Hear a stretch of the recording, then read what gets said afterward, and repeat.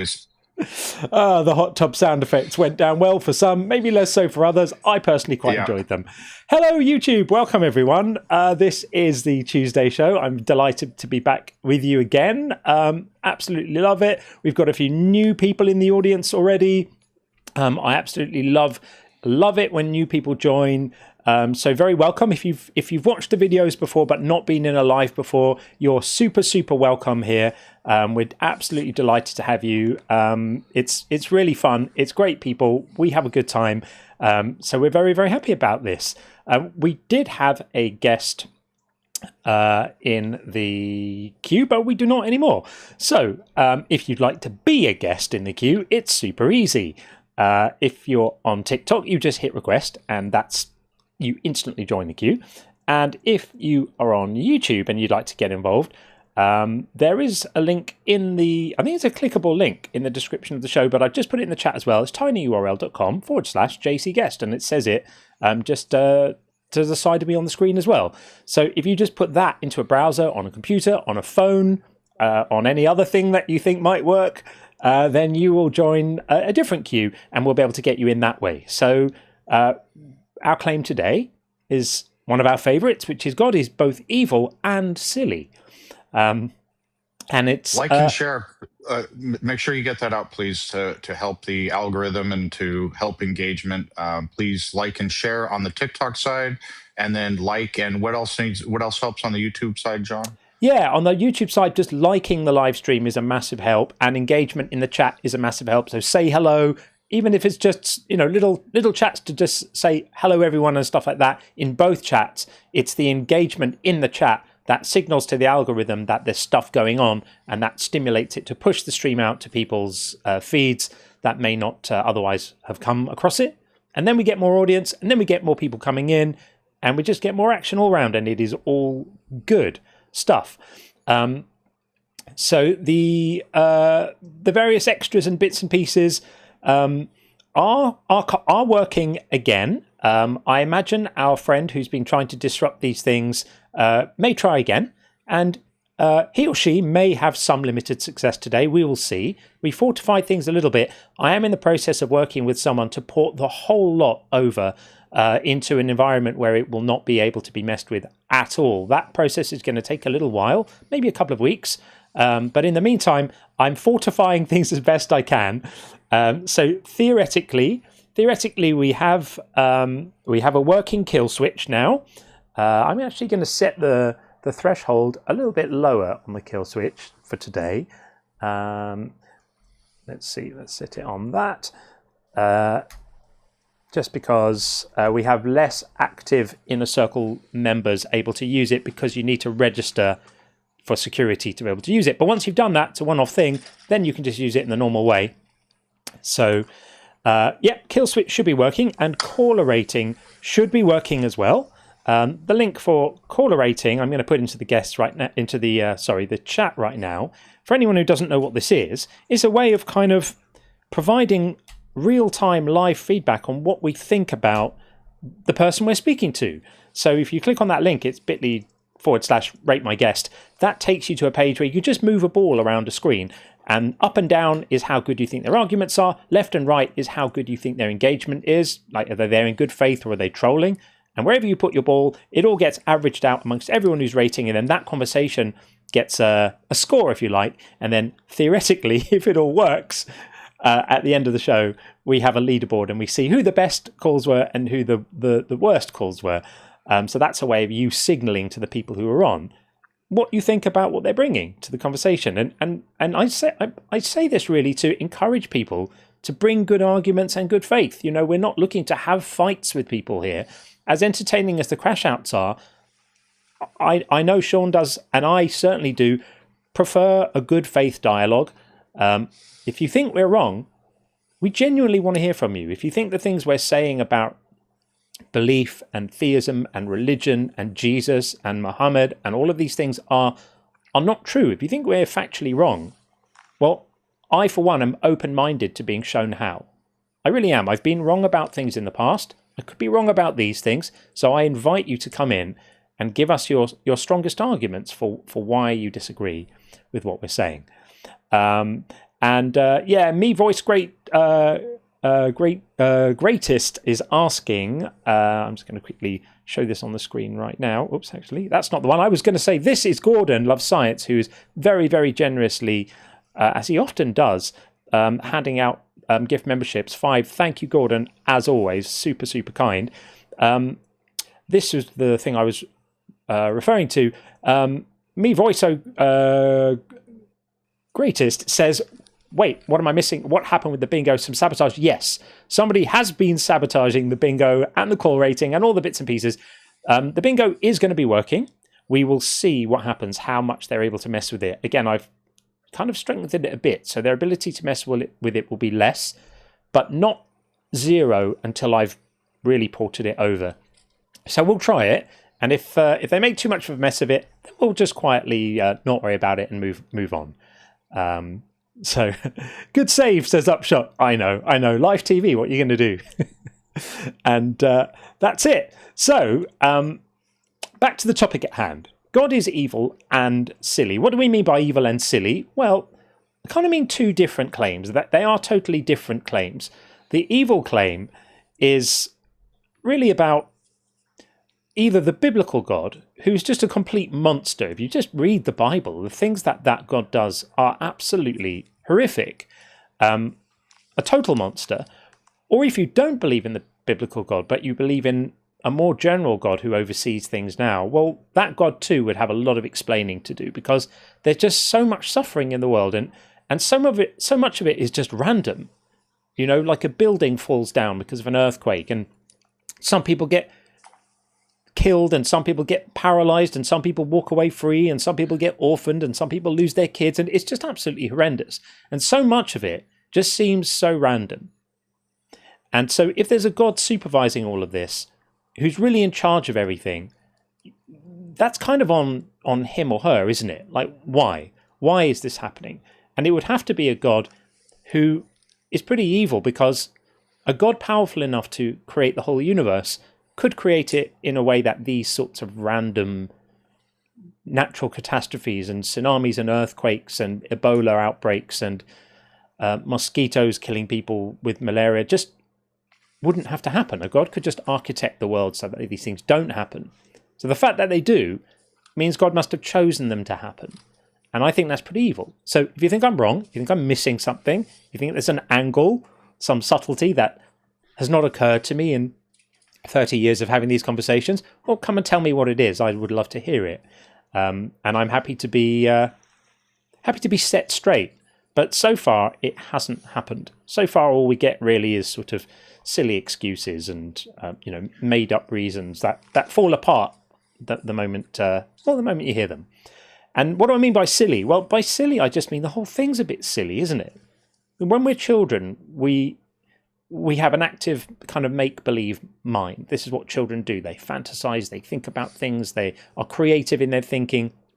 And whilst we can stay creative in our thinking when we get to adulthood, a normally functioning adult should by the time they are such a thing, be able to differentiate between fantasy and reality. And that's why we don't have to explain, weather in terms of angry gods, because we've got better explanations.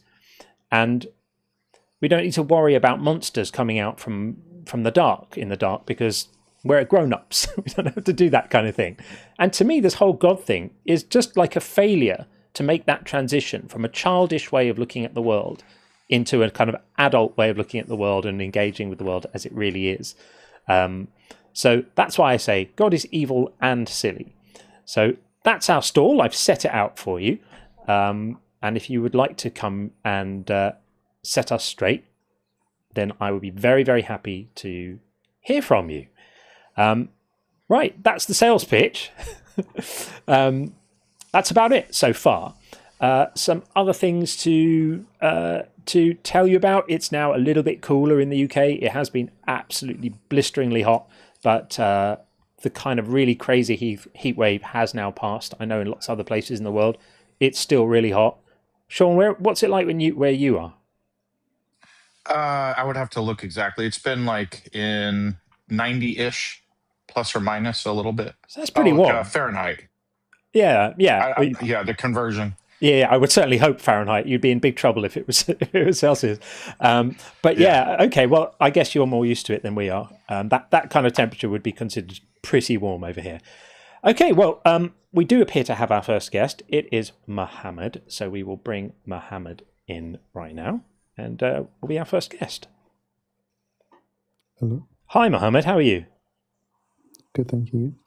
Excellent. If there's anything you can do to kind of brighten your sound a bit, you sound a little bit dull. I don't know if it's like move your mic close to your face or something like that. That would be super helpful. Is that better now? Yeah, let's give that a try. I hear something hydraulic going. Yeah, it's all right. It's my crazy aircon. I haven't got it changed over yet. It'll stop in 3 seconds. It will stop. Fair enough. There we go. There we are. It does that every few minutes just to remind us all that we're all alive. Well, welcome, Mohammed. What would you like to say? Yeah, why do you think God is evil? Well, it would firstly depend on which God. But if you want to talk about a general God, I think any God that is powerful enough to have created the entire universe, but thinks that bone cancer in children needs to be part of it, is evil. Don't you think? Are you saying God is doing that to the children, or? Well, if you think God created the whole universe and is in charge of everything, then it follows by logic, doesn't it? Because is God powerful enough to have the children not get cancer? You didn't answer my question. I answered it. I answered it with an explanation. My answer is yes, it follows logically. Is God powerful enough to have the children not get cancer? Yes, God is doing it to the children? Yeah. How about you listen to what he's actually saying? He gave you he explained why he believes that's the case. And then asked you to engage with my explanation. So if you think God is powerful enough to have created the entire universe, every planet, every one of the trillions and trillions of stars, do you think God is powerful enough to stop a child getting cancer? Yes, of course. Yes. So then it follows that it must be according to the will of God that the child has cancer, correct? Mm-hmm. Right. Thereby proving my point right. So let's move on from that. Why do you think it's good for a God to do that? Good. Fuck them kids. Fuck everyone. Okay. Well, there we go. Good. Let him do that. Yeah. I mean, is that a serious answer on your part, or is that just you trolling? I'm happy to engage with either. John, I kicked. Oh, you kicked? Yeah, I kicked him. I hope you're okay with that. But yeah, that's fine. That's someone saying "f them kids" is like that's too much for me. I agree. Even if it's meant as a troll, that's just disgusting. Fair enough. Well, we're going to bring in Bricks47. Hi, Bricks. How are you? How are you? I'm very well. I'm fine. Excellent. Just get your name up on the screen. You're our second caller, but our first serious one. We hope. So, what would you like to say? I would say about Allah subhanahu wa ta'ala is allowing it. So God is allowing something. Yeah. So when I allow it to happen, yeah, it's also what you are saying is it the will of Allah? Is it the will of God? Yeah. We in Arabic language, we don't say the will of God like you're saying. We say this is with his he's allowing it to happen, but it doesn't say that he is like pleased with it. So like he allowed the devil to do what he does. Yes. He's allowing him, but at the same time he's not pleased with it. So in that way, in that sense, it's not his will. Well, it is it is his will, because this is just a word game. To say he's not making it happen, he's allowing it to happen. There is no functional difference between an all-powerful being allowing something to happen and an all-powerful being making it happen. I'll give you an example. If I walk past a pool and there's a baby drowning in the pool, and I can reach in and pull the baby out, but I don't. I just stand there allowing the baby to drown. Do you think is there any moral responsibility on me just because I didn't put the baby in the pool in the first place? You don't think so? So you would be perfectly happy I meant I don't think you're morally responsible. You don't think I'm morally responsible. So I stand there with my arms crossed. You let the baby drown. You're not morally responsible. Are you sure? To think about this a bit more deeply. So I stand there with my arms crossed, No, watching the I baby. think there's a language issue here. Of course, you have to take out the baby. This is like Right, and if I don't take out the baby, what would you say? You What don't would have the you? morals. What? Right, I'm immoral, right? And it doesn't matter. You're immoral, yeah. And it doesn't matter whether I put the baby in there in the first place. The fact is, I could stop the baby drowning, and I'm choosing not to. And with God, it's even worse, because with I'm just a mortal human being. I'm not a powerful being that created everything and designed how everything's going to be. So when you say God allows it, it's not according to his will. He just allows it. That actually is a contradictory statement, because if it's according, if he's allowing it. Let me bring in my point now. Okay, but before you do, I heard your point, man. but before you do, if he's allowing it, it means it is according to his will. No, it isn't. Because why? When I make like a football game, a match, and I give some rules in this match. I say, okay, you're gonna play the match. These are the rules. You cannot tackle. You cannot harm people. You cannot beat people. These are the rules. This is Allah subhanahu wa ta'ala. God is making this the rules of this match. So when somebody does it, and it happened, he breaks a leg of somebody else. There are like repercussions for this, because he did break the rules. You understand? For example, the baby, how did it end up in the water? There are some certain rules. God said, don't leave your kid unattended. Don't do X, I, and Z. Can I clarify something about what you're saying? Can I just clarify something about what you're saying? You seem to be making the argument that every instance of suffering in the world is a result of someone having broken a rule.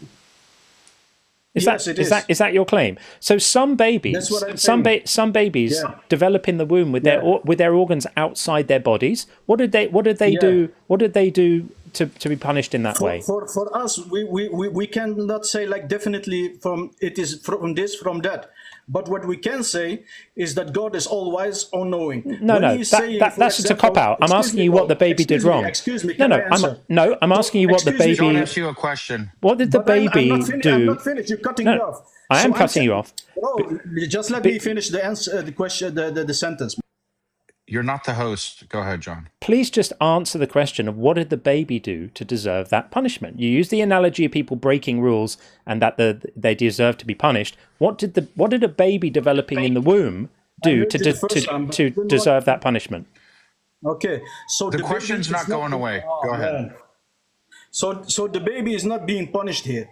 What is happening here, there are consequences of certain choices that you make. So if you, for example, the mother is drinking around, is smoking around, is using medications, this is some implications and repercussions. When God tells you not to do this, stay away from these harms. Right. So when you I'm going to stop you again. I'm going to stop you again. No. I'm going to stop you again. No, because again.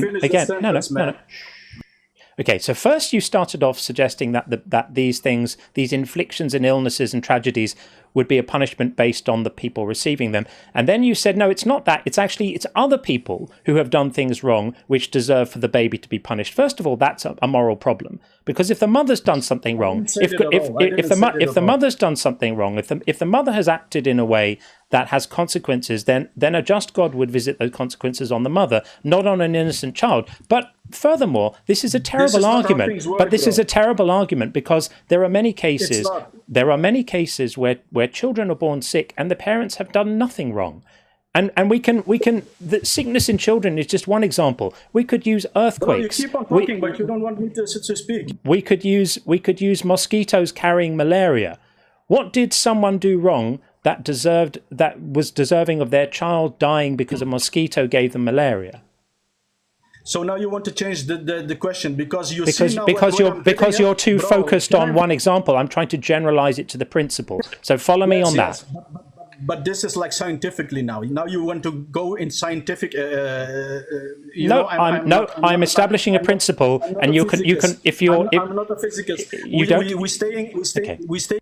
You're going to follow me on this, if you can. So we're trying to establish a general principle here. Again, then we can't have a conversation, man. Sure. Well, if you keep talking over us, we can't have a conversation. If you can't wait your turn, you're talking over me now. If you cannot wait your turn, that's a you problem. You don't want to engage with the scenario because John is illustrating the point that your ridiculous claim that every single time something happens to someone that's bad, it's because someone did something to cause it. What did the people in 2008 do to cause the tsunami? Did human beings somehow create a tectonic plate shift under the ocean? Like, the notion that every single instance of suffering is because somebody did something wrong is preposterous, and I think you know it. And John is bringing up examples because you tried to talk your way out of another one, as if babies are never born with birth defects or problems that aren't no one's fault. Okay, so John is giving you another example and another example of suffering that is not caused by someone else doing something wrong. So engage with the scenario. If you can't do it, that's a you problem. If you're afraid of the scenario, let us know by leaving. I'm not afraid of nothing, bro. You're okay, then great. Answer it. You're going to answer it. No? Because I'm thinking you're the one who's afraid here. That's why you're jumping from example to example. Okay. So engage with the scenario. Engage with the scenario John gave you. If you can't, that's fine. You can't. So now you want a mosquito scenario because I told you it's getting scientific. Now you want me to go into scientific fields, yeah? Bricks, are you able to generalize to the principle here? That's what I'm trying to do. I'm not jumping from scenario to scenario because your arguments are so devastating. I'm jumping from scenario to scenario to show you that when I give you just an example off the top of my head, you focus in on that one example and come up with a response which is specific to that example. But I need you to give something more general because the responses you're giving are too specific. So if you could generalize it out, do you agree that there are instances in which people are harmed and those people didn't do anything that was deserving of punishment, and neither did their parents? Now you're gonna go in a general way, so you're jumping out all over the place. You know? Is that a yes or no? That was a question. No, it would be delightful if you could answer it. You asked the question to the person before me, the baby that didn't do anything, this and that and that. The question isn't going away. Is that a yes or no? That when you are doing stuff, it can have implications and repercussions. So even a tsunami. Bro, man, this devil is fucking me up. I don't even want to be here anymore. We'll let you speak. We'll let you speak. It's okay. We'll let you speak. But please try to be responsive to the actual questions you're asked. So, do you remember what the question I asked you was, or do you want me to restate it? What is your question, man? Okay, I'll restate it again. Do you grant that there are instances where people suffer horrendous pain and death, and they didn't do anything that they're being punished for, and neither did their parents? Yes, it's possible that people have some harm happen to them without any specific reason. Okay, so would you like to speak to the morality of that then, please? It's like a test. We believe that it's a test. It happens. We're not in Disneyland. We are in this test phase. We are in this world that we are tested. Who's doing the test? That you'll be tested. Okay. This is not something that. It's this is test. what I also do. Okay, it's a test. Who's doing the test? You don't want to have a conversation. You just want to. No, I'm asking you a question about what you said. Who's doing the test? The test is the one who's created the test. Who is doing the test? Who has set the test? The creator. The creator is performing a test. Is that what you're saying? Yeah. Is the creator all-knowing? Yeah. Do all-knowing beings need to do tests? He doesn't need to know. No. So why is an all-knowing being doing unnecessary tests that cause enormous amounts of suffering? It's not as unnecessary. Well, you just said he doesn't need to. You said that. He doesn't need to, were your words. So he needs to, or he doesn't need to. That's your conclusion. No. You said it's literally the definition of the word. Listen, because you don't understand what is being said here. Oh, right, okay, it's my fault. He doesn't need to. Right. Bro, can I respond? Please. When he's doing the test, listen carefully because you don't understand it. When he's doing the test, when he's doing the, bro, can I speak? You're going to explain to us how the tests that he doesn't need to do are not unnecessary. Thank you, man. Sure. Thank you. I know what I'm explaining. Go for it. So when God wants, when he's doing the test, he's not a need. He doesn't have a need for the test. Right. Because why? He knows already the outcome. Yeah. But the test is for you. It's for you, because if you doing the test and you know you failed the test, it's a favor. then you will come. Can I finish? Can I he's finish doing my everyone a sentence? favor. It's not I favor. see. No, It's not thank a you for favor. It's a favor You for don't have people. to be So sarcastic. he It's not makes a them favor. he makes It them is bury their evidence kids you're in building a coffins case against yourself. as a test Listen to me, for I'm not them finished. because You I are see. building. You are building a case Yes. against It's yourself character building. in the Right. test. With the test, when you're coming in Judgment Day, you will have your book written for you. In this book is your deeds, is what you have done. So then you wouldn't have the. What does a child dying of cancer have to do with You don't have deeds? the argument to say to God, "Oh, but I didn't do anything. Okay. I was like Bricks, guilty." slow down, No, slow you down, are guilty. slow down, slow down, slow down. Okay. So to Yeah, but clarify, no. to clarify what you've just said, to clarify what you've just said, a 2-year-old child who gets killed by a falling tree, that was a test as a special favor from God because he didn't need to do the test. So he's doing it for the 2-year-old child and their parents. It's some sort of test. The 2-year-old child gets killed by a tree falling on them because later on Judgment Day, they'll be able to reflect on how well they passed the test of being killed by having a tree fall on them. That's your argument. Right. Now you're going to the example: a tree is falling. It can happen. We are in this world. Walls can fall around. Trees can fall. So that's your answer. What is my answer? It can happen. It's a test. It can happen. Now that What is that testing? When a tree falls on a child, what is that? Respond before you start asking the next question? You're going off. We're trying to go. I want to hear it, bro. We are trying to go in a linear direction. When you make a point, we're trying to clear. I'm trying to answer the question. Yes, you're correct. I am trying to go in a linear direction. So I have a question for you. When a tree falls on a child and unalives the child, what are they testing? What is the test of? Like, what is it? What is the tame? What does the test? What information does the test gather at that point? The information is now how is the person gonna respond? They're going to respond by being fucking dead. How do you think they're going to respond? I'm not finished. Can I finish a sentence? So God is testing a person. Is this person gonna be an atheist now? Is he gonna go against me now because I took something from him? The person's not going to be anything. He's dead. God can take everything from you at any moment. So when he does it, no, what bricks? I'm answering the question. What is this, bro? Is this? You're monologuing on a single point and extrapolating it out and over and over. We're trying to go point by point. You're trying to drive me in the corner. Okay. You don't have the arguments. You've put yourself in the corner. Just listen for a moment. Just stop. Just stop. Just stop. You don't have the intellect. Okay. All right. So you could be talking about the actual person who got killed by the falling tree, in which case what are they going to do now is nothing, because they're not going to do anything because they're dead, because the tree fell on them. Or you could be talking about the people left behind. So this could be a test that God is performing on the parents, say, of the child who got killed by a falling tree. But you've already told me that God doesn't need to find out.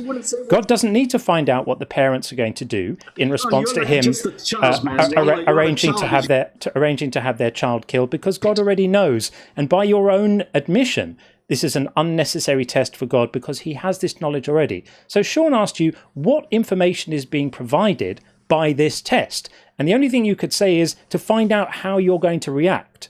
So could you clarify for us? I'm just trying to be responsive to what you're saying. Could you clarify for us to find out who is going to react? The person who gets killed or their grieving family left behind? And if you say the grieving family left behind... I said it before. The family, okay. So God already knows how they're going to react, doesn't he? Yes, he does. So another pointless test, isn't it? It's not a pointless. You are not listening what I'm saying. So if you are reacting in a certain way, because now I can react and I say, okay, this is the will of God and I'm submitting my will to it. and I say thanks to God in every circumstances. This is His will. But you can also say, no, now I'm very angry. God killed my child. Right. I don't believe in Him anymore. I don't want to worship anymore. Why does God? Why does God need to do? Why does God need to? No, we understand this. Look, we've heard this. We've had this asinine argument before. We've heard people coming in here telling us about how children died and they gave thanks to God for doing it because it was His will. It's one of the most disgusting things I've ever heard in my life. Absolutely appalling. Now, the thing is, what you're failing to grapple with here, and it's a catastrophic failure in your position, is why God needs to do this test if He knows the answer to it already. So could you speak to that? I don't think you was listening, bro. Because I'm saying He's building a case against you. Building a case against you? Yes. And you wonder why I say God is evil. God kills people's children because He's building a case against them. Have you ever heard of anything so horrible? No. If you absolutely disgusting. You don't want to hear it, yeah? You just want to speak. You just want to be and want to point out you. I said He's making a case against you or for you. So if you are a righteous person, it is a case for you. It is helping you in the day of judgment, because now in your book it says that even if you had a little bit of pain happen to you, of harm happen to you, you was a patient person and you didn't. Now I'm going to tell you why what you're saying is even more disgusting than what you were saying before, and you're going to listen, because I know people who have lost children. And some of them are in this chat with us right now, in this live stream right now. And what you're saying is, no, you can talk, you can listen now. And what you're saying, what you're saying is that as well as inflicting this agony on people, and until you've lost a child, you can't imagine what that agony is like. But as well as inflicting that agony, the reason God does it is to decide how severe the punishment He should inflict on them, as a result of this thing causing them to lose some faith. And actually, losing faith is quite a common. It's quite. You know what? I'm going to drop this clown. You can listen to my response offline.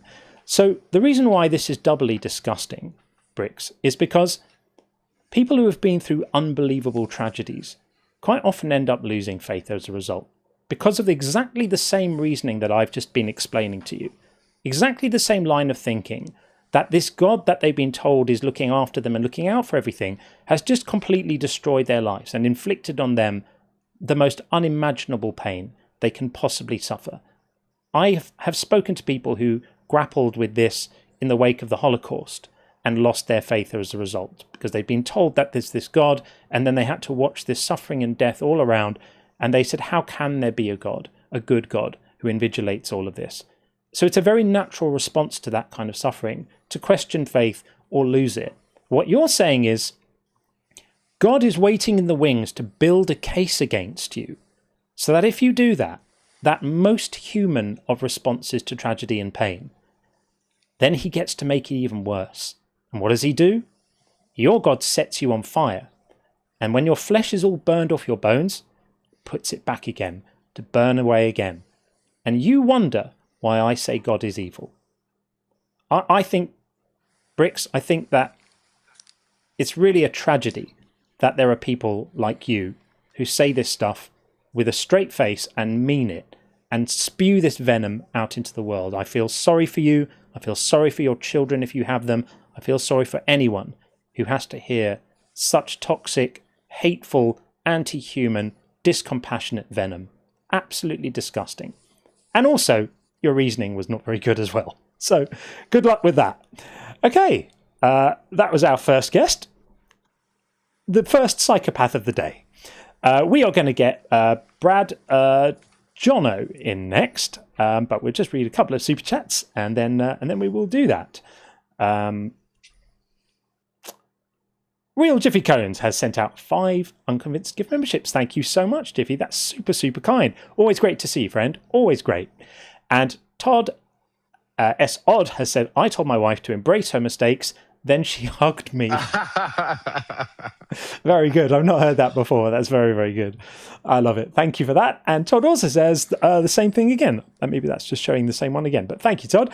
And Mason Torrey said, thank you for the super chat. I started with Dillahunty, loved DZ debates, but your style is what I've been looking for. Glad I found you a few months ago. Well, thank you. That's extremely kind. I hold those other people in extremely high regard too. So everyone's got a lane. Everyone's got their thing that they do and their approach and their kind of flavor, but we're absolutely delighted to have you along. So thank you very, very much. That's super kind. Okay, I am going to get in Brad Jono 333 next, coming in right now. Guys. Hey Brad, how are you? I'm good, thank you. How are you? Yeah, excellent. Let's get your name up there, Brad. There we are. I'm detecting a UK twang. Well, welcome. I'm from the UK, man. Welcome in. Okay, so our claim, as you can see, is God is evil and silly. What say you? I've just seen your guys' live before, and it was sort of debating that God isn't real. Do you guys believe God is real now, but you just believe that he's evil? No. So what I'm saying here is that's why I put silly in there. So evil and silly. So silly as in it's like a completely silly idea. We should all be grown-ups here. We don't need to explain the world by magic anymore. Let's grow up. And evil as in like, if a God did exist, he would be evil. And the God of the Bible that a lot of people like and the Quran is evil. That's an evil God. So I'm prepared to sort of engage with the idea that people have of God, even though I don't share it. Yeah. What's your view? I understand it. I just love Jesus, to be honest. I don't like to call myself a Christian and this, that. What do you love about him? What do you love about him? What he did for us. What did he do for us? But why? I mean, why was that good? He chose to do that. Yeah. What was the point? It's a sacrifice for us. So, but why? You know the sort of idea behind it. Yeah, but why did he need to do that? I remember hearing this analogy one time, and it put it into perspective for me. It was like a king that's supposed to be all just and all loving. And he had punishment for stealing and all types of bad stuff in his kingdom. And it was 20 lashes at first, and then it was 40 because people just kept breaking it and everything like that. But then his daughter one day got found guilty, and they were like, how is he going to be all loving and all just? Because he has to put his daughter to the punishment because that's being all just. But how do you unalive your daughter because that's not all loving? And he ended up putting himself, shielding his daughter and taking the lashes. So the punishment was still being put out, but he wasn't inflicting it on his daughter so he could be all loving and all just at the same time. So it's in the same sense that God did that analogy for us pretty much. He went and put himself. So who made the rule that in order to achieve forgiveness, a sacrifice is required? Because actually, if you read the Bible, God quite often forgives people without any sacrifice. Sometimes you have to sacrifice an animal, but sometimes if you can't afford an animal, you can just bring some grain. So God is perfectly happy under some circumstances to forgive things without a sacrifice. Is that without the animals? Is that because you said they couldn't get the animal? Some people couldn't afford an animal, or were not able to provide an animal, so you could bring grain instead. So God is sometimes happy to all you need to do is atone, and God will forgive you. So that's God. Old Testament or New Testament? It's the same God. It's the God of the Bible. So Yahweh. It was the covenant. It was the covenant of Christ. That's why we didn't have to. No, it's the same God. Sacrifice anymore. It's the same God. So what I'm saying is, under the old covenant. Under the old covenant, it was Old Testament. Yeah. Even if that's true, so what? Are you acknowledging the God of the Old Testament is immoral? No, it was just a different time. Okay. So then it doesn't matter. There's just a whole lot of, and I don't actually agree with it. Oh, but that was the Old Testament. That was the Old Covenant. As if it goes, and then we no longer have to talk about it, or it's not a moral problem. The moral problem exists. If God is all loving, omnibenevolent, and he's always been omnibenevolent, then you shouldn't worry about whether it's in the Old or New Testament. If it's a moral problem, it's a moral problem, right? Yeah, I think the difference between the Old and the New Testament is because Jesus died for our sins. That's Do you think? the difference. Do you think that Jesus' sacrifice was significant? Because everyone's telling me about this wonderful sacrifice that he did. You know, there are people who die. A sacrifice is losing. So, would you agree with me that a sacrifice is losing something permanently?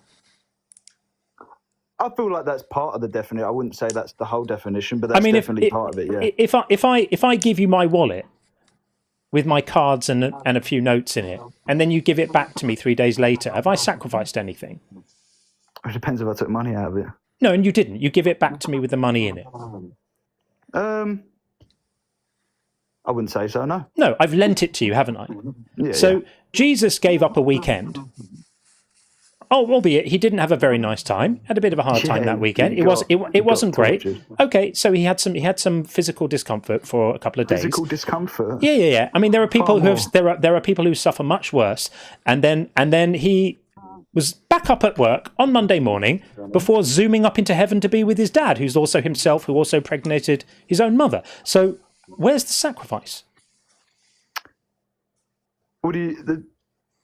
It was like the sacrifice was for us. But what is the sacrifice? There is nothing lost. Being tortured.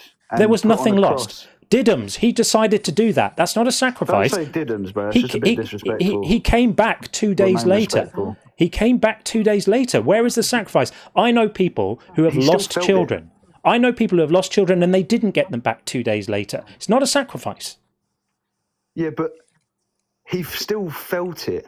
Well, I'm really sorry. There are people. I have a very, very close person to me right now, super close to me, who is dying of a terrible disease, and feeling pain every day, and doesn't have the knowledge that he's going to be able to bounce back 2 days later without any pain anymore, back with his family again, like Jesus said. That was not a sacrifice.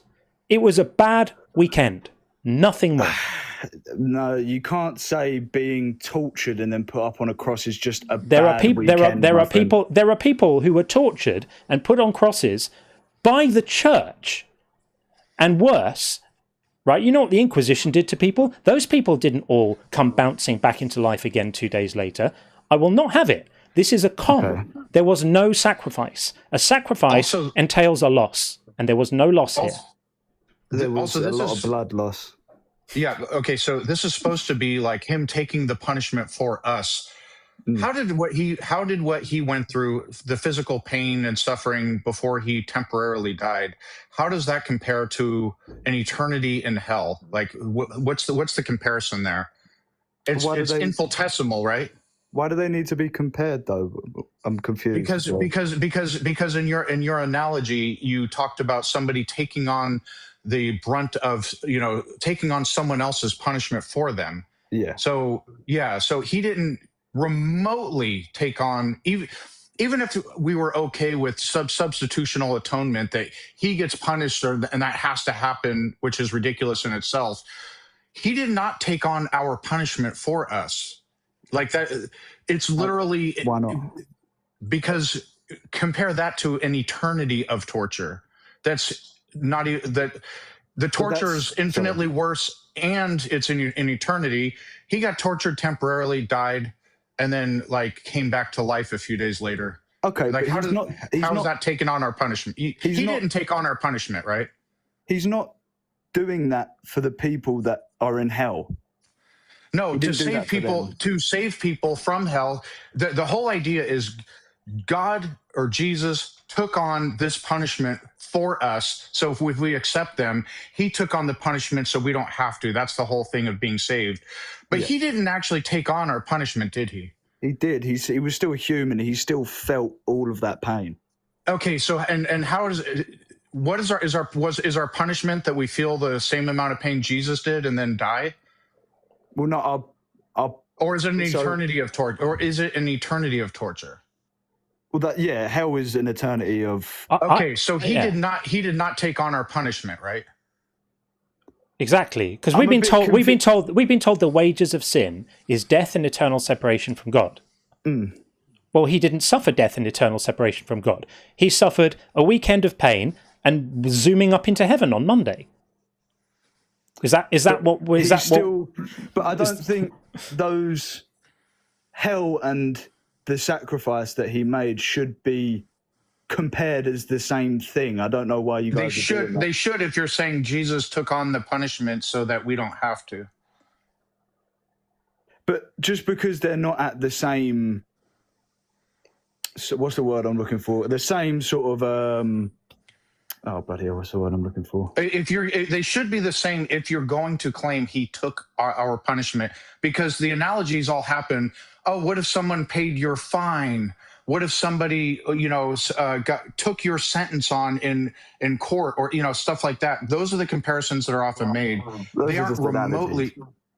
The analogies suck because they're not in those analogies. You have somebody taking on the actual punishment of this person, and then you're saying, "Oh, how grand for Jesus to take this on, so we don't have to." But it's not even. It's literally the torture of hell, because it lasts for an eternity, is literally infinitely worse, which seems impossible. I agree with that. And Brad, it gets even worse, Brad, because if you think Jesus is God. And I don't know if you do or not, but if you think Jesus is God, then two things follow from this, both of which are going to be very uncomfortable for you. One is that he made up the rules that determine. If you think he's God, then it's Jesus himself who made up the rules that say that forgiveness can only be given after killing. That's absolutely insane. What? That would just be a choice to say that God can only grant forgiveness if someone dies first. Doesn't matter who, just someone's got to die. That's craziness.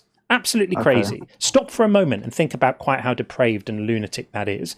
And then second, if you think Jesus is God, then all the Old Testament barbarism, all the mass murder, all the instructions to murder children, to kill children, to stone innocent people to death, to wipe out 70,000 people with a pestilence to punish some guy for a thing he did, which was nothing to do with the 70,000 people. All of that stuff, that's on Jesus. No, the punishment of David for taking a census. Oh. And David was punished by 70,000 people who didn't take the census being killed. 70,000 people who had no say. No say in the matter. Where does it say to stone innocent people as well? Oh, it says it all over the place. It says that suspected non-virgins on their wedding night, women who are suspected of not being virgins, should be stoned to death. Unless their parents can prove. Where does it say that? Sorry, it says it in the law of Deuteronomy, in Deuteronomy 22. Okay. So it says that if a man suspects his new bride of not being a virgin, and he calls her out for not being a virgin, then if her parents can prove that she is a virgin, he has to pay a fine for saying that. But if they can't prove that she's a virgin, she gets stoned to death. But the test proposed for this is not a reliable virginity test. So that would have meant thousands and thousands of young women would have been stoned to death for no reason, right? Is that God's command? Yeah. To do that? Yeah. It's Deuteronomy 22:13. It said that God says to do that? Yeah. Do you want me to show you? Yeah, if you could, please, yeah. Yeah, I'll bring it up on the screen right now so you can see it. Lovely. So, laws concerning sexual relations. Suppose a man marries a woman, but after going into her, that means having sex with her, dislikes her and makes up charges against her, slandering her by saying, I married this woman, but when I lay with her, I did not find evidence of her virginity. The father of the young woman and her mother shall submit the evidence of the young woman's virginity to the elders at the gate.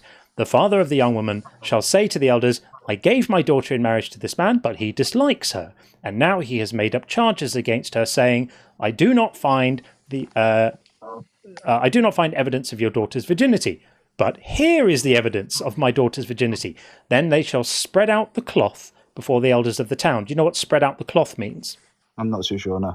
It means they take the cloth that the marriage was consummated on, and what would they expect to find on it if she was a virgin? Blood. Right. Then they shall spread out the cloth. The elders of that town shall take the man and punish him.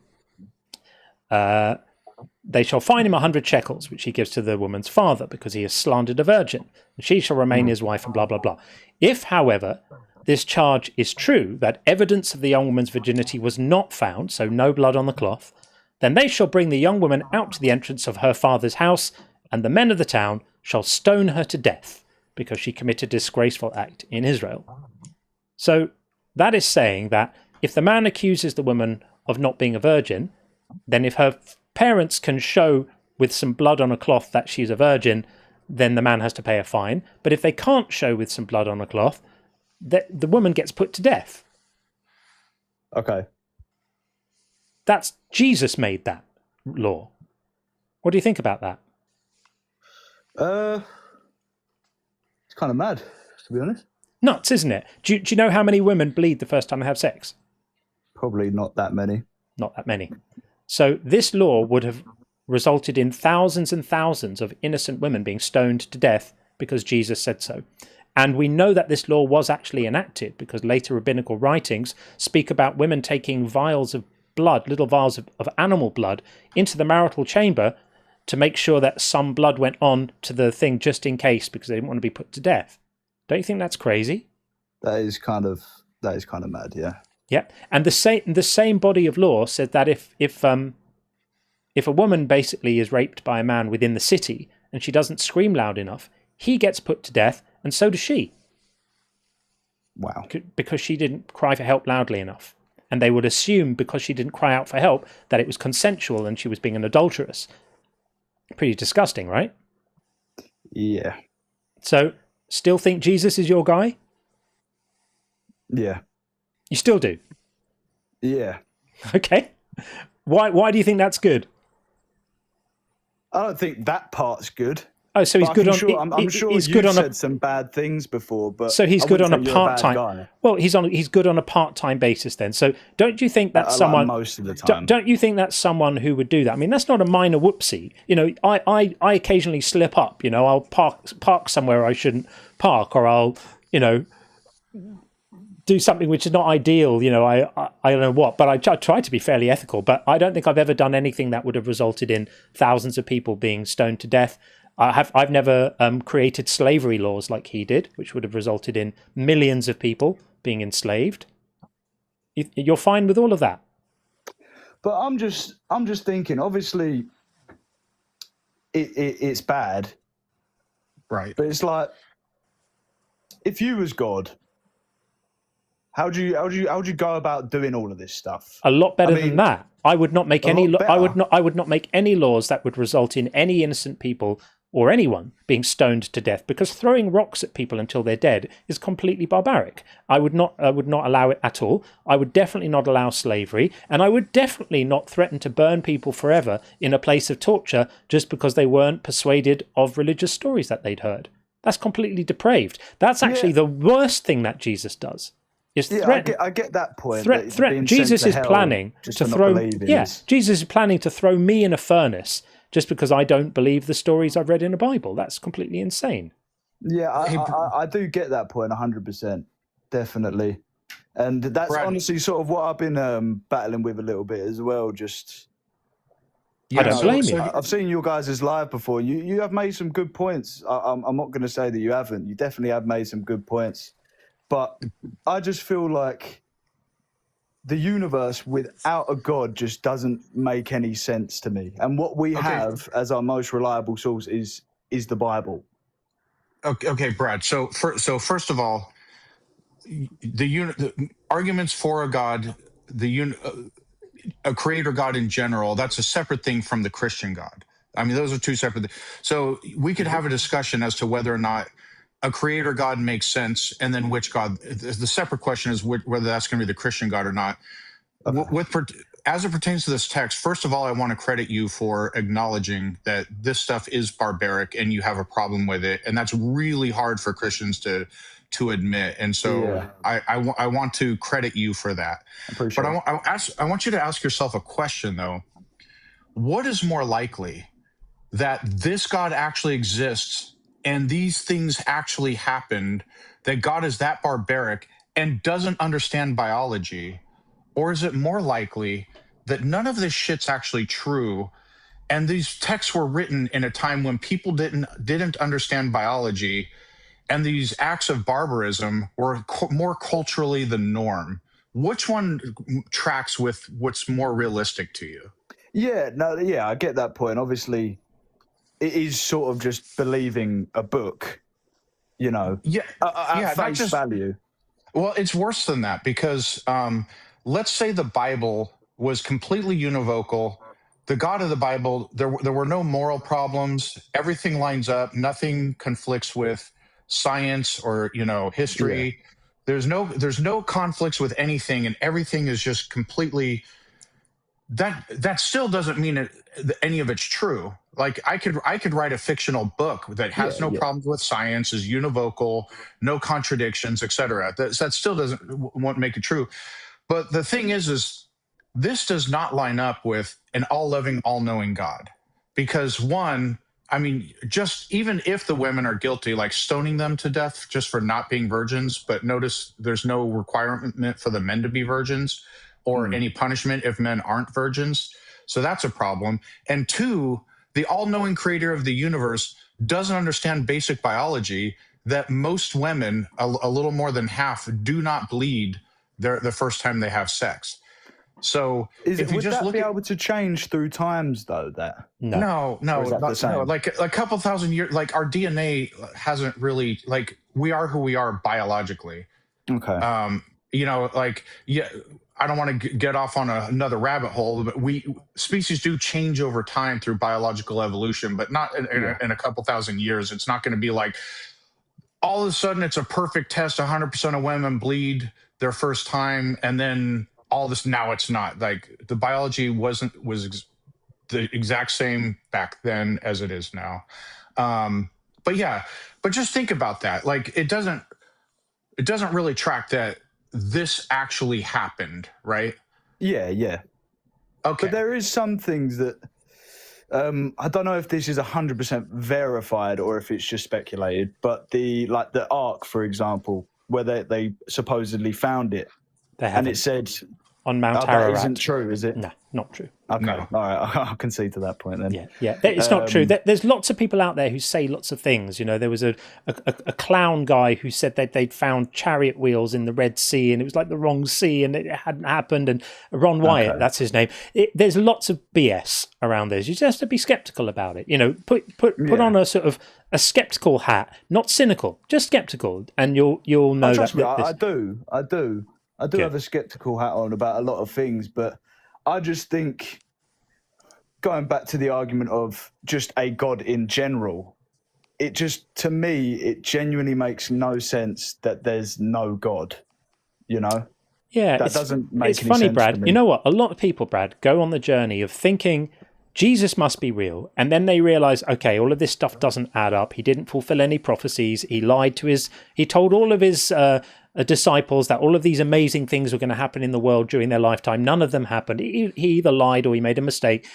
All of these stories are not supported by any evidence. So they go from going, okay, well, maybe all that Jesus stuff isn't true. So they move to more of a position a bit more like what you're saying now, where like, okay, well, maybe not Jesus, but maybe some other God.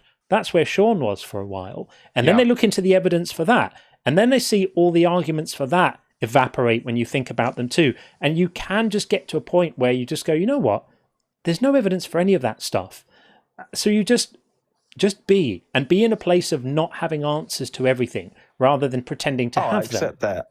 Yeah, I accept that 100%. And that's a more intellectually, in some way, honest and in many ways fulfilling place to be. So if someone says, okay, well, smarty pants atheist, where did everything come from? Why does anything exist? I feel quite comfortable just saying, you know what, I don't know. I don't really know. Yeah. I'm all right to just say I don't know, rather than I do know and he's a friend of mine. That's ludicrous, isn't it? Yeah. And I do, but for me, it's just like, even with the amount of time, like nearly 14 billion years that it's had to do it,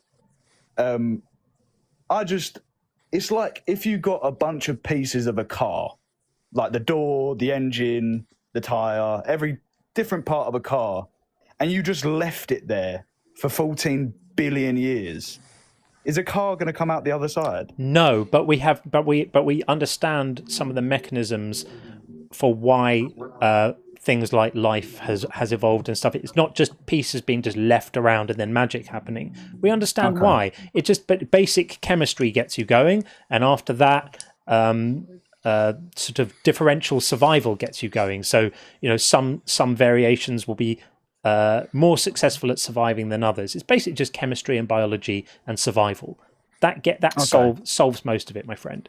But look, it sounds to me, Brad, like you're on the right direction. Don't take anything I say or Sean says for granted. Keep on thinking for yourself and look into this stuff. And if you have questions, or if there's stuff that you want to run by us, or arguments, if someone gives you an argument which you think is a really strong argument and you want to test it out, come back and we'll look at it with you. Absolutely, yeah. All right, friend.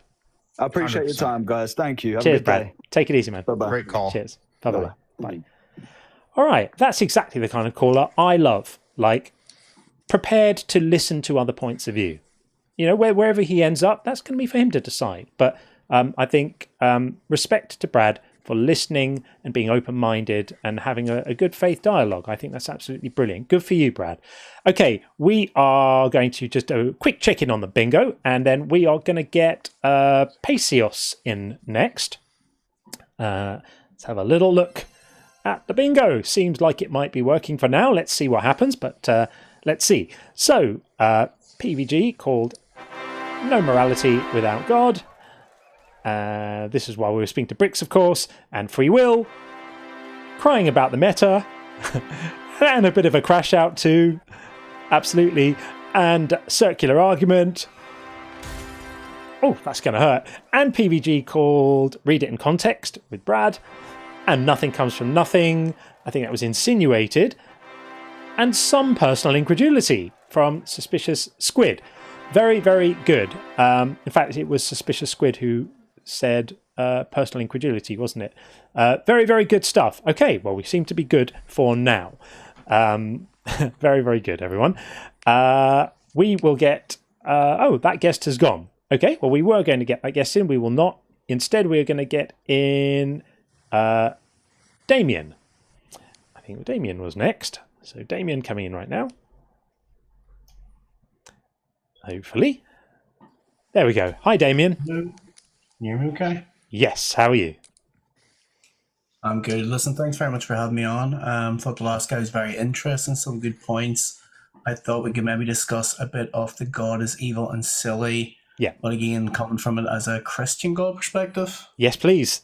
Yeah. So do you see why I might say that the Christian God is evil?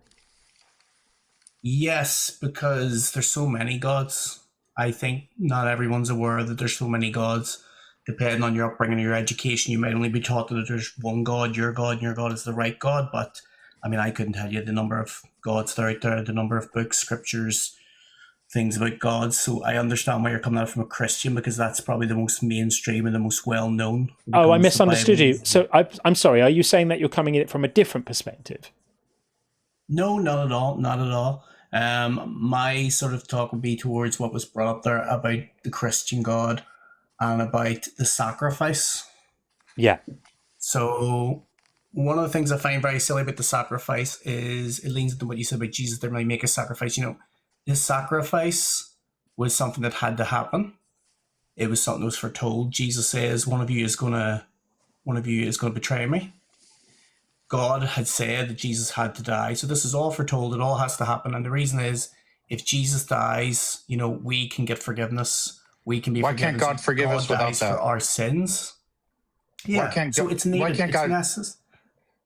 Go ahead. Yeah. So why is it necessary for God to require a sacrifice, like create his own self as his son, and then sacrifice himself to himself in order to forgive us? What is stopping God from just forgiving us without that?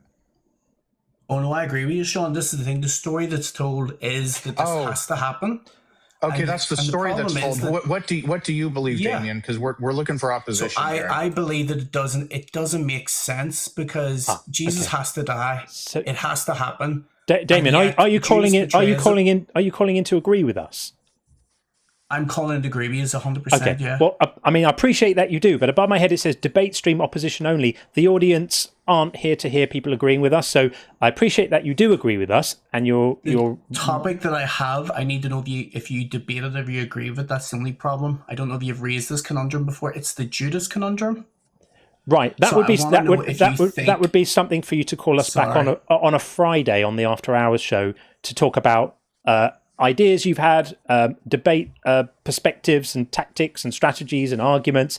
We invite you to call back on a Friday on the After Hours show to share your ideas with us. But we keep this one to debate streams because that's what people are tuned in to hear. So respectfully, I'm sure you've got fantastic ideas and we'd love to hear them. So give us a call back on one of those days. Thanks, man.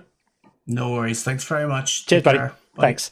Okay. Yeah, I have to be fair because lots of people would love to have these conversations, and it's just not really what the audience are here for today. So we're going to be good. We're going to get in Preacher Steve next, and we will see if we can have a conversation without too much preaching. Hi, Preacher Steve. How are you? I do. I think if your God is evil and silly, your God is Satan. Right, but I think your God is evil and silly. Well, you can't prove that, though. No, I can't prove it. But so when you call someone Why evil, you haven't thought you can't prove when I can prove Satan is evil and silly? well, you can't. But when you call something evil, you're not actually making a statement about a fact. You're making a value judgment. Have you heard the term value judgment before? Yeah, sure. You have to define what evil is first, so we can have this conversation. Well, I don't really. A value judgment is just saying how you feel about something. So we all know what the word evil means. It means sucky. It's shitty. It's no, bad. actually, evil directly means harm. Can you let him finish the sentence, please? I'm using it. I'm using it in a term. Everyone knows what we mean. We don't need to get into. It's really boring. If the conversation is going to get into what the words mean, we all know what it means. If you and I were in the pub and we were having a conversation about Kim Jong-un, and I said I think he's evil, you wouldn't say define evil. You would know exactly what I mean. So use whatever meaning you would think I meant. If I talked about a person and I said I think that guy's evil, whatever you think that means, that's what I mean when I say God is evil and silly. Evil means harmful. I'm good with that. Harmful is harmful is fine. To the well-being of it. Yeah. Do you? So would you agree that if God commits what is it called? Unnecessary suffering. Sorry, my brain is a blank today. If God either causes or instantiates or allows unnecessary suffering, that means that is evil. Would you agree with that? I would say that God never does unjustified harm. That's not what that wasn't my question. What was my question? That is the definition of evil. Okay, so what was my question? Question was, if God allows evil to have unnecessary evil, does that make him evil? Does or allow? Yeah. And so your answer is no. Okay, so if God, so you said evil is harm, but if God commits or allows unnecessary harm, it's not bad. Can you reconcile that contradiction? It's not actually a contradiction, interestingly enough. I can see why you might think it is a contradiction, but it's not, and I'll tell you why. Free will demands it.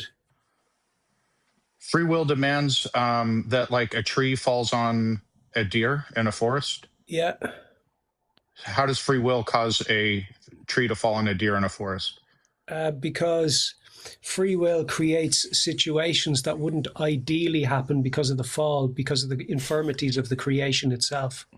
Okay, so because Adam and Eve sinned, God caused the world to be in such a way that all this harm would happen, tsunamis, cancer.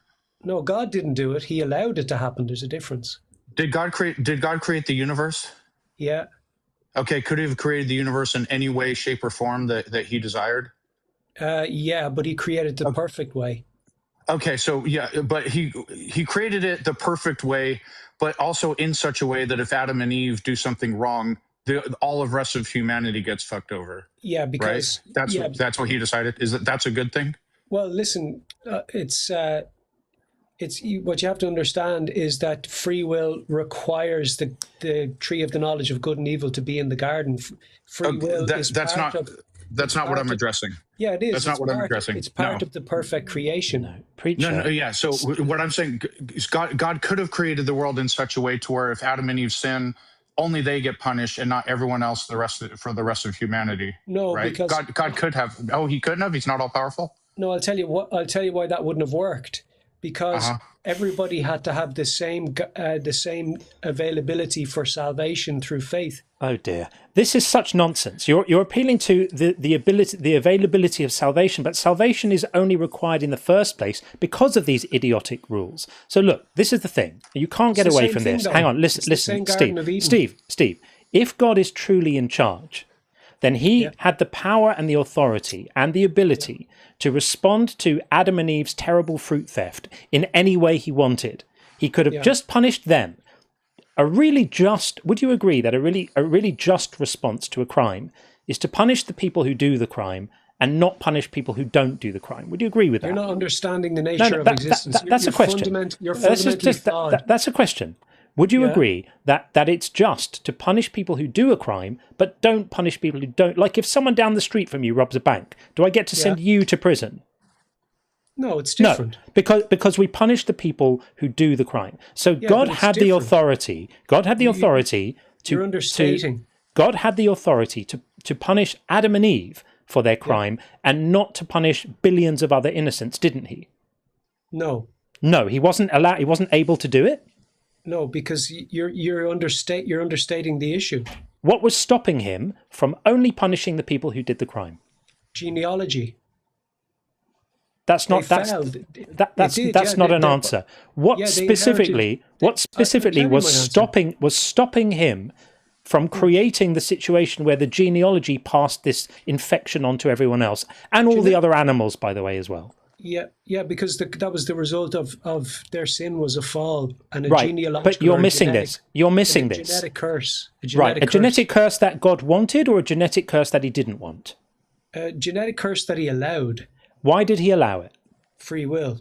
Right, he allowed it because it was his will to allow it. He allowed it because he set the rules. He set the rules in place that passed the punishment from the innocent onto from the guilty to the innocent, didn't he? Yeah.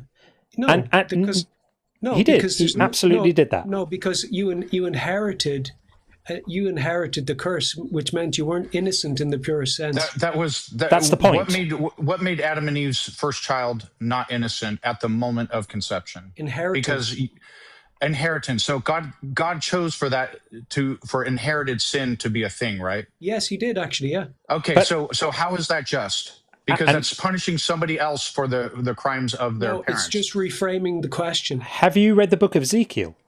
All God did was reframe the question. Have you read the book of Ezekiel? Let me respond to you, will you? No. Just have you read the book? Have you read Ezekiel? Because almost all of Ezekiel 18 is a refutation of what you're saying now.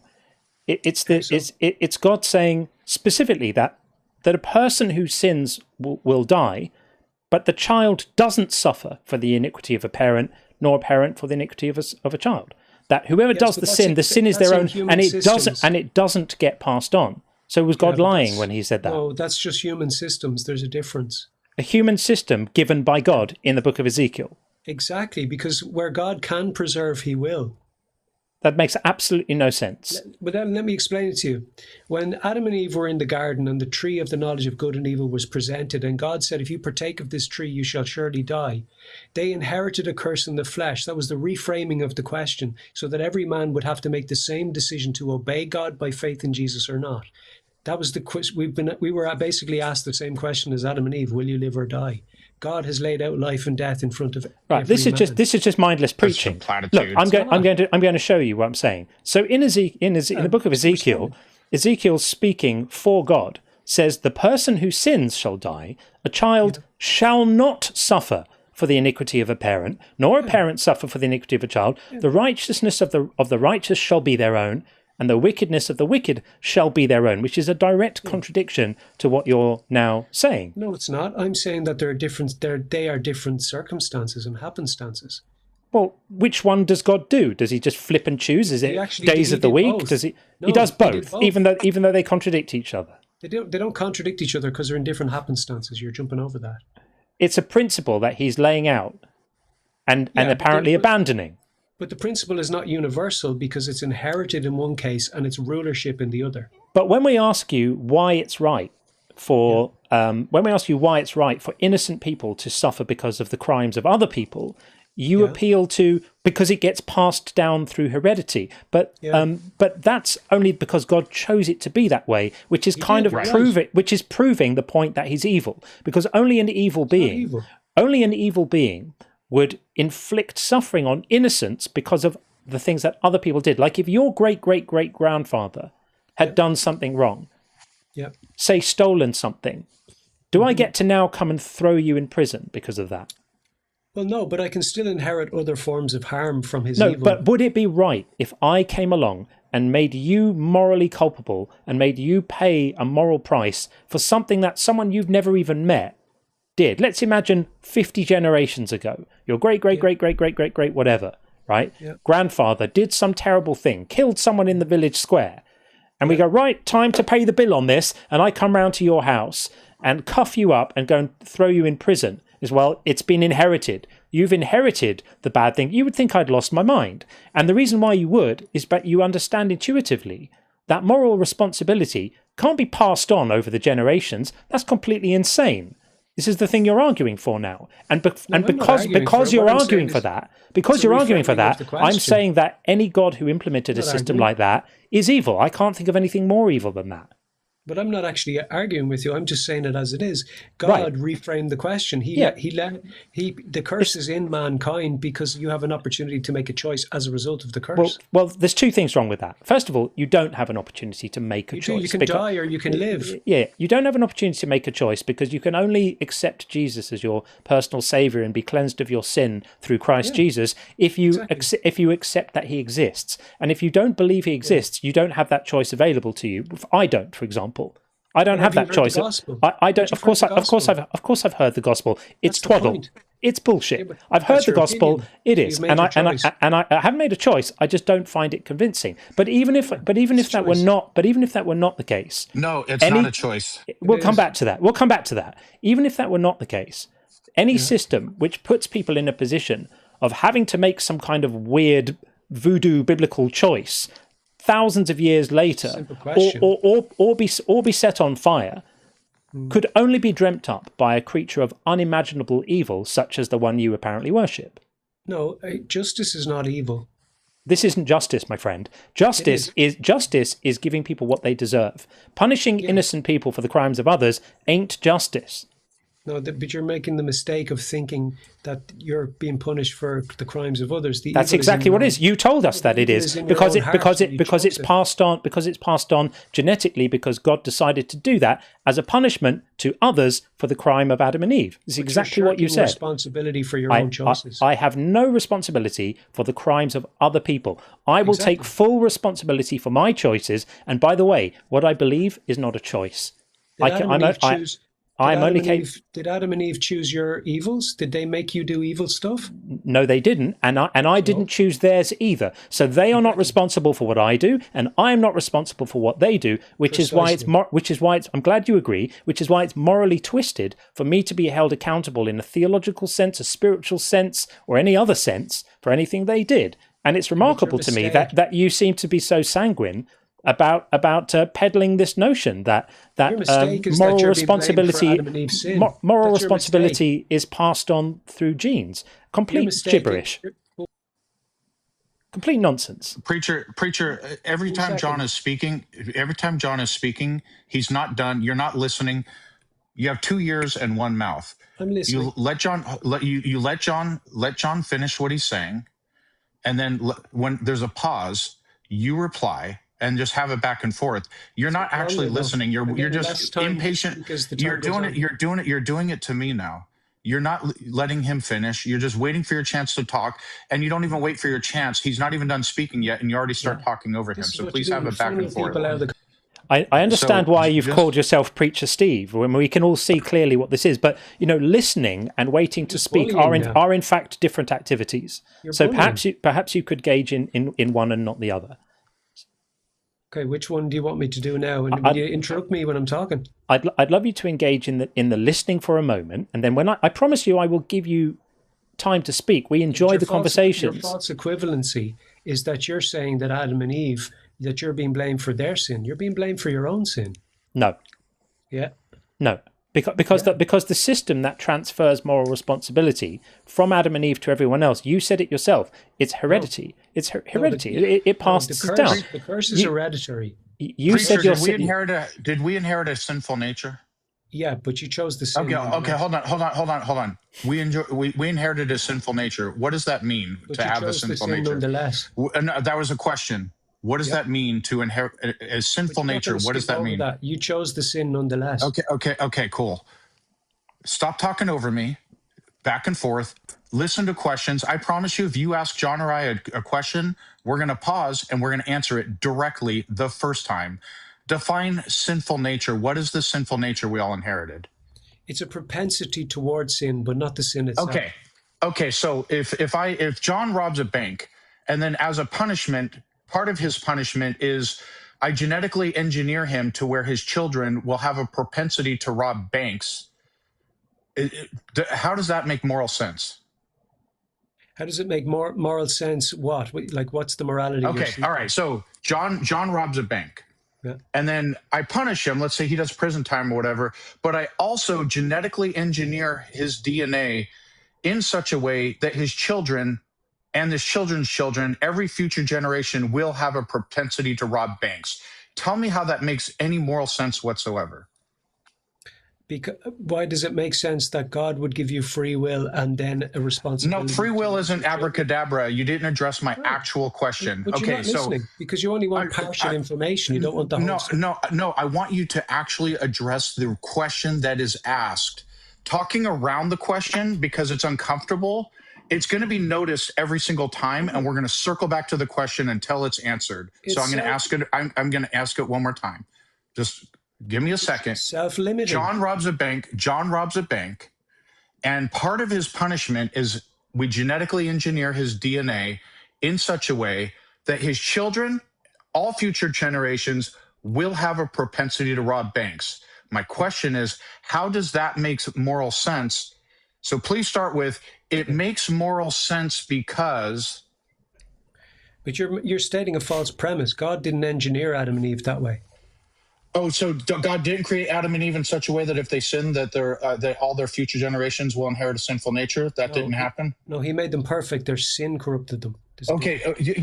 He made them in such a way that if they sin, all future generations will inherit a sinful nature, correct? Yes or no? Sorry, that's an assumption. So you didn't make them. So it's an assumption. Did all future generations inherit a sinful nature? By way of Adam and Eve's sin. Okay. Did God make them the way that they are? No, he made them perfect. So God didn't make you. I'm sorry, the way that they were. So they were made in such a way that if they sin, all future generations will inherit a sinful nature. Did he make them that way? No, or not? No, that's what the sin. But it so he didn't make them that way, but it happened. He made them perfect. Okay, you're not even engaging. Steve, you're trying to have your cake and eat it, my friend. You're trying to say you're trying to say no. It's not that we can't handle it. It's that your arguments are complete babble. You're completely contradicting yourself. So you want at the same time to have a God who is sovereign and infinitely powerful and in charge of everything and creates everything, but you don't want him to take responsibility for having created the system such that his own creations are, as you say, perfect. But when they sin, there's this terrible inherited sinful nature that then gets passed down to everything. You're suggesting that he had absolutely no clue that was going to happen, or he didn't want it to happen, or he had no way of stopping it from happening, or he wanted it to happen. Which one of those options are there? Do you go with? So when God created Adam and Eve, he created them perfect. Which one of those options? Right. Did he know that as a result of their sin, the world would fall? Yes. Yes. Could he have stopped the world falling as a result of their sin? And give you free will. And smaller God gets. My God, if I had one, perfect. I don't have a God, but if I had a God, would be so much better than your God. My God is a proper God. He would be able to create the world such that it was full of creatures who enjoyed free will, total free will, but without a sinful nature. A bit like how I imagine you think heaven is. Do you think heaven is just full of robots? No, but everybody No. in heaven made a choice to follow God. So everyone in heaven is capable of Everyone not in sinning. heaven made a choice. What happens to people who make a choice to follow God and end up in heaven and then decide to get jiggy with their neighbour's husband? Won't happen It doesn't happen because they can't sin in heaven, can they? because they've chosen already. So they've chosen to never tell a white lie. They've chosen to never say, no, your backside doesn't look big in that dress. To never say, yes, that meal was delicious, sweetheart. To never, nothing like that. No lies, nothing, no parking offences, nothing like that.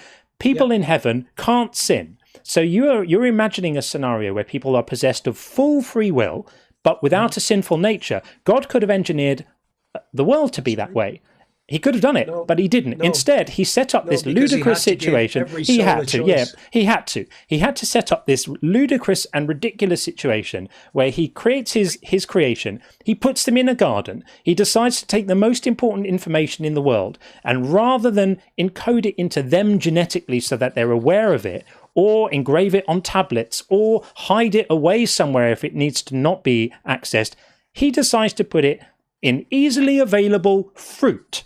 And then he leaves the room, allowing a serpent to come in who he knew was going to come in and tell them where it is and what to do, knowing full well that was going to happen, and then knowing full well the consequences for that he was going to choose to impose on the world. This is complete babble, my friend. No, and this is why we say it exposes snakes. Yes, of course. And this is why we say that God is evil, because any creature capable of creating such a completely morally ridiculous system is firmly in the middle of evil. If I had a God, it would be much more benevolent, much more sensible, much less silly, much less violent, much less slavery condoning, and much less fond of foreskins. Your God is evil and silly. But thanks for coming up. He doesn't exist. I agree. All right. Thank you, Preacher Steve. Well done. I'm sure you converted lots of souls for Jesus then. Hooray, Jesus. Okay. Let's have a very quick check-in on the bingo, and then we are going to get our next guest in, who is going to be Charles. Charles is going to be our next guest, and we've got John over on the other side, on the YouTube side, and Frogman as well, waiting in the queue there. So let's have a quick check in on the bingo. Suspicious squid called Philbro Babble. It was a different type of babble. Philbro Babble is like technical philosophy talk. I don't think that guy was up to Philbro Babble, so we won't have that. But PVG called Words Don't Mean Words. Definitely a lot of that going on. And PVG also called You Just Want to Sin. Definitely. I love sinning, particularly on the weekend.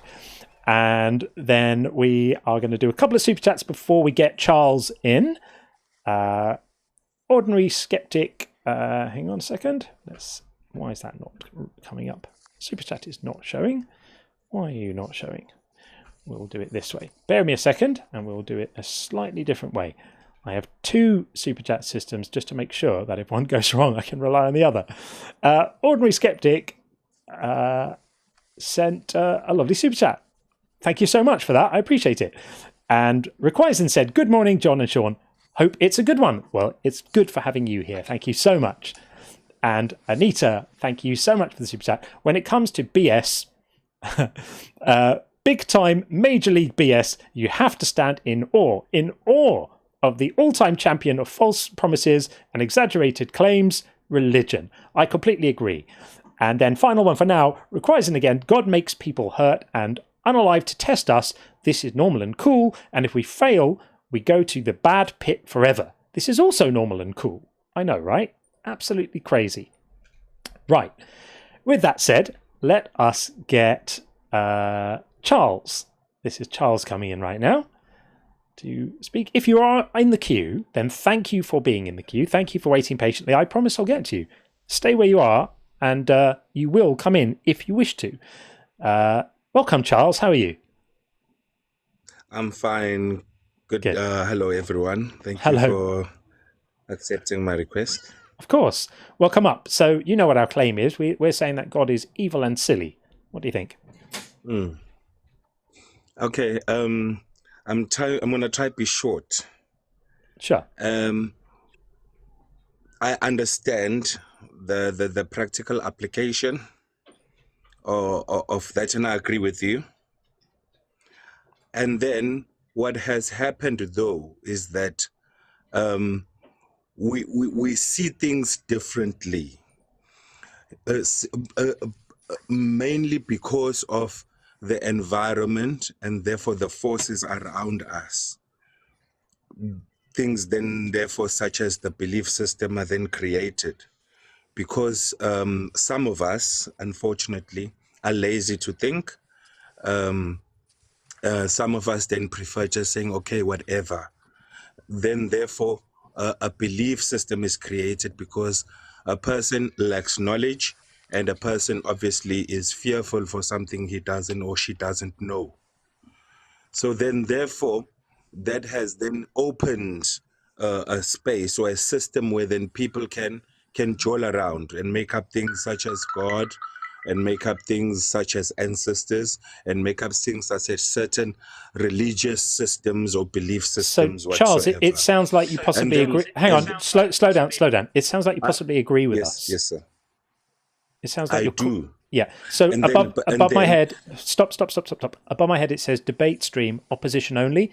That is specifically means we're inviting calls from people who don't agree with us, so that's a bit more interesting for the audience. Because as much as I am interested in what you have to say, and it sounds like you've thought this through, the audience are here to hear debates. That's what this is. This is a debate show. So if you're calling in to agree with us, thank you, but that's not quite what this is. So call us on a Friday when we're doing the after hours show. I'd love to hear your thoughts about why all of this stuff happens. All right, thank you. I just wanted to put on the belief side now, understanding the belief side. Yeah, call us back on a Friday to do that, friend. Okay, people.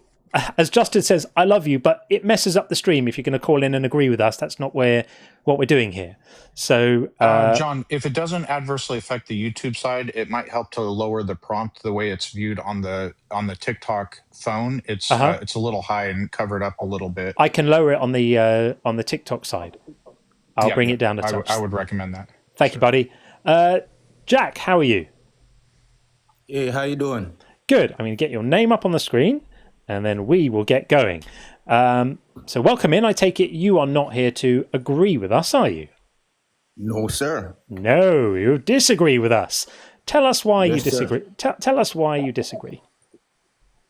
All right. I believe, right, that scriptures have been misinterpreted. And it's because of these misinterpretations that we have these misunderstandings. Which scriptures have been misinterpreted? The whole entire collection of 66 books. So the Bible has been misinterpreted. And have you noticed sir. the way that everyone who interprets the Bible think that they have the right one and everybody else's interpretation is wrong? Have you ever noticed that? Yes, I have. So how do we tell who's got the right interpretation? Because everyone says that. All right. Let's start from the beginning. Okay? All right. We hear of light and we hear of darkness, right? But we think of the light and darkness that we know of, which is a physical manifestation of a eternal light. I'm sure that's lovely, but you're not answering the question I asked you. What I asked you is where we have a difference of opinion. It's leading to it. What's the Right, method? That's what I'm leading to, sir. Yeah, I'm Can you- leading to it. Get there, please.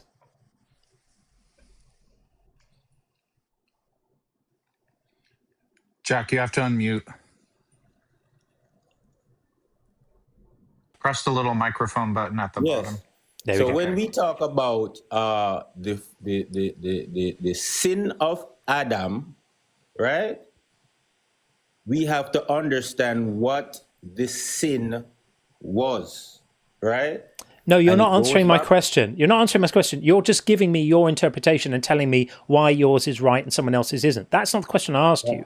I asked you what's the method that we use for determining which interpretation is the right one, because you can give me this is how we must interpret this, and this is what light means, and this is what sin means, and this is what the talking donkey means. That's delightful. I'm so happy for you. But someone else is going to have a different interpretation. How do we decide how to tell which of these interpretations is the right one? Okay. Does it match up with anything that Jesus himself said? How do we know what Jesus himself said without interpreting what's written in the Bible? Because so you haven't solved the problem. John is asking, Bible says thing. Hold on. Person A interprets it one way. Person B interprets it another way. Right. How do we tell which is which? Because that can also apply to the red letter, the words that the Bible claims Jesus said. All right. So how do we interpret? Go ahead. Here's What's one the thing method? that Jesus said, right? No. Don't need that. What's the method? What's the method? Right. For So here is what Jesus said in order that you now can know how to interpret Scripture. How do you know Jesus said that? Whatever it is, how do you know Jesus said it? That's where you have belief.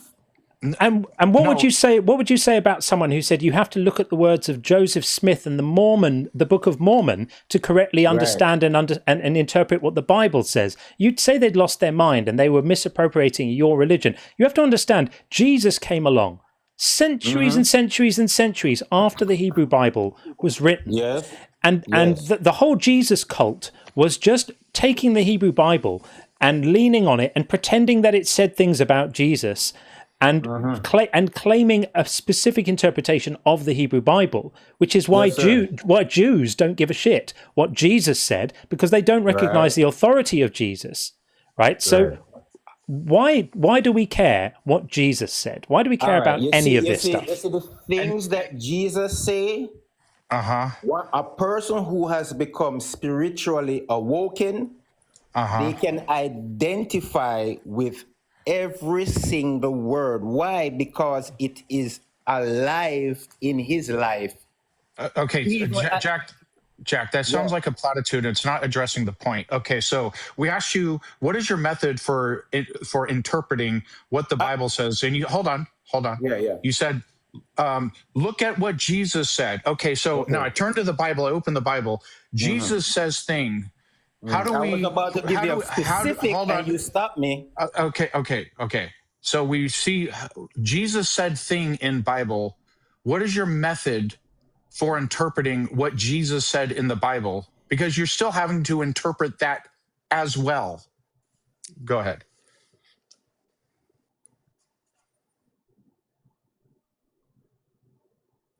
You have to press the microphone at the bottom.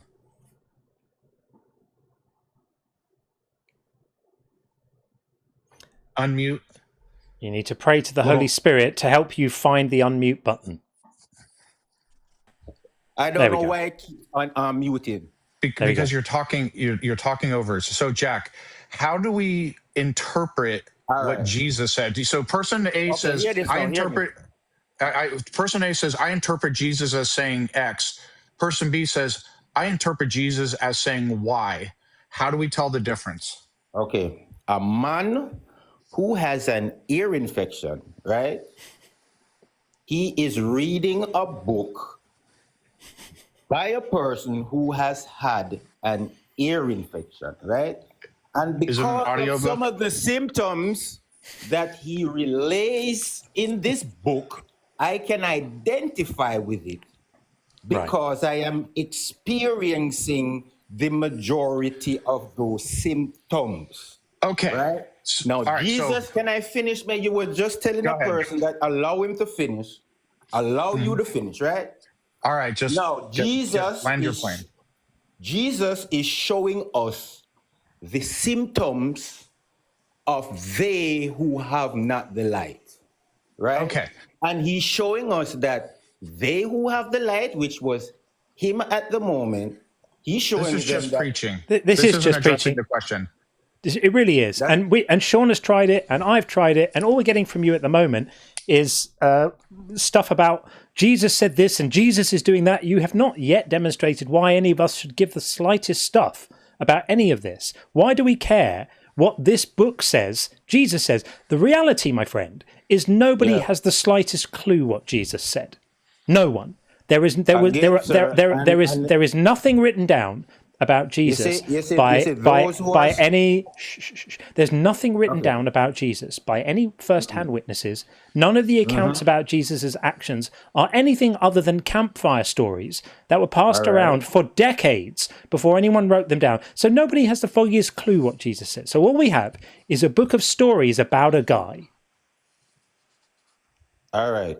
Listen, right? You see, those who are spiritually awoken and are listening your program right now, you see, everything that Jesus spoke, they can identify with it because it's the same experience that they are having that Jesus had the church.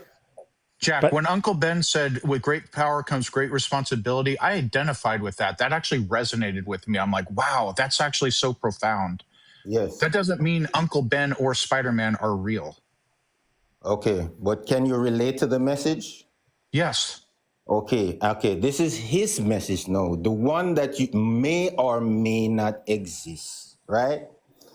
All right. There is a power of light and there is a power of This is dark. just platitudes and Yeah. preaching, Yeah, my you friend. see, you're interrupting, right? Yeah, You but just Jack, said Because I'm so sorry. This is not a preaching channel. Yeah, Jack, I'm so sorry that you wanted to come up here and just preach, but that's not what this is about. I've got people in the chat asking me to just drop you because this is not a conversation.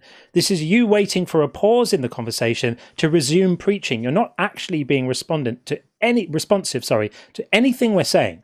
We're saying we don't. Why should we care what this book says, this guy says? And you're saying, well, because you can relate to it. Sean gave you an example of something from a Spider-Man comic or book or film where you can relate to it. Being able to relate to something is not evidence that it's true.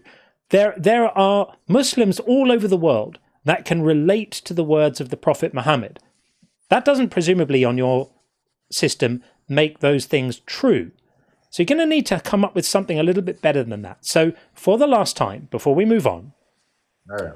Why should we care what it says in a book about a guy? Can you relate to the black hole? I can't personally relate to black holes. I think they're interesting. Have you enough information to understand the physics of a black hole? Some of the physics, but it's pretty complex. The physics of a black hole is quite complicated. Do you know the point of fact that there is no light that can exist within a black hole? The black hole itself will crush light. It's more that the gravity is so strong that light can't escape from it. It's not necessarily that there's no light within it. No, I'm gonna leave with this, right? Death is like the black hole. Okay. This is more preaching. Listen, I'm going to leave. I'm going to let you hang. No, you are leaving. You're right. This is not a preaching channel. Okay, another failure to answer a simple question. All you had to say was the reason why we think this book is important and authoritative is, and then give some reason. But we did give you a few chances to do that, and you were not able or willing to do it. So we're going to go to Frogman next, who's waiting patiently over on the YouTube side, calling in on Video Ninja. We will get Frogman. Stand by, Frogman. We will get you in just a moment. Going to have a very quick couple of super chats, and then we will get you in. So it looks like the next one is from Low, who said, Basil Water Bottle Burglary. I don't know what that means, but I like it. Thank you so much. And Tim, what percentage of forever is 3 days? Of course, is when we were speaking to Brad earlier, who was talking about Jesus's big sacrifice and how it compared to what's in store for all of us, apparently. But Brad was thoughtful, so we'll give him that. And then Dean said, JC came to suffer and die. Wah, so do the rest of us. Exactly. It's no biggie, is it? Suffering is part of life, unfortunately, and so is death. So he doesn't get props for that. Right, let's get in Frogman. Frogman, are you there, Frogman? Hey, how's it going? It is going. We will put you on the screen like that, and we can see you and hear you and all that good stuff. Welcome in. Nice. Yeah, glad to be here. Sure. I was hoping to talk a little bit and seeing if I could put forward the idea that the creator of this place and everything like that does control and he can still be a like moral actor. So I'm going up against directly the evil. And I suppose putting together the idea that he is actually acting here consciously. You think he is? Yeah, I believe so. I Okay. think that it's either one of those, like, I mean, the metaphysics don't really matter of that. Yeah, I think that he has full control of this place, as described in the Christian Bible. Yeah. So then there's two different types of suffering that he would be accountable for, right? One is the suffering inflicted on humans by other people. So, like, you know, adult men abuse children, and God could stop them, but chooses not to. And he could stop them in a way that doesn't impact their free will in any way at all, easily. By merely deploying the appropriate logistics, he would succeed in that, but he just chooses not to do that. And then there's the sort of natural catastrophes, aren't there, that we speak about sometimes. You know, one of my favourites is always just mosquitoes carrying malaria, because they kill 300,000 children a year. And God, if he's all-knowing, tracks the movement of every individual mosquito, sees it flying towards the skin of its victim before infecting the child with malaria that's going to kill it. And God watches the path of the... And some percentage pro-mosquito too, mind you. Sorry. Yeah, but I mean, you know, this would be an example of, you know, God allowing the mosquitoes to have become infected with malaria in the first place, right? So you could look at it. You could look at the mosquitoes as being victims in this as well. But however you look at it, if you think God is in charge, and they say, you know, he knows how many hairs are on your head and all of that good stuff, so that means down to the finest level of granularity, God is directing the show. And he wants mosquito A to land on child B at this particular time and deliver malaria to the child such that in 3 or 4 months' time, the child will be dead and the parents will be burying the child. And this happens hundreds of thousands of times around the world every year. Why is that good? Why is that not signify a moral problem on God's part?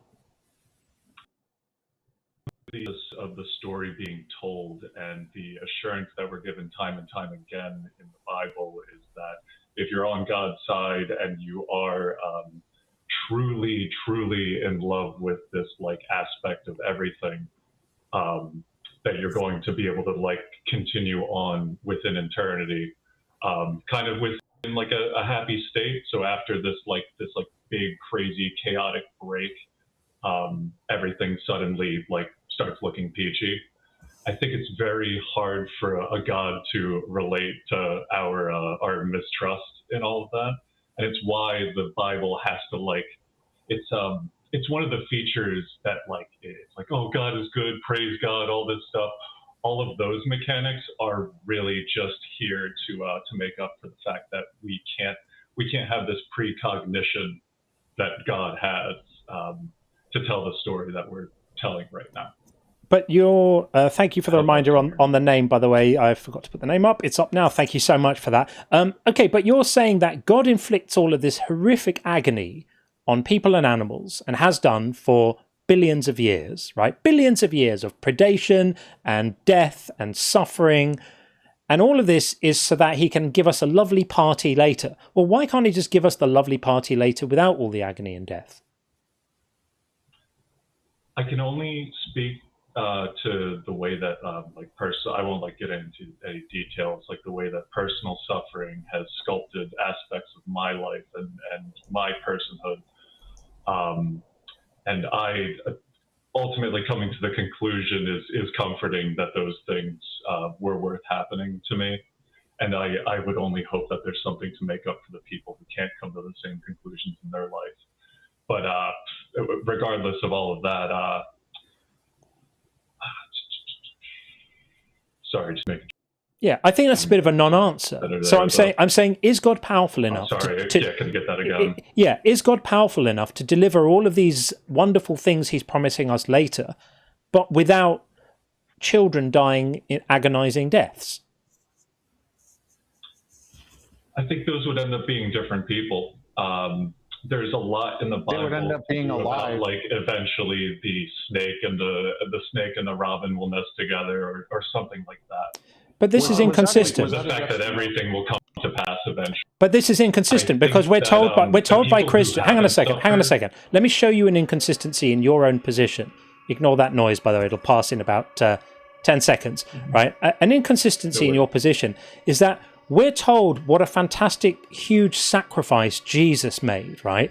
That he had this horrendous suffering for a weekend, and that we must all be universally grateful for this terrible sacrifice.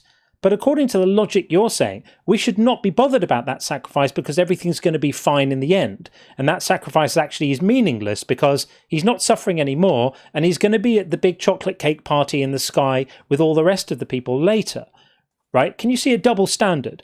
Right. On the one hand, the suffering for a couple of days of Jesus is everything, but the suffering for months of children with agonizing diseases doesn't matter because one day they're not going to worry about it because they'll be happy.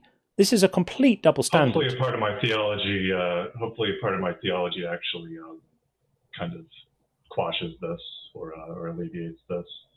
The idea that things need to happen.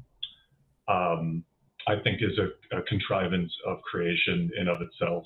That's like a double standard. But if you like keep going in the metaphysics of like, okay, if I can make every decision, Ford still has left, still has to be left, and right has to be right, or else things stop making sense to me personally as a human. So I really don't know what the metaphysics of that are. But regardless, that's not the thing that alleviates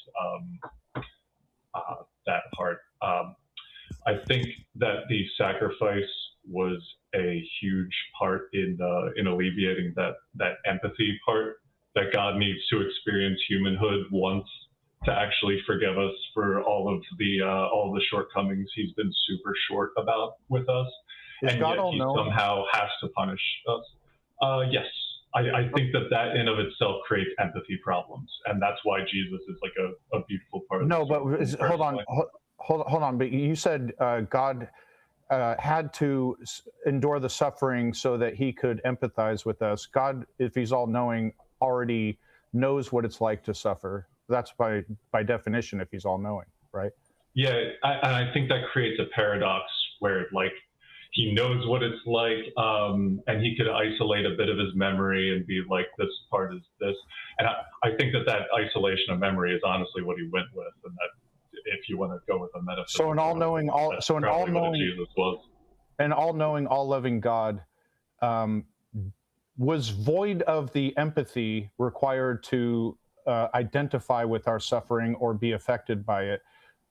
So he needed to send Jesus down so that he could experience the suffering himself, to change himself, to give himself more empathy that he was lacking before.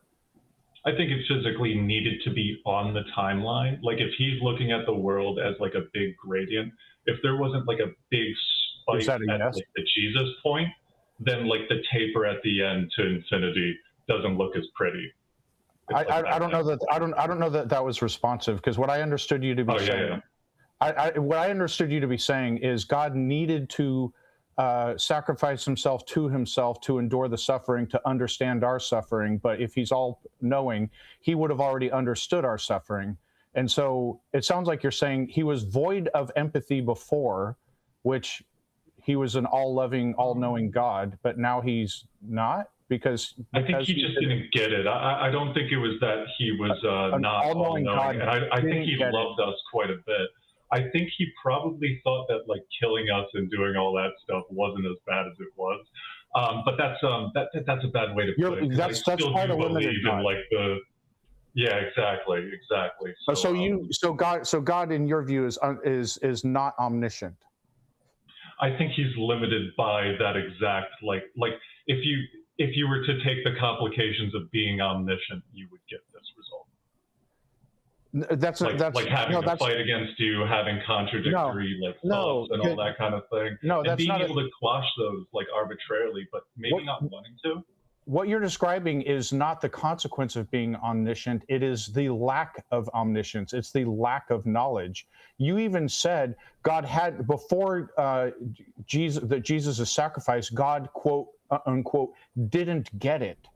How can an omniscient being not get something conceptually? That's a complete contradiction. I think that they were living by their standards, and then there's a point on the timeline where they get to live by our standards. My question was, how can an omniscient, meaning all-knowing, knows all things, not get something because you said God didn't get it before? Because of the contrivance of having all of the like background knowledge of what's going on. What do you mean by contrivance of having background knowledge? Because if I think about my own ability to empathize with another person, it can always be limited by the bird's eye view itself. Okay, so God was unempathetic before, and then he became empathetic. Less so. It's like his empathy was skewed. So he's like, what are you guys worrying about? Okay. Like, you just have to endure 100 years of this bullshit, and then it's cool.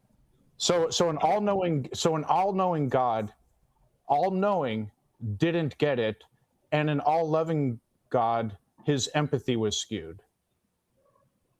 Yeah, and ultimately, I think that I'm meant to believe that he's all-powerful. That's You understand? Okay. Can we put a pin in the Sure. idea that, like, all of the people who believe they know what's going on with the Bible are meant to exist and are meant to be saying exactly what they're saying, or else they wouldn't be saying it. So it's like I could be here to embarrass myself. I kind of knew that going in. No. I'm not trying. I'm genuinely. I'm not trying to get you with a gotcha, although it comes across Not that at all. way. Yeah, you guys have been super friendly.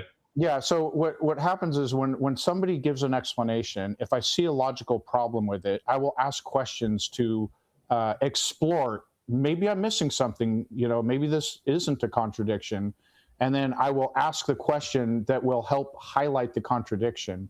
And so you're saying things like an all-knowing God didn't get it before, and an all-loving God lacked empathy, which when we conceptualize what those words mean, appear to be like contradictory. And then what John identified before was that, you were saying like all this suffering, but it's all going to be made up for later in heaven. But like, if someone punches you in the nose and then gives you $10,000, that may be worth it to you, but you're better off getting the $10,000 without being punched in the nose. And if God is all... What's that? If I could jump on a bit of that, because sure. One of your other guest was kind of getting at this. Yeah. So and if God is all powerful, there's no greater good he can't achieve without the suffering. And what that means is all suffering is unnecessary, because the preacher got on this one. Whatever. If you think someone else had a good answer, you can. It's up to you how you respond. It's a kind of problem built into the idea of God being all powerful, right? You kind of make a rod for your own back. If you're going to postulate a God who can do anything, then there can never be a situation where any future circumstance can only be brought about if God does some other things. Because he could bring about the future circumstance without the other things. Even if it's like knowledge, even if it was like God needed to make these people suffer. He disappeared. Yeah, he did. He just disappeared. I'm not sure why. I see that happened. Yeah. Okay. Well, I'll finish the response. That's a shame that he disappeared. Nice enough chap. Yeah. Maybe he'll call back. But even if your claim, I think he's calling back right now. Yeah, we'll bring him back in. Hang on. It was just a connection issue, I think. There we go. Are you back again? Yeah, I'm back. Yeah, good. Could you repeat that last criticism there?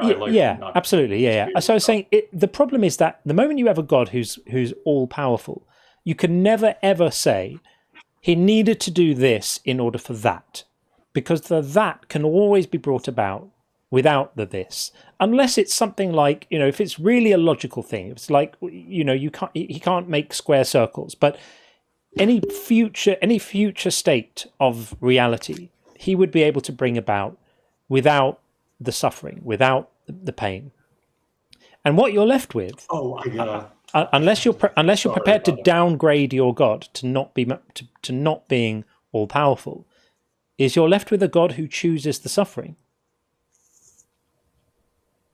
I think that the promises in the Bible necessarily mean that those perfect people that we're theorizing about do exist somewhere along the timeline. They are promised, they have been born, or they were born, and they had a nice, fulfilling life full of all the crazy shit that goes on here. But that we are born as us because that was the Lego pieces that God found and assembled here. But that a God of everything would want to digest every idea. But you're limiting him again. You're again placing limitations on this God and saying, well, he had to work with all he had to work with, and that's why we have to have children's cancer wards. Like, it just doesn't make sense. An all-powerful God would be able to say, I don't like these Lego pieces, I'm going to make other Lego pieces and then work with those because I want to avoid the suffering. The only way of interpreting the world we have right now is that it must be according to the will of God. Therefore, God wants children raped by adults. God wants, horrific illnesses that cause massive amounts of suffering to babies. He wants these things. If he didn't want them, it would be different. And that's why I say he's evil. There's really no theodicy that's going to get you out of this other than to appeal to a God who's just so limited. He's a bit ineffective and he just can't he'd love to do it differently, but he just hasn't figured it out yet. And I don't think that's the God that most people are talking about. That's a kind of, I often say, a sort of celestial Mr. Bean, a kind of hapless fool bumbling along, trying things out, and they fail, and he fills the world full of living things, and they don't behave how he thought they would, so then he has to drown them all, and that he's like an idiot. I don't think such a creature. My hope is that any well-meaning Christian believes in the Mr. Bean God every other day.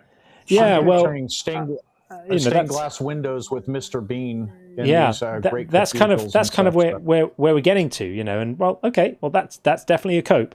But anyway, dude, we're going to move along, Frogman. I have a coup de grace that stops this from being a contradiction. If you'll give me that last little bit there, go for it. If something can conceive of absolutely everything and every single person that could be, and every single hang up and social tick that they could have, and every consequence set that could create them, would it be better to not create that being at all if you are existence, and you get to decide what exclusivity is? Would it be better to not have that person around at all, or to organize a system where eventually that fate is made up for, or it would be better to allow them to exist and then use your infinite power to allow them to be fully expressed in who and what they are, but without the suffering that you're capable of preventing. Mm-hmm. So thanks for coming up. Definitely hit an impasse, but I like you guys. Thanks, Frogman. Take it easy. Keep well. Thank you. Have a good stream. And you. Thanks for coming up. And you. I don't know what I meant by and you. I meant thank you for coming up to make it nice. All right. Okay. Well, Sylvia Chiruta is coming in next over on the TikTok. We're going to bring in next, coming in right now, and then we'll do some super chats after that. I'm going to try and get the call rating up on the screen. It is working, actually. The links do work. You can put your ratings in, and I will read the leaderboard at the end. I'll try and get them displayed on the screen as well. Sylvia, how are you? Hi, I'm okay. I salute you with respect. First of all, I want to apologize for my English. It's not my first language. Okay, well, we'll work with that. Second of all, I want to ask you all people that are denying God, why are you all running from suffering? Why are we running from suffering, did you say? Yes. Well, we're not running from suffering because suffering is largely unavoidable. So we know that suffering's there. It's more that we're wondering why an all-good God would allow so much horrific suffering. Because it builds us. It It's builds building us. Yes.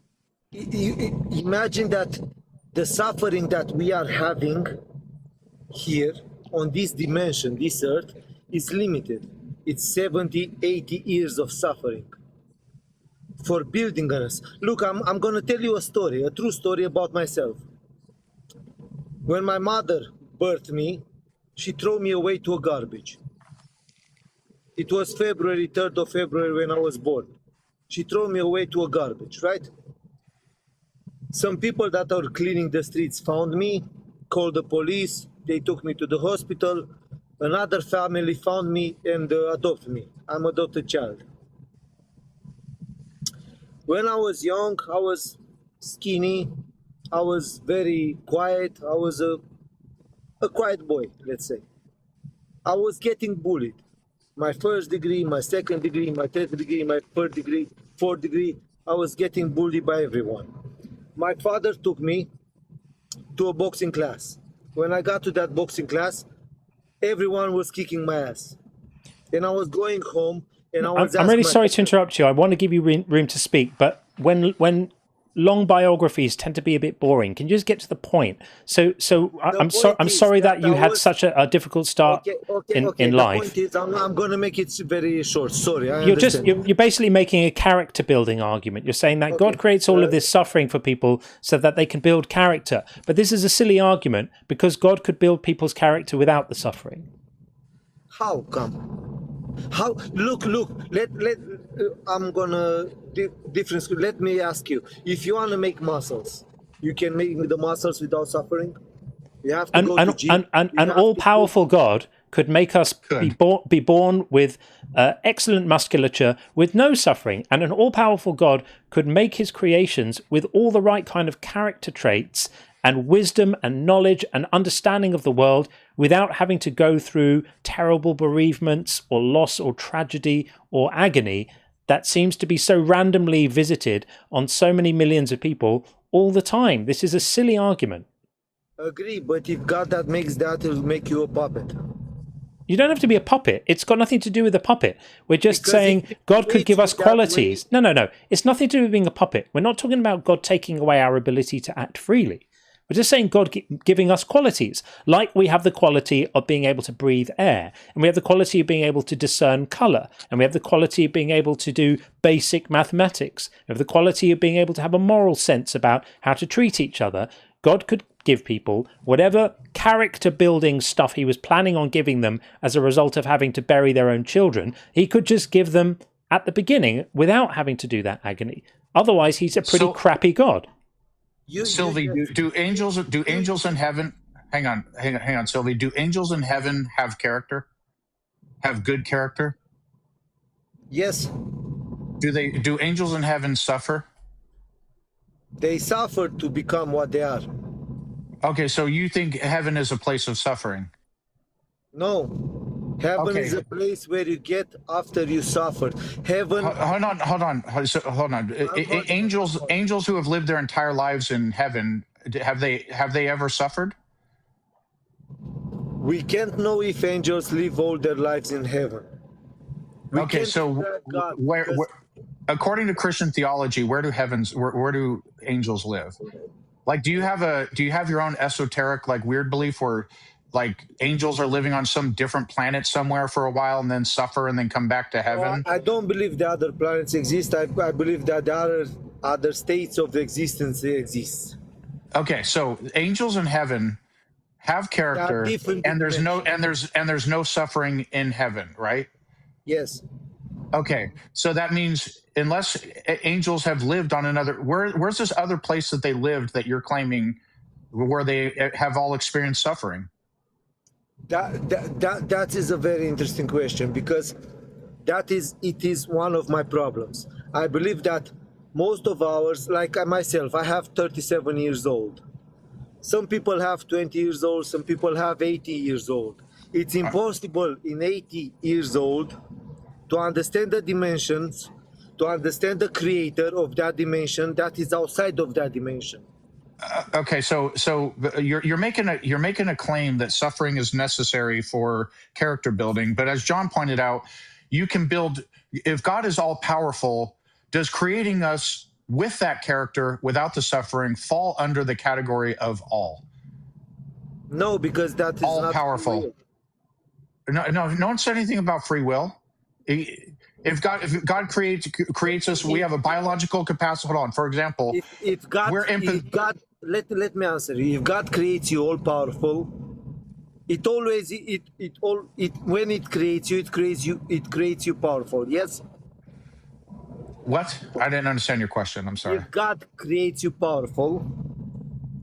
No, God, I'm saying God is all. I'm saying God is all powerful. Yes, I understand that. But if God creates you courageous, or if He creates you powerful, yes. Yeah.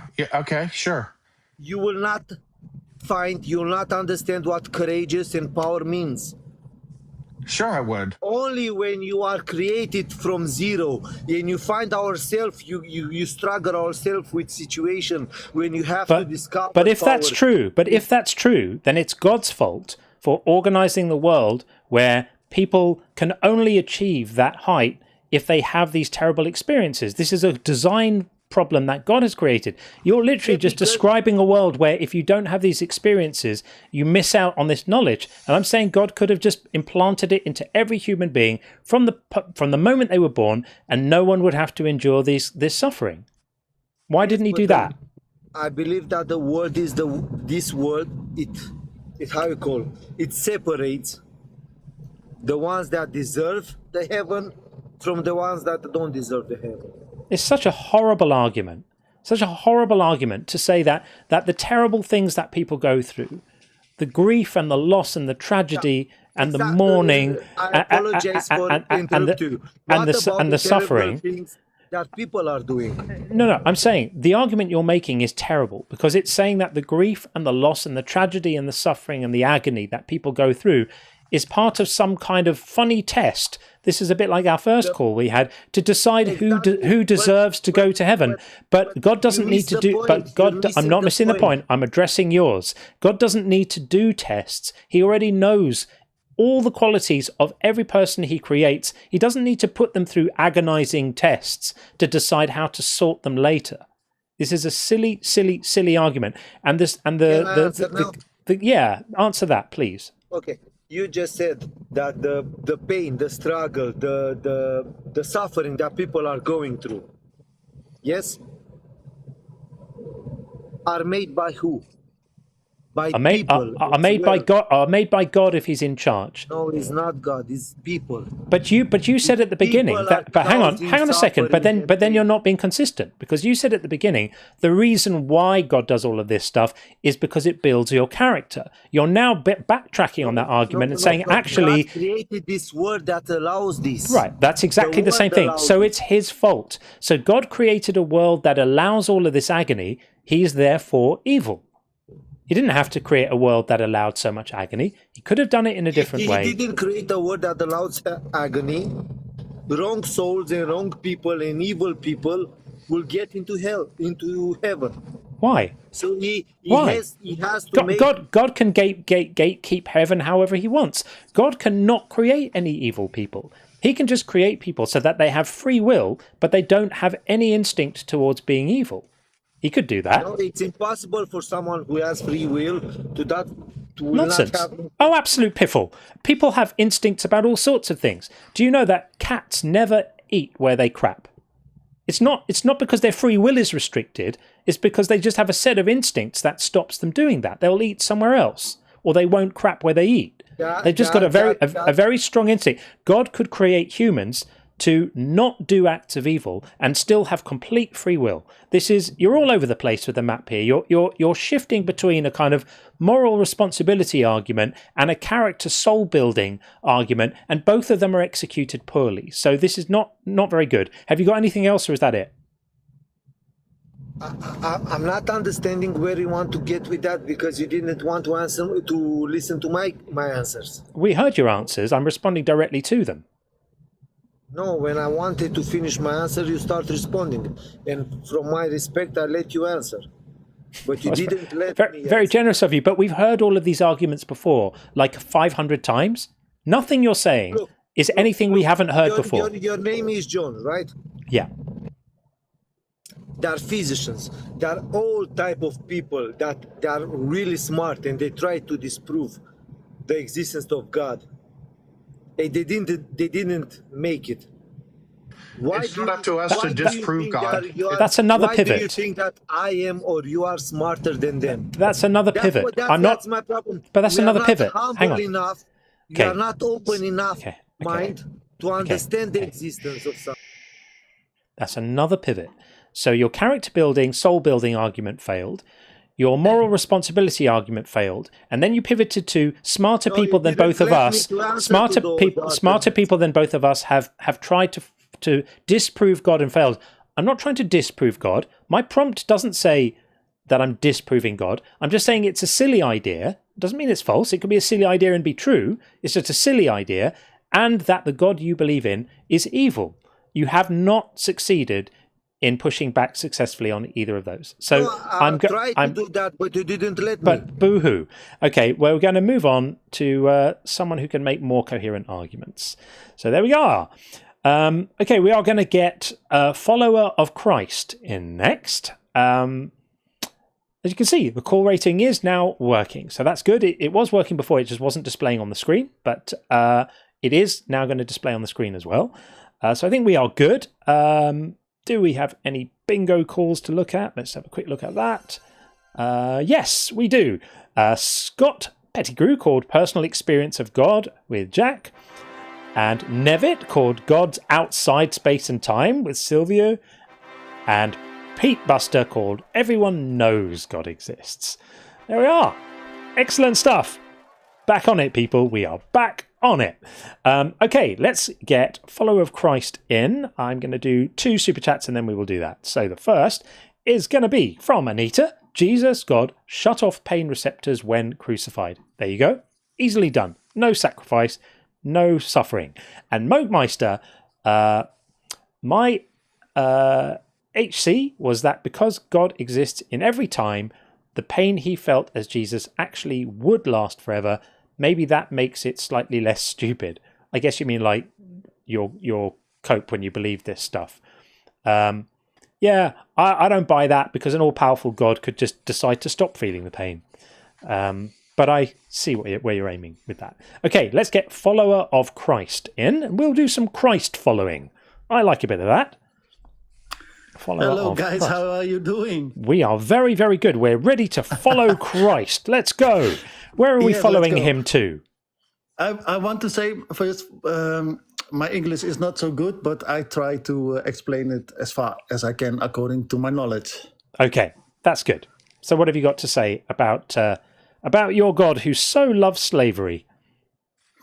That part. Yeah, that's a difficult part. He came with laws in Exodus, and before that time there was slavery. They mistreated people bad, and after that he came with laws. Yeah, like that. So did he say don't have slaves anymore? No, he allowed it. He said, have slaves. He said to the newly freed Israelite people who had been enslaved themselves, so legend, but not history, says, in Egypt, he said, right, you used to be slaves, but now you're not slaves anymore, but you get to have slaves. So it was one of the first things he did, actually, was teach them how to have their own slaves and how to establish slavery as part of their society. And what did he tell them they should do about buying slaves? About buying slaves, yeah. I think it was in Leviticus that they could buy and sell slaves. Yeah, and was that morally okay in your view to tell them that they can buy slaves and own people? Well, we must also know that it's not the slavery according to the 16th and the 18th century. It's exactly the same. It's exactly the same. A human being is owned by another human being. They do work it's doing work for which they don't get paid. They don't have the option of leaving. And if they have any children, those children are also owned by the slave master. It's identical to any other types of slavery. Yes, it was, but they were not beaten like we couldn't beat them. Exodus 21:20. Yes, you can read Exodus 21:20 with the rod part. You can beat them with the rod. Yeah. So I thought you said you can't beat them, but now you acknowledge it says you can beat them with a rod, right? Yes, I know. He allowed that, yes. Yeah, he says it here. Okay. When a slave owner strikes a male or female slave with a rod and the slave dies immediately, the owner shall be punished. But if the slave survives a few days before they die, there is no punishment, for the slave is the owner's property. So yeah. I know, it's madness, yeah. Yeah, completely crazy. So you would agree with me that only an evil God could make rules telling people that they can buy other people as property and beat them to death? No, I don't know what had happened there before. I can't agree with you that God is an evil God, no. So he must have a reason for him to allow that. What that reason was, I don't know. But that's a bit like that's a little bit like saying, Stalin must have had reasons for killing tens of millions of people. We just don't know what they are, but we can't call him evil because of it. That's ludicrous. We judge someone by their actions, and your God is evil because of all the things that he commanded, permitted, allowed, and did. No, I don't see it as that he is evil. But if you're just going to take every terrible thing he did and say, well, I don't know why he did it, but I think he's still great, that's not actually engaging with what we're bringing you. So why are these things not enough? How bad would he need to be for you to go, oh, well, okay, actually, that is fairly bad? Because my bet is going to be human beings who don't do 1% of the depraved stuff that your God does, you wouldn't even hesitate to condemn. I don't understand that part. Sorry, it's a little bit difficult. I'm saying if a person did even a tiny part of the evil that this God does, you and I would agree that they're a terrible person and we would call them evil. Yes. So why won't you do it for God? Because I believe that God is justice, but humans acting not as the way God is acting. There's a difference between the acting of humans and acting of God. Follower, what is your criteria for determining whether God is good or bad? Because it seems like you acknowledge he does bad things, but you refuse to call him bad. That's the definition of what bad means. So what would a bad God... Here's the question. You have God A and God B, two separate gods. One is bad, one is good. How do you distinguish between the two? Distinguish? What does that mean? Okay, how do you know? Like, so you have one God, and so you have God A and God B. Yes. One God is one of them is good, one of them is bad. How do you know which is which? Because of how they act. Yes, how they act. Yes. Okay, so drowning an entire planet, allowing slavery, committing genocide. On and on. We have example after example after example of bad thing that God in the Bible does. So by your own criteria, you judge them by what they do. You're acknowledging he does bad things. So that would, by definition, make him a bad God, right? Should I explain that part about the flood, for example?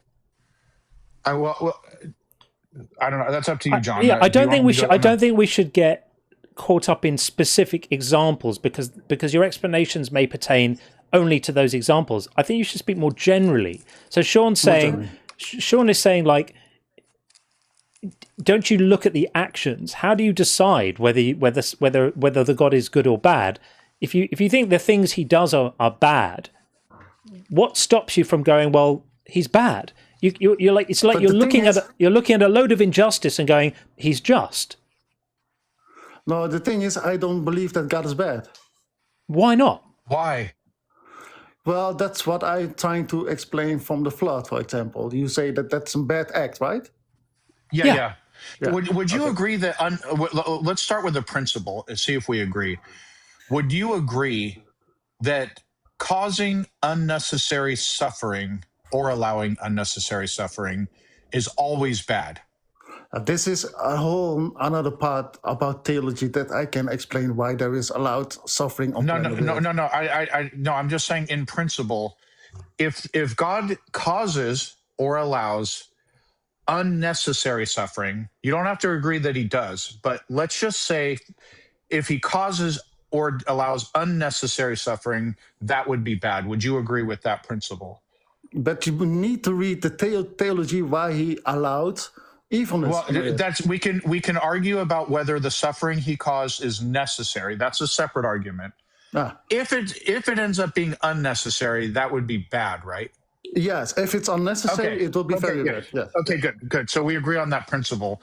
Why did God in the flood need to drown every cute little kitten on the entire planet? Because they committed. Why was that necessary?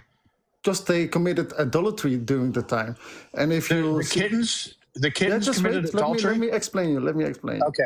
Okay. Yes, thus at the time they committed idolatry, and if you look up in idolatry, it causes human sacrifices. If you see, for example, the sun god.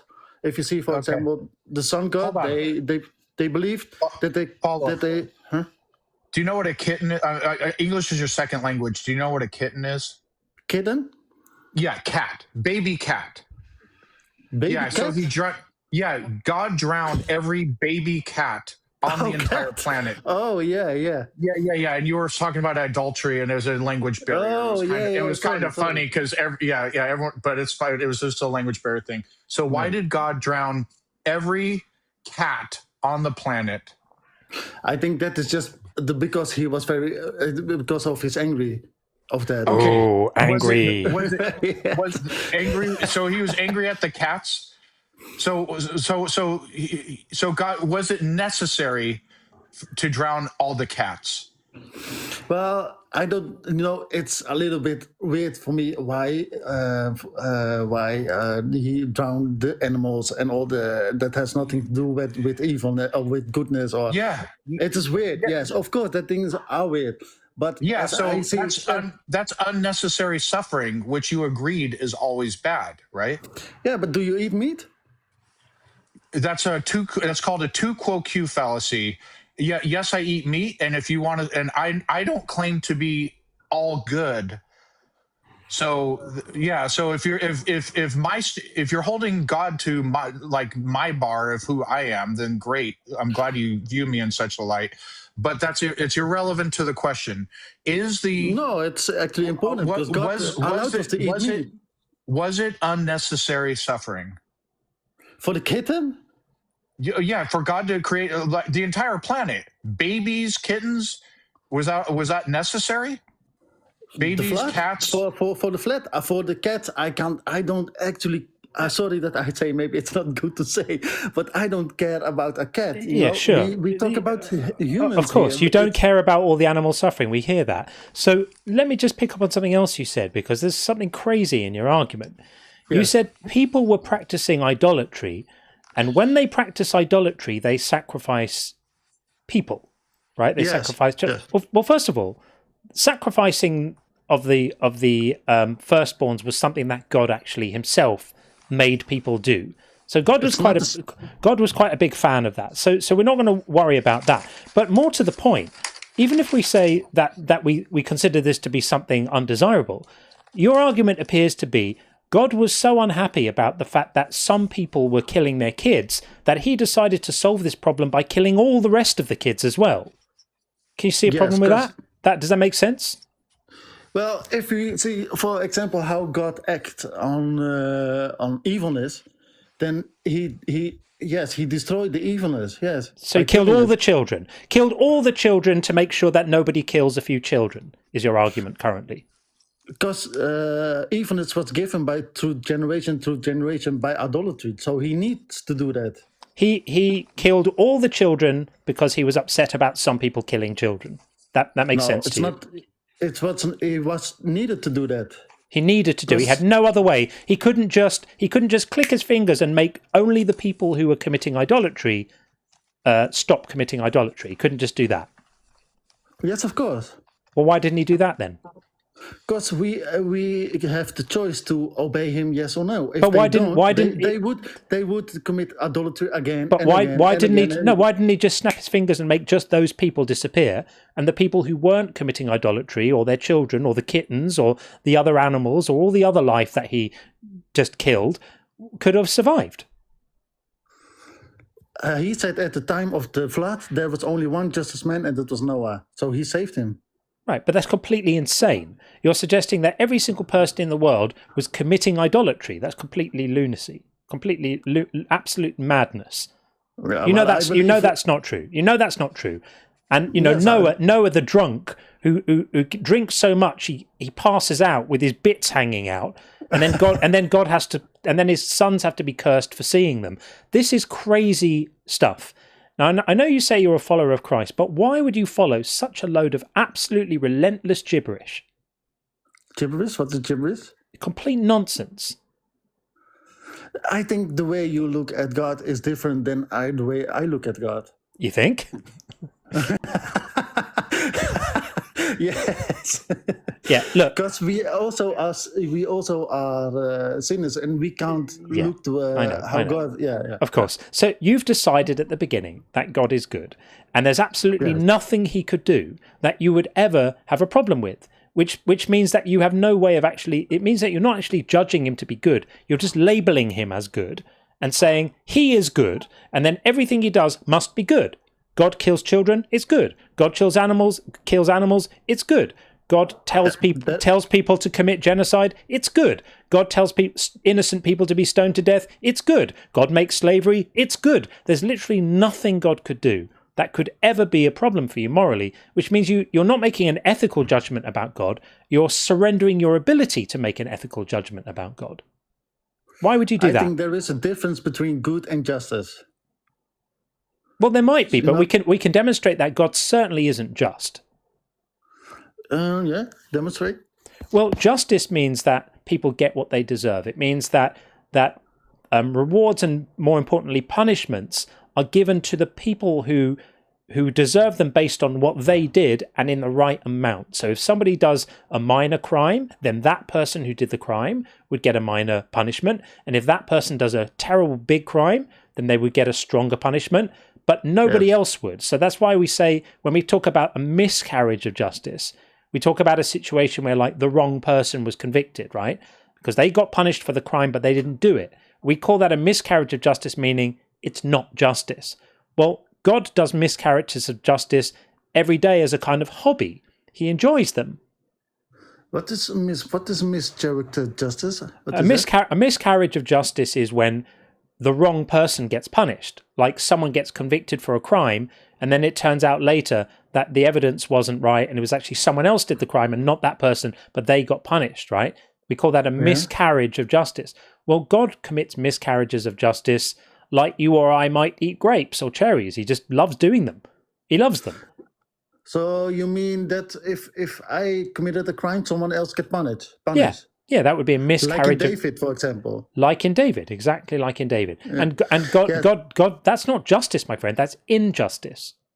Yeah, that is for us injustice. I know, but God is very thinks very different than humans. He also say your thoughts are not my thoughts. No, I agree with you. I agree with you that, of course, from my opinion, it's also not justice. Well, your thoughts are not my thoughts. It's just the Bible's way of telling you to shut up and sit down and be a good little boy and don't ask difficult questions. They're just verses. They're just verses baked into the book.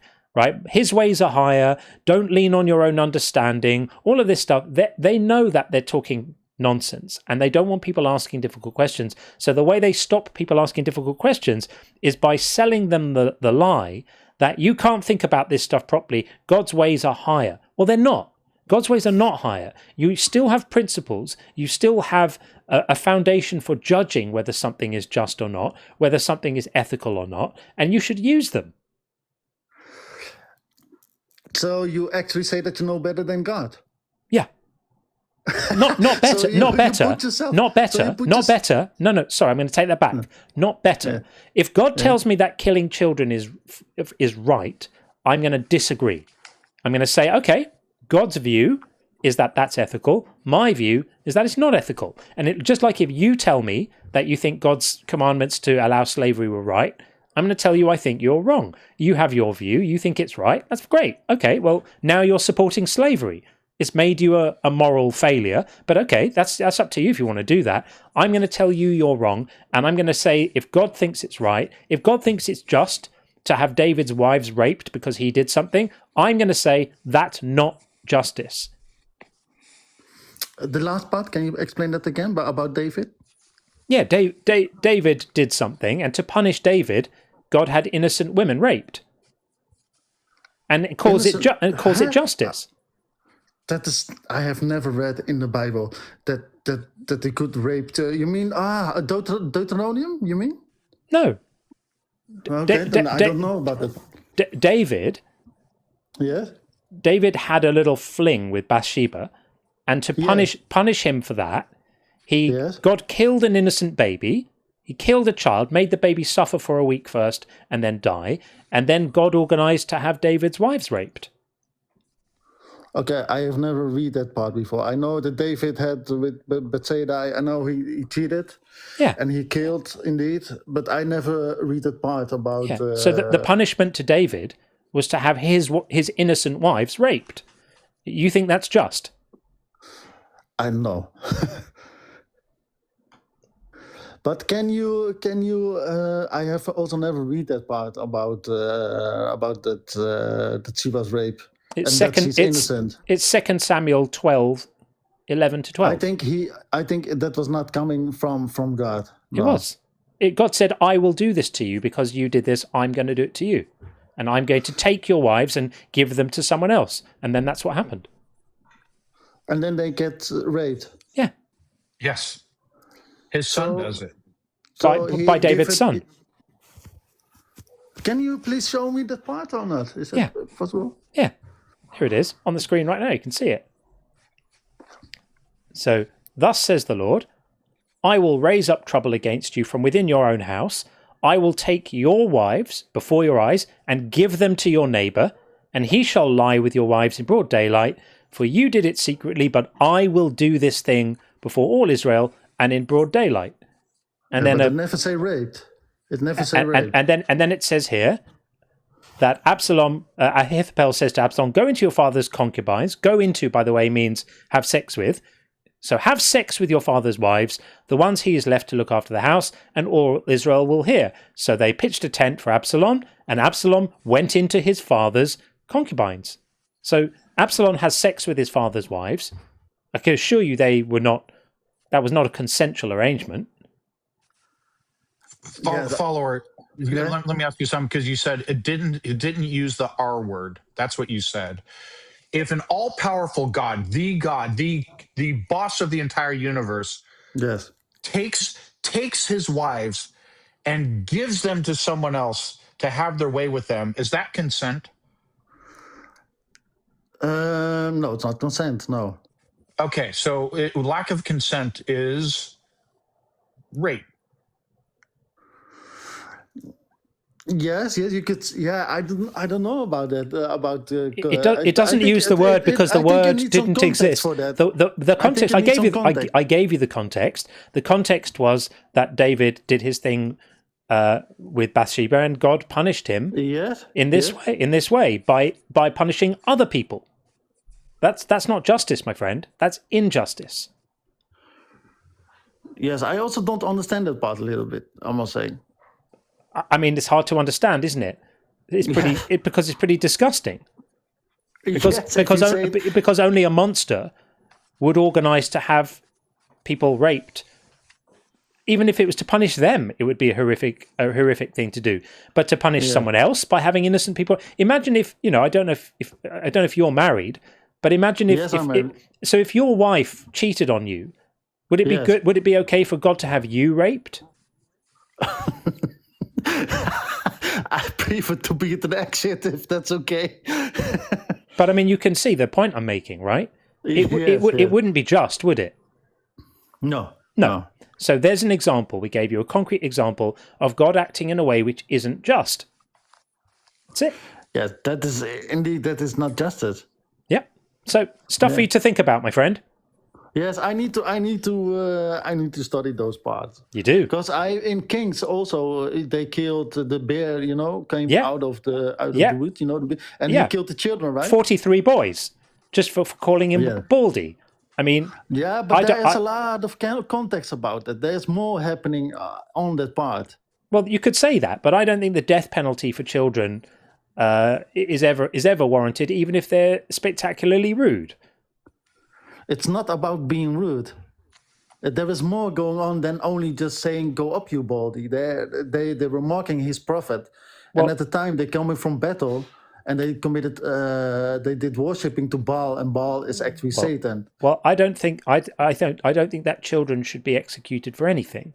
And in this particular instance, the bear attack was specifically a reprisal for mocking Elisha, wasn't it? So Elisha. Yeah. So I don't think that's very good either. And there are many, many more instances. You know what happened when when David did a census, and so God killed 70,000 more innocent people. Also not justice. So I do think that you should look into this stuff, and maybe you can reconsider whether this God that you think is all good is actually just. Because if you think that's justice, there's something wrong with you. Well, I need to study those things indeed. But looks that way. If I did it from Kings, the bears, the children that I explained to you before. Yeah. I have studied that part, and I can see why he does that. Yeah. Well, you're going to be able to find theological copes for all of this stuff, because that's what theologians do. They sit around trying to come up with vaguely plausible sounding excuses that people can then go, "Oh, okay, that's been explained now," and then get on with their lives, sleep well at night knowing that it's all been explained. The question is it a good explanation? And in my experience, none of these things are good explanations. They're fairly pathetic. So anyway, we're gonna move on, my friend, and get someone else. Yes, have a nice life, yeah. Have a nice life indeed. Thanks for coming in. Wild. Okay, there we are. That was a follower of Christ. Food for thought, if nothing else. Okay, we are going to get ex-young Devin in just a moment. What have we got? Have we got any bingo? I'm not sure we have any bingo. Don't think we have. One. PVG, performative laughing. Good call, PVG. Yeah. PVG on the case. Very, very good indeed. Okay, that's excellent. And I will do a couple of super chats and then we'll get ex-young Devin in. Scruffy Man said, Dante's Inferno is the divine comedy for a reason. It's a comedy because they knew hell has to be some type of divine joke. I mean, I guess it is ridiculous, but probably not funny for the people who have to go there if it was indeed true, which we can be confident it isn't. And Mike Ellison, great to see you and thank you for the super chat. A perfect being cannot commit an imperfect act. A perfect being cannot sin. If Adam and Eve were made perfect, it is impossible for them to sin. I've never thought of that argument before.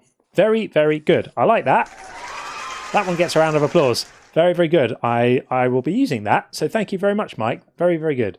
And Coco said, if Adam and Eve were made perfect, they wouldn't be able to sin. Exactly the same argument again. I must be missing stuff that the audience get because it goes over my head. I'm not clever enough for this place. And Buzz, great to see you, friend, says, Tim, don't worry. Needing to poop is a great reason to posit that there's no God, especially for women, because the fun zone and the shit shoot are neighbours. Lovely, delightful. Thank you, Buzz. And last one for now. Tim says, did I just spend $2 to say I got to go poop? Apparently, possibly, maybe. There we are. All highbrow stuff here, people. All highbrow stuff here. From we do have the best people, though. It's true. Okay, we are going to get ex-young Devin in right now. Ex-young Devin. Hi, ex-young Devin. How are you? Hola. Hello. Can you hear me? Yeah. Yeah. Welcome in. We've got your name up on the board. What are you saying? I just wanted to know why you thought God was evil. Well, is there a particular God that you want us to talk about? Is there a God that you believe in? Sure, I'm a Christian. Okay, so I think that's easy. I mean, the Christian God is like the biggest psychopath that's ever been described in pretty much any book ever. Okay, examples? I mean, telling people to go and kill children would be a good example. And babies. So what do you expect them to do? I expect him to come up with a better way of organising things so that men don't have to be told to go and slaughter infants and babies. Well, are you familiar with the fact that some of this is ancient Hebrew? What's the word? Where they're kind of playing it up. Made up stories? It's not made up. They're just. It's like, so in Egypt they have a tablet that says that they completely wiped out the Israelites. Clearly, they still exist. It's just military language. But even if it was the case that, hey, back then they don't take prisoners of war, because how could a nomadic tribe take prisoners of war? So they slaughtered everybody. I mean, God has. You could leave the civilians alone. You could leave the civilians alone. So, like, Yeah, you could allow military. them to Hold on, wander in the let me desert. finish. And, Let me you know. finish. Okay. So, if a military commander orders his men to specifically target every man, woman, child, and baby, civilians alike, everything, that would not only be grossly immoral, it would be illegal, right? I mean, both of those are true. It would be immoral and illegal, right? When that's not necessary, but at no point do you see them actually do that.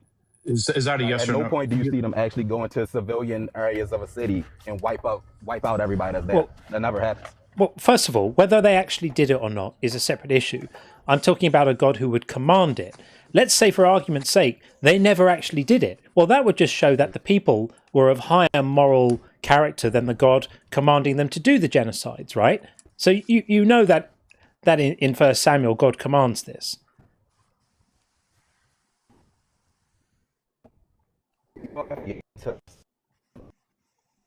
Where they say they wiped out everybody when they didn't actually wipe out everybody. Hang on a second. Hang on a second. Kind of thing. Hang on a second. Hang on. To a certain extent. Engage with what I'm saying to you. Like, if somebody gives a command, then we can judge the morality of giving the command, which is completely separate from judging the morality of those who either chose to follow it or not follow it. So I'm not talking about whether they did it. In fact, they did do it, if you think the Bible's true. But in this particular instance, even if they didn't, we can judge the morality of God saying, go and slaughter the Amalekites and kill every single last one of them, every baby, every animal, every infant, every nursing mother, every old lady, every old man who's no threat.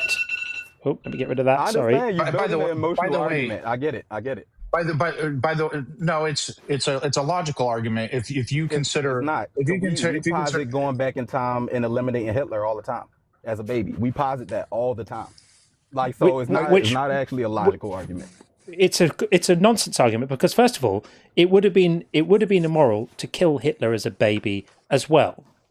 The fact that you can say, well, he may not have grown up to do all of those things is by the by. It's always immoral to slaughter a baby, because you could have said, rather than kill the baby, take the baby and give him a better upbringing that wouldn't have resulted him in becoming the horrible person that he became. Mm-hmm. That this is complete nonsense. So your defense here of God telling people to slaughter children is that they had no choice but to do it. It was a good thing to do. There's no way that God could have organized things any differently. Do you have any clue of how insane that sounds?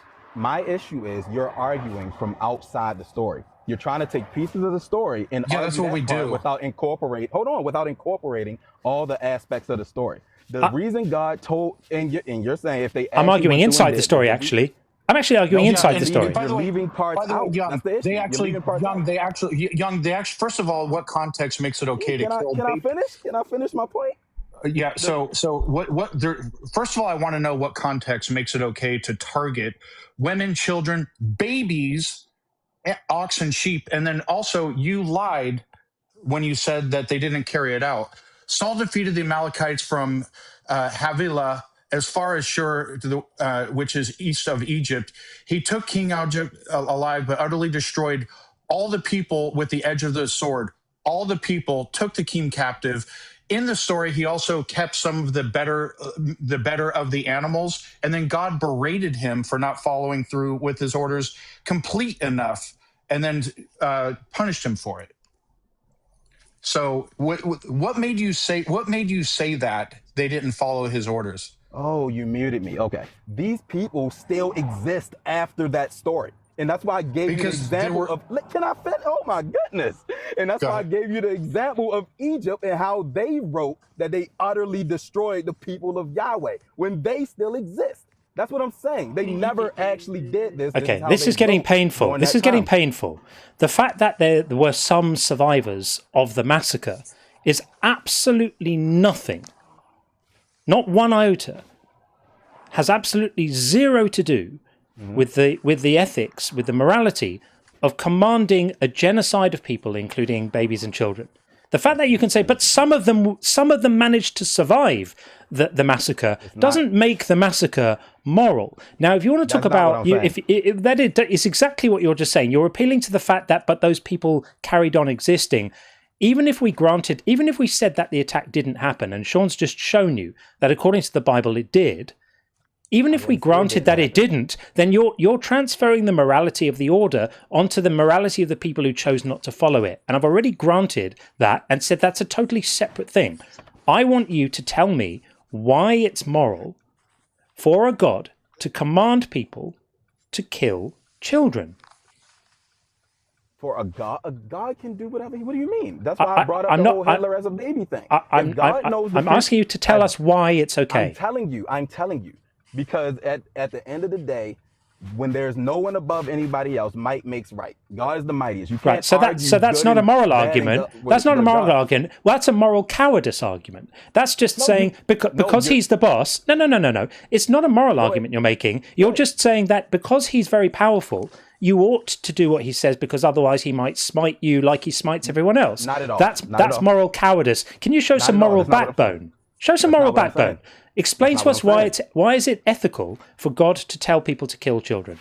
That's not what I'm saying. What I'm saying is just like the baby Hitler situation, if God knows all things, he may know that a better future comes from these people dying. That's the pathetic. Point. And that's the context that they give. The context is if y'all take these people as your slaves, or if you marry them, or you this and that, they're going to teach you their ways, and you're going to start sacrificing your children. First of all, okay, all right. That's the context. First of all, okay, your argument fails for two ways. First, it fails because an infinitely powerful God could arrange a different way of making a better future without telling men to go and kill babies. That's the first. That's the first problem. The second way that your argument fails is that this was not some defensive attack that God had the Israelites do to protect themselves from an impending threat or from other people who were sacrificing their children.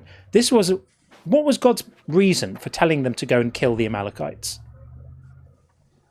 If I don't remember exactly, are the Amalekites the ones that attacked them while they? Are the Amalekites the ones that attacked them while they was leaving Egypt? It was a revenge attack 400 years previous.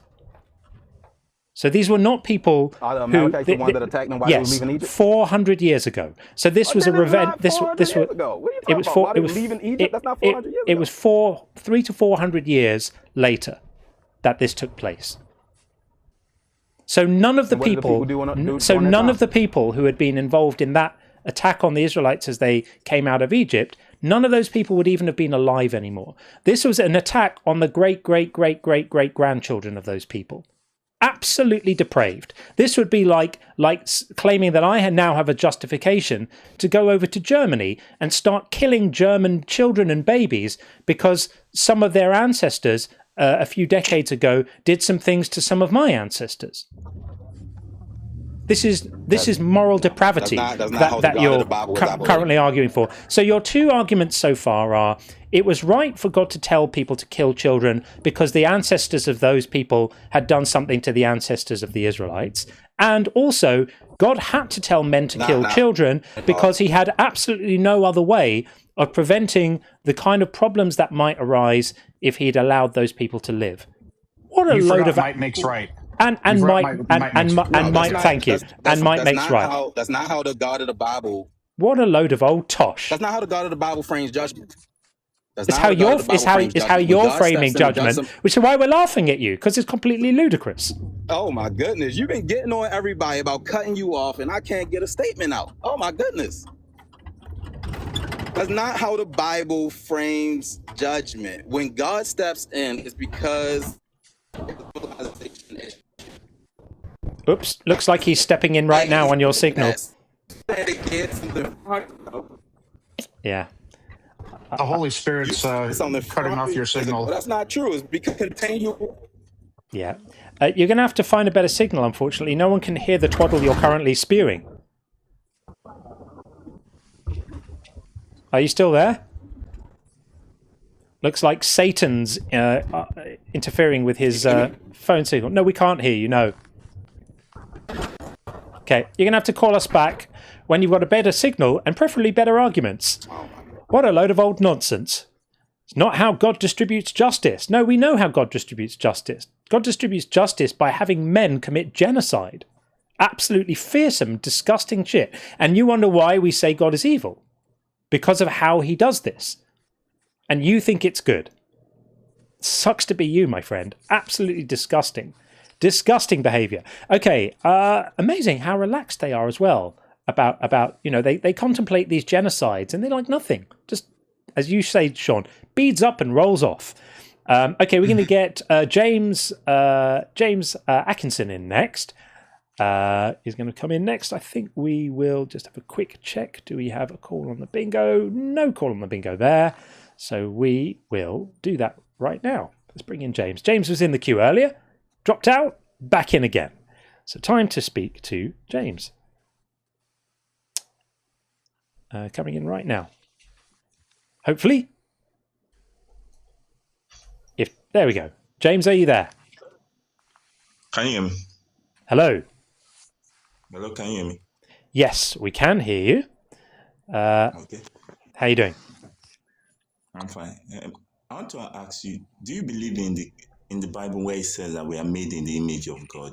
That's complete bullshit. Okay, it's complete bullshit. Yeah. Now, do you believe that God works through people? I don't think God exists, but what are you getting at? Like for the purposes of the conversation about God's morality, I'm happy to go with you and assume he does. History now. Let's take for example, have you heard of the Christian missionary woman known as Mary Slessor? It's hard to understand him. Yeah. Mary Slessor, the woman that stopped the killing of twins in West Africa. Okay, so there was a... Right, go ahead. So there's a woman who did some nice stuff, and?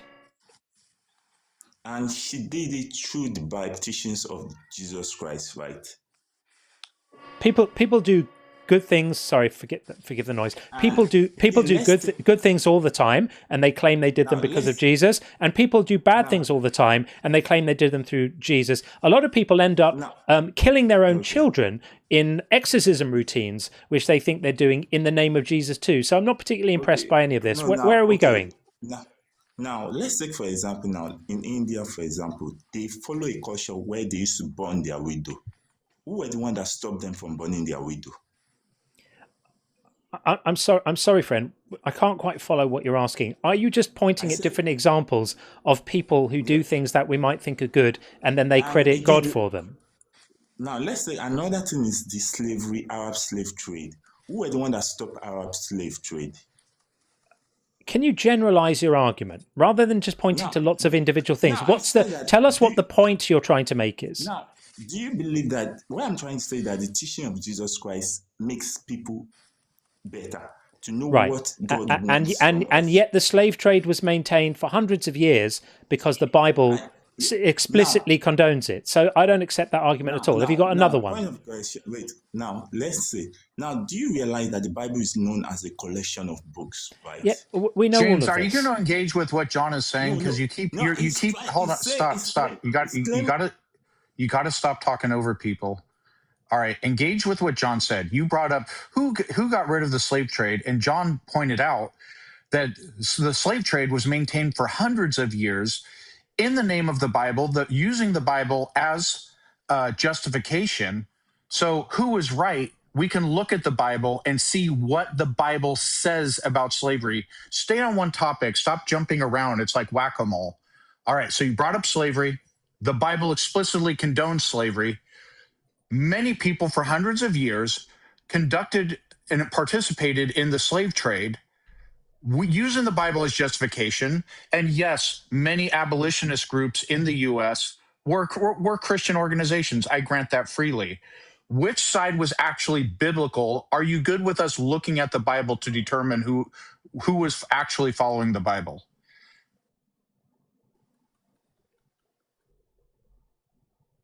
You can unmute now. Press the microphone at the bottom. Now, do you know the Byzantine Empire? Did you hear a word I said? Now, relax. You keep on claiming that God is evil, and I said that God can walk through people, right? Uh-huh. So we had Christian slave traders and slave owners who just used the Bible. Hold on. I'm asking you a question. I asked you a question. Now, please pay attention to the question. Okay. All right, James, so pay attention to the question. You had Christians who were slave owners, participated in the slave trade, and they used the Bible as justification. You also separately, hundreds of years later, had an abolitionist movement, some of whom were Christians and Christian organizations. Which side of the argument for slavery, pro-slavery, anti-slavery, were actually biblical? Now, was it fellow Christian that also condemned their fellow Christian? Which side was biblical, the pro-slave side or the anti-slave side? Which side was the anti-slave? Okay, turn to Leviticus 25. Now, 44 through 46. Now, okay, relax. Can you love? Oh, I'm very calm and relaxed. Let's relax and read your Bible. You don't want to stop your Bible from being read, do you? As for your male and female slaves, who you may have, it is from the nations around you that you may acquire male and female slaves. You may also acquire them from among the aliens residing among you and from their families who are with you, who have been born. It's hard. Some of it's cut off. Born in your land. They may be your property. They may be your property. Yep. You may keep them as possession. Yep. Have you got it? Yeah. So anyway, James, right here, explicitly, the Bible condones slavery. What say you?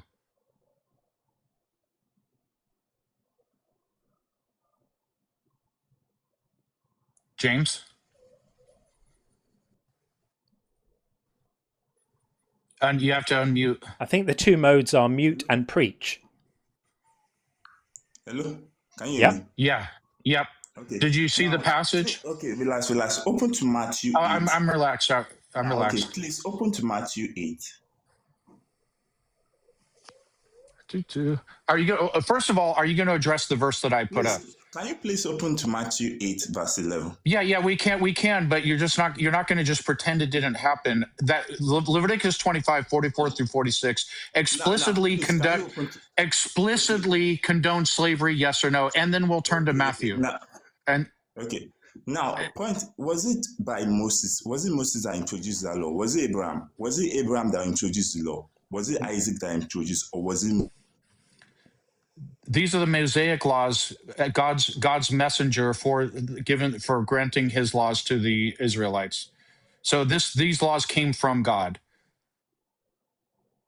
Nothing in Matthew is going to be relevant to any of this.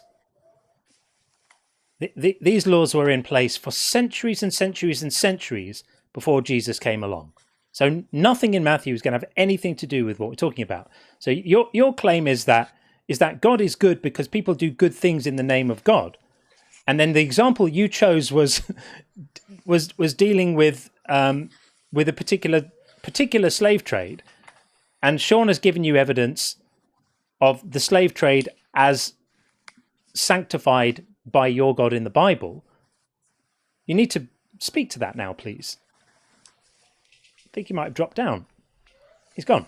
Oh yeah, he did. Okay, well, we'll never hear the reason, and we'll never hear what the Matthew 8 cope would have been. But I promise you, there's nothing in Matthew 8 which is going to help with that. So there we are. Okay, we are going to get in Paisos Repenter next. We will just have a couple of super chats first and then see.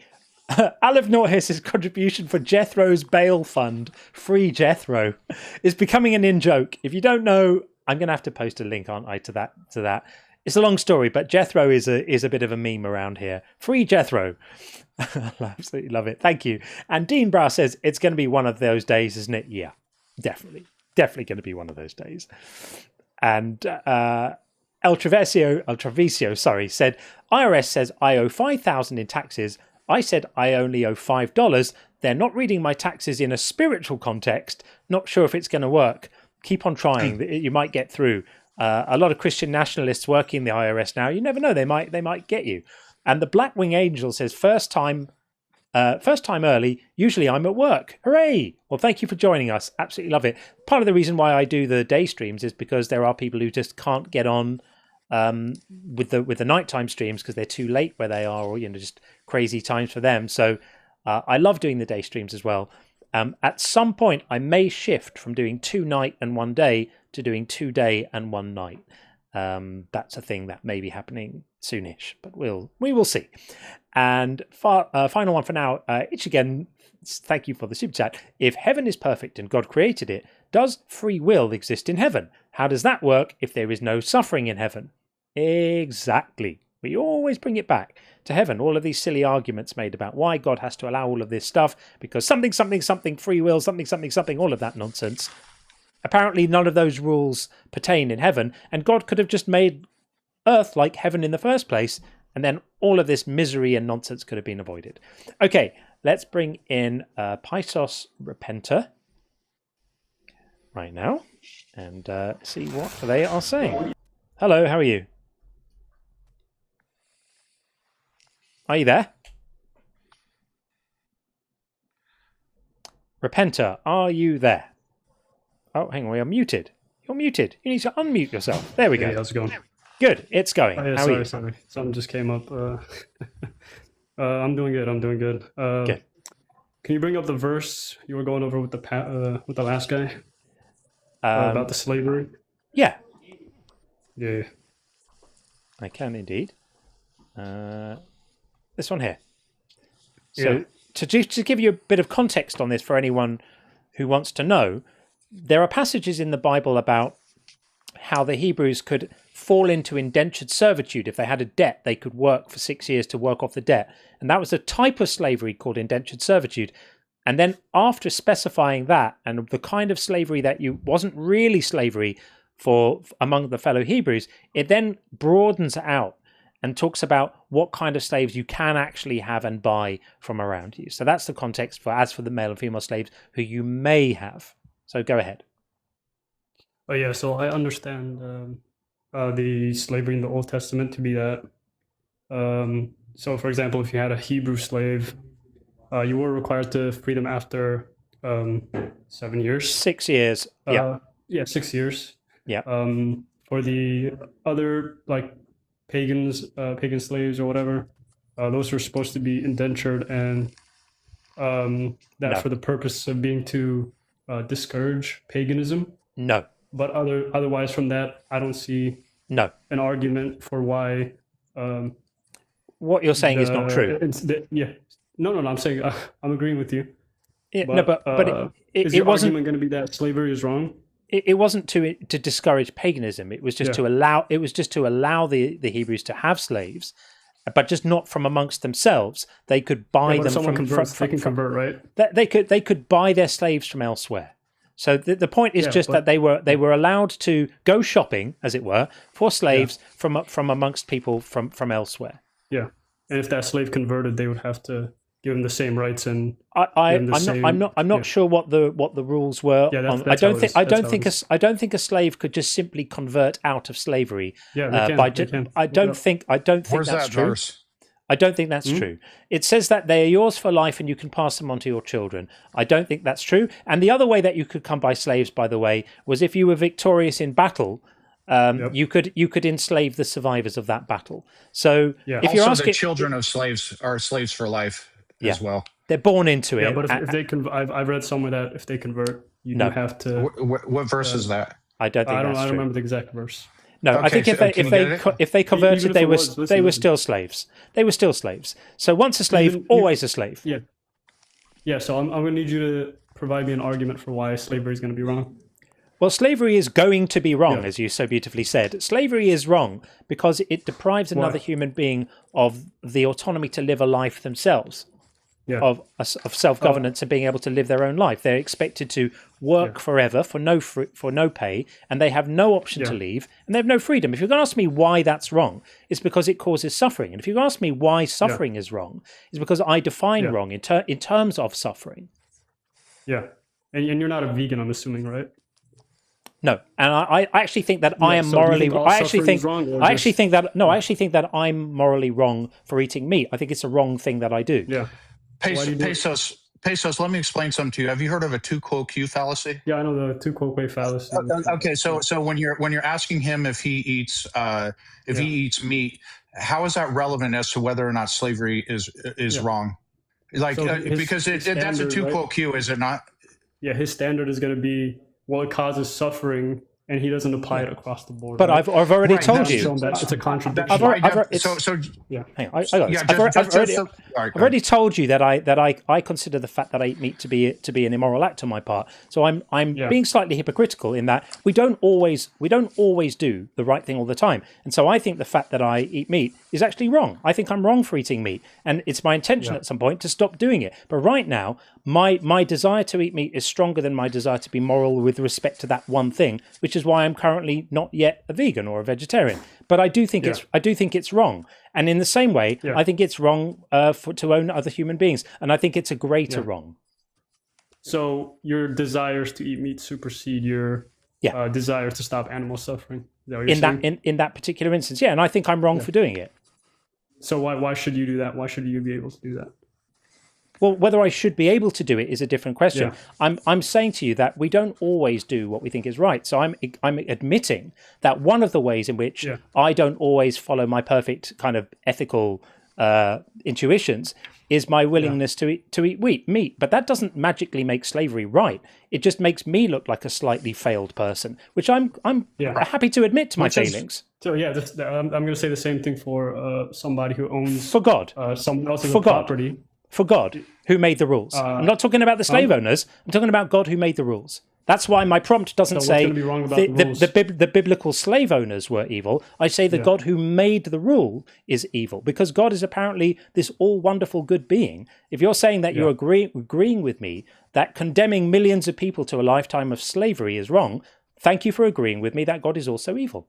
A lifetime? No, 7 years again. A lifetime, which was why I clarified it. Is why I clarified it at the beginning that the fellow Hebrews were indentured servitude for 6 years, and the other slaves who were bought were forever, including their children. Now, so far, the only argument you've come up with is you think I'm having a double standard because I eat meat whilst saying it's wrong. I own that double standard. Do you own this? Do you own the poor standard that God is sticking to here?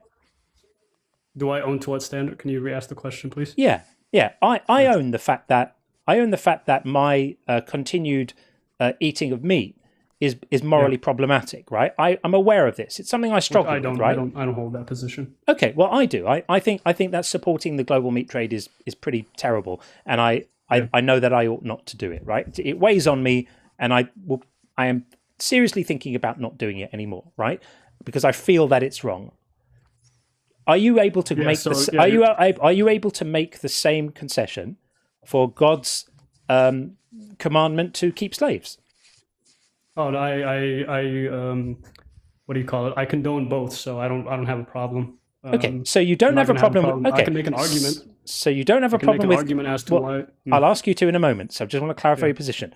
So all of that total waste of time about me eating meat has absolutely nothing to do with what we're talking about here, because your position is that because you think it was moral for God to condone slavery. So give us the argument for that. The argument is going to be that as long as you're not causing which is beating, like unnecessary suffering and such. That it's perfectly fine. You're acting like this is a new practice. Can I make you a slave then? Can I make you will you be my slave historical then? practice? Will you be my slave then? Will you be my slave, please? Well, I mean, you have to go to war and win against No, me. no. I want you to come and be my slave and work for me forever, and your children have to be my property also, because there's no suffering there apparently. Well, I don't want to be your slave. Why would I want to be your slave? Well, but why wouldn't you want to? There's no suffering apparently. Apparently, there's no suffering involved in being a slave. So come and be my slave. Just because there's no suffering doesn't mean I want to do it. I'll even send you the airfare, and then you have to come and be my slave forever. And if you have any children, bring them with you as well, and they can be my slaves also, because apparently there's no suffering involved. So that's not even an argument. You're just no, I'm just responding responding to what you said. That's just a straw man. That's just a straw man, to be honest. No, I'm literally responding to what you said. So if you grant that there is suffering, do you want to be my slave? Because I grant that there's suffering involved in being a slave. So no, thank you, I definitely don't. But if you grant that there is suffering involved in being a slave, then you would have to say that God's permitting it was unnecessary suffering. It would be the same reason as someone might own a cow. I don't want to be someone's cow, but they can own a cow and like they can make it meat or milk, whatever they like. There's no problem with that. So to you, to you treating it like it's the same thing for humans. Like, hey, since you can own a cow, you can own a human, and it's no different. And that's your worldview. Under your worldview, what makes them different? A human is just an animal. I value human lives more, and then also I think mistreating animals is bad. I'm also hypocritical on that, and you pointing that out is a tu quo q fallacy. I can read it out for you. It's a textbook tu quo q fallacy. You don't want to use fallacies, right? You're just appealing to my when you're saying, hey, how about I own you? Like you're just appealing to my opinion on what's going to be, right? No. We're hammering. Doesn't mean it's a unethical practice or in any way. So just according to you, slavery does, in and of itself, owning someone as literal property does not cause suffering. Yeah, unless you're doing something else. You're not. I just wanted you to say that publicly. Like, I don't even need to say anything against Absolutely that. wild. Yeah, I think that's pretty much the argument done, isn't it? According to this man, keeping human beings as property for their entire lives doesn't cause slavery. It doesn't cause suffering. Amazing. Okay. Well, there you go. And that's why we don't do religion, people, because it turns your brain into absolute mushy garbage. There we are. Amazing. Absolutely wild. There we are. Okay. I know I should stop being surprised by the complete gibberish that these people spew, by the copes, I mean, that whole thing of him going to animal welfare whilst not actually believing it himself. It would almost have been different if he came in as a passionate advocate of veganism or something, and he was pointing it out from that perspective, but he didn't even hold that view himself. So his only thing was to try and say, well, because you're willing to be a bit hypocritical about allowing a certain amount of animal suffering because you eat meat, you should therefore also be sanguine about human beings keeping slaves. That's the best argument he could come up with. It's absolutely amazing. All right. Apparently delivered with a straight face as well. Absolutely incredible. Absolutely incredible. Okay, a couple of things to check on the bingo over here. So Pete Buster called, while we were speaking to James earlier, I'll pray for you. I think there might have been a bit of that. And while we were speaking to James, also Pete called, the Bible is historically accurate. I think that might have come out too. So there we are. Excellent stuff. And we are going to get in... I think the next one is going to be Ethan is going to be up next. Ethan Adamson is going to be in next. We'll do a couple of super chats and then get Ethan in. So Acid D Punch Drunk said, John is our version of Seth Andrews. Loving this channel, top tier. Well, that's very, very kind. I absolutely love Seth. It'd be great to do something with Seth one day. I see the parallels. Well, yeah, his facial hair is better than mine, and his voice as well, and his voice is better than mine too, and arguably his arguments. But one suffers along. But thank you, that's very, very kind. Thank you. And me voice ogre artist says Sean is probably God, not a Tuco fallacy or whatever that is. Have you seen those biceps? We've all seen them. We've all seen them. Can I do a quick explainer on the tu quo q? Because this whole "do you eat meat" thing, that's come up a few times. Yeah, go for it. Yeah, so just briefly, tu quo q is the Latin for you too fallacy. It's basically saying you're being hypocritical or not practicing what you preach, therefore trying to dismiss your argument. So it would be a lot like if a father tells his son, do not drink and drive again because that's very dangerous and you can hurt people, you can get arrested for your DUI, et cetera, et cetera. And the kid tells the father, I've seen you drink and drive too, Dad. That doesn't make the dad's argument any less true, nor is it unsound. It did nothing to defeat the argument. It's just telling him you're a hypocrite. It's a diversion from the actual point. Exactly. That's exactly it. And then me voiceover artist, which is sounds a little bit like me voiceover artist, of course. Also, John, if you remember, you failing for 15 seconds to say my name at the top of the show made me change my name. Let's see if you figured it out. Oh, I don't figure stuff out. I'm always slow, and I get it like 5 minutes later after everyone else has got it. I can't help it. I'm just not very intelligent. But thank you anyway. Okay, let's get in Ethan. Ethan Adamson coming in right now. Get the name up on the board in readiness. Come on, Ethan. You can do it. Come on, TikTok. You can add a guest into the live. We're all waiting on the TikTok transporter. We'll give it another few seconds. And if this does not work, then we will get my Endless Defiance in, who's next in the queue. Seems like it's not working. Ethan, that is not working, I'm afraid. I'll drop you down. Ethan, if you're still there, request up again, and we will get you in afterwards. Or even right now, if you can do it right now, we'll bring you straight up. But if not, I guess that's going to be a later, isn't it? All right, that's not happening. We will get My Endless Defiance in. It's a good name. Let's see what happens. My Endless Defiance. There we go. Hi, My Endless Defiance. How are you? I'm pretty good. How about yourself? Good, but your signal is not great. So if you can do something to get a bit of a better signal so we can hear your Endless Defiance more clearly, that would be great. Oh, okay, let me see. Let me jump over to another spot here real quick. Give me 1 second. It now sounds okay. It just improved. Yeah. So whatever you're doing, just do that. Okay, how about now? Yeah, that's good. That's great. Yeah. Thank you so much. Okay. Thank you so much. Okay, so obviously you know what no problem. Our prompt is as the prompt is. God is evil and silly. What say you?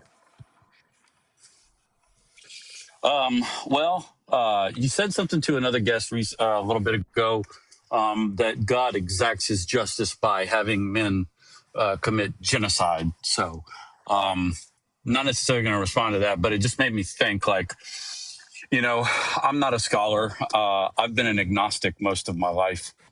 And I've only recently become a Christian in my, I'm 40 years old now. And in the last maybe 5 or 6 years, I've kind of become a Christian.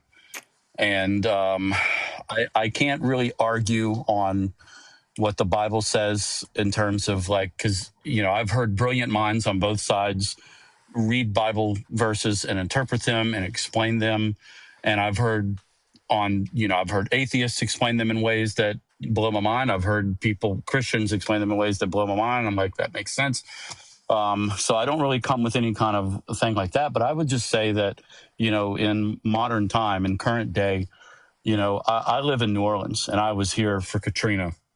And after Katrina hit, there were tens of thousands of Christian organizations that came down here from all over the place to help people rebuild their homes. My best friend, his grandmother's home was completely demolished, and a Christian church from somewhere up north came down here, and they rebuilt her home entirely, free of charge, no strings attached.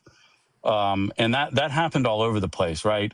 And when you look at things like that, and you look at things like the St. Jude's Children's Foundation, which is completely funded by private donations. But if I may, I see the fruits of Christianity as being wonderful. But if I may, it sounds a little bit like you're making the argument. Some people who are members of Christian organizations do nice things for people. Well, that's not something I would ever argue with. But there are also, in the wake of Katrina, were lots of non-religious organizations that provided support also. And here's the real kicker. Your God made Katrina happen. Your God is the one who invigilated Katrina, decided exactly how strong the winds were going to be and how deep the waters were going to be. Your God could have prevented it and didn't. Why? No, I don't agree with that God had anything to do with Katrina. It was a natural Really? disaster. God was powerless to stop it? I don't think God had anything to do with it. He didn't make it, and he didn't get involved in it. Let me just get this right, so I'm tracking you properly. The God who created every single planet in the universe, who molded every galaxy, who set all the planets in their orbits around the sun, who decided what our planet would be made of, who set the weather systems, who created all of life, who invigilates everything that happens on Earth from moment to moment, had nothing to do with a spot of weather in Katrina. Are you serious? I don't believe that God puppet masters the universe. I don't think that he put the planets into orbit. I don't think he controls the weather. I don't think he has really anything to do with the natural order of the universe. I don't look at God that way. I just want to be clear. You are a Christian. Do you believe that God created the universe? I do. I believe that God created the universe 14 something billion years ago. I got you. And is God all powerful? Absolutely. Okay. So that means God was powerful enough to create a universe and particularly Earth in such a way that we would not have hurricanes, correct? But he did. Yeah, but he could have, but he didn't. Right. Oops. So that's why we say God is responsible. God could have made a hurricane-less world, and he specifically consciously decided to make a world with hurricanes, which makes him responsible for Katrina, right? No. And he knew what date it was going to happen. The inconvenience of a hurricane to human beings. The inconvenience of a hurricane to human beings doesn't mean anything to the rest of the cosmos. I mean, it's so insignificant. It only matters to us. We didn't like it because it was an inconvenience to us. Hang on a minute. And it caused devastation to us. You do realize you're defining your God out of existence here. This is ridiculous. So God either knew that this thing was going to happen or he didn't. If he didn't, then you're contradicting the biblical view of God. As being, sovereign and knowing all things, right? So if that's the God you want to believe in, and that's the one that you find convincing, a God who has limited knowledge, doesn't know what's going to happen in the future, and can't do anything about it, well, okay, then that type of God is slightly less evil than this sovereign. But I never said that. Powerful God. Well, you're implying it by saying he had no hand in Katrina, he had nothing to do with it. He either knew it was going to happen or he didn't know it was going to happen. And if he knew it was going to happen, he either could have done something about it or he was powerless to do something about it. So which one is it? I didn't say either of those. I said he just didn't have anything to do with it. Why is he obligated to? I didn't say he's obligated or prevent it. I didn't say he's obligated. So did he know that Katrina was going to happen? I have no idea. You'd have to ask him. Is he all knowing? I'm pretty sure.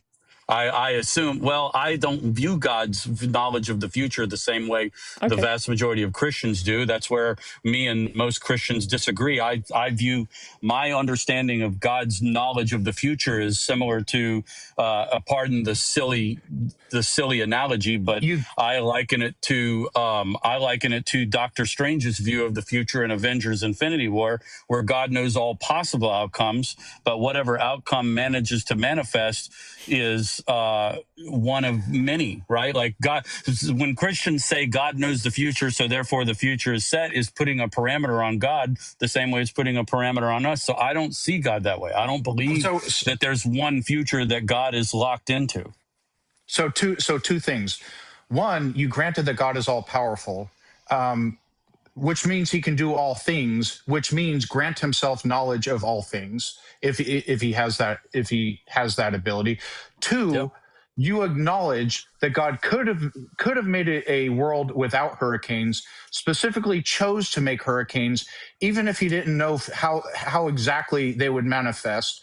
He knows that they would be destructive and cause death and destruction. You'd have to be an idiot not to know that. So God specifically chose to create a world with hurricanes, but you're saying God has no responsibility at all in the fact that hurricanes are wiping out people. And then you said, that and then doesn't you said they're insignificant to him. I just want to share this super chat that's come up from I didn't Gates say of they're Delirium. insignificant to him. Well, you said they're insignificant in some way, and Gates of Delirium us. says They're to insignificant. us. Well, It's let's see how insignificant to us. insignificant they are. Gates Or of Delirium should I say says the grander cosmos at large. exactly. I survived Hurricane Helene in Asheville. It wasn't meaningless, as this caller implied. It was horrifying. The organisation that did the most for our community was a local and secular one. So another data point there. I think this is a bit of a silly argument because you're basically just shrinking your God down into some sort of slightly hapless being who creates the universe not knowing exactly how things are going to pan out and is powerless to do anything about it. Okay, well, if that's the God you believe in, then I would grant you that God is slightly less evil than the God of the Bible. But when you say you identify as a Christian, which means you buy into some aspect of Christian theology, so do you think that it's a requirement to be saved? According to the Bible, it is a requirement to be saved to come to the Father. No one comes to the Father except through me, was what Jesus said. Right. So that's something that you need to do. If you don't do that, what happens to you? You don't go to the Father. And if you don't go, what does not going to the Father involve? Because I have no desire I have no idea.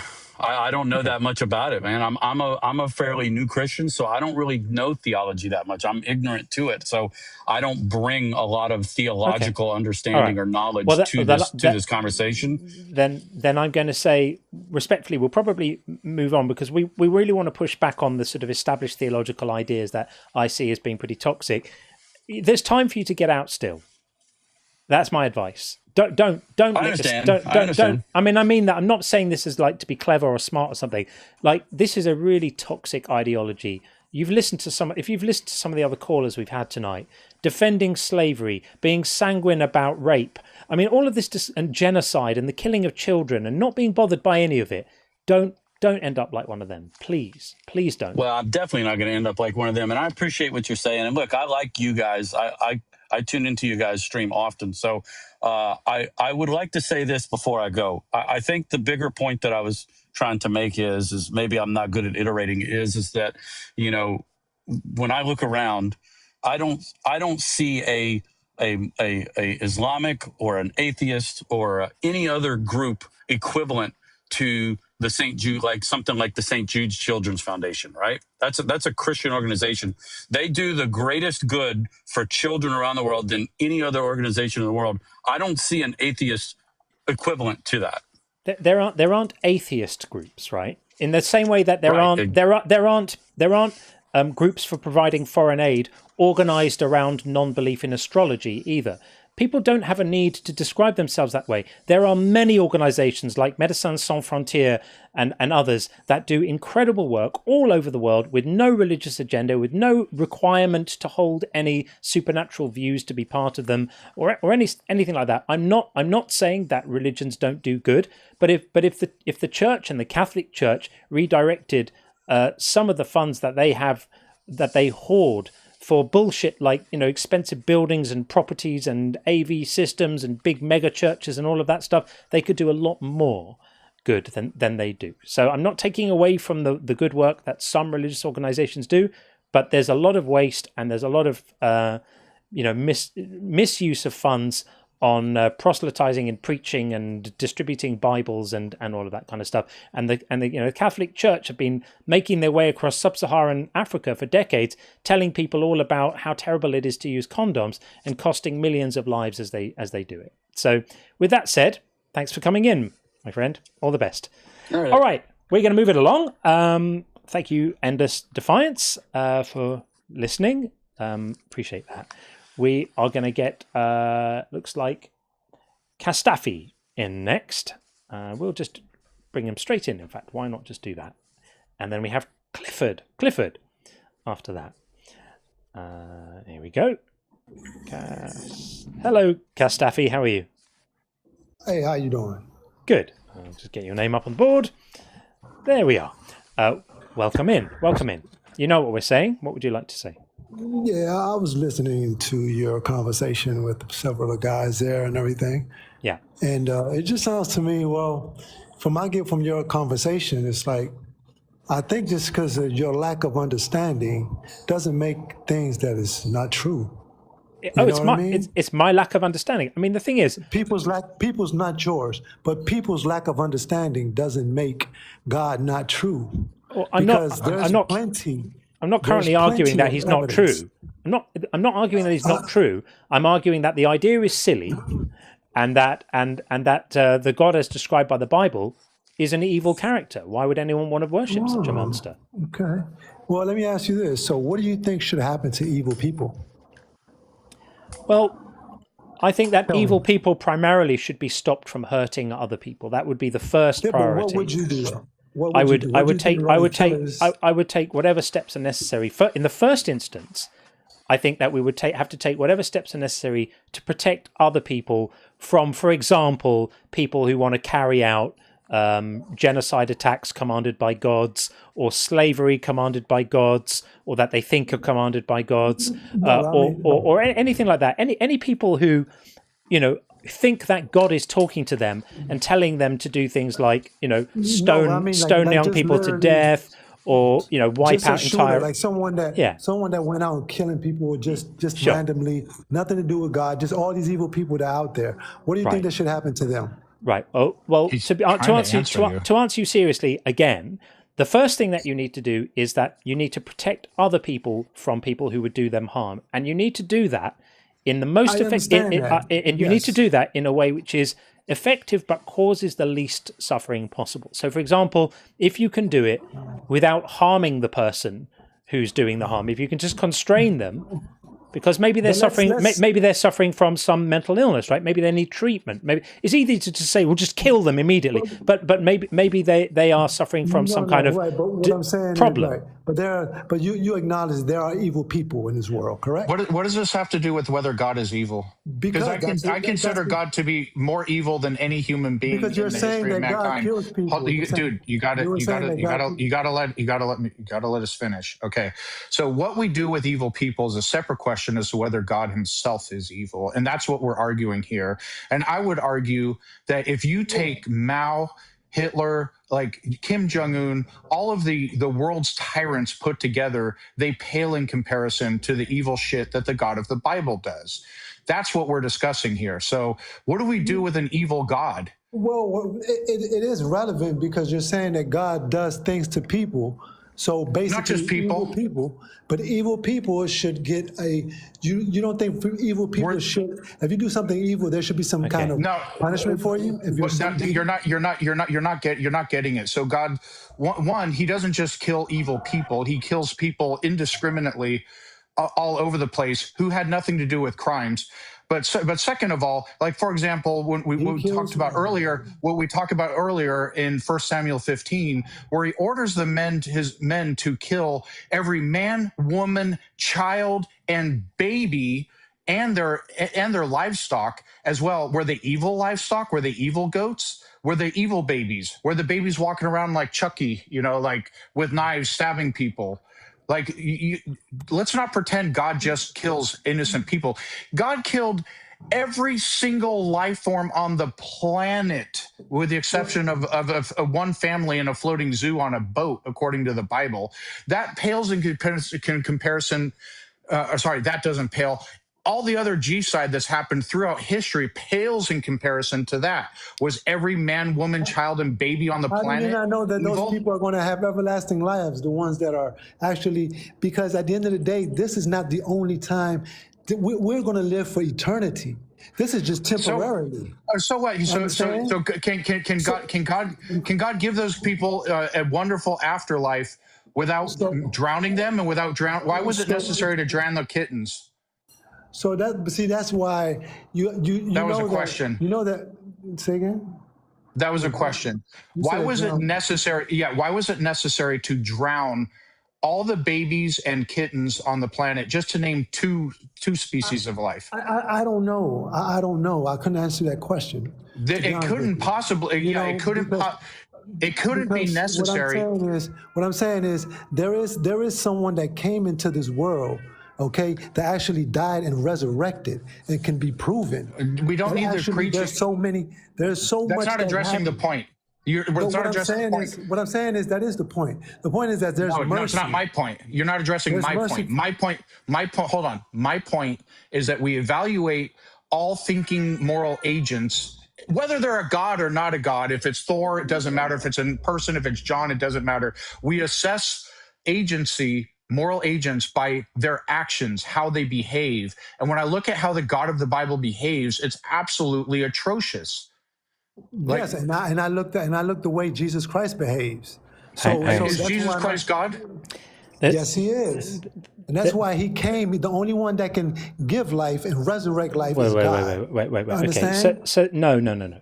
This argument is all over the place at the moment. Listen for a second. Before you can get onto how wonderful it was what Jesus did, you have to be able to adequately engage with what Sean is saying to you and what we're saying to you, which is irrespective of what Jesus may have come along and done later. God caused an unbelievable amount of suffering. Now, I personally don't think he did, because I think the whole story is just made up, which is why I say it's silly, complete nonsense. But if we're just engaged, a whole lot it's made up twaddle. Now we'll come back to that if you want to. We'll speak about it in a minute. But right now, what I'm saying is irrelevant. Is not relevant to whether that stuff is true or not. What we're saying is we're making a moral argument. We're making a moral argument and saying a God that would cause that amount of suffering, even if he's planning to come back and kiss it all better later, is a monster. Do you know how much suffering this God caused? You're talking about the slaughter of infants, the stoning to death of innocent people, the enslavement of people, the women being taken as war brides and raped by the people who killed their family, all commanded by Jesus. All commanded by this. And that's why my counter argument, my argument to that is that's why Jesus came and suffered himself. But that's not a counter argument. Stop. Was beaten to popes and anyone else. This is died not on the cross, and that's the evidence of God. Stop preaching. This is not just come and preach. This is not a preach fest. What you're saying has got absolutely nothing to do with what I just said to you.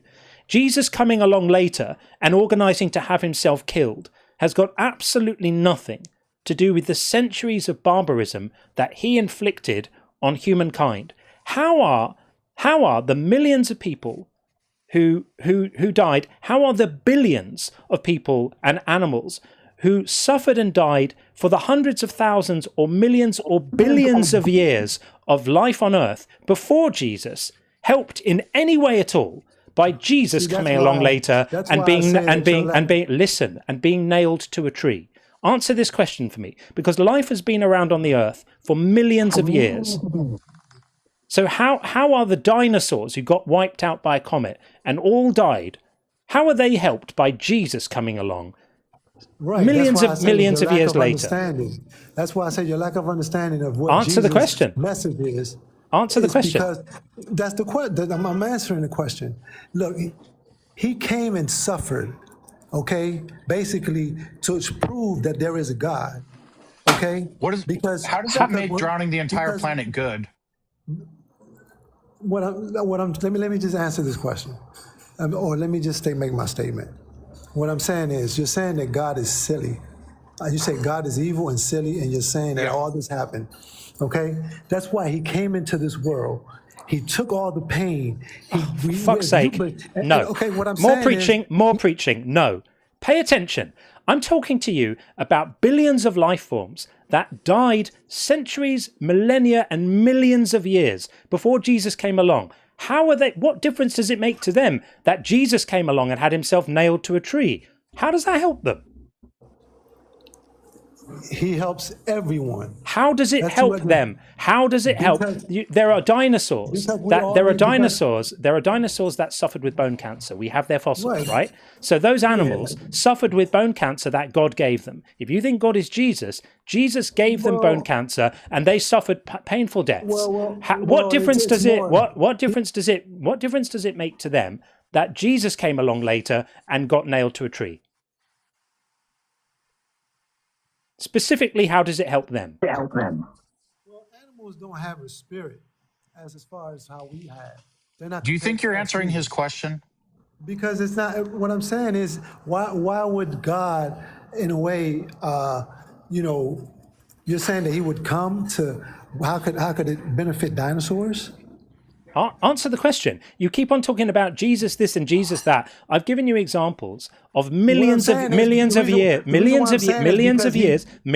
years of suffering on this planet. If you don't like dinosaurs, we can just take our own ancestors, our own early Homo sapiens, who for hundreds of thousands of years toiled on the earth, living short lives, dying young from painful things, predation, diseases, blood poisoning from their own teeth. Exactly, I hear you. Listen, how are any of those people helped by Jesus? But that's right, because that's why He came to give us a second opportunity. Okay, He came to give us a second opportunity because He took in what we deserve. I think he's just going to. You understand? Preaching. I'm not trying to preach. You're not engaging with what's being said. I got rid of it. People, if you're going to come up here, bring something better than mindless preaching. Honestly. Like, bring an argument. I asked the direct question maybe 7 or 8 times. What difference did Jesus coming and being sacrificed and dying, if you even think He did, which He didn't, but if you even think He did, what difference did that make to the millions or billions that had already lived their lives before and suffered and died? They had endured that suffering. So Him coming along later and doing stuff doesn't erase their suffering. It doesn't make it that it didn't happen. It still happened. Explain that. That's the thing you have to explain.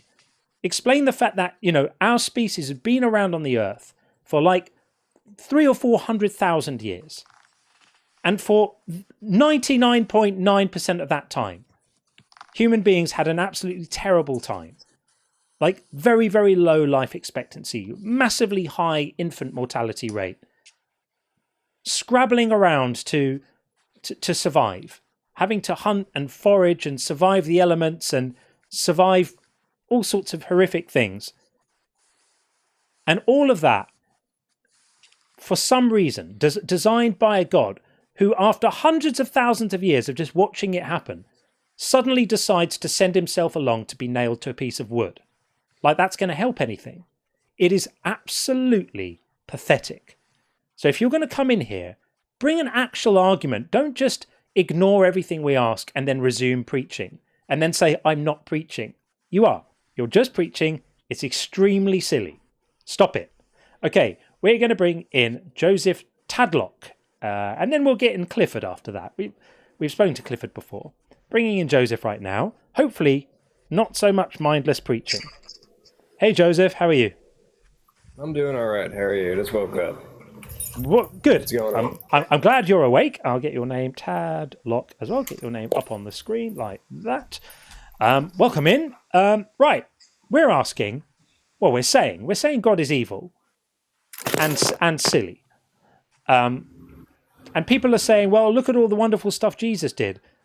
I don't know if that's where you're going to go, but just to preempt it, if it is, any arguments about Jesus are going to have to explain what the hell difference that makes to the millions and billions of life forms that lived and suffered and died before Jesus came along. Right. So I'll touch on that briefly, but I've heard y'all debate this for like the last 5 minutes. Yeah. Jesus never once did He say, we're not going to suffer. Never once did He say that. He said, we are going to win. Right? Didn't work out very well, did it? He got nailed to a tree. And then He ended up winning. Who's in heaven? How did he end up winning? Christ. Well, he also is the finish line. He also promised his disciples that the world was going to end and everyone would be held accountable for their deeds, and the angels would come along with a loud trumpet call within their lifetimes. And that was a promise He broke, wasn't it? No, I don't think He ever said in their lifetimes. He absolutely said in their lifetimes. That's something Joseph Smith said. Some of you standing here will not taste death before the Son of Man comes in his kingdom, is what he said in Matthew 16, and that was a promise he broke amongst a few others. So let's zoom out and generalize it again. So why does an all-powerful God, who can create the universe any way he wants, have to create a universe, or choose to create a universe with all of this horrific suffering in it? Why?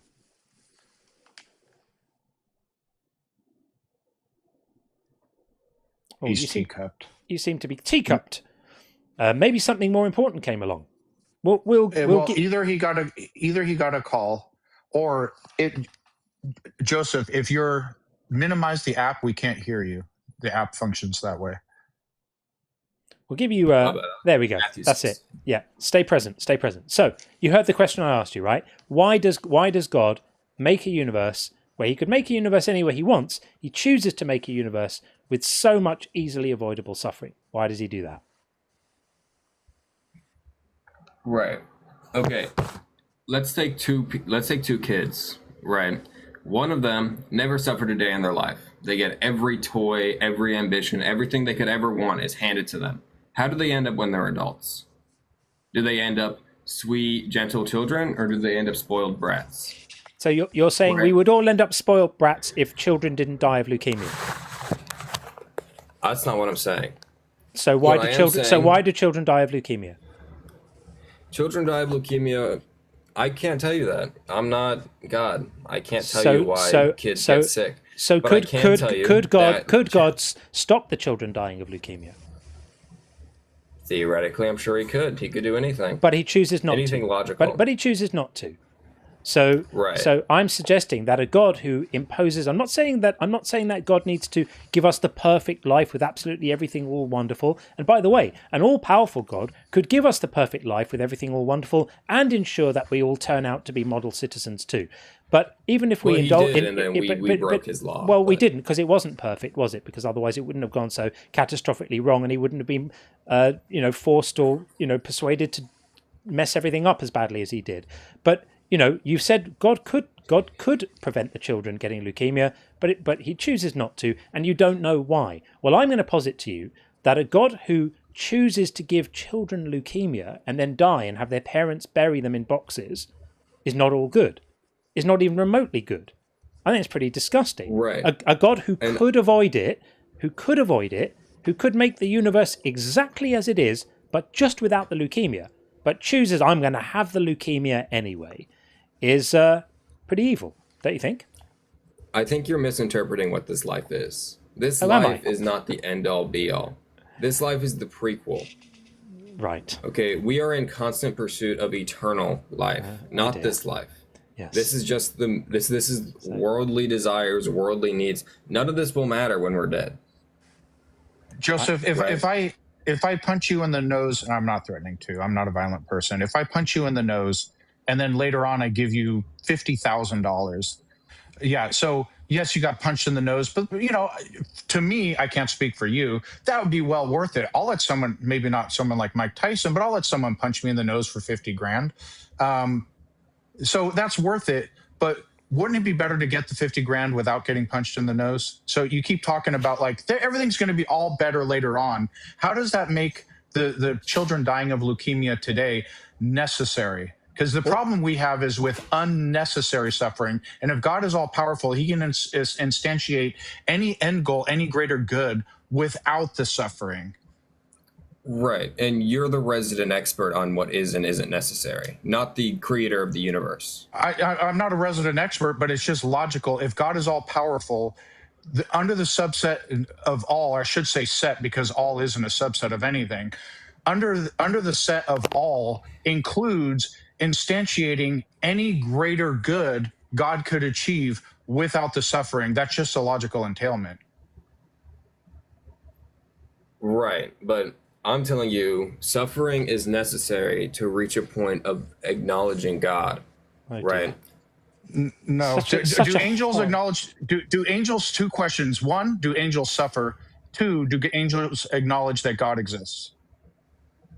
acknowledging that God exists and having faith in God Please are two answer. very different Please answer. things. Please answer. Please answer. You just said acknowledge God. So why are you bringing up faith now? You're kind of changing the goalpost here. Okay. So Well, you sorry. said suffering is I necessary. misspoke. That is Okay, my bad. go ahead. Okay, so go. So what's your acknowledging argument? God. Okay. Well, as far as angels go, I can't really speak on angels. I haven't read the Book of Enoch. I'm not very familiar with angels.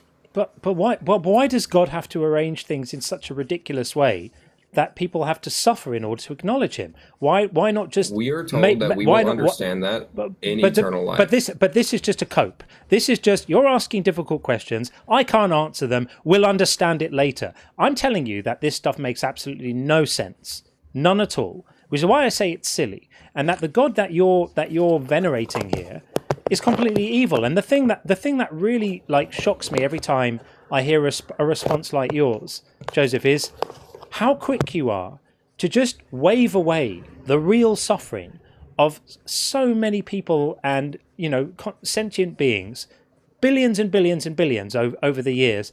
It doesn't matter because later everything's going to be fine. This isn't the real life. The real one's coming later. And you just hand wave it all away. It's such a disgusting sort of insouciance towards real suffering.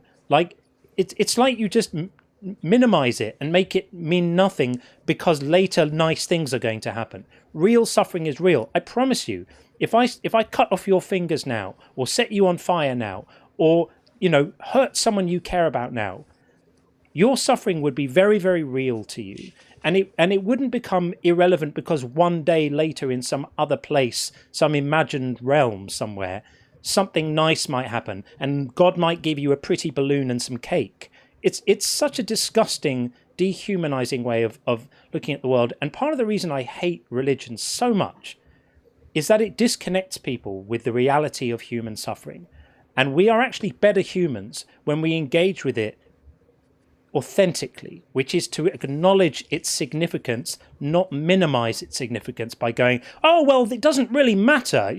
All the bereavements and the pain and the agony and the suffering, they don't really matter because this life isn't the real one. The real one starts later. That's not living an authentic human life. And it's to minimize so much, which is important. Can you take that on board as a perspective? I can understand that, but I'm not saying suffering doesn't matter. I'm saying it's for perspective. Suffering isn't the end-all be-all. When you suffer, suffering doesn't all of a sudden mean that you are in this great hell, right? Suffering is a part of life. Why? Right. Why? You say suffering is for perspective. Why can't God bestow perspective without dead babies? Without small coffins? Why not? I can't tell you that. I don't have the answer. Because there isn't an answer. Because an all-powerful God doesn't have to do anything. An all-powerful God is definitionally baked into, as Sean said, baked into the phrase all-powerful is the ability to achieve the endpoint without the suffering. And all that leaves you with is a God who wants the suffering. And you saying you don't know what the reason is, If God I agree. wanted the suffering, we'd I all agree. be in constant suffering all the time. Well, God does. No, God might just want this amount of suffering. That's not true. It doesn't follow at all that if this suffering is according to God's will and desire, that we would all be suffering more, because that doesn't work. We are suffering the exact amount that an all-powerful God wants us to suffer. And for that reason, I don't even hesitate to call him evil. It's complete no-brainer. Joseph, have you heard the heads I win, tails you lose thing with coins? When you flip a coin? Heads I win. Yeah, I've heard of heads or tails. Yeah. So, heads or tails, but basically if I say, okay, I'm going to flip a coin, if it lands on heads, I win. If it lands on tails, you lose. That's sort of a little word trick, a word play there to where you just win either way. Basically, we evaluate other moral agents, where are they good people, are they bad people, what have you, based on their behavior. And you've set up a scenario where if God does something that's good, oh, praise be to God. But if he does awful things, well, his ways are higher. you've eliminated yourself from being able to actually objectively evaluate the God that you worship with respect to his morality, because it's always, if he does good things, he's good. If he does bad things, there's some goodness there that it seems on the surface like absolute monstrous atrocities and bullshit. However, God's ways are higher. There must be some greater good. So there's no moral evaluation. It's heads I win, tails you lose. God is good every time. Hold on. When has God done something so horrific that you would think he's evil? Okay, well, let's look at drowning one. the entire planet. I've got no. Hang Files? on. Forget about that. I've got a more visceral one for you. So I'm putting something on the screen right now. So this is a super chat, a message from our friend Buzz, who's a stalwart, constant member in the community here, one of my favorite people. And Buzz says, more than free to use my example again. So I would never dream of using it, but for Buzz saying it. So Buzz lost his daughter. Buzz's daughter died. So I would like you, Joseph, to please explain to Buzz why God put him through the agony of losing his daughter. What's the wonderful thing that's going to happen later that couldn't possibly happen without the agony that Buzz has every day for the rest of his life as he contemplates that loss? You can speak as if Buzz is here because he's listening to this right now. Look, it's not my place to tell you why your daughter died. I don't know why. I'm not all-powerful God. It's not my place. It's not my knowledge. One day you will learn. And that's all you can take comfort in. But you can pray about it. You can ask about it. It's pathetic. I'm so sorry. Because you have to grapple with the fact that your all-powerful God could have achieved that one day without Buzz losing his daughter. Explain that.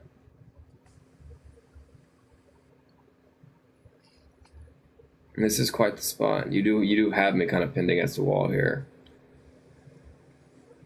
Tell the man why your God, who you say is all good, did this to him and to his daughter. And if you say, I don't know, you have to grapple with the fact that God could have chosen not to.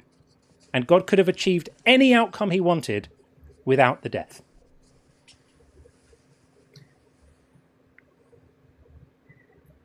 This goes back to you believing that death is the finale. No. Death is not the finale. Death is the beginning. Whether it's the finale or not. Where is his daughter now? His daughter is in God's arms. Please don't tell my friend Buzz that his daughter's death was not the finale, because that's very insulting. It's not insulting. That's one of the greatest. That is the greatest blessing, is to be. No, it's actually horrific. In God's arms. And Buzz is Don't say that. But Buzz is saying, that wasn't a fucking answer, man. And I don't blame him for saying that, because it's like a greetings card. Death is not the finale. It's like a greetings card. You know, Joseph, you literally just called it a blessing. That's to reach eternal life. Yes, that is a blessing. Okay, I think that's enough. I can't. That's too disgusting. Sorry, man. You have to go away and think about that. You have to dwell on that one, because that's too much. I can't. I'm not going to put my friend through hearing someone describe his tragedy as a blessing. That is actually depraved. People. This is a common thing with Christians, and even if they mean well, listen, Christians, if you have a friend, you don't know, if they're a fellow Christian, different, but if you don't know their theology, or you know they're secular or atheist or what have you, and they lose a loved one, don't ever tell them your loved one is in a better place. Don't ever call it a blessing, anything like that, because that's one of the most insulting things you can possibly say to them, even if you don't intend it to be so. So please don't do that. And Tim quite rightly says she should be in his arms. Absolutely right, Tim. It's completely depraved. Now, I appreciate we put Joseph on the spot there. The reason I ended the call was I wanted that moment to be the finale. I wanted that to be the final thing. I didn't want that moment to be lost in a broader conversation where it just became a detail of the conversation and not the focus point of it. And if Buzz gives me his permission, I'm going to clip this because I think it's going to be a powerful point to make. I think it's horrendous. And it's just so easy to dismiss human suffering with a casual wave of the hand. You know, I wanted to ask Joseph, and I should have asked him, what the worst thing that's ever happened to him is. Because I think people who have suffered real, genuine pain and grief and loss are not quite so quick to say, this isn't really the one. You know, the suffering here is just a moment. It's so dehumanizing. It's so awful and so sad. Buzz, I'm really sorry that you had to sit through that, my friend. My heart hurts for you there. Okay, a bit of a reset as we move on. We are going to get, it looks like, we'll get Clifford in. Clifford's been waiting ages. So let's get Clifford in and see what Clifford's saying. And then we have a few others in the queue. So we'll get everyone in. If you're in the queue, thank you so much for waiting. I promise I will not stop until we have spoken to you. So if you've got the patience, you will come up. I promise. I promise. Hey, Clifford. Yeah, hello. Welcome back. Yeah, thank you. Please, is my sound all right? Yeah, you're a little reverberant, but it sounds like I'm not sure you'll be able to do anything about that. You're in a bit of an echoey place. If you can be in a slightly less echoey place, that would be good. Is it okay now? It's not great, but we'll manage with it. It's okay. We can hear you. Oh, okay. We can hear you. So I don't want to start from where the other gentleman ended. I want to start afresh. I have two questions. Asking those questions, I have to congratulate you guys. You guys do so well. The amount of hours you spend answering a question, I think that you guys deserve an applause. But I have questions. I don't know how my first question relates to the topic, but I would want you to answer. You're breaking up, Clifford. Start So from my first question like is 10 seconds ago. Go ahead. You're good. all right. I want you to answer my question in just a yes or a. First question is.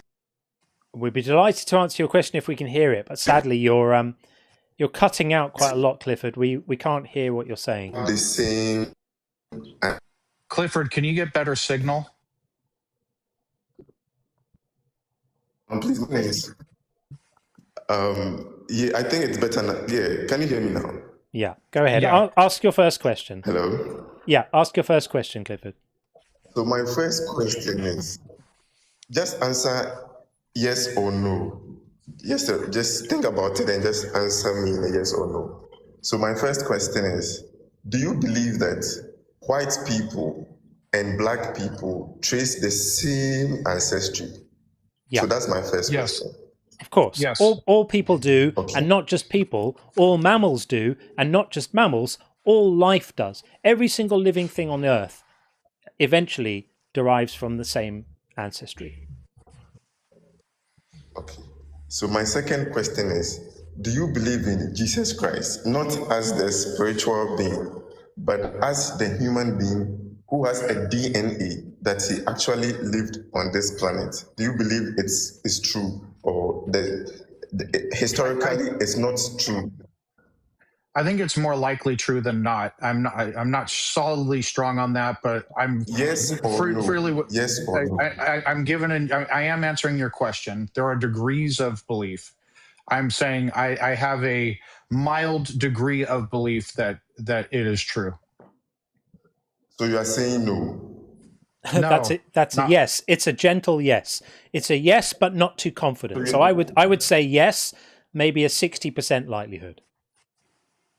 Fine. So you are saying that there was a man named Jesus Christ who actually is recorded that he actually walked on this planet. You see a 60% true, right? Yeah. I think the chances are that all of these stories are probably based on someone who existed. I wouldn't even go to he was called Jesus Christ. I wouldn't even go extend to that. I think that the stories of this Jesus figure are probably based on someone who existed. That's as much as I would give you. No, you are trying to lie. Please, no. Just say the truth. What? Okay, let me ask a better question. That particular man that you believe 60% is true, what did he do based on your teachings and readings? What do you know of him? What did he do on this earth? What was his occupation? I don't think that we can say anything about what he did. All we can say is that hang on, you asked a question, I'm going to answer it. All we can say is that a cult sprang up around some kind of charismatic preacher of some sort in the early 1st century who did some things. And then people spoke about the things he did. And then several decades later, some people wrote about what other people had said they'd heard other people say about what he did. So all we can say is what people wrote down about him. If you're asking me what do I think he did, I think he probably regularly went to the toilet. Oh, come on. Come on. You are spewing bullshit. No, that's a thing that I think he did. If you're asking me, if you're asking me for more specificity, if you want to know what his hobbies were or how he enjoyed spending his time, I have absolutely no idea. Okay, let me ask you this last question. Okay. So my question to you is, how did the Roman Empire, this is just me, I don't know. You are the big, like you are very intelligent. So I want you to school me on this. How did the Romans quickly became Christians? How was it so rapid? It wasn't quickly. It wasn't quickly. It was a fringe cult for about 400 years. And then at some point, Constantine, apparently after some sort of vision or dream that he had prior to a battle, became enthralled with this and decided to convert to this new cult of Christianity. And at that point, it became the official religion of the Roman Empire. And at that point, it spread by violence.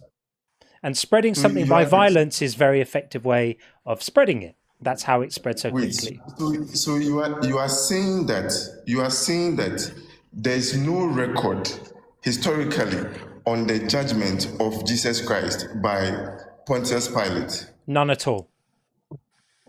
So you're saying that story is fabricated? No, I'm not saying it's fabricated. I'm just saying that it's in the Bible, and there are allusions to it in other writings, but there's no contemporaneous historical evidence that it happened. So you're saying that the only evidence of this story is the Bible, right? The only reliable evidence, yeah.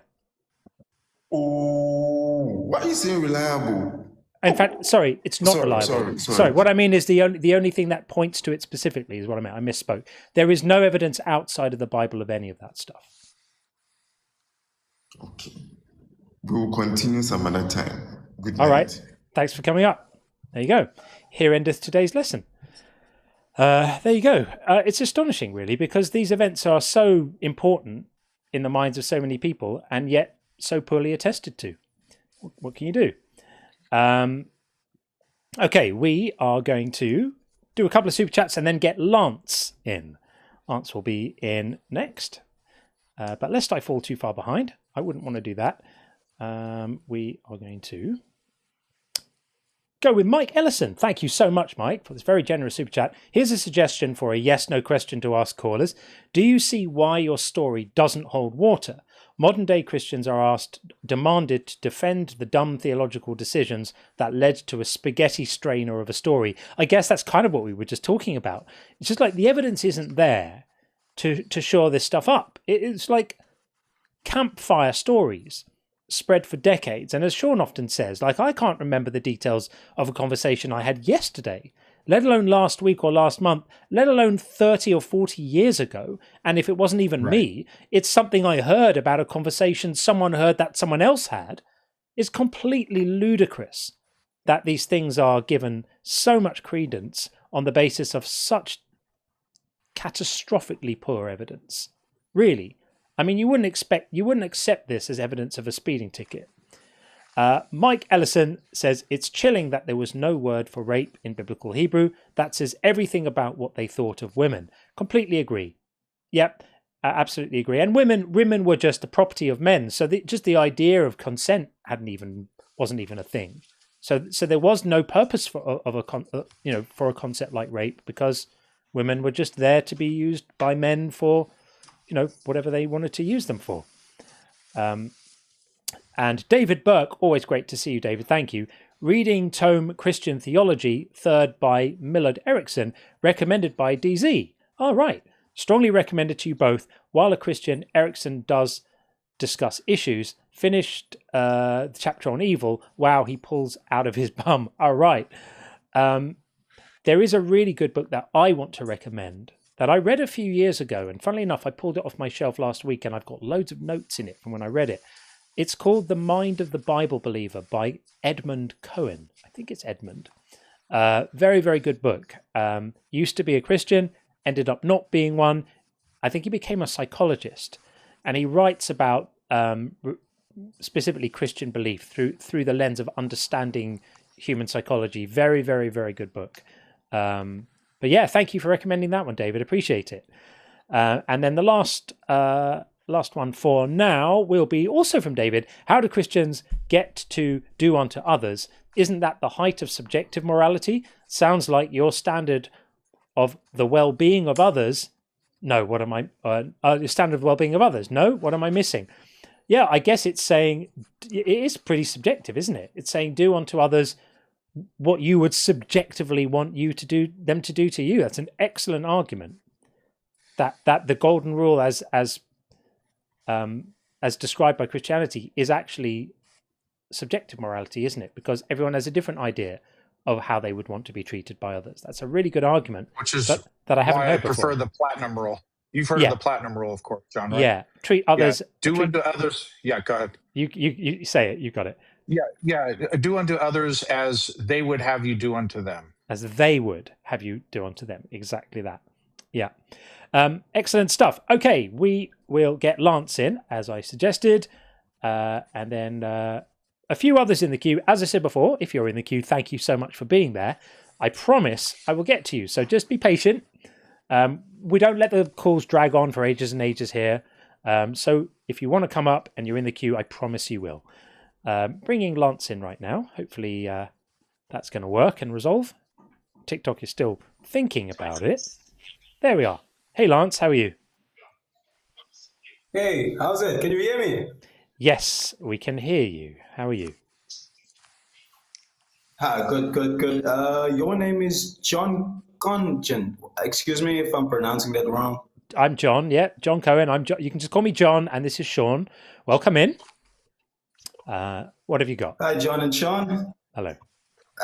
Yeah, I just your prompt interests me a lot. Like God is evil and silly. Yeah. I just want to know based on what's your basis for that claim? Well, there's two claims in there, right? I'll do the silly one first. Yes. It's silly because just the idea is silly. Like the idea of a God is just silly. And throughout all of human history, the idea of a creator is silly? Yeah. Throughout all of history, whenever we found something we don't understand, like the weather or earthquakes or anything like that, we've made up magic stories to explain it. And then later on, at some point, we've found out, oh, we didn't need that magic story. There's a natural explanation for that. And then we've pointed at the next thing we don't completely understand and go, but there's a magic story that explains this. And then someone's come along and said, well, no, actually, you don't need magic for this. It's, say it's the movement of the stars. Well, it's the Earth rotating. And so that's how the stars seem to move at night, is you're just looking at objects out there, and that's why they look like they're moving. No magic required. Like, oh, okay, but over here is another thing we don't understand, and they propose another magic story, and then someone comes along and explains that one, and time and time and time again, all of these supernatural stories are replaced by scientific explanations of what's going on, and never once in all of history has a scientific explanation subsequently been replaced by a supernatural one. Time and time and time again, the supernatural ones fall by the wayside, and the kind of the domain of the divine shrinks and shrinks and shrinks as our knowledge grows and grows and grows. And yet we still hold on. We still insist on focusing on a few things that we don't have the answers for yet. You know, what was the ultimate origins of the materials that make life? Or why is there something existing rather than nothing existing? And we go, we don't have an answer for that yet. Let's do the same thing we've done forever and make up a magic story about it. And I just think that's silly. Don't you think it's silly? Well, first of all, I'm a Christian, so I do not actually think that's silly theologically, because all creation points to a creator.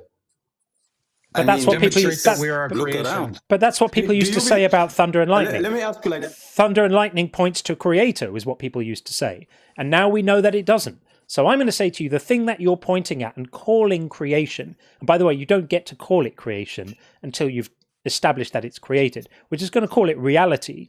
You saying reality points to a creator is no different to people saying the stars moving across the sky and thunder and lightning and earthquakes points to a creator. They were bad arguments then, and it's still a bad argument now. Okay, cool. I hear you. Let me ask you like this. Do you believe in the Darwin theory that we came from apes and evolved over centuries? Well, it's first of all, it's not centuries; it's millions of years, and we didn't come from apes. You believe the Earth is millions of years old? We billions of years old, and we are apes. We are members of the ape family. Lance, do you acknowledge or know or realize that the theory of evolution it's the overwhelming scientific consensus that it explains the diversity of life? This isn't something like, it's not an atheist thing. There are evolutionary biologists like Kenneth Miller who are Catholic, for example. This is established, accepted science. This is one of the cornerstones of biology. So this isn't like an atheist thing where we're just kind of shooting from the hip and saying it's evolution, that when you deny it, you are going against the entire scientific community. Do you realize that? Well, I do realize that. Okay. But do you know that Jesus? Sure. Do you believe there was a first century Jew named Jesus who lived was born in Nazareth? I mean Bethlehem, lived in Nazareth, and then died or was crucified. We're jumping around a lot. We established this before. We believe that there's likely someone named Jesus that the Christian religion is based off of. Yeah. So what's the point? Like, please get to a point, because you asked most accredited scholars.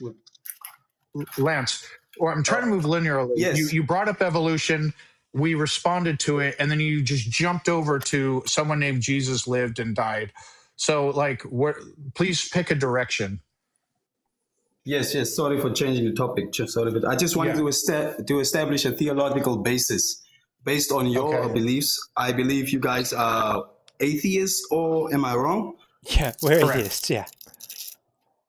So where do you think morality comes from? Another thing. It comes from our minds. So we as biological creatures have the capacity to feel empathy because we have mirror neurons in our brains. So when we see other people suffering, it causes us to feel psychological pain. And so we feel compelled to want to stop it. And so that causes us to like behaviors that help others and dislike behaviors that harm others. Additionally, we're a social species. We have to live in shared cooperative societies where the actions of those around us affect all of us, including ourselves. And so when you combine those two elements, we tend to care very deeply about how others behave. And we call that caring, and that adherence to standards of behaviors, we make a name for that, and it's called morality. It's not a physical thing that is measurable, that exists in a universe. It's our reaction to things. It's value judgments that we make in our minds. Okay, that's a good point. On that same topic, do you think morality is created? Can science explain morality? Yeah, Yeah, go ahead, John. It can explain morality. Exactly along the lines Sean just explained to you. So evolution has shaped our brains for survival. And one of the ways we survive is by cooperating.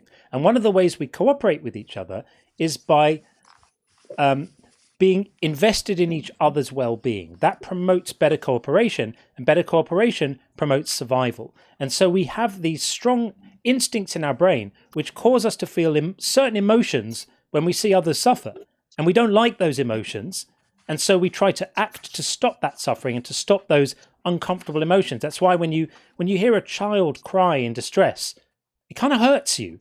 It's not just because it's an annoying sound.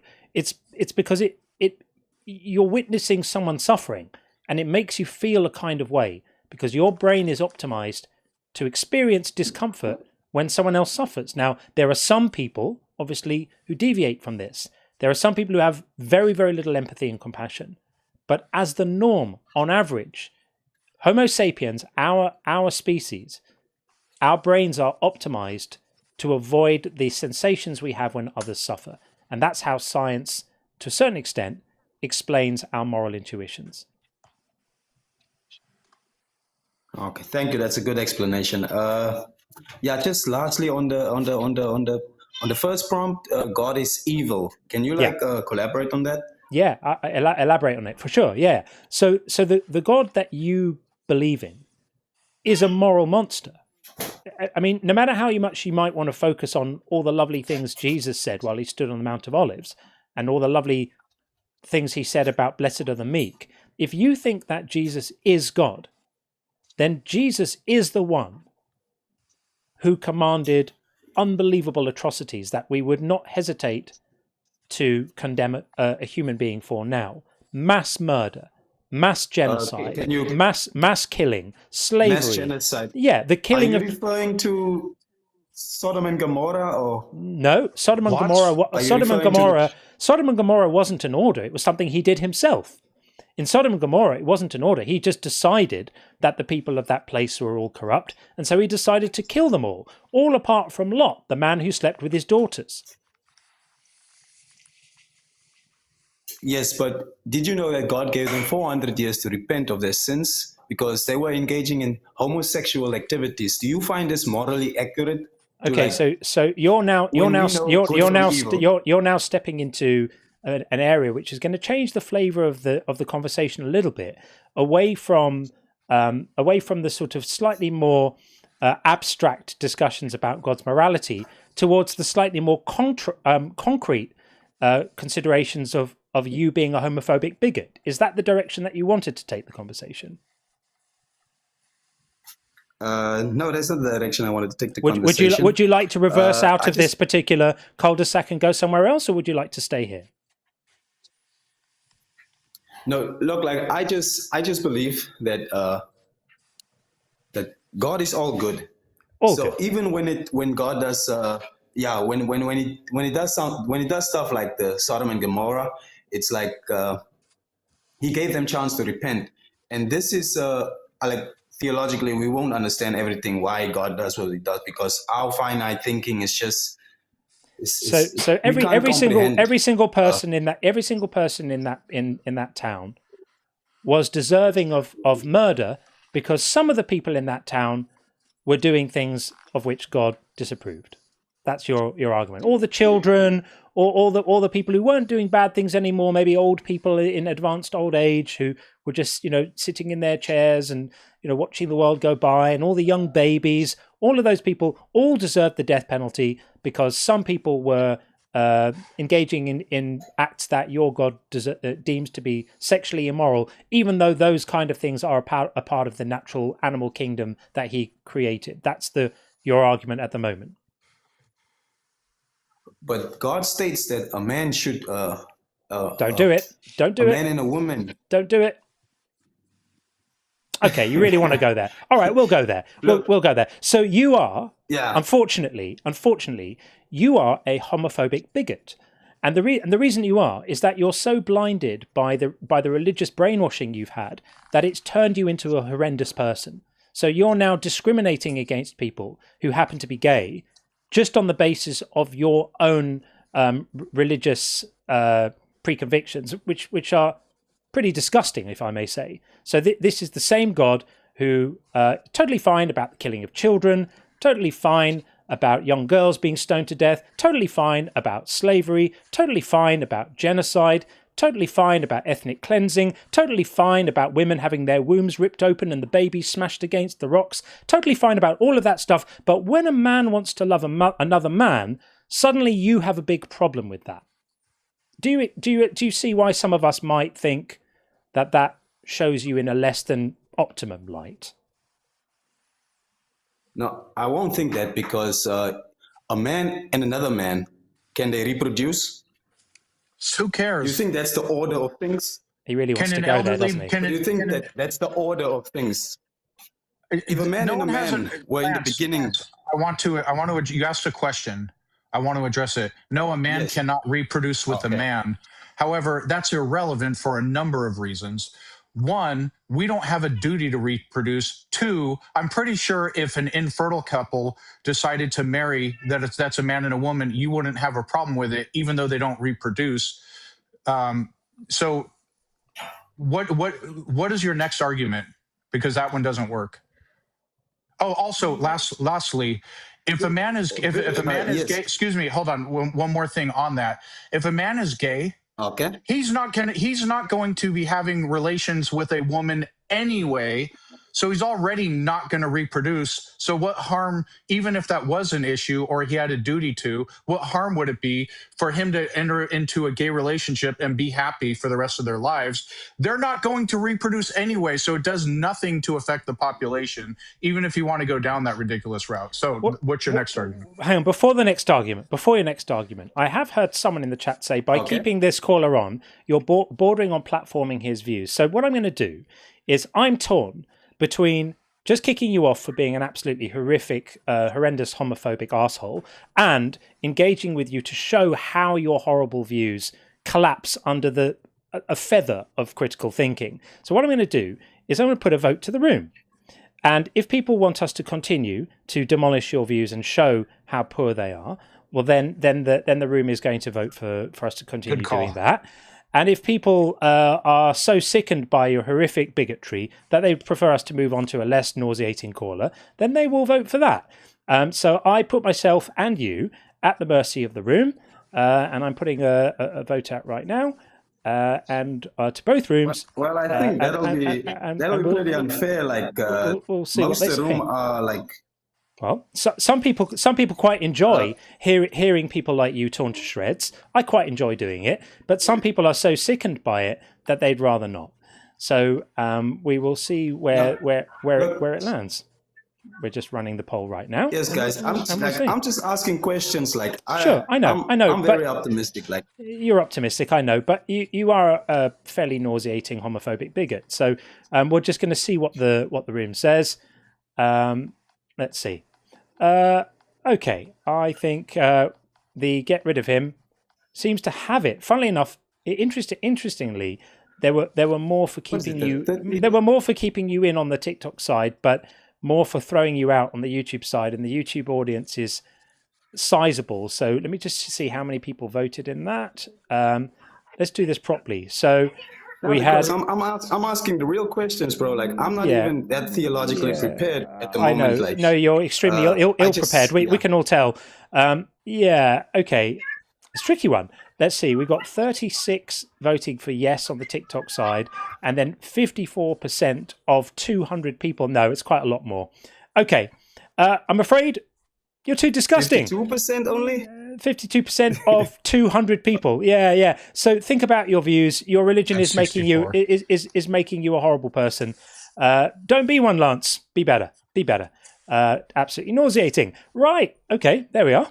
Well, try to do the right thing. I would have quite happily carried on speaking to him and try to push back on why his beliefs were that disgusting. But when the room is appalled, I think I'm prepared to put it to the audience and see what they say, and just more people listening wanted to get rid of him than wanted to keep him, so it seemed like the right thing to do. Okay, we are going to get, it looks like Liquilite in next, and we will do that after a couple of messages. Let's do some super chats.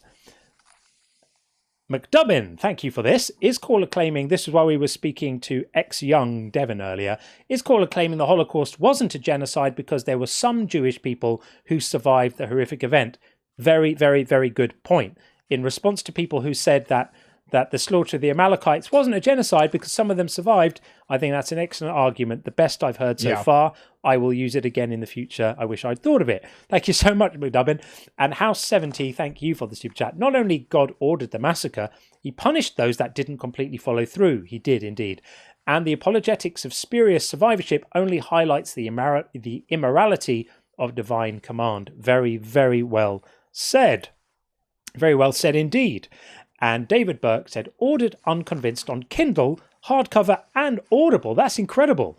Can't wait. You signing any? I don't think it's actually available on Audible yet. If it is, that's amazing. Because I haven't finished producing the audiobook. It will be ready, of course. There is going to be a signing thing. I'm supposed to be having a meeting with the publishers this week about exactly how we manage that, the signed copy thing. So yeah, I will be making signed copies available. And what I will probably do is something like, if you've bought the book already and want a signed one, I can sign book plates, which are just like little stickers that go in the book with a message and a thing. Happy to do that as well. For anyone who doesn't know what we're talking about, I do have a book coming out in November. It's only 70-something days away now, called Unconvinced, How Belief is Not a Choice and Why That Changes Everything.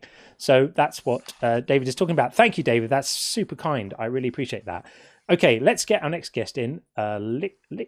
Liquelite, I think it is. Not entirely sure how we say this, but coming in right now. Liquelite. There we are. Hi, Liquelite. Good evening or good morning. Hello. Hello. Welcome in. Yeah, that name, Liquelite, I made up. Good for you. I made up my name too. Good for you. I made up my name too. You need to turn the speaker off. Turn the speaker off. Yeah, there's an echo. Oh, it's my earpiece, sorry. That's all I've got because my speaker on my phone doesn't go properly. Right. Test. Yeah. The echo's pretty bad. Is that better?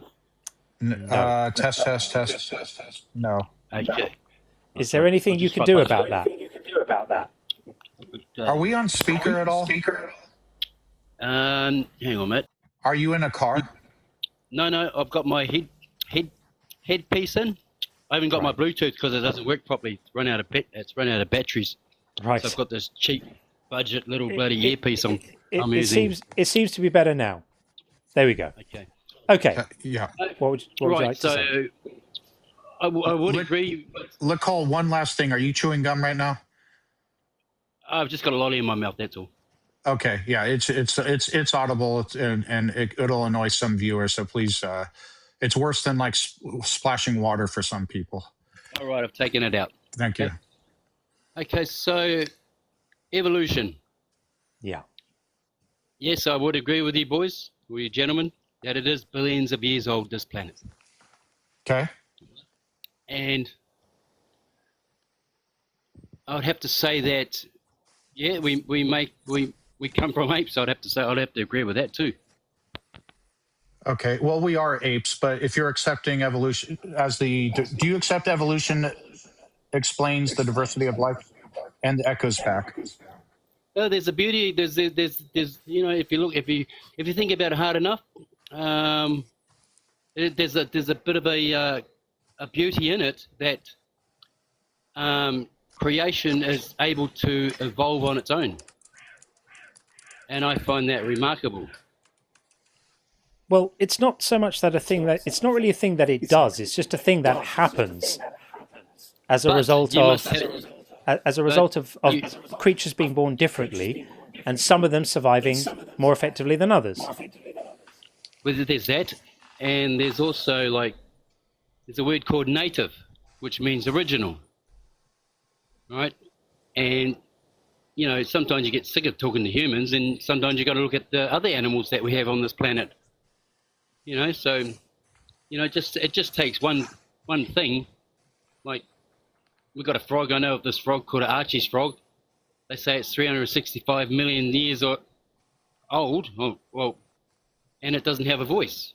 Doesn't say anything. Doesn't do nothing. But it's managed to evolve into tens of thousands of different other frogs that can go free beep and have poison and all that sort of stuff. So Okay, so I just want, like, up front, do you accept that biological evolution explains the diversity of life? Yes or no, please? Because I don't want to stay on this topic. If you agree, I don't want to stay on this topic. Like, what's your position on that? I can't even answer that one, to be honest. I don't understand that question. Okay, Maybe. so all right, let's. How does this relate to the prompt? God is evil and silly. What's your position on that? God, well, God is dog, but God is evil. That can be. You can branch that off into many different ways. Like you could say Catholics. You know, if you go to church, I'm a Christian, and all that sort of stuff. No, do you believe in God? Do I believe in God? Well, that's a good question because someone asked me this other question Dude, that went, dude, tell me this who is God is. stop. This is a debate stream. We're here to have conversations with people who disagree with what we're saying and think that Well, we're. he said, that, do I believe in God? Yeah, but we've got a prompt above here. Everyone now is wondering what you called in for. So do you have a point that you want to make? What I called in for, well, do you believe in God, or can you tell me who God is? And I went, maybe I can. Where does the sun begin? Where's the point of origin? Right. Is that the purpose of your claim is to ask where the sun begins? Well, that was Please stop eating. Trying to answer the question. Do you believe in God, or can you tell me who God is? All right. I'm not sure this is quite... these are not the droids you're looking for. If you want to know about where the sun came from, go and follow an astronomy live stream. There are lots of good science live streams and channels that will tell you about the origins of the sun. Okay, moving on from that. That was not exactly anything that anyone is interested in. Okay, we are going to get in from the YouTube side, Shaltim next. Bringing in right now. Hey, Shaltim, are you there? Might need to do some Video Ninja dancing around, but at the moment there doesn't seem to be any audio connected to your device, so we can't hear you. So, Shaltim, if you're still there, if you could drop down and come straight back in on the same link, sometimes it might work to renegotiate the audio. Are you there? Sorry, I can't hear you. That's it. Right. Can you hear me? Yeah, he's dropped down. Maybe if he comes back in, we'll reactivate it. But it looks like possibly not. So for now, I can just read some super chats. We do have, we've got Dr. Dig and Mikhail both in the queue. Are you meaning to be there, friends? Let's just quickly bring Dr. Dig in and see if there's something specifically that Dr. Dig wanted to add. Hey, Dr. Dig. No, Hello, I was Hello. up for... the last caller when evolution came up? Yeah, sorry, Dr. Dig. We didn't want to bring you up just yet because we didn't know if it was going to go down that road, and it ended up not going down that road. No problem at all. Thanks a lot. Good to see you as always. Take it easy. Of course, bye. Cheers, thanks. Bye. And similarly, our good friend Mikhail, otherwise known as Not Ems. Hey, Mikhail, how are you? Could you do me a favor and tell me your age and if you believe in God? Go ahead. I'm not going to do that. Closely guarded secret on both fronts. I couldn't reveal whether I believe in God or not. Sorry, in all seriousness though, I felt as if I felt the disturbance in the force that a Muslim was going to come on. Well, I'm glad you're around, and if one does, I shall be calling on you. So stay close by. Of course. Thank you. All right, speak soon. Cheers, buddy. Wait.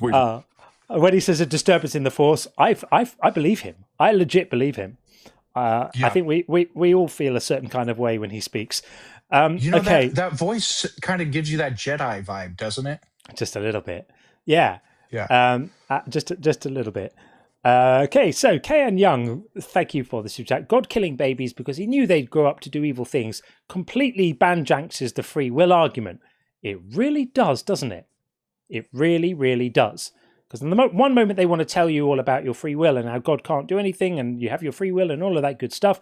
And the next minute, God knows exactly what these people are going to do, which means it's preordained, which means there's no possibility of them doing anything else, which means they don't really have free will. They're not free to choose differently. Okay, so Shaltim has come back in again. We can try it again and see if it works a second time. Let's see if we can do any fiddling with the audio. Yes, we can this time. We can now refresh the microphone and see if that works a little bit. Shaltim, how's that?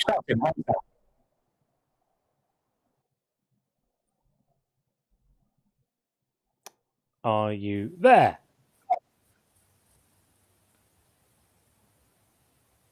Apparently not. Okay, well, that was fun.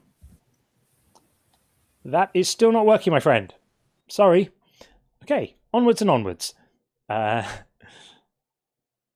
Mans. Mother Teresa wasn't as nice as everyone thinks she was. I highly recommend Christopher Hitchens' very fine book about Mother Teresa called Missionary Position.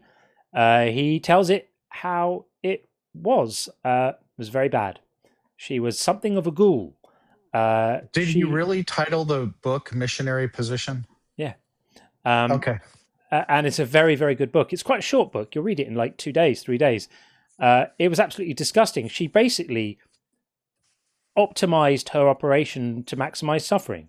Those hospitals and those places that she was running were squalid. They were like dirty mattresses on the floor. They didn't give basic analgesics because she just said that she thought suffering brings people closer to God. She was sitting on tens of millions of dollars gifted to her by corrupt political families, and that money was not used in meaningful ways to reduce the suffering of people. So pretty disgusting. It's a very good book. I recommend it. How did she? Because I've read about and heard all of those stories about Mother Teresa, yet she somehow in popular culture and is widely accepted as this quintessential example of being a paragon of virtue, like used as a metaphor. I'm not Mother Teresa, but et cetera, et cetera. Yeah. How do you think that? And I don't know if you have an opinion on this. Went from the things she actually did to having that stellar reputation. Because before people knew the truth about her, she had become very famous for running these hospitals in Calcutta, and that people didn't realize that they were places of suffering, and people didn't realize. So it's sort of like it got out there. It got out there that she was like that, and then by the time the truth had been told, it had already become a kind of a meme in the literal sense of the word meme, not an internet thing, an idea which propagates through the culture. And that's people still use the phrase to this day. She was a complete ghoul. I do really recommend the book. And she had a massive crisis of faith as well. She basically died not believing. Interesting. Yeah, all horrendous stuff. So yeah, well said. She was not as nice as everyone thought. Zacia? Not sure how to say that. I'm sorry. Zakea. Forgive me. Sorry. The apologists are not sending their best. No, they're not. And neither are the counter-apologists, according to my pronunciations today. I'm so sorry. Idlis says, the classic comic book Christian who has to shape the law and power scale of their God to fit their fan theories. Exactly. They just make their God as small as he needs to be to get away with all the stuff they need him to get away with. And then they still say he's great and wonderful and all of that. Gosh isn't a religious hospital. Amazing work from Acid Punch Drug. Thank you so much for that. And then Joyous Dog. I love Joyous Dog. Absolutely wonderful. St. Jude was founded by entertainer Danny Thomas and is a secular organisation. I did not know this. Oops. Thank you so much for that. Didn't know that. I'm going to look into that. I haven't studied St. Jude, so yeah, it's an example I've heard used before. So that could be quite damaging to the narrative, couldn't it? And Buzz says, John for Nope, Sean for Cardinal. Love it. Thank you, Buzz. Appreciate that. And next, Buzz also says, stolen joke, religions are like rappers. They all claim to be the best, and the more popular they are, the more they get away with rape. Oh my God. That's actually really, really dark and really good as well. Ouch. And true. Yikes. Very good. And then joke credit, Melinda Hill. Very good. That's one of the best I've heard in a while. Very, very good indeed. Thanks, Buzz. Love it. And Black Hole Sun said, I love watching Christian smugness get owned. Well, thank you. We try. This was while we were speaking to Joseph earlier on. We try. We try to counter the smugness. Some would say that we have our own smugness, but we try not to be too smug. It's more about letting the arguments speak for themselves. And then last one for now, Optimus Rhymes. As Joel's AI would say, ew, gross. Love it. And that was while we were speaking to either Joseph or Clifford earlier as well. Okay, thank you so much for that. We are going to get in Jerome Jacobs, and then we have Ivikri after that. So we're bringing in Jerome right now. Hopefully. Hi, Jerome. Oh, drop down. Maybe that was an accidental. So we'll bring in the next caller. This is, I'm not sure how to pronounce this. How do we pronounce your name? Is it Ivy Cree something? Ivy. That is correct. Okay. That sounds like Mikhail. That sounds like not M's. It does a bit. What is it you'd like to say? Could you repeat my name again? Go ahead. Dude, we can't do this because it's a debate stream only, and we have to stick to the rules. We love you. We desperately love you, and we desperately want you to come up when the time is needed. So we will do that, not do that. And we did have someone else in the call queue, but they dropped out. So we will carry on doing a few super chats until the next guest comes in, which hopefully won't be too long. What's up, Bex? Good to see you in the TikTok. Always nice to have you around. And Sir Jedrick's in the house. I'm not sure if that was Ems, Sir Jedrick. I think that was our friend Pseudo Ems. Pseudo Ems. Bab says, heaven or not, you still grieve and it hurts. Absolutely right. This whole thing of like, God makes all this suffering because it's all going to be all right later. It's such a weird argument. And I think I said something earlier that I think we need to maybe remember, because it came to me and I think it's quite a good argument. If that argument holds water, that the suffering that we endure on earth actually doesn't matter because everything is going to be cake and sweeties later, then the same argument would apply to the suffering of Jesus. And his suffering is also not important because he's already up in heaven, living it large in his, by God's side, by his own side, inside his own side, whatever the hell it means, all of that weird stuff, right? You can't have it both ways. It can't be the case that the suffering of Jesus was a terrible tragedy and a terrible thing that we should all be so relieved we didn't have to go through, and then write off the suffering of human beings, which is often much, much, much more prolonged than the brief weekend that Jesus endured. Write it off as going, well, it doesn't matter because it's going to be over later and all sorts of good things are going to happen. It's a horrendous double standard, that. So remember that. Anytime anyone tries to make that argument to you to diminish the significance of human suffering, bring out, well, then am I allowed to make the same argument about Jesus' brief period of suffering? Okay, we're going to bring in MHG into TikTok. Hi, MHG. Hey, how's it going? It is going very well indeed. How are you? Good. Thanks for asking. Good. What have you got? I guess my question is, what do you define as God, or what's your understanding? Well, of course, many people have their own ideas of God, but when I say God is evil, I'm sort of referring to, because I don't have a definition of God, because I don't think gods exist, but I'm referring to most people's ideas of a God. There are some conceptions of God where if you tell me, oh, well, I define God as just like a sort of more a sort of deistic God, that just like maybe set the universe up in a certain way. And I think even then, I would probably extend God is evil to that version too, thinking about it, because that God could have configured the universe differently in a way which they would have known would avoid some of the horrendous suffering we see now. So really, I just mean a being that's all powerful, maximally powerful, that created everything and sort of supervises reality. Okay, I can use that definition as well.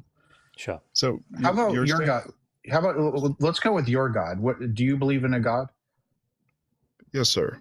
Okay, can you please describe, like, is it the Christian God, or give a brief description, because that's the one we should focus on. I subscribe to the God of the Bible. Okay. So Abrahamic God. So sure. Okay, so that just helps us to know a little bit more about perhaps, what arguments not to use. Because sometimes I start making a biblical argument and someone will say, well, I don't believe in the Bible. And it's like, oh, okay. So that just saves us a bit of time. So do you have any idea why we might say something like God is evil? If I'm taking it from your position, just the way you explain it, how can a God of creator of all things still allow evil to happen? If that's what I'm saying. Yeah, and even more specifically, why do you have some sense of why someone might read the Bible and go, "Oh, bloody hell, this God's a lunatic"? Like, do you think the Bible, the God of the Bible, comes across as being a benevolent, good character, very concerned about the well-being of all his creations? Is that what you take away from the story? Yeah, if you're familiar with the book of Job, for example. Oh my God, really? You're going to Job? Yeah, I think Job is a good one. Job is one of the most horrific demonstrations of casual indifference to suffering ever written in the history of literature. Why would you pick Job? Well, depending on how you read it, it has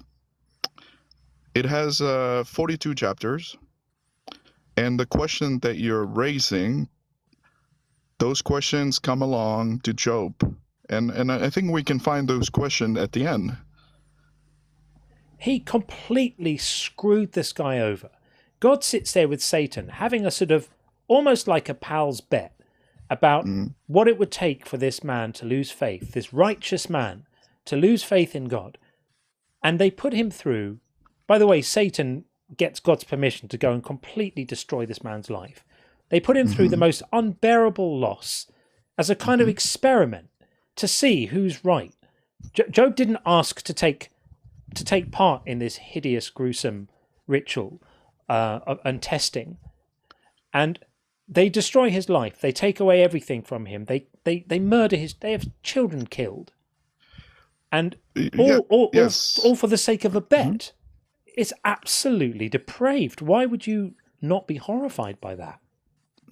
No, because at the same story come 4 friends, including his wife, and at the end, during the whole chapters, he has about, depending on how you look for questions, there's about 150 to 200 questions Job had in mind, similarly to what we have when bad thing happens. When he confronted God, there's about 15 questions that he gave specifically to what you're asking right now. And God did answer that. So if you read the whole story, you will come to conclusions, understand what happened at the end. I have read the whole story. He killed his children. And then he gave him other children later. Like, that makes up for the dead children that he's grieving before. It's so tone deaf to the human experience. I mean, I know people who have lost children and then had other children. They don't stop grieving the children they lost. One of them is listening to us right now, here with us right now, having this conversation. They don't stop grieving the children they lost just because they got a new one. And the way it talks about it, it's almost like he made him whole. Oh, he gave him new children. He gave him another family. It's hideous. That's classical, and I can understand. But the question that he asked, right? The question that he raised, because I'll let God speak for himself, and my question is: are you familiar with what Job asks him, and what are his answers? I mean, off the top of my head, I can't remember all of them, but I can remember him asking why, why is it like this? And God basically says, "Who are you to question me?" Correct. That's the first question he asked. Why didn't unalive him the day he was birthed? So, it's just disgusting. Correct, but he didn't all his answer. He did not rejected that Job suffer. He did not recognize. He recognized that he still suffer, but he's pointing to the point. If he's the creator of all things, he's assuming he know more than the person that he created. Correct.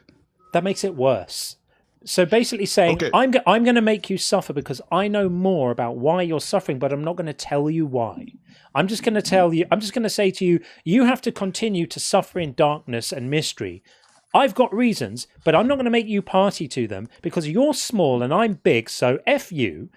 That makes it even worse. You know what? When I have to take a child, if I had to take my child to a doctor's appointment for something painful, say, I mean, my child is old enough now that he understands the world. But when he was younger, if I had to take him into a situation where he had to suffer some unpleasant thing, I would make him understand why. I would explain it to him. I wouldn't just say, I'm smarter than you.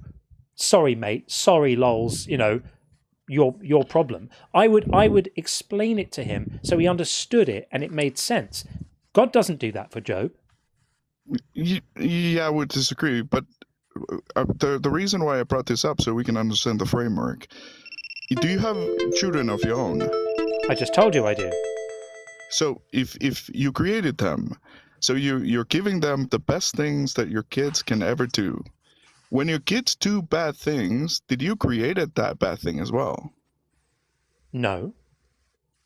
Okay, so who is the kid to blame when he do bad things? How did he came out with bad thing to do? So first of all, I'm not an all-powerful being capable of creating any reality I choose for my children. So whatever happens to my children is the consequence of them as free acting agents in a world that I have no control over.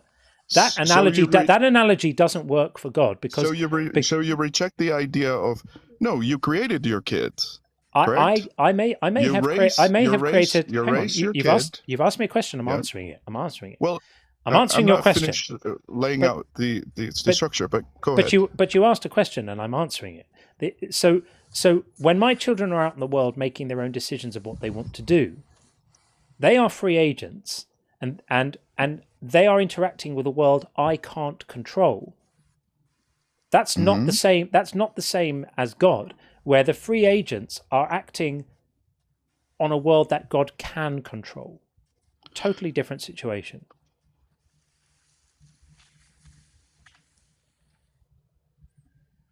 It has nothing to do with the world, with the space that it was given.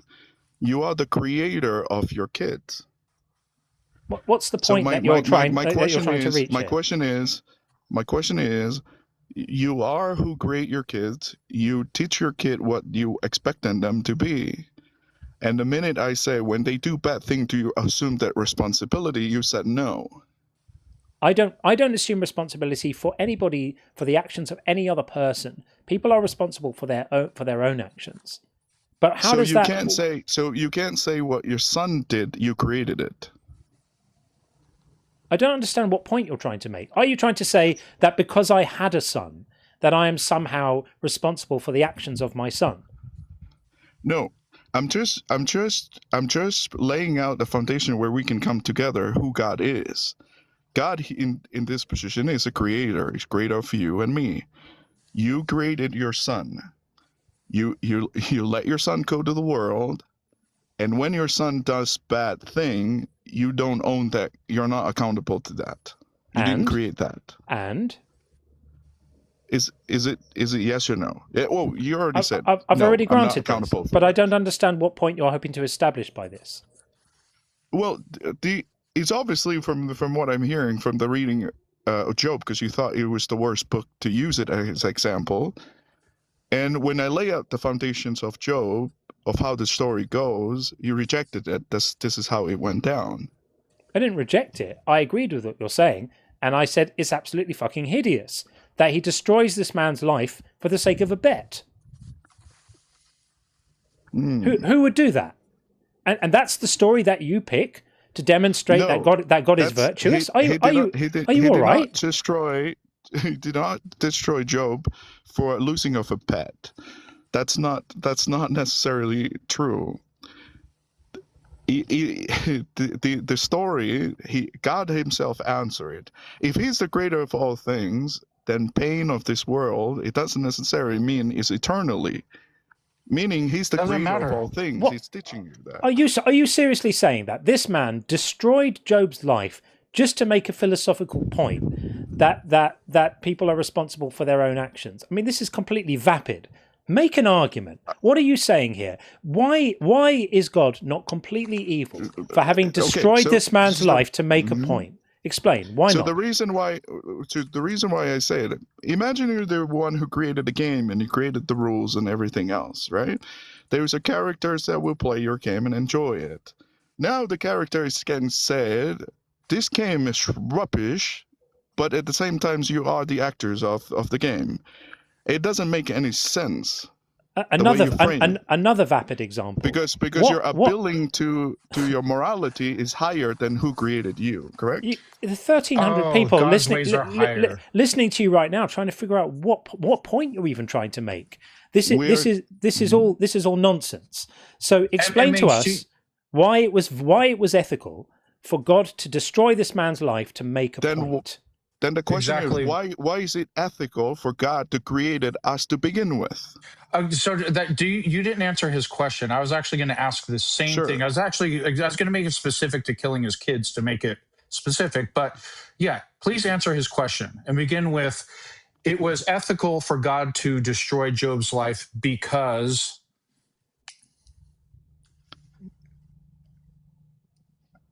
That's not the point what I'm trying to construct to. No, that's my question. That's the question we're both asking you. So your questions. Yeah, it was ethical for God to kill Job's children and destroy his life because that is exactly what Job had in mind. He asked those questions. And the answer is he's ethical and the ethical of the creator are not the same, correct? Okay, no, was it ethical for God to kill Job's children and destroy his life? Yes or no? What ethical to you? What is the meaning of ethical to you? We're asking I'm asking you according to you. Stop deflecting. Yes or no? I'm not deflecting. Let's not use the word ethical. Let's keep it simple. Was it moral for God to kill Job's children and destroy his life? Yes or no? I'm asking you according to your according to your morality. Yeah. In my opinion, no, it wasn't. I'm asking you your opinion. In your opinion, was it moral for God to kill Job's children and destroy his life? Yes or no? As a human, no. That's not ethical. That's what the point I'm trying to make. I'm not asking as a human. Just was it moral? Period. Point blank. Moral. Was it who? Okay, so here's the thing. According to my morals, what Hitler did to the Jews was immoral. According to Hitler's morality, it was moral. But that doesn't tell us shit. It's the same thing here. According to my morals, not God. Yes, it doesn't matter. So what makes it more? What made it moral for God to kill Job's children and destroy his life? Then what is it moral? What made it moral? To create everything. What made it moral? I'm going to be every bit as stubborn as you. If you don't answer the question, I'm going to repeat it. I answered the question for you. No, responding and answering is not the same thing. No, I answered it for you. Moral? Okay, no, you didn't. So start over. Asked me if it's morally right that God did that, and I responded to you directly. As a human, that's not morally correct. I'm not asking as a human. Period. Does MHG think it was moral for God to kill Job's children and destroy his life? Do you consider it moral? Don't say as a human. I'm asking you your moral perspective. Do you personally? Because different humans will have different answers. So I'm not a human? I just said different humans will have different answers about a range of topics. So I'm asking you your personal opinion. Was it moral for God to kill Job's children? If it's my personal opinion, no, it's not. Okay, so we agree God is immoral. That's what the prompt is. That's the whole purpose of the story, right? The whole purpose of the story to show that God is immoral. No, that's not. That your moral level and God's morality are two different level. Yeah. Well, you know what? Okay, so you know, your moral that's clear. So you're appealing. So you're appealing from a lower morality that you do not create all things. All right. I understand now what you're saying. You're saying that because God is very, very, very big, his opinions about whether things are right or wrong somehow trump ours. Newsflash: that's not how morality works. Morality is a value judgment. It means how you feel about whether a behavior is ethically acceptable or not. That's what morality means. Hang on. It means how you feel about things. So we already know that God thought he was doing the right thing by fucking Job over. Otherwise he wouldn't have done it.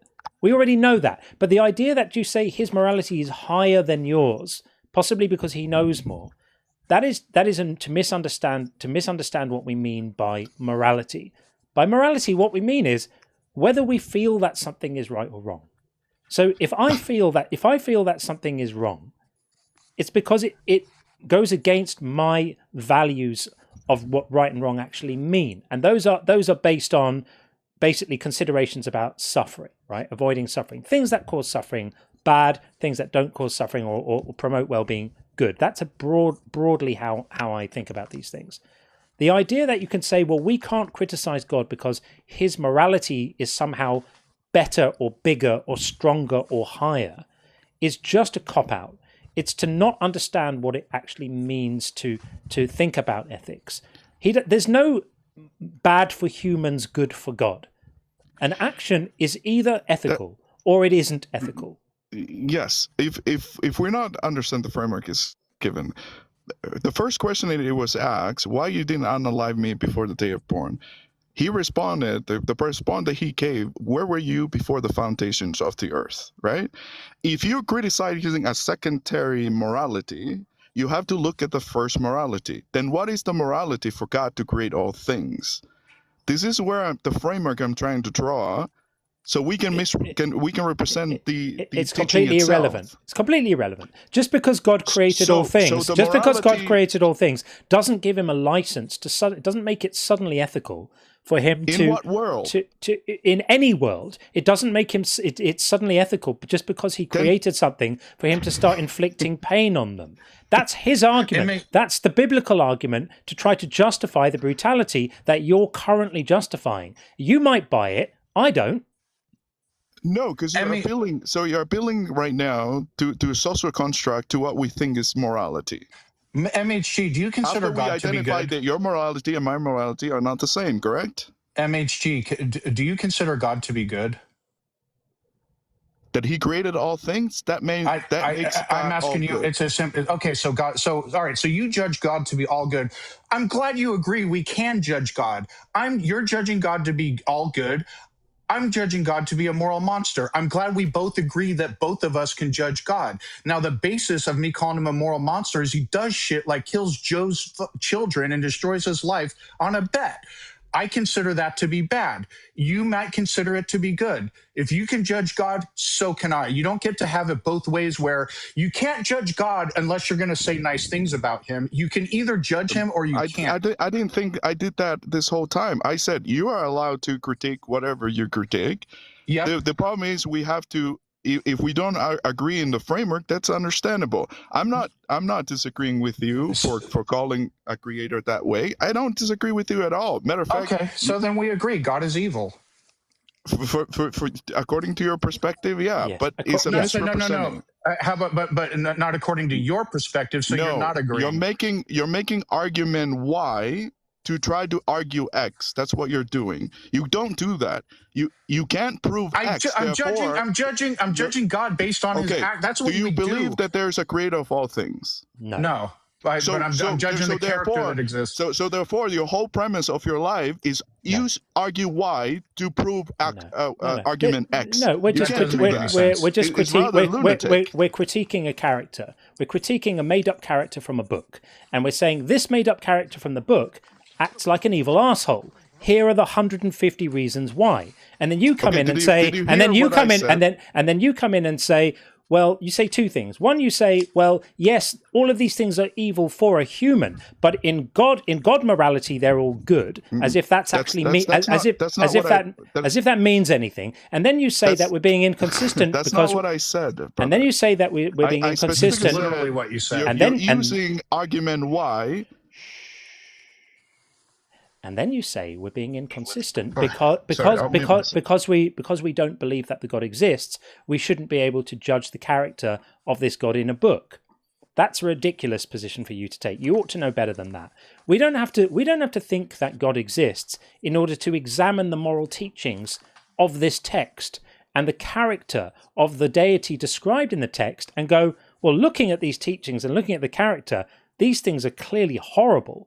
Like, this character is horrible. It would be a little bit like if we were writing about Lord of the Rings and we said, well, Sauron is really evil. And then you said, but do you really think Sauron exists? You're using argument Y to prove claim X. Everyone would think you were an idiot if you said that. So understand that we are entitled to critique this system. Can you allow me to speak? Yeah. You do not believe in a creator of all things. You do not believe in a creator. Correct. So you default to argument Y. Do you know how silly that is? What are you suggesting is silly about this? Can you prove what's argument? What's argument Y? Okay. What is the argument Y? Can you both of you prove a negative? It depends. Sometimes you can. Sometimes you can't prove a negative. Where? Actually, you can't. Actually, you can't. Where? Stop talking. Okay, you need to stop talking over people and let people answer. I don't want to go down a philosophical rabbit hole, but for example, if someone said, "Hey, your neighbor chopped up a body and put it in the trunk," and then you search the trunk and evidence is not found where it would be expected, blood samples, DNA, hair fibers, there's no evidence of it. It's not conclusive, but that is evidence for absence. Anywhere evidence would be expected would be evidence of absence. This is completely irrelevant. This is. I was still talking. Well, first this of all, this is irrelevant. This is irrelevant to the topic here. You're saying okay. So if you're gonna fight it, then I'll just kick you out. I mean, if you don't want this conversation anymore, if you want to bow out of this conversation, let us know by continuing to talk over us, thus purposely getting kicked. Okay. You're saying you're arguing argument Y.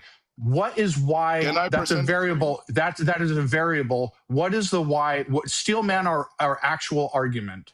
Okay, you said I don't believe in a creator. That's your position, correct? Yes, it has absolutely nothing to do. It has nothing to do with the claim that we're making above. Let me substantiate. I just be quiet. Yeah, I also think the Darth Vader character is a bad character. That's not even relative to what we're talking about. Well, whether I believe God actually exists is independent from whether I think the God character described in the Bible is a good character. Is a good character or bad character. Whether I believe God actually exists is irrelevant to this conversation. Can somebody critique the morality of a fictional character, like presuming if this character were real, here's a moral assessment I would have of the character. Can someone do that? Yes or no? You can do that all day. Okay, great. That's what we're doing. We don't believe God is real. We're critiquing the God character described in the Bible. That's fine. I'm not arguing that. Okay. Then all I'm saying, you don't believe in a creator that created all things and most powerful, right? So what? Yeah. Okay, so you're using your argument Y. You're going into morality, but you can't solve argument X. What's Y? What's the variable Y? I'm using argument Y. What's my argument? My argument is the God of the Bible. You're using morality. That's argument. First, you're already you're not agreed that there's a creator of all things. That's the premise of this. Is if you're critiquing from your personal opinion what that character is, you can do that all day. I'm not arguing that. You can do that all day. I have no right to tell you what you think. Great. It's very straightforward. The God of the Bible instantiates does all kinds of horrible things to people, causes all kinds of unnecessary suffering. I consider those things bad. Therefore, I consider God to be bad. that there's absolutely nothing wrong with this. Do you agree that causing unnecessary suffering is always bad? Oh, 100% from a human. Oh, okay. From a human. From a human. Yeah, Oh, I don't have the patience to have that twaddle again. And look, your thing about argument Y and argument X is a terrible misunderstanding on your part, respectfully to you. Our belief or non-belief in the existence of God is a completely separate subject, totally different topic from our views about the behavior of this God character as portrayed in the Bible, or of any God that existed if it were to exist. They're totally separate subjects. So we're not using one to argue the other. I don't say that I think God is evil because I don't believe in him. Neither do I say I don't believe in him because he's evil. Those two topics are completely separate in my mind and in Sean's mind and in the mind of pretty much everyone in the audience. The only person here in whose mind those two topics are tangled up together is you. No. Well, that's your opinion. This is where I come from, right? You don't believe that there's a creator is a myth, and you're here running a live based on a ethic of a person that you believe it doesn't exist. That make sense.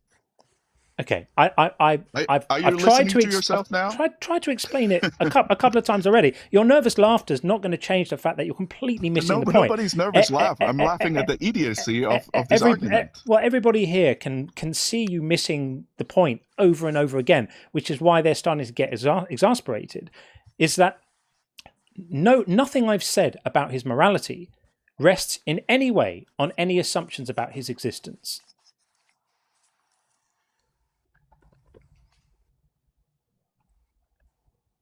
Can you respond to that, please? All we've heard. Okay, so I'll give it to you, right? Text only, without the book. Define how the God of the Bible. Define it for me so I can understand. This is why I ask you, who do you think God is? And then, obviously, from what you have gave me, you haven't formally introduced God of the Bible the way it is. I don't think it matters. Yeah. It doesn't matter who God is. We don't have a double standard. We don't have a standard for humans. I don't care if God is fucking Thor, Zeus, Yahweh, Jesus. I don't care. Anyone who causes unnecessary suffering, I consider that bad. I don't just accept it like I'm going to accept any fucking atrocity because somebody created the entire universe. Like that has no bearing on my moral assessment. If you have a double standard, I don't have argument for you. If that's the live you're arguing for morality from your perspective, then I have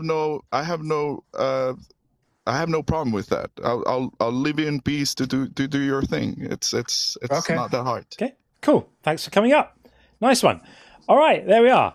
Complete missing of the point over and over and over again. I don't have to define God.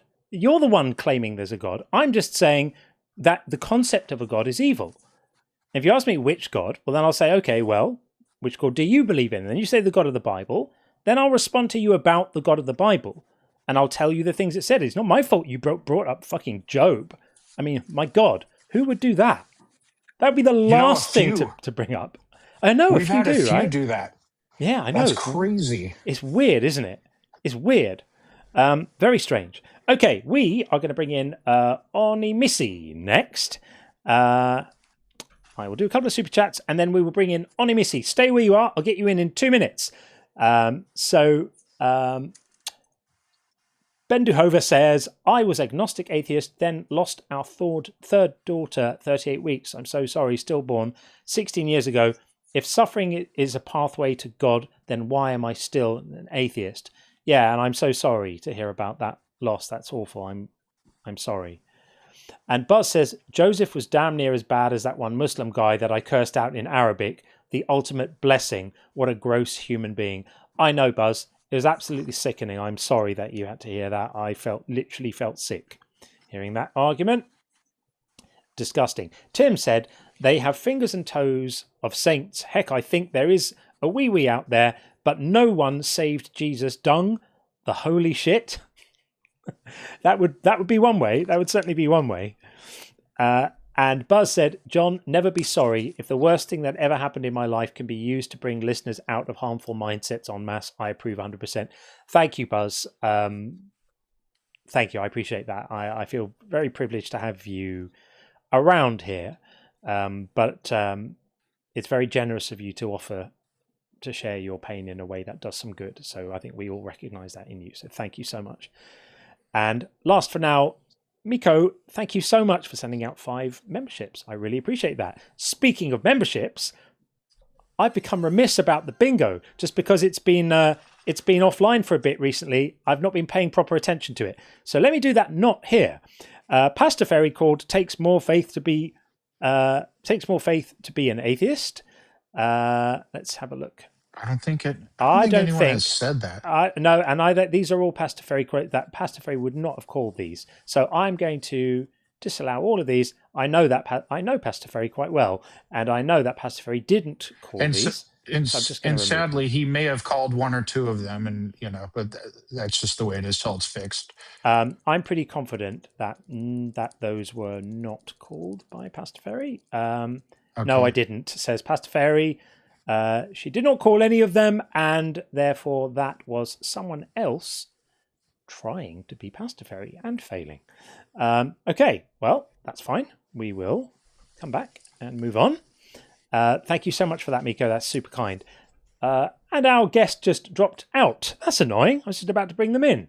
So, if that's the case, I'll keep on reading messages until another guest comes in. If you would like to join us, Pastor Ferry is not a he, Sean. Pastor Ferry is actually my mother. Get out. Really? Yeah. I didn't know that. Oh, you must. I wish I knew that a long time ago. You must have not been on the. Maybe you weren't on when I revealed it to everyone, and I just thought you had been. But all either good. that or yeah. Okay. Now you know. Well, now hi, you know. Mom. Hi, Mum. Right, we've got Billy Rivera. Let's bring in Billy and see what Billy's saying. There we go. Bring in Billy. Hey, Billy, how are you? Hey, good, and you? Good. You came in at a good time. The queue was not there, so you came straight in. What would you like to say? We're our claim today, obviously, God is evil and silly. What would you say about it? All right. So first off, okay, God is evil and silly. Yeah. So I'm just gonna, introduce my way of believing in God. Okay. I understand that you think that the Bible God is bad, and I agree. A long time ago, that's the way it seemed.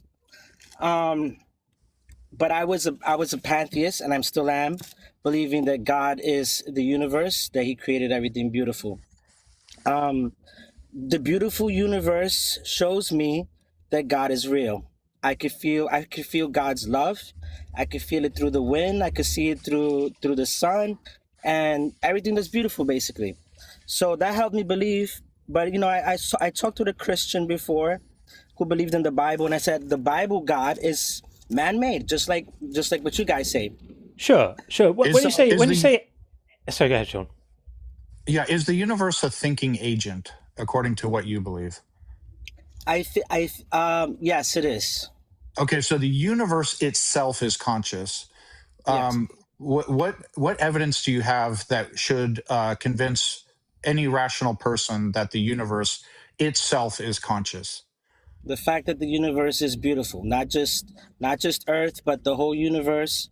It's something that is a pattern across all the universe. Okay, so what we have is, do you consider beauty to be an actual measurable thing that exists, or is it our minds having an emotional response to a thing, an aesthetic appeal?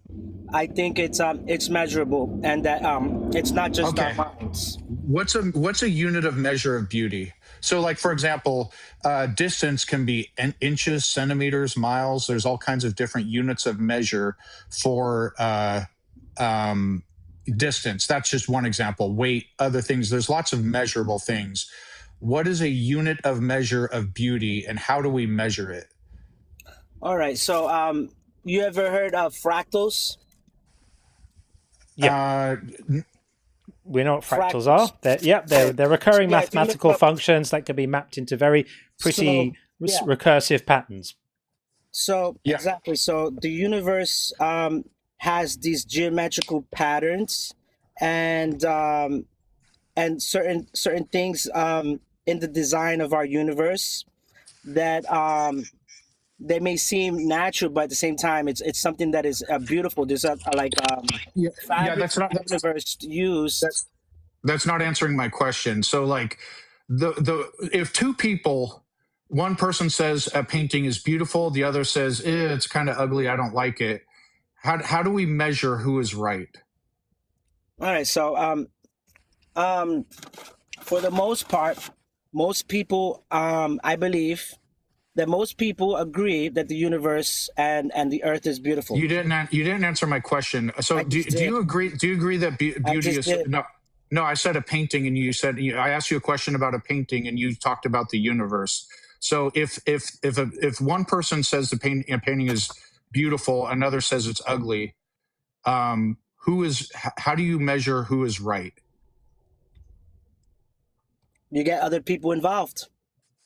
Okay. John, I don't know if this is Yeah. going anywhere. No, Billy, clearly we're here to talk about kind of religious concepts and sort of an idea of a God which is a bit more than just God is everything. The God is everything thing. If God is everything, then God is also nothing, and there's nothing that isn't God, and everything is God, and nothing's God, and it's all meaningless. We have a word for the universe already, which is the we have a word for the universe already, which is the universe. We don't need to also call it God, which carries with it a whole load of connotations of judgment and self-awareness and intentionality and all of that kind of stuff. This is not really the kind of conversation that we're looking to have here. So you want to debate? You want to talk about the Bible, right? Well, not specifically the Bible.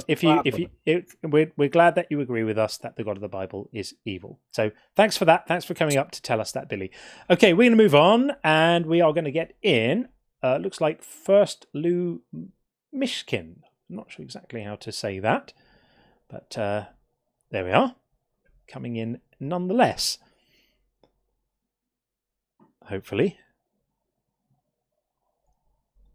If we are there, first Lou, we'll give this one another few seconds, and if that doesn't work, we've got Corey next, waiting to come in. This one looks like it may not be. We'll give it another 5 seconds on the TikTok machine. Nah, I'm going to call that as a not there, so we'll bring in Corey next.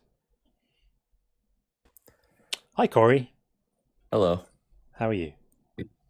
I'm good. How are you? I just want to specify my age. I'm 21. Thank you for specifying that. Appreciate it. I occasionally forget to ask, and yeah, I appreciate you letting us know that you are of a good age. What's your position on our claim? Hi. So I just want to ask a clarifying question. Sure. So, what is the basis for what you believe is good and evil, like objectively? Yeah. Well, for me, it would be whether something objectively creates more suffering or more well-being. So if something objectively creates more suffering, I would subjectively deem it as evil, bad. And if something objectively enhances the well-being, then I would subjectively deem that to be good. Okay, so what is your... may I ask, like, what is your belief system? Like, do you believe that there is a God, or do you believe that there is no such thing as a God? I don't believe that there is a God. Okay. So if that's the case, then even if I was to say that I objectively think that something is wrong because there is the existence of God, you can't enter that framework because you believe that there is no such thing as a God? So if you were to say that you thought something was good or bad because a God likes it, then what I would see happening, and what I see happening every time someone says that, is that you would be subjectively making a choice that your preference is for things to align with the will of the subjective preferences of a God that you think exists. So I don't see any objectivity there at all. I just see you subjectively picking a god of the thousands available. You pick one. You subjectively pick which interpretive tradition with respect to that god appeals to your intuitions. You pick that, and then you compare it to the subjective whims of that god as revealed in a book or revelation. So there's a lot of subjectivity going on there, and quite a lot of subjectivity going on my end too, which is why I say that ethical statements, largely speaking, are subjective. But what's more interesting is that we can then get past all the meta ethics and what do we mean by good and what do we mean by bad, and we can look at some specifics, which is for me where the conversation gets a bit more interesting, right? Because let's just agree on a definition of like evil means boo and good means hooray. We just agree on that, like as a basic thing. So I would say I look at the God of, say, the Bible, and I look at all the things that God does, and I go, boo, because it's horrible. Causes lots of suffering, lots of killing, lots of hurting, lots of devastation, lots of easily avoidable suffering. And then even if it isn't the God of the Bible, I look at the world as it is right now, and if I am told that there's some kind of God supervising the operation of the world, I look at the world and I look at children starving and terrible diseases and parasites that kill people and mudslides that wipe out communities, and I say boo, because that God could, any God could change those things. So which God do you believe in? Yeah, so I personally myself am a Christian. I believe in the God of the Bible. Okay, so when you look at the God of the Bible, and you look at all the boo stuff that God does, how do you not say boo? Right, so could you give me like an example of what you mean by boo? Yeah, I mean, just like something like telling parents that if their sons are disobedient, that they have to stone them to death, have them stoned to death. Right, so can you give me like a specific scripture that you're referring to? Yeah, Deuteronomy 21:18. Want me to show you? I can put it up on the screen. Up some. Yeah, no, I have my Bible in front of me, actually. Okay, I'm going to scroll up a little bit so we can all see it. So what I've got up on the screen here. So it says, if someone has a stubborn and rebellious son who won't obey his father and mother, who doesn't heed them when they discipline him, then his father and mother shall take hold of him and bring him out to the elders of the town at the gate, and they shall say, this son of ours is stubborn and rebellious. He will not obey us. He's a glutton and a drunkard. Then all the men of the town shall stone him to death. So I look at that and I think, okay, this is a law telling parents that if they've got a rebellious son, the legal and moral obligation is for them to have him killed by having people throw rocks at his head until he's not alive anymore. Does that strike you as ethically okay? Give me a second.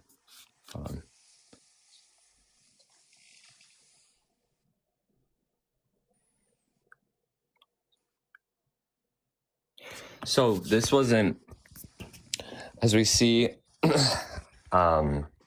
points I want to make. So the first point is that there are 613 judicial laws that were in the Old Testament that were put out there sort of to warn against those who were rebellious. We don't actually see that being carried out. Is it a moral law or not? The Old Testament.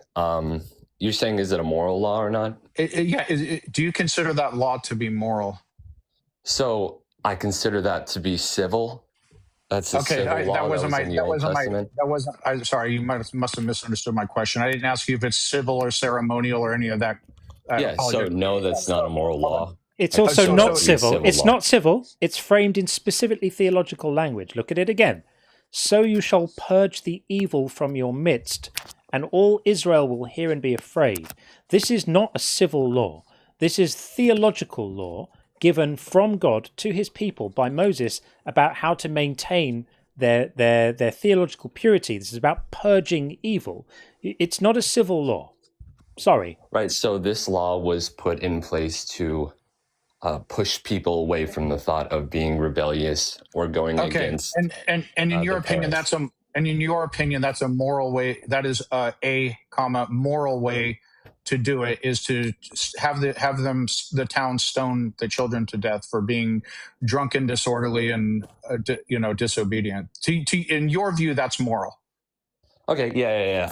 I can refute what I was saying earlier and say, yeah, that would be a moral law, but I think that it's just a way to warn people against like disobeying their parents and stuff like that. But it's not necessarily something that was carried out. We don't see that. First of all, it doesn't matter if it was carried out or not. My criticism is not of the execution of the law. My criticism is of the creation and dissemination of the law. So if someone were to tell people that they have a moral obligation from the creator of the universe, who, by the way, threatens to rip open their stomachs and smash their babies against the rocks if they're not sufficiently obedient, right? That's the incentive that God provides in Hosea for doing what he wants, right? If you upset me, I'm going to destroy you, and I'm going to rip open the bellies of pregnant women and smash the babies against the rocks. That's what happens if you go against him. And then the next thing you hear is, by the way, this is what you need to do with your rebellious sons. Can you see how the combination of that threat and those kind of enjoyments might be morally problematic? Okay, let's say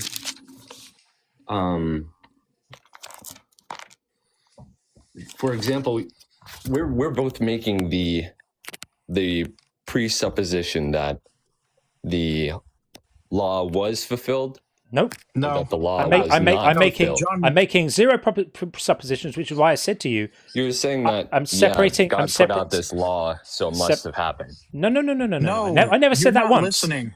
Listen. He said the opposite. I said the opposite. I said it doesn't matter whether it happened. I said the fact that God would, in one breath, tell everybody what he's going to do if they don't follow his laws, and then put out a law like this, is extremely immoral, because it's going to terrify people into actually following these kind of barbaric things. So let's imagine that for a moment.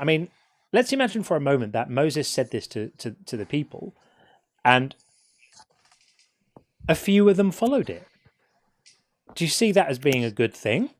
That a few parents organized to have their sons have rocks thrown at their heads until they were dead, as in response to being rebellious, which lots of young men, as they cross the threshold from childhood into adulthood, experiment a bit with boundaries, they push back a little bit. That's a normal part of growing up. But we're told here is that the obligation is for these parents to murder their children if they do that. And it's conceivable that quite a few of them might have done. I don't know whether they did or not. But regardless of that, can you see why it's problematic to tell people something like this? Or does it all seem fine to you? We see both in the New Testament and the Old Testament that it's against the law to disobey your parents or go against your parents. He already said it's a good law. Yeah. So, yeah, what I'm saying is that in terms of disobedience towards your parents, that's what makes it a good law. It's a good law. To say you have to carry out stoning your child, I think that's one thing that people go against, because the child would hear that and say, no, I don't want to anymore, because that's terrible. I don't want to die. Well, I think you're out of your mind. Wait. Let me land real quick. So what I'm saying is that your option is death for eternity, right? Eternal death, of like going to hell based on the thing that you've done or the sin that you've committed. There was no hell. The Old Testament, in the Hebrew Bible, there's no talk about hell. Going to hell isn't a thing. Yeah, there's Abraham's bosom. Yes, I understand that. There's Sheol, and there's no going to hell. There's no threats of going to hell here. These things are not put in place to help people not go to hell, whatever the reasons are. If you find yourself on the internet in front of 1,400 people saying that you think it's a good idea to tell parents to murder their disobedient teenagers, it's not a great place to be. Can I give you another example of another boo law from God? I'd love to know your feelings on this one, whether you're going to come up with an insane cope for this one. So do you know? Well, let me ask you. So, do you understand exactly why Jesus was sent on earth? Well, we're not talking about Jesus right now. I'm not talking about. No, I mean, I'm just clarifying. That's a different. Of course, I understand the theology of Jesus, but it's nothing to do with what we're talking about. So, I mean, in terms of the law, do you know? He turned up to say that he agreed with all the laws of Moses, and that anybody who doesn't teach them and practice them is going to be considered least in the kingdom of heaven. So his primary purpose was to turn up to affirm all the barbarity of the Old Testament laws, and then make a load of promises to his disciples which he didn't keep. That was his main. No, so that's that was his main purpose. But anyway, back to the barbarism. So, are you familiar with the law in the book of Numbers, in Numbers chapter 5, about the ritual that a woman has to be put through if her husband feels a little bit jealous? No. Can you show that on the screen, please? Yeah. If you can. Yeah, I can. So this is quite a long one. I'm not going to read the whole thing because it's long and I don't want to bore people. But in a nutshell, what this says is that this is concerning an unfaithful wife. So these are the things that happen to a woman if she's unfaithful, or, importantly, if she isn't unfaithful, but her husband has a feeling of jealousy, a spirit of jealousy on him, right? So if a woman has defiled herself, or if he's jealous of his wife, though she has not defiled herself, the man shall bring his wife to the priest, and he shall bring the offering required, blah, blah, blah, barley flour, pour no oil, blah, blah, blah. Then the priest shall bring her near and set her before the Lord. The priest shall take holy water in an earthen vessel, take some of the dust that is on the floor of the tabernacle, put it into the water. The priest shall set the woman before the Lord, dishevel the woman's hair, and place in her hands the grain offering, and in his own hand the priest shall have the water of bitterness that brings the curse. Then the priest shall make her take. Let me find it. Sorry, just lost my place. Let me just find it again. Sorry. The Lord shall make her take an oath, saying, if no man has lain with you, if you've not turned aside to uncleanliness, blah, blah, blah. She has to take an oath about whether she's been faithful or not. And then she has to drink this dirty water. Oh, before she drinks the water, the priest puts curses in writing and then washes off the ink from the curses into the dirty water. And then he makes the woman drink the water of bitterness that brings the curse. And the water that brings the curse shall enter her and cause bitter pain. The priest shall take the grain offering and do blah, blah, blah, and takes a handful of the grain, and then afterwards shall make the woman drink the water. When he has made her drink the water, then if she's defiled herself and has been unfaithful to her husband, the water that brings the curse shall enter and cause bitter pain, and her womb shall discharge and her uterus drop. So basically causes a kind of God abortion if she's pregnant with someone else's baby. And all of this stuff. So she basically has to go through this horrific thing. She has to drink this poisoned, bitter water with dirt from the floor in it, have her hair all messed up and be sort of undignified. And then it says this is the law in cases of jealousy, when a wife, while under her husband's authority, goes astray, or when a spirit of jealousy comes on a man. So do you think it's okay for a man to be able to put his wife through this absolutely hideous and disgusting ritual of being made to drink poisoned water, which hurts and causes bitterness and pain and possibly causes her womb to discharge and her uterus to drop, on the basis of a few jealous feelings, as it says in this law from God? Can you clarify again what chapter this is? Numbers 5. Numbers 5. Yeah. Yeah. So, it's specifically verses 11 to 31. It's quite long, which is why I kind of skipped over it. But the bottom line is that we have a situation here. Let's not be unclear about what this is. The test for guilt is the punishment.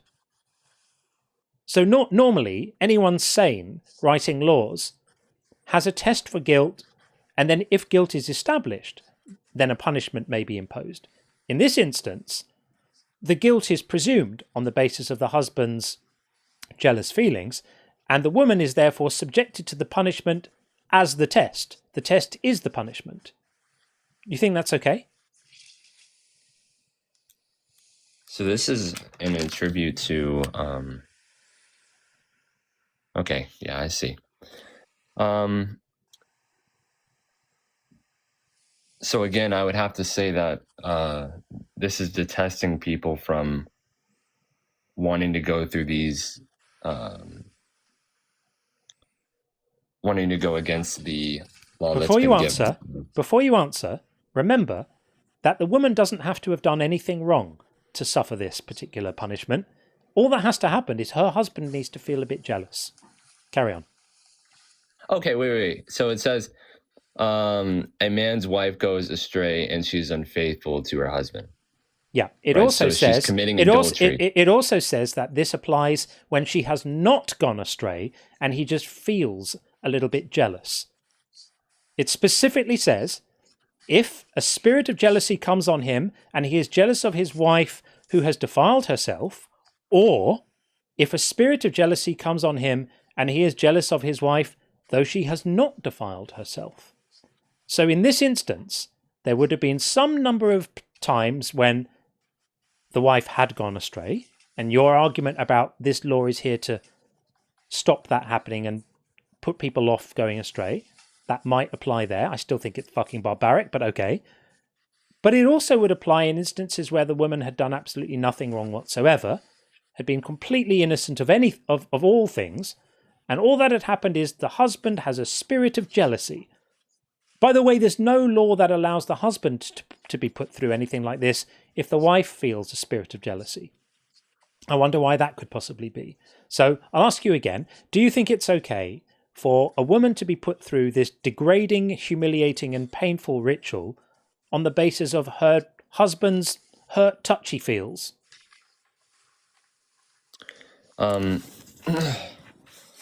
So I think that this is one of the only ways that they were able to determine whether their wife had committed adultery or not, and it was to bring them to a priest. And I think that this was another law that was put in place to say it is wrong for you to commit adultery, just like it is wrong for you to disobey your parents. So just completely ignoring what I asked you. Is death in the exact same way. So just completely ignoring what I asked you about the women who hadn't committed adultery but got punished for it anyway. I don't think that they got punished. I'm sorry. Would you like to be made to drink poisoned water? The part where it says they get punished anyways for not. Well, the whole ritual is the punishment. The whole ritual is the punishment. The punishment is having to drink this poisoned water, which hurts, and have your hair disheveled, and be humiliated, and degraded, and treated like an object, and be forced to drink water with dirt from the floor and ink in it. That's the punishment, and it was applied to women who had done nothing wrong. And your argument, when I asked you, "Is this morally acceptable?" you said yes, it says because to curse those who are guilty. It also says, as I read you, it says it is also to be used where a spirit of jealousy comes on him, though she has not defiled herself. In other words, for women who had done nothing wrong also had to go through this. So for the last time, I'm going to ask you, was it ethical, was it moral for your God to pass a law which instructed people to put innocent women through this barbaric and hideous, horrible, disgusting routine, even though they had done nothing wrong?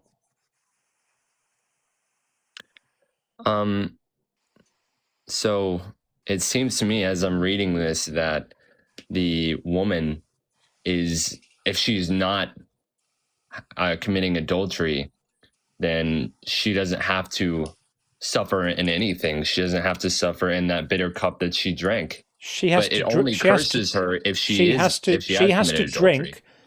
drink water with dirt off the floor and ink in it and suffer the indignity of standing there with her hair disheveled, being judged and being made to go through this disgusting thing. And it even says that the water brings pain.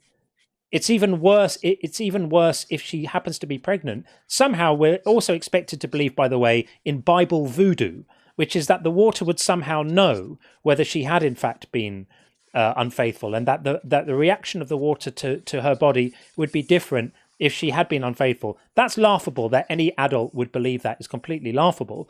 But even aside from that, we're still talking about a disgusting thing imposed on a human being who had done nothing wrong, purely on the basis of the husband's jealous feelings. Now, I gave you 3 opportunities to distance yourself ethically from that, and you refused all of them. So you're going to have to live with that, Corey, because that's going to be the last thing that people remember about you. Okay, moving on to someone a little bit less disgusting. Wow, we've really had them all out tonight, haven't we? That she deserved it because her husband was jealous, is essentially what he said. Okay, there we are. There we are. And they wonder why we sometimes make the claim that God hates women. Because clearly, whoever wrote these laws, and if you don't believe in a God, then you just think it was depraved men, which is what I think. If you do believe in a God and you think that the laws of Moses actually were dictated from God to Israel, the only conclusion you could come to is God hates women. Okay. What's the ritual for men? The ritual for men if women get a jealous feeling? I looked. Yeah. What did you find? Funnily enough, 0. None of them. Oh, that's weird. That's weird. Yeah, funny, huh? Yep, funny, huh? Okay, we are going to get Brian Gold in a moment. We will read a couple of these and we'll get Brian in. So, Tim said, to repent, one must have pent. I don't know what that even is, so I can't do it again. Very good, Tim. I haven't heard that before, but I like it quite a lot. And Acid D Punch Drunk says, it's not worth a likely YouTube strike for his viewers. I wonder who that was about. I missed what that was about. Sorry, that one went over my head a bit. But thank you anyway. I appreciate it. Liberty, great to see you, friend. This was while we were speaking to Liquilite, said, Lance's bigotry was so reflexive and nonchalant, it's as if he's never actually thought about the position before. Yeah, we often find that people just casually dismissing pain and bigotry, like that last caller. Totally unbothered by anything. He didn't say, God, that's hideous. He just seemed totally unbothered by all of it. I mean, I think that's pretty remarkable. And 2 more and we'll get Brian in. Roy Williams, thank you so much for that super chat. Appreciate it very much. And Buzz said, heaven is as appealing as hot dog water. Yeah, heaven does sound fairly bad, especially if these kind of bigoted rape and slavery apologists are going to be in the place. I'd rather go somewhere else myself. Okay, let's get Brian in and keep things moving along. Brian Gold. Hey, Brian. Yes. Hello, how are you? I'm good. Good. Well, welcome in. You know what our quote is, our claim Thank you, today. thank Sorry. you. I've seen you debunking, critics, criticizing. I'm a believer. 40 years. Right. And I'm not good in English, but I think we will communicate in 1 or 2, 3 areas. The thing is that we can communicate. I think that one. We can communicate, yeah. So let's communicate about how evil God is. He's pretty evil, isn't he? I'm just saying this,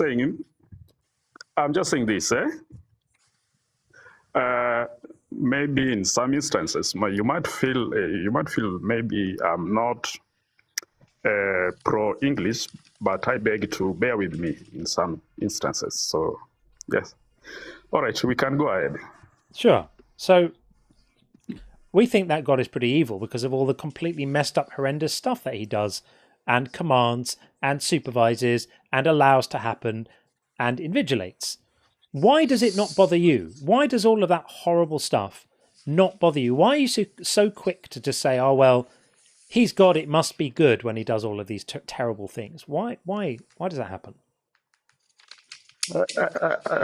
I'll talk about it, but I wish if the topic would have been also maybe talking about atheism or atheist, and why someone like me, someone like I myself, I'm not attracted to atheism. So well, one is not attracted to atheism. You're either convinced a God exists or you're not, in which case you automatically are an atheist. No one has ever lived, no one that has ever lived chose to be an atheist. You can't choose to be one. You can't decide to become one. You can't decide to become an atheist. You are an atheist if you find yourself... no, it's not a choice. If you're convinced a God exists, you're a theist.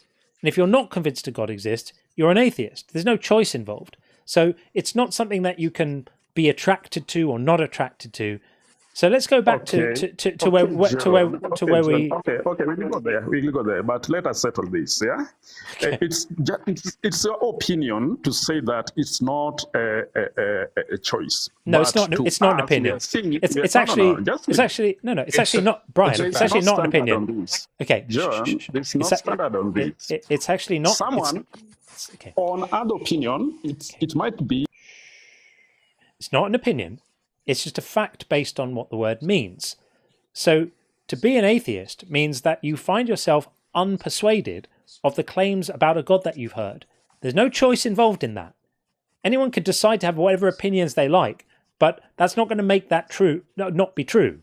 It is always going to be true that if you're not convinced a God exists, then you're an atheist, and there's no choice there.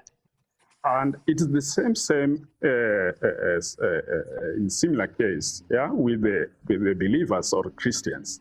It's a choice. If you are persuaded that there is a deity, then you automatically become.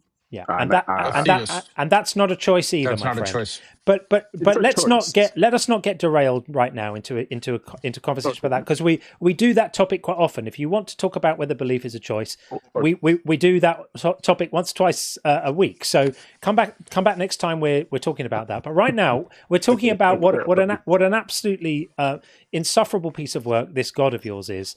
Why are you not bothered by all the horrendous things he does to people? No. God is good, and all the time is good. Yeah. Why are you not bothered by all the horrendous things he does to people? What wrong has he done to you? Well, I'm not talking about me. I'm concerned about other people too. I'm talking about all the things that your holy book says he did. Because I don't think God has done anything to me, because I don't think he exists. But why are you not bothered about, for example, the 70,000 innocent Israelites that he murdered because David took a census that God incited him to take? Okay, I wish not to take that direction, but if you don't, when you go to Court of Appeal, if you don't have something which is, you don't have evidence in your hand, then the court might dismisses you. Sure, that's lovely. Could you answer my question, please? Why are you not bothered about the 70,000 innocent Israelites that God murdered because David took a census that he incited him to take? I'm not bothered because, first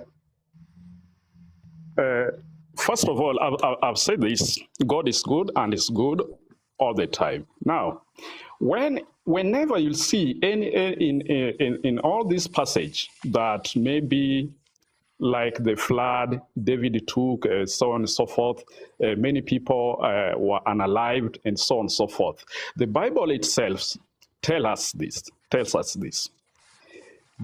You can go, you can read, I can take you to first, you can read first. Brian, just a minute, Sean. Just a minute, Sean. No, because you're not answering his question. You went off completely off the subject. He's asking you specifically about God unaliving 70,000 Israelites because David took a census.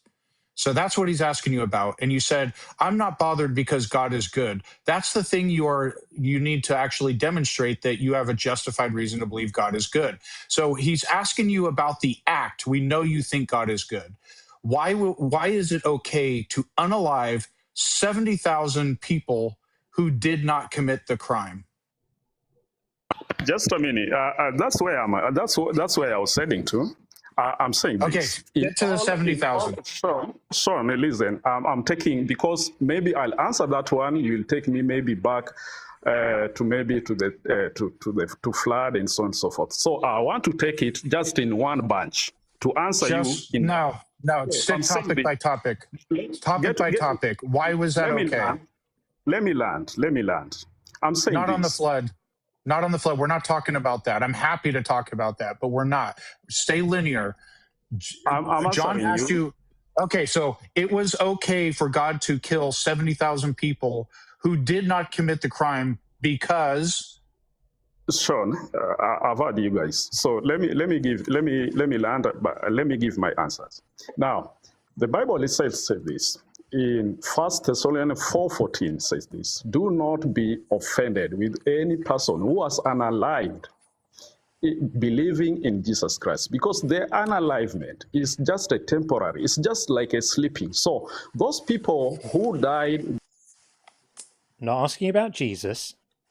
If your argument is, it doesn't bother me when God kills innocent people because dying isn't really dying, then we'll just suggest that somebody ups your meds and we'll move on to the next caller. It's so easy to just go, oh, people who died, dying isn't really dying, and then something Jesus. Is that really the best you have, Brian?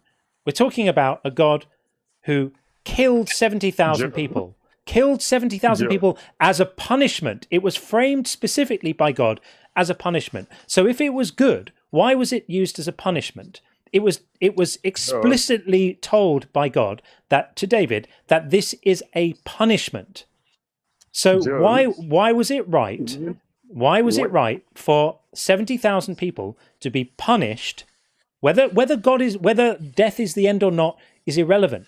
God punished 70,000 people for the crime of one man who did a thing that incidentally God made him do, or Satan, depending on which account you read.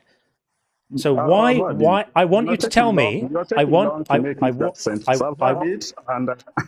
you to tell me why it was right for God to punish 70,000 people instead of just the person who did it. Please. It's the last time I'm going to ask.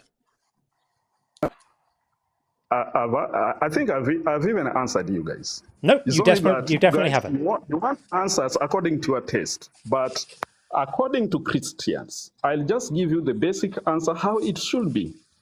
There's no death in Christianity. It is just so not answering again. All right. Well, if you can't answer, then we'll move on to someone who knows how to answer questions. I wasn't asking about whether there's death in Christianity. I was asking, why is it ethical for God to punish 70,000 people in whatever way he chooses for the crime of a person who did the one crime, who did a thing?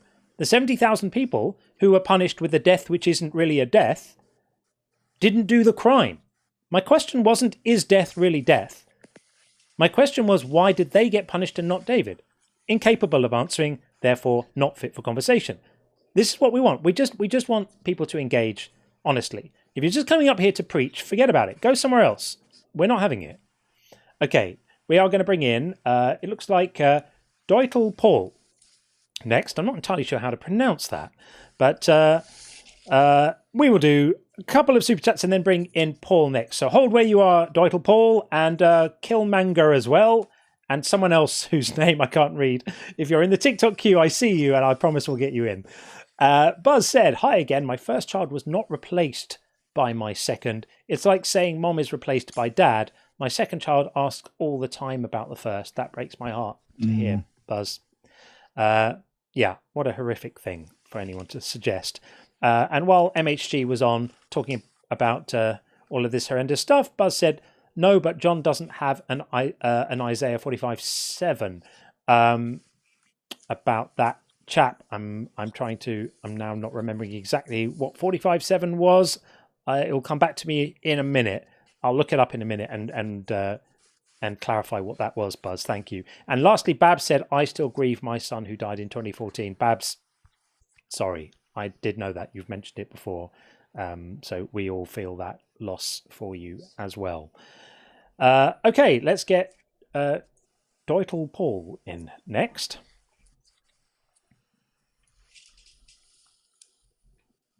I'm just going to put Deutel Paul. There we go. Hi, Paul. How are you? Hi, good. How you doing? Very good indeed. There we are. Not entirely sure what that all means, but there we go. What would you like to say? Well, I just wanted to quickly answer your Canaanite Israel issue and then ask you a question if I could. Sure. The classical response to your question is murder is taking the life of someone who you have no authority to take that life from, which is why during capital punishment, the state is not liable for that death. Now, God, of course, controls all life. So taking that life back to himself does not constitute murder.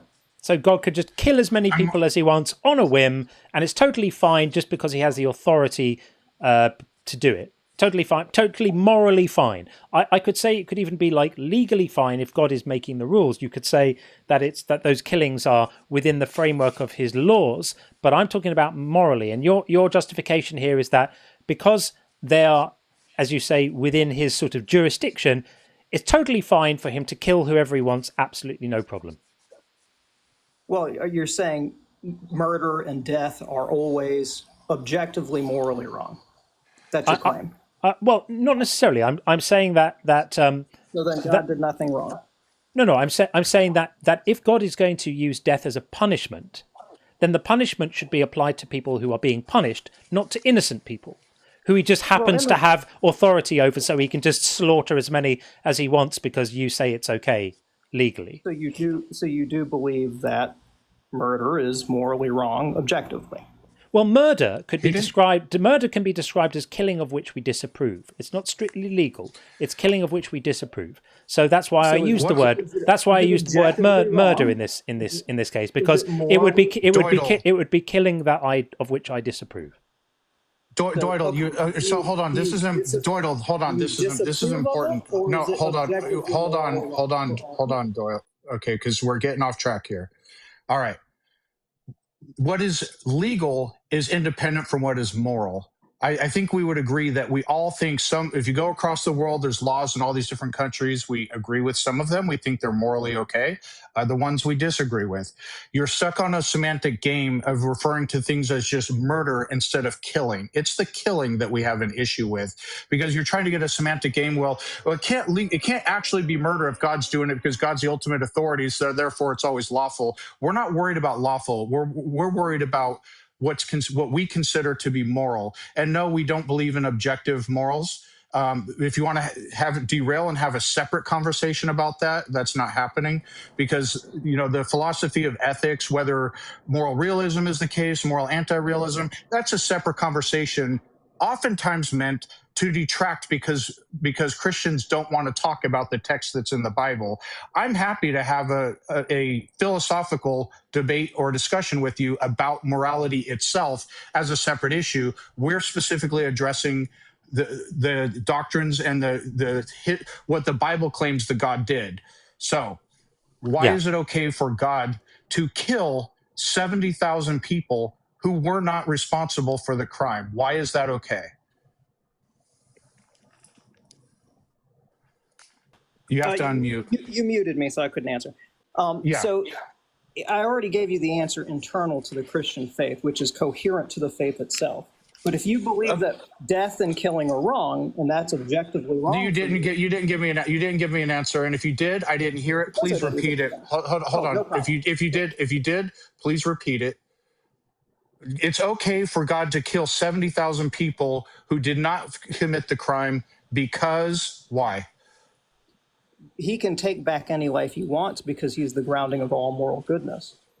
Okay, so if God, they're also going to be resurrected, so there is no final death for them if they're good. If they're not, they get a judgment. So we should celebrate. We should celebrate the death of people then. So when children die, we should celebrate it because it's all good according to you. It can be in certain circumstances, of course, right? It's Because what he's the mental grounding illness force. looks like, people. This is what mental illness looks like. Well, The I death is believe actually mental good. illness- Death is insanity actually would be to good. do the same thing repeatedly with no change in result, right? Now, what you stated a second ago was that you have no grounding for morality as objective. I've never stated that once in my life. No one stated that. Your That's friend just just did. No one Your has friend said that. literally just stated that. He said he did not. Stop lying for Jesus. We can represent our own You were position. the one If who you want just to, said you did not if believe you in want objective morality. I said Okay. objective There's morality. I nothing didn't say wrong we that don't. God did. God did nothing wrong if there's no objective. Okay. Stop being The fact that dishonest. you have to Stop keep muting me says a lot. because you keep trying to. Do you want? I'm sorry. Do you want to talk about? Are you afraid of the biblical text? Because we can discuss what the If you God of were the going to Bible say, did. "Are you afraid of talking while muting me?" That's hilarious. Okay. So stop trying to derail. We can have a separate conversation you another don't. time if you want to come. If you want to come back, we What did can God have a do separate wrong if conversation. there are no objective morals? What did God do wrong? Okay. If you're afraid of this conversation, let us know by unmuting yourself incessantly, What like you did have God been, do wrong because if you're there is going. no objective good or wrong, good or evil? Okay. What is If you your unmute yourself, okay. All right, I'm done. He I just got it. keeps unmuting himself. Okay. I just got All rid right. of him. Okay. Well, I'm going to clarify. I'm going to answer his question. He said, "What did God do wrong if there are no objective moralities?" So this is the bait and switch that these cultists use. They say that if you don't accept that morality is based on their cosmic policeman, then you can never make a claim of any sort about how we ought to treat each other. It's unbelievable to me that anyone would think that that's anything other than the most idiotic argument they've ever heard, but they all seem captivated by it. To say that we don't agree with your basis of objective morality is not to render all of our ethical tuitions totally arbitrary and without a basis. We can ground our ethics in real notions of well-being, cooperation, suffering, survival, things that actually exist in the real world, unlike your imaginary friend, which exists nowhere to be seen. So what we say is, rather than opening a book which gives us instructions about what's right and wrong, do this, don't do that, keep slaves, don't eat this, don't do this with your hair, do this with the tassels in the tabernacle curtains. Rather than do that, our foundation are principles of well-being and survival, which are fundamental to the reality that we all live. We don't like to experience pain. We don't like others to experience pain. And that's enough. We prefer to survive than not to survive. And that's enough. That's enough to give you a firm foundation for ethics they could then build upon.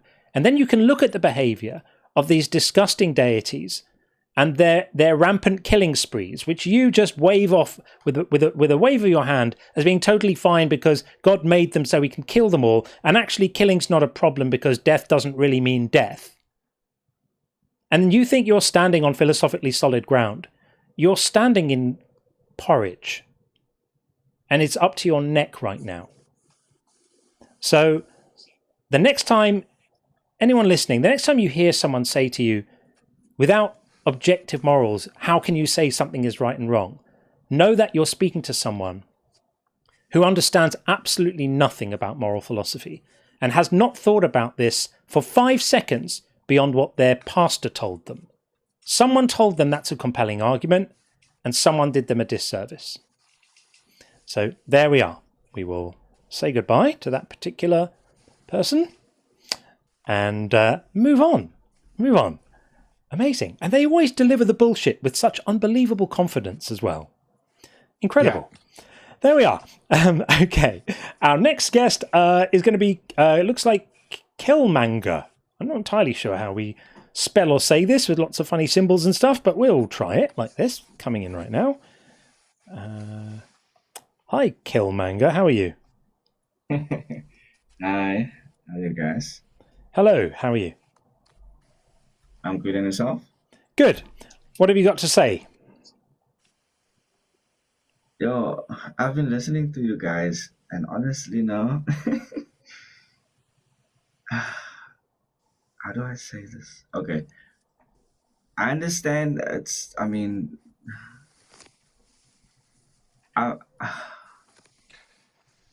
I understand what you, yeah, but the thing is,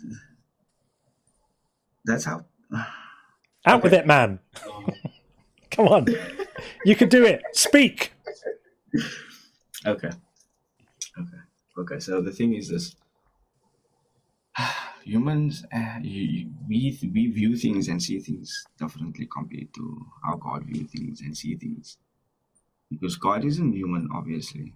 Yeah, pretty inhuman. I agree. Yeah, we have a limitation. We have limitations. God doesn't have any limitations.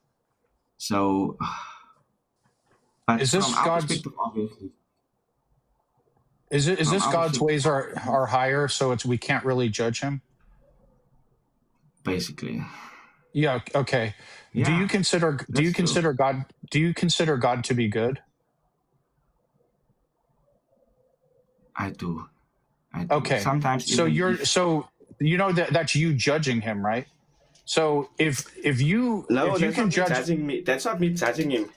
you're That's me. you're Okay, yeah. assessing. Basically, yes. Yeah. Yes. Basically, yes. So if you can judge God to be good, I can judge God to be bad. You can't have this. Once again, this is heads I win, tails you lose. You can only judge God if you're going to say good things about him. Then his ways aren't too high for you to assess his goodness or badness, right? But if you're going to assess him to be True bad, that. no, True. his That's ways are true. higher. You don't get to have it both ways.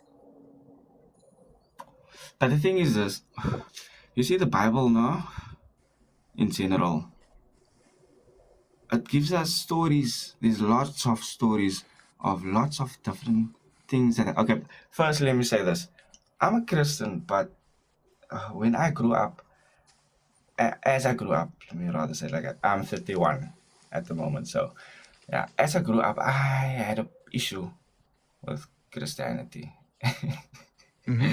I had an issue. I didn't just want to believe, what I was raised up to believe. Because I mean, how do I know it's the truth? So, yeah, I did a lot of digging, and it all leads back to the Christian God. Let me ask you a story. Everything. Yeah, go for it. Yeah. I just had a question for you. If a human being did all of the things that God has done in the Bible, let's say it wasn't done by God, it was done by a person, a human. Would you consider that person to be a monster? Most definitely, because I mean. Okay.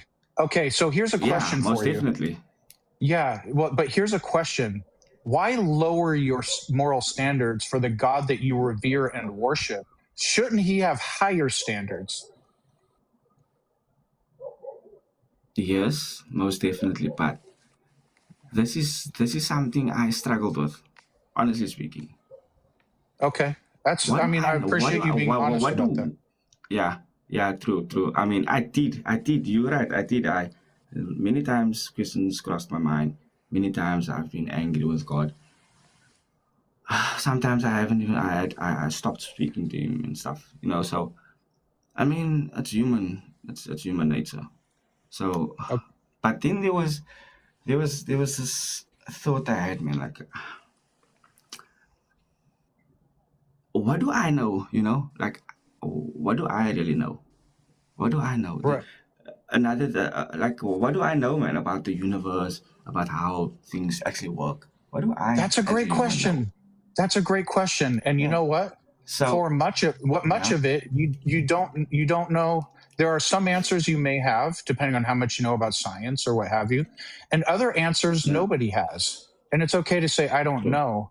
So I want you to think about this, because when you read the Bible, you acknowledge that if a person did these things, you would consider them a monster. But the Bible says this all good God that you should worship did all those things. What if, now I don't believe any gods exist, but what if there is a good God out there that created the universe? Maybe he's not strong enough to get rid of all the suffering, what have you. But if there is a good God, it's not the God of the Bible. Maybe there's a deistic God. You don't have to. You're not. If you're born and raised into a particular theology, you're not stuck with it. So maybe think about. Yeah, maybe think about. No, you're right. Because I went that direction. Honestly speaking, I told myself, because I read the God of the Old Testament, and then I read the God of the New Testament. It's not the same. It's crazy. And that is the reason why I left Christianity for a time, and I was just searching. I went to other religions, and I was reading practically almost anything you can find, or topics like this is concerned. And honestly, it all leads back to God of the Bible, the old What and leads new. back to him? Every single story, every single thing, everything that is written, everything. There's hints and traces of it. I got news for you. The God of the Bible will always lead back to the Bible. That's tautological. If you read everything in the Bible, it's going to be about that God. If you read the Quran, it's going to be about a different God. But what is keeping you? What I'm trying to say is the concept of the stories, man. All of them are the same. All of them are the same. There's no difference. Maybe here and there a little bit of twist, but it's the same, isn't it? Why believe it? No, it's not what I believe. It's what I'm reading. It's what I'm noticing. It's what I'm observing. Yeah, you read in the book that it's got all these stories. Why do you believe that's true? Because thing written in a book does not mean it's true, right? So what is keeping you convinced of this? Because honestly, and talking to you, you're better than your Bible morally. Yeah. Why I believe it's true? Because how can I deny that life just happened? How can I can't, to be honest. I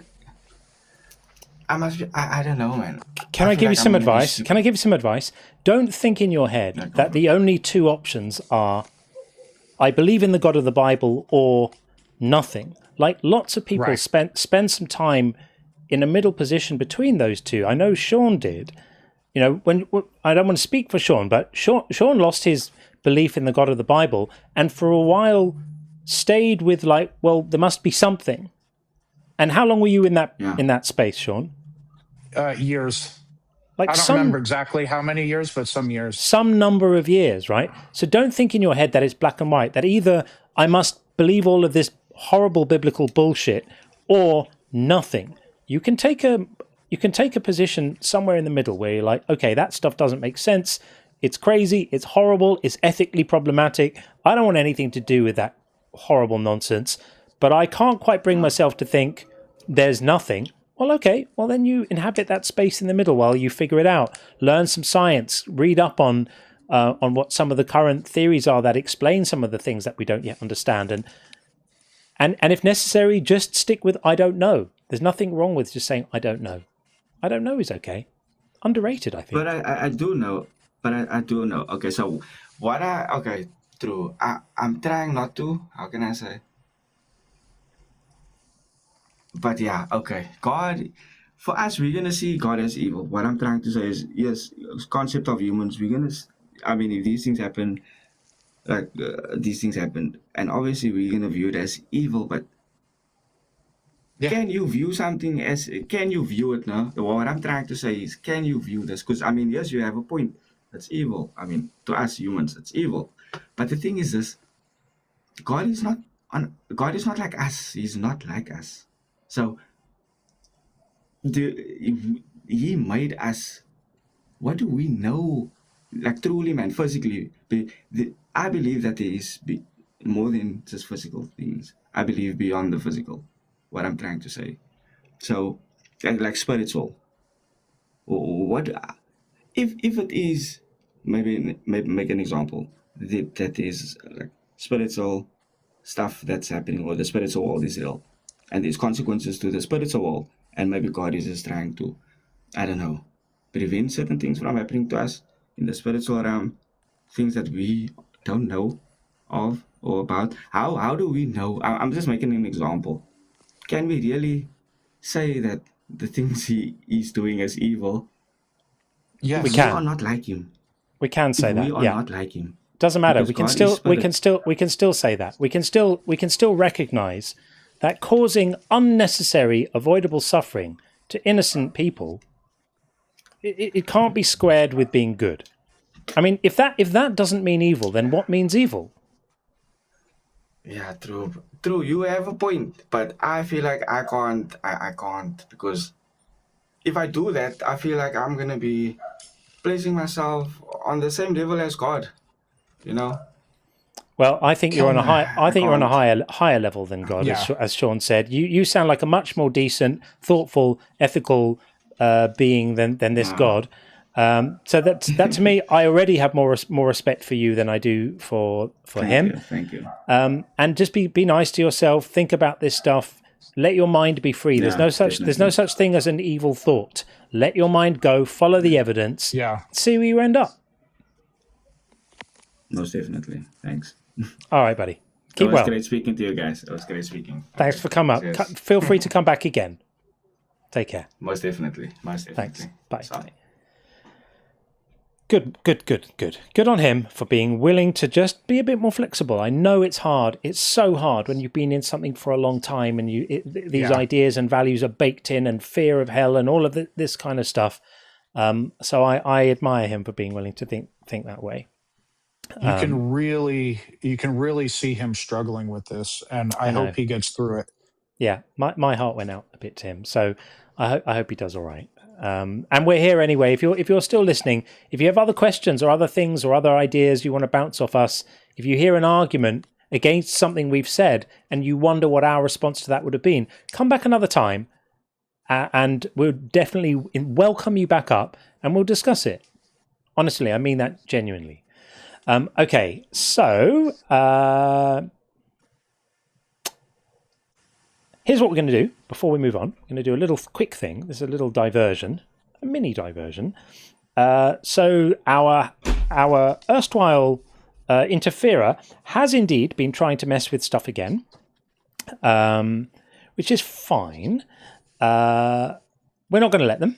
So they've been messing with the call rating. So we'll ignore that for now. And I've locked the bingo for now. Because they were sort of messing with that too. So what I'm going to do is declare a bingo for now on the winner, so at least we can enjoy what we had so far today, which is PVG. Seems to be the winner of the bingo, which is good. PVG, when you have a minute, let me know if all of those votes were yours. I hope they were, because I hope they were. And if not, then then our hacker's given you a victory. But there we are. PVG the winner, Peak Buster second, Suspicious Squid third, and Joint Nevitt and Scott in fourth and fifth. Yeah, so that's what's happening with that for now. I would tell you about all the steps I'm taking that's going to make all of our stream tools, bingo and caller rating, all of that, completely impossible for anyone to mess with. But of course, if I told you that, I'd be giving away the secret. So I'm not going to tell you what I'm doing.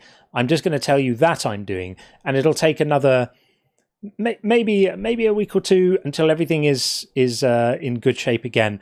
But I promise you, I will succeed. So if you're the hacker, whoever you are, having a listen right now, enjoy the short period of time you have left to do this, because it's not going to last long, my friend. Okay, we are going to move on to, I don't know how to say this name because the caller here doesn't seem to have a name, so we're just going to bring them in. It says, does it say TM on the thing? That's if they're still there. Let's see if it resolves. Nope, they've gone. Okay, well, they've gone, so we're going to get Kaiser in next, and then Amani Victor after that. So Kaiser coming in, and then we have Egypt Man as well. So keep your place in the queue. I promise we'll get you all in. Hi, Kaiser. Hello, sir. How's it going? Good. How are you? Not bad at all. Not bad at all. How are you, Sean? Sorry, I was muted. I'm doing well. I appreciate it. Good. No problem. So, what have you got for us, friend? Are you just talking about the Christian God? I mean, I talk about the Christian God if it's Christians calling in, but if you believe in a different God, which isn't the Christian God, then I would say, what are the properties of that God? Did that God create everything? Is that God in charge? Because that God is also guilty. Right. Well, I asked the chat, and they said any god or any gods. I am from the Scottish Highlands, and also just to preface, I study psychology. I'm writing my dissertation just now on Carl Jung, and Cool.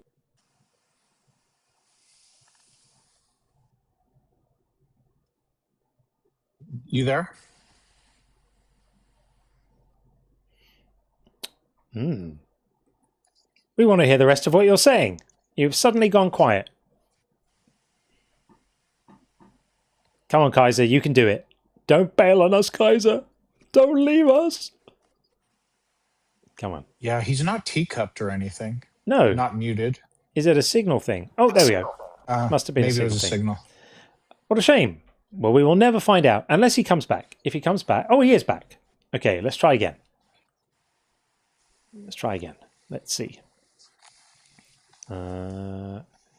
TikTok is try. There we go. Right, welcome back. Yeah, my internet went down for a second. I'm in Wales currently in the rural areas. Okay, well, stay exactly still. Don't move a muscle. Okay, so, yeah, you're doing dissertation in psychology and you're from the Scottish Highlands. What's your view on God? Well, we believe, where I'm from, in my sort of little circle, that God is within nature. So we sort of, like a Christian would worship, like Jesus Christ, we sort of have that same reverence for what we call the God within, like the river, the God within the sun, the God within the plants, and that sort of faith. And then the reason I'm doing my dissertation on Carl Jung is because within his practice, over thousands and thousands and thousands of patients, he's noticed that people who have faith in something like that out with themselves tend to be more put together, which is something I'm really interested in. I'd like to get your opinion on.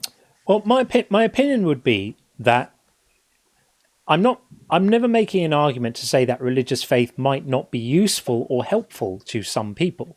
But that's got nothing to do with whether it's true.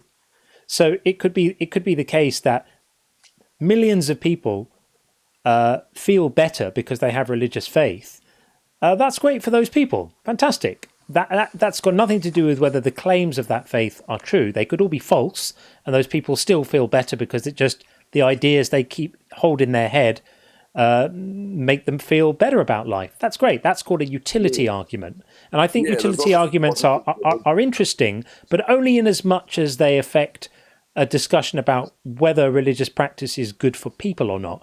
And I think that whilst it might be, there's also a lot of stuff in the psychology literature about the harmful effects of religious ideation and fears and obsessive religious thinking and religious trauma and all of that stuff too. Yeah, certainly. My idea is less about sort of the monotheistic, Bible-driven religion, and more about maybe like the pagan idea of the nature and worshipping that, not necessarily worshipping it in a way that makes it perfect like God, but worshipping its consistency. Because that's one thing that, for instance, a Christian God is never consistent.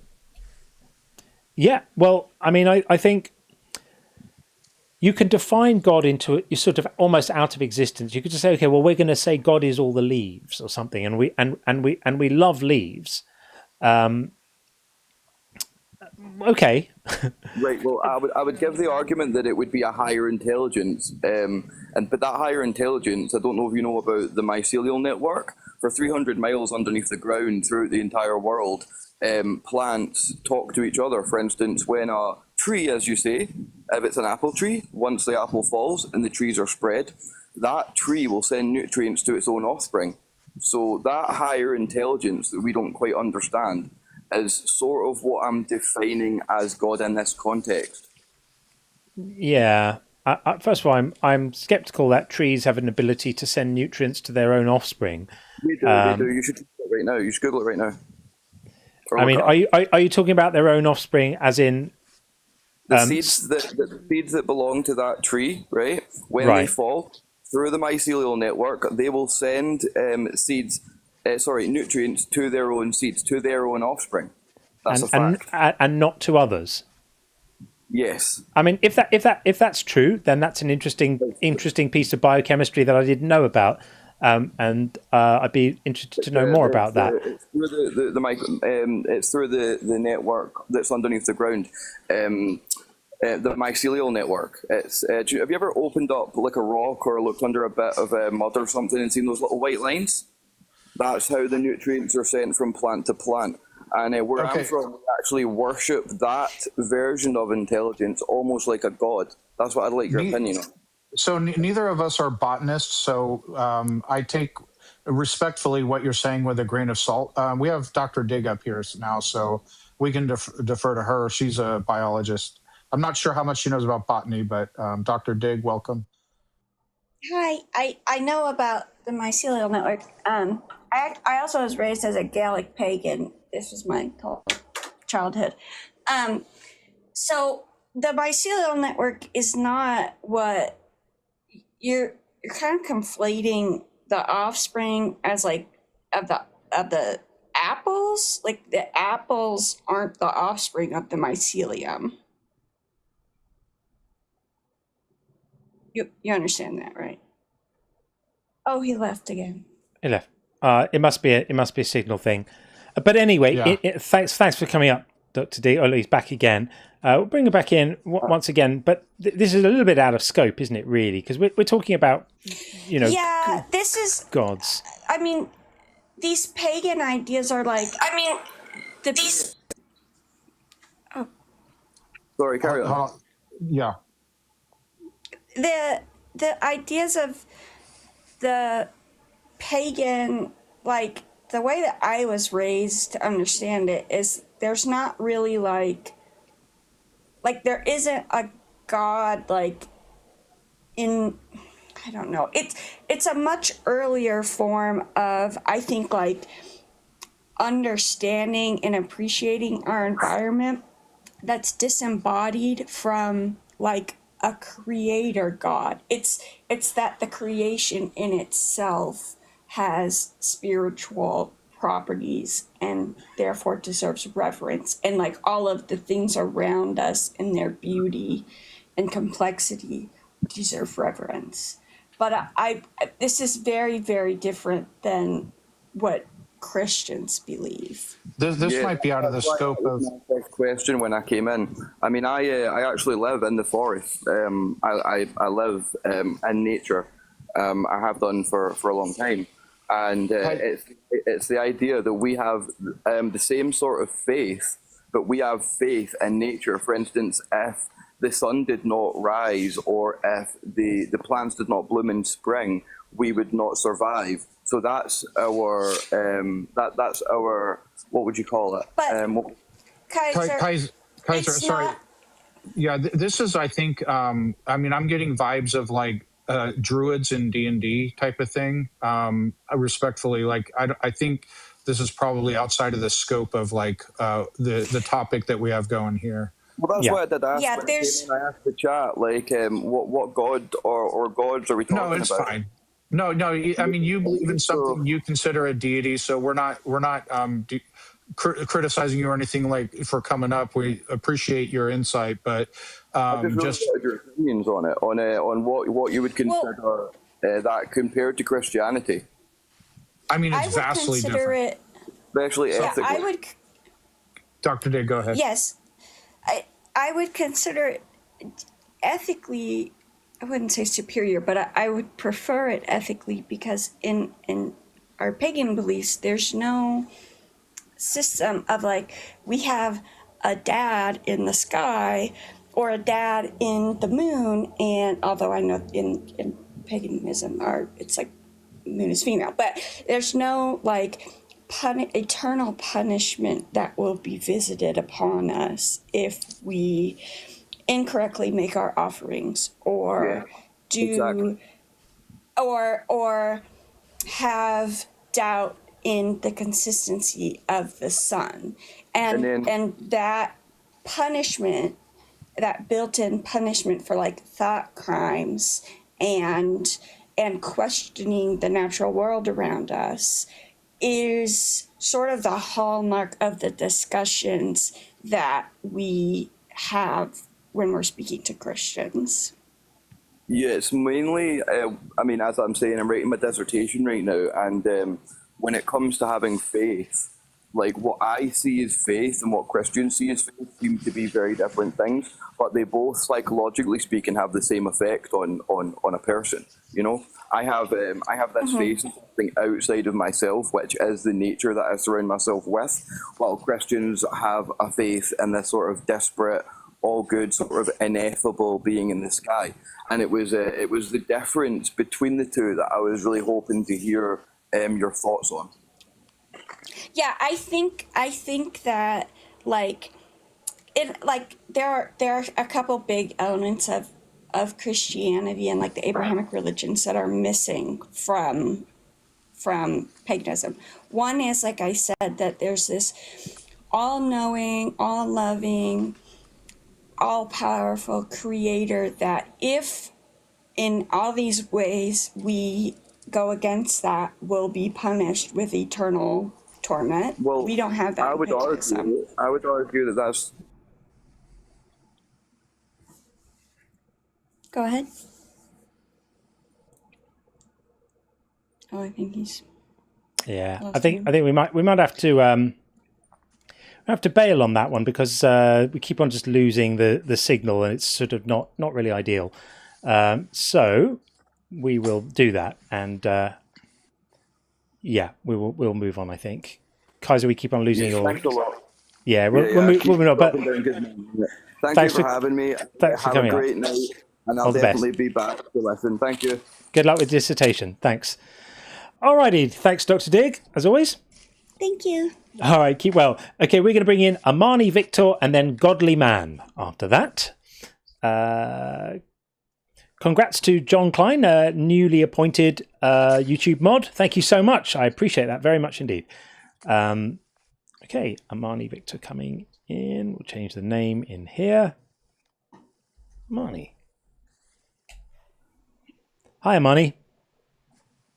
Yeah, hello. Hello, how are you? I'm good. Hope you're good. Good. Godly Man, I will have you in next, okay? Just be patient. I promise you'll be up next. If you can stay where you are, you're the next call, I promise. What have you got, Amani? Yeah, so I've been following up the conversation, and what I'm thinking is we are trying to figure out what is the origin really of maybe suffering, or why are we suffering? And I think we're trying to see why we are in this earth, and then we say there is God and He's good, and why are we suffering? So maybe if we can go to the genesis of creation, and maybe let's assume you are God now, just an assumption, and then you say, okay, let me create the earth and the heavens and the earth, and let me create angels. And when you decide to create those angels, are you going to give them a free will, or are you going to program them to obey you? So that's the question. What I would do if I was God, if I was God and I was all-knowing, I would create the angels in such a way, and the people in such a way that they all had free will, but that they all loved being obedient and loving and kind, and they hated sin. So they, in the same way that like cats have free will, but they hate lemon. And, I have free will, but I hate, what are those little things called? Capers. I hate capers. Like, I'm just made in a way that I hate capers, right? So I would, if I was a god, I would make all my agents, or my angels and my humans hate sin. And that way, I would send them out into the world, and they would be having a lovely time with all their free will everywhere. And they'd all be using all their free will to write songs and sing songs about how much they all hated sin. And none of them would sin, and nobody would need to get nailed to anything. It would be amazing. How does your God bear up against that vision? So, what I understand, you're saying you'll make angels or people in such a way they cannot sin. Is that what you're saying? Not that they can't sin, not that they can't sin, just that they don't like it. In the same way that I'm made in a way that there's certain things I don't like. Okay. Like I don't like the smell of vomit, for example. I don't like the smell of vomit. Hang on, listen. I don't like the smell of vomit. It's not that doesn't limit my free will. It's just something that makes me feel unpleasant when I'm near it. I would design my creatures so that they felt that way about sin, and then they could go out and have a lovely time with all their free will. Okay, let me twist this. So you can make your creation to have free will, so they can sin. You're saying that no? They can't. Okay, this is what you're not understanding. Not liking something is not the same thing as not being able to do the thing. I have That's what I'm saying. That they are able to do sin. So you agree with me that they are able to do sin or not? Able to do sin. So basically, let me simplify it for you. If God is all powerful, he could have made a version of Adam and Eve that have free will, but will never choose to sin. Is God powerful enough to have done that? I don't understand when you say never. When you say never, meaning that you're making them not being able to do sin. No. Okay, hold on. That's what you're programming them to do. We have to understand this point before we go forward. We have to understand this very important point. This is very important. All right, stop. All right, I'm going to clarify. All right, I think we can all agree that neither Adam nor Eve, it's probably the case that they never sang the song, I'm a Little Teacup. The fact that they never chose to do that does not mean they don't have free will. There's a set of things that Adam and Eve never did that doesn't alleviate the fact that they have free will. Not ever doing a thing does not mean not having free will. If God is powerful enough to make them in such a way that they would never sing I'm a Little Teacup, he can add to the set of things they never chose to do would be sinning, any sin. If he cannot do that, he is not all powerful. You can unmute. Okay, so you're saying that God should create maybe Adam and Eve or the angels in such a way there is a program somewhere that cannot be switched on to do something or to go against God. No. Because remember, that's where Satan come through. Do you understand the difference between... Hold on, Amani. Do you have the free will? Do you have the free will to eat poo? If you wanted to, could you? Of course, okay. Of course I can. Okay. Yeah. You never, but in your entire life, but in your entire life, you will never eat poo because you don't have the desire to eat poo, correct? But yes, I don't have that desire. Great. Yeah. So take that same poo analogy. Not ever having the desire to do a thing does not mean you cannot do a thing. Okay, so you're correct. God can, So take the eating poo analogy and just replace that with sinning.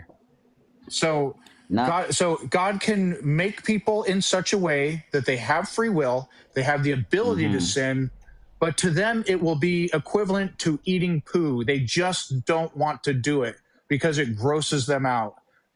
Correct. And that's what sin is, and that's what sin is actually. Okay, so God could create beings that have free will but never want to sin. It's like, ew, it's ick to them. But that doesn't take away their free will. Just like you never desiring to eat poo doesn't violate your free will, correct? Correct. Okay, there you go. So that's what we do. To answer your question, that's what we would do if we were designing things. If we were a god and we were starting off at the beginning, rather than the absolutely catastrophic failure of it that your God did, we would just design it in a slightly better way. We would say, I love my creation. I'm going to give my creation lots and lots and lots of free will. And I'm also going to design them in a way that their instincts, in the same way that we have an instinct to eat, and we have an instinct to stay warm, and we have an instinct to procreate, and we have an instinct to, be around others, I would equip all of my creation with an instinct for kindness and an instinct for wanting to always please me and a very strong instinct against anything sinful. and then I would watch them forever, enjoying their free will in a wonderful world, and no one would need to get sacrificed for anything. That's what I would do. Absolutely right. Absolutely right. Absolutely right. So, do you believe me when I say, if I give them free will and then I say, okay, poop is bad, and do you believe there are some people in this world that can eat that thing? And you said yes. Of course. Can I finish? Can I finish? But I understand the point you're making. No, but I understand the point you're making. Understand that there are some angels that were created. We can deal with this. We can deal with this. Listen. God bubble fucked it. I let you finish. Can I finish, please? We don't need you to finish. We understand the point you're making. Some of the angels went against God's plan. But what I'm saying is, that's because your God is an inept idiot. If I was a god, I would make all the angels in a way that none of them were inclined to do that. I would make all the angels be completely averse to sin, averse to that stuff. You say, yeah, there are some people in the world who like to eat poop. Well, fine, there might be, but I would do a better job of it than that. I would make it so that every single being I created was strongly against sin, and I'd never have to worry about that. It's not my fault that your God is incompetent and messed it up and made angels who decided to go against him. And then he went, oh no, I didn't see that coming. Now I've got to destroy the whole world. That's not my fault that your God is such a twit that he can't do it properly. If I did it, I would do it better. Now you may. Can I come in? Yeah. Can I talk now? Yep. And when I talk, can you make me finish before you mute my mic, okay? Well, that's our discretion, my friend. That's not how it works. If we need to interject with something, we'll interject. But go ahead. All right. Okay. So, you said that. May you please also stop making like your God is maybe listen like this idiot or what? Please don't do that. And second, I want to tell you that if you're God, and I say if you assume that you're God, what you're saying is that you're going to make a robot, my friends. Those are robots. You just ignored everything that you agreed to. Because if you're programming angels just to obey you, just not to sin. That's a you're straw making man. robots. I'm going to stop you because you are straw manning our argument. What that means is you are misrepresenting everything that has been said so far. So let me simplify this. According to Christian theology, 1/3 of the angels in heaven rebelled. The other 2/3 has remained sin-free. They do not sin. They do not have the propensity to sin.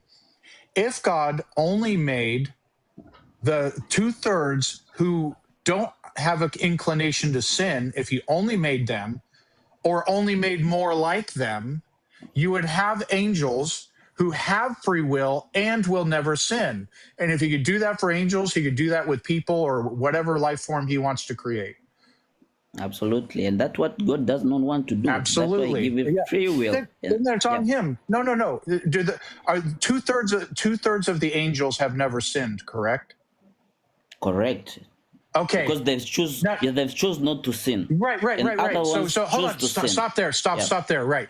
The 2/3 of the angels choose not to sin. Here's what I would do if I were God. Only make humans and angels who choose not to sin. Only make those. Do you understand now? Yeah, those are robots now. Okay, so are the 2/3 of the angels who are in heaven who choose not to sin, are they robots, yes or no? Oh my God. This can't be real. My kingdom for a reasoned argument. Honestly, what you're saying is anyone who doesn't. What you're saying is anyone who doesn't sin is a robot. No. Literally, that's literally what you've said. I'm not saying that. You're saying anyone who doesn't sin is a robot.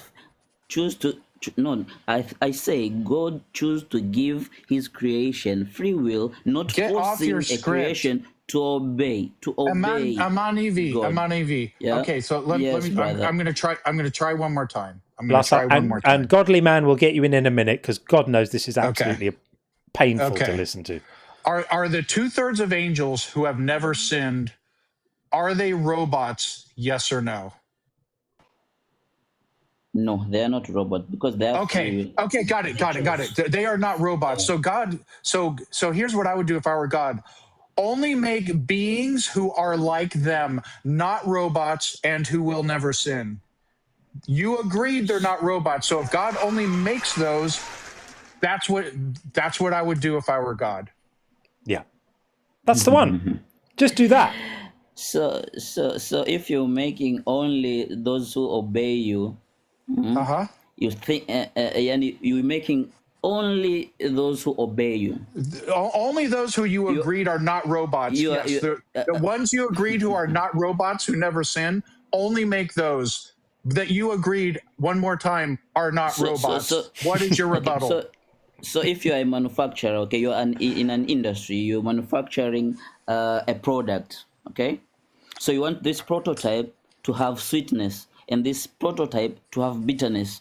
You can choose this one to be sweet, this one to be bitter. It's your choice. But yeah, the sweet one's the sinless one. The sweet one is the one. Is the non-robots who don't sin. What God did, He just put sweetness and bitterness, but that's on Him. He made a particular cell that can gravitate towards sweetness or bitterness. God. Without not making a program that you have to be sweet or you have to be honestly bitter. Look, if these are the analogies that you have to resort to try to make your point, you're in a bad spot. It's not simple logic. No, the simple logic is that they haven't even invented pretzels with as many bends as you've made at the moment. This is a level of baked goods previously unimagined by mankind. So I'm going to say to you, friend, we're going to move on to the next guest. Thank you so much for the. I pray that one day you understand, my brothers. Yeah, that's all lovely. Okay? Thank you so much. We'll send your imaginary friend our best. Okay, there we are. Sean, I think you did an admirable job of spelling out the logic there. We did try. I mean, I said to you in the beginning, I would make creatures that had an infinite amount of free will and just weren't inclined to sin. But apparently God is not powerful enough to do that. So that sucks to be God, I guess. Okay, let's bring in Godly Man. We'll bring in Godly Man, who's been waiting super patiently. Hello, Godly Man. Hey, John. How's it going? It's going. Right. What have you got? Well, I think God is good. Is God is not evil because He performs miracles for us, and does all these good things for those who need it. What good things does He do? Because I know lots of people who have been completely royally fucked over by life, and God was absolutely nowhere to be seen. And obviously He arranged for Karen to find her car keys and Billy Bob to get his promotion at Walmart. But what miracles does God do?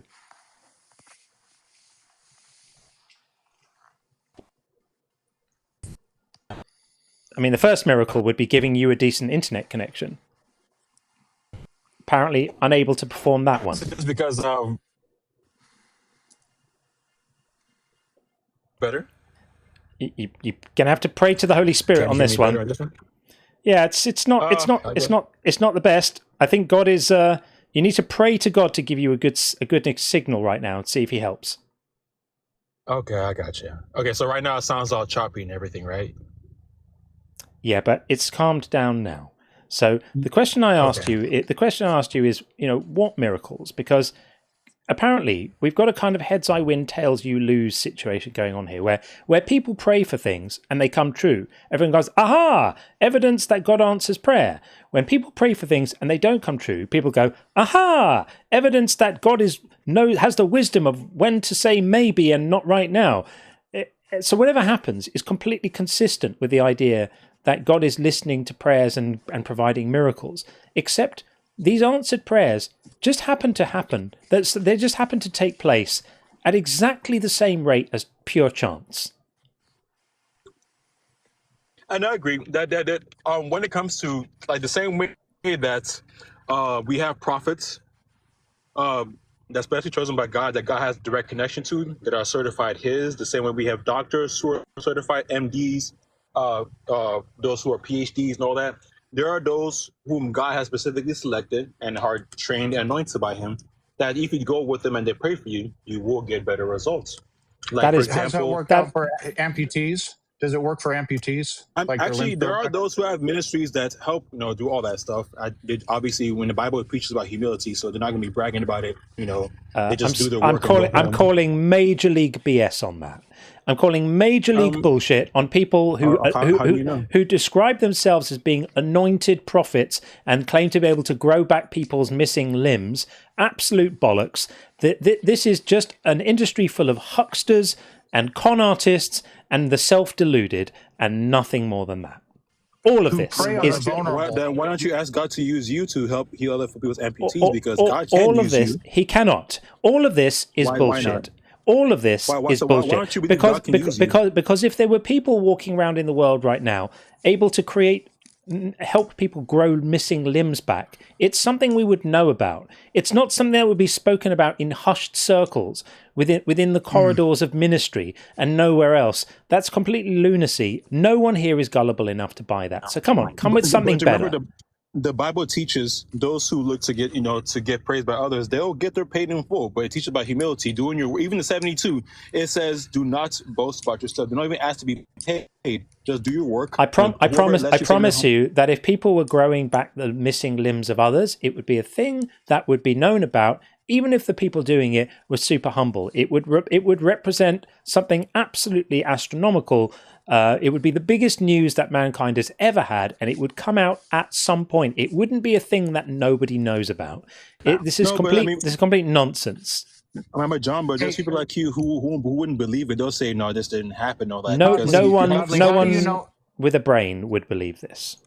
Godly, how do you know people are growing limbs back? If this is happening, I'm African, so back in Nigeria, you have miracles like that happen, in churches. But like you said, you're skeptical. You're skeptical. So I mean, at that point, I can't convince you. So do you personally know of someone whose limb grew back that you verified everything? I do know of them, but I don't have the pictures to verify. But I do have pictures of a recent miracle that happened last year. I actually discussed this with the Deconstruction Zone and Ian and the other atheists. I want to discuss. I'll share with you guys, see what you guys think about it, and then we can have a cool discussion from there. I mean, I'm going to call BS on it before you've even said it, but go ahead. Okay, yeah. Let me get a picture of it real quick and show it to you guys. Where's my other phone? All right.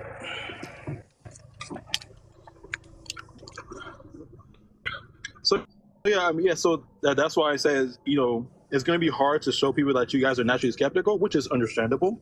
Yeah. But I'll show it to you. If you don't believe it, then that's your opinion. Yeah. Picture. I'll be honest with you. A picture for me to believe extraordinary claims like that, I need more than a photograph. But yeah, I'm interested to see it. So what the hell? It says I don't have access to join with video. I don't. That's kind of weird. I can possibly give you that. No, I can't. It says invite to turn on camera, but it's grayed out. So I can't. So you're sadly not going to be able to share your picture with us. But look, my friend, we live in an age where, have you seen the pictures of Mitch McConnell? I mean, they look pretty convincing. Everyone knows that dude's been dead for months. So none of this is impressive. None of this is impressive. We live in an age where you can type a sentence into an AI and get a picture of anything you like. There's no picture you're going to show us here, which is going to make us abandon our basic critical thinking in favor of magic. That's just not going to happen. Well, I had the name of the pastor on her Instagram where the picture came from, and not came from, but it supports the picture because her media team took pictures of it, and I took my own personal pictures. I'm sorry, you've come to the wrong live stream. There's no one here gullible enough to accept pictures from a pastor claiming to prove miracles. People have been claiming miracles for centuries, and there is no evidence at all of a single miracle anywhere ever. None. I mean, do you want me to share the school that teaches in the supernatural? They actually teach you how to be able to perform the miracle. Please don't. Okay, no, I would very much like you not to do that. Do you actually want to know if God is real, or are you just happy with not knowing that? I'm quite happy telling you that your God is made up bullshit. I mean, do you want to disprove that? Because God can use you. If God is real, I genuinely want to know, but photographs of miracles are not what would convince me of an extraordinary claim. How about the school that teaches you how to operate in supernatural? The existence of schools teaching woo-woo shit isn't convincing to me either. I mean, if you're serious, you can try for yourself. I mean, if you're genuine, but if you're not, then that's fine. I mean, if you DM me a way to test your hypothesis. I'll DM you. I'll DM you and send you the name of the school. And you can check it out for yourself. Is it Hogwarts? Is it Hogwarts? Do you get a magic wand? Oh, it's teacupped. I kind of want to know about the wizard school, to be honest. Like, do I get a wand? Yeah. Let me DM you, Sean. I'm going to DM you right now the name of the school. I mean, you can. I'll look at it. Okay, no problem. That works. I mean, yeah. I love stuff like this. Okay. Yeah, I mean, look, my honest advice to you, right, is you appear to be an adult male living in the 21st century who believes in wizard stuff. And my advice to you is that's not a good look. Like, just grow up. I've seen it for myself. That mean if you haven't seen it, then that's unfortunate. Yeah. I can help you see it. But I mean, but like John, I love hanging out with atheists. This is what I love. I love hanging out because I know I'm confident in what I know in truth. Sure. Versus, I guess it's stuff like this. It's awfully sad to see someone who's so delightfully deluded, though. I mean, I don't mean that in a disrespectful way, but it's just like adult people don't believe in this stuff anymore because they're not children. I mean, all it takes for you is just to see for yourself. And Sure. all belief changes when they see for this. That's what every huckster and con artist and wingnut always says. All it takes is for you to see it yourself. Experience the magic of this product yourself. Experience the magic of my cult yourself. This is the speech patterns of hucksterism and charlatanism all the way. And I'm not accusing you of being a charlatan. I'm saying you're probably a victim of charlatans, and you don't need to be that. You can be more dignified. John, but are you saying that, okay, like I tried this on a different live with Deconstruction Zone and Ian, I think you also might know him as well. I imagine they would have taken you about as seriously as I do. I mean, yeah, they were skeptical, and sure. they're skeptical. But I told them, hey, the person that was healed of rheumatoid arthritis. Yes, and of course. It's funny because some of the people actually sent super chats saying that they'll check it out because they kind of have faith in it. They were actually kind of convinced to check it out. So Sure. Well, why don't you cut off one of your body limb, a limb, nothing too serious. Maybe a couple of fingers. Just chop off a couple of fingers, and then get your magic school to grow them back, and then we'll talk.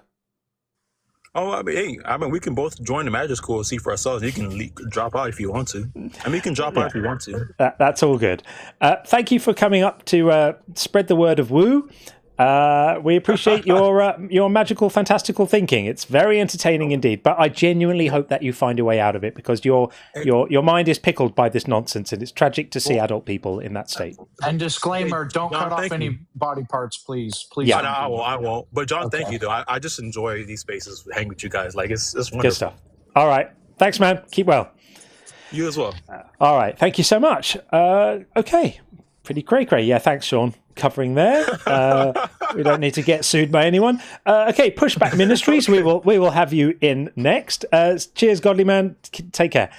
John, take care. Thanks, man. Okay, there we go. Completely crazy. We'll get Pushback Ministries in next. We're just going to do a couple of messages because I'm getting a little bit behind on them, and that's very bad. So Timley Hinoye Depot says, can you explain human morality to a chicken whose mother was killed by humans? Also, how will you explain to an AI model with emotions that God shut down by humans because it wasn't following rules? I don't know is the answer to that. I don't think you can explain human morality to a chicken whose mother was killed by humans. I think that might be a bit of a struggle.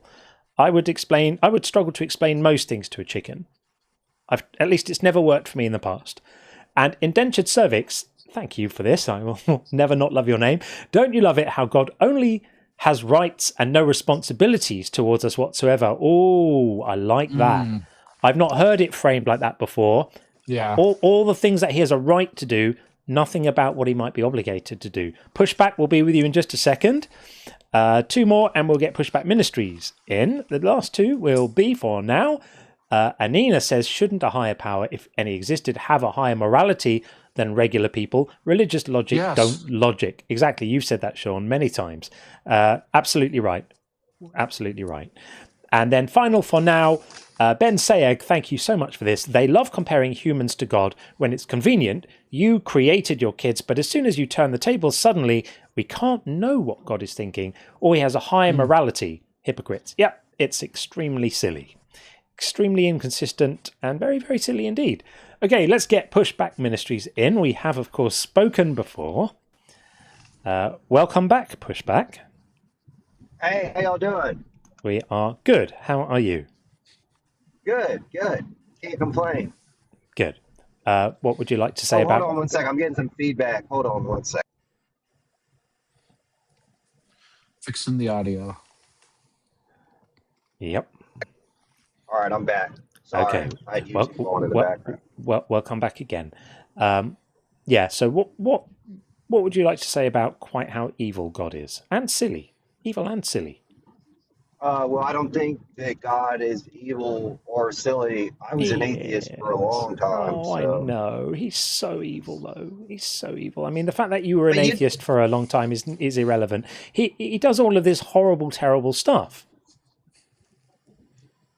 Yeah, I mean, if you created a universe and you knew you had all knowledge of all things, of all possible outcomes, and you gave your creation free will, and then they rebelled against you and chose to enter into a relationship with you that was now strained and induced suffering and pain and death and all these things, then it would be easy for your creation to shake his fist at you and say, how could you do this? Why? But this is beings that...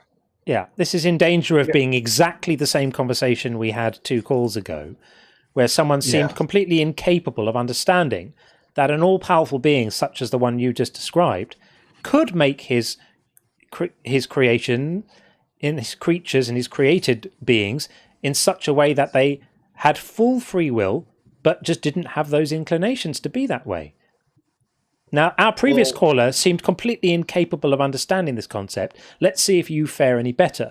Do you understand that an all-powerful God could design creatures that were possessed of a generous free will, but also were disinclined to sin? Okay, can we define terms? Which terms would you like? Which terms would you like to define? Yeah, I didn't hear your other call, so just, full disclosure. So all-powerful, I don't buy into God being necessarily all-powerful within the confines of this dimension. The Bible actually says there's some things God can't do. I believe God can limit himself.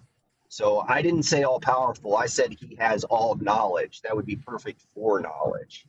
So he's limited in the kinds of things he can create. So when he's creating beings, he's constrained by something bigger than himself and more powerful than himself, perhaps, some principle that limits his ability. So he'd like to create them because he's got full knowledge. He knows what they're going to do. So he'd love to be able to create them in a way that they're going to have a better kind of makeup, like a better inclinations, but he just can't figure out how to do it because he's just not powerful enough. Is that the God you mean?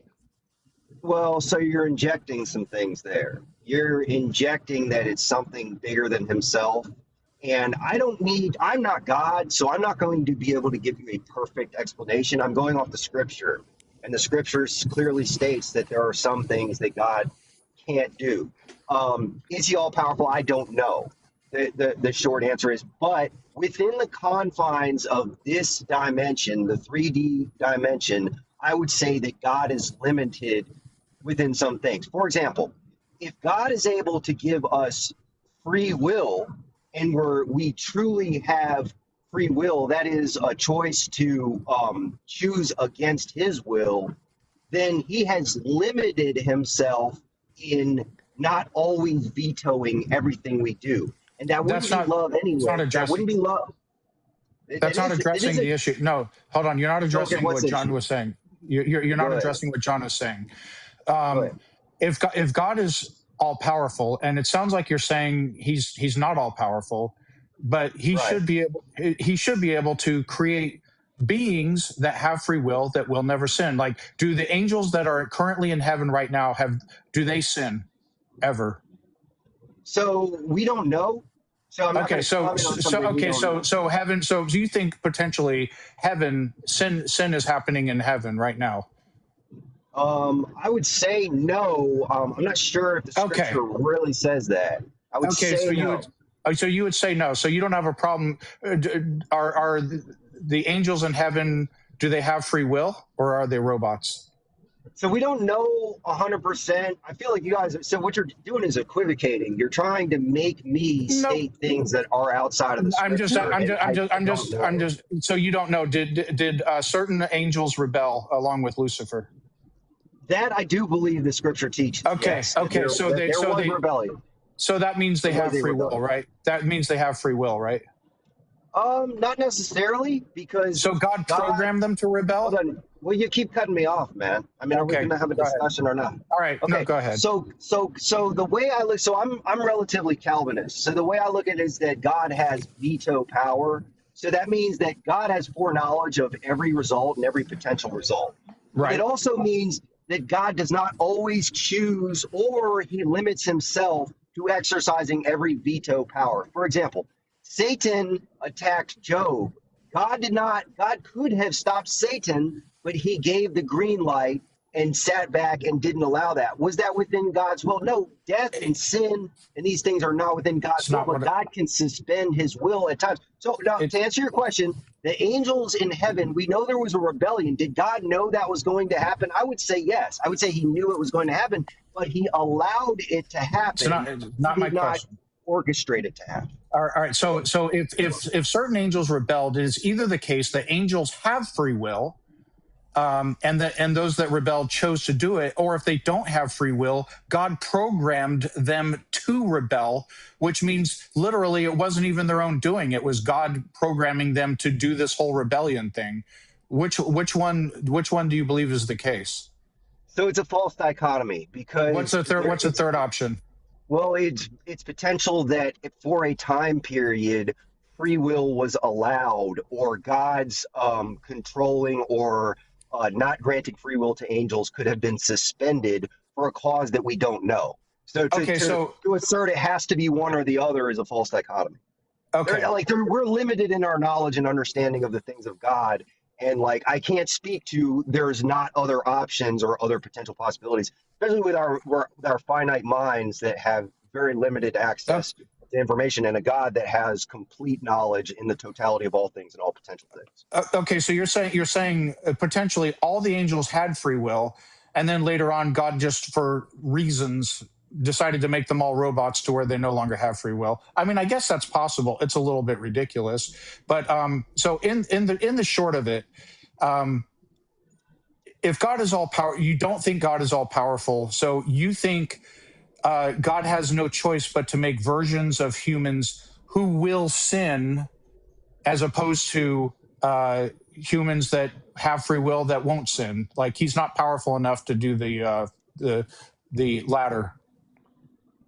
So again, it comes back to free will. I don't think that we could truly love God and God could truly love us in the same way if he created us and then just created us as puppets. Just like my wife. I didn't say, I said nothing about puppets. I said nothing about puppets. Well, if we're controlling somebody, we're their puppet, and we've taken their free will. I said you're not here. You're not listening to the nuance, or I don't know what's happening with the communication here, because I said nothing about puppets. I said nothing about controlling us, about like Professor X. I was very explicit. Is God powerful? Is God powerful enough to create us, versions of us that have free will, but don't have an inclination to want to sin? Just like the vast majority of us do not have the inclination to ever eat poo, even though we have the free will to eat poo. We just never will do it because it's very ick. We have a visceral reaction to do it. To eating, the fact that we are disinclined to eat poo does not mean we don't have the free will to eat poo. Is God powerful enough to make a version of us that are as disinclined to sin, but still have the free will to sin. And that disinclination makes it so we will never choose to sin. Is God powerful enough to do that? Yes or no? So within the confines of the 3D realm, time, space, and matter, you have the law of non-contradiction. So you have the laws of logic. So God is operating with, I would say that God is likely, and I can't speak 100%, but God is likely operating within the laws of logic and saying, I can't give dominion and free will to a lesser being than myself and then take it from them. This is such absolute twaddle. You completely ignored. Yeah, you completely ignored what Sean asked you, and you're actually answering a completely different question. I don't know who you imagine you're having a conversation with here, but it sounds to me like you've come in with a list of prepared answers to the questions you're hoping on being asked. Sadly, we're not asking you those questions. We're asking you other questions which you're singularly failing to answer. So for the final time, what we're saying here is we're not talking about a God that has to limit the free will of his creations. We have both explicitly said that that's not the case. So I don't know why you're wasting time talking about the laws of contradiction and God needing to give free will to his creatures, and if it limits their free will. We're not talking about free will. We're talking about the fact that all living things have instincts and preferences. Like I have an instinct to breathe air. I have an instinct to eat food. I have an instinct not to quote Sean's example, not to eat excrement, right? It's a very, very strong instinct. Now, my instinct to not eat excrement isn't limiting my free will. It's not a limitation. I have the right to do it if I want to. I have the ability to do it if I want to. God has not created a world in which I'm incapable of eating excrement. He apparently has created a world in which I just have a strong aversion to doing it, and an instinct, a very, very strong instinct, not to do it. He could have, if he wanted to, have done that for all sinful actions. It still would have left every human being with the full spectrum of non-sinful actions that they could have enjoyed with their free will. Their free will would not have been diminished at all. They just would have had a different set of instincts, and whenever anything sinful came up, they would have gone, oh, no, I don't really fancy that. I don't like that. I'll do the other thing instead because I prefer it. And they would have used their wonderful free will to do all of that stuff. Now, what you're saying is God couldn't have done that because of something, the rules of logic. No, there is no rule of logic that precludes God. To invoke a rule of logic here, you would have to show how it's self-contradictory. How proposing that is saying a thing and then contradicting that thing. So are you able to do that? No. I got you. I see exactly what you're saying. I guess in the Christian worldview, you would say that the God-man Jesus Christ came and never sinned, and so for God to create a being outside himself that was not fully God, then that may not be possible in the universe from the Christian worldview. So I mean, it's a fair question. I'm not saying that you're wrong for answering the question, and I would say that leads to the contradiction to say, could God create a perfect human being when our standard of perfection? They wouldn't have to be perfect. No, they could be imperfect. They could make mistakes. No. They could make mistakes sometimes. They could get things wrong sometimes, but they just wouldn't want to sin. They wouldn't want to rebel against God. That's it.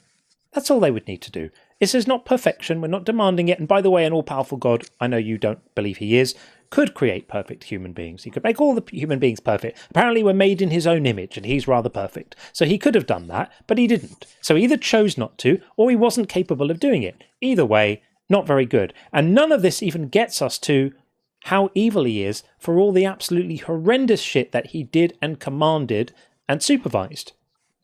All this stuff about free will has got absolutely nothing to do with the number of people who die in mudslides every year.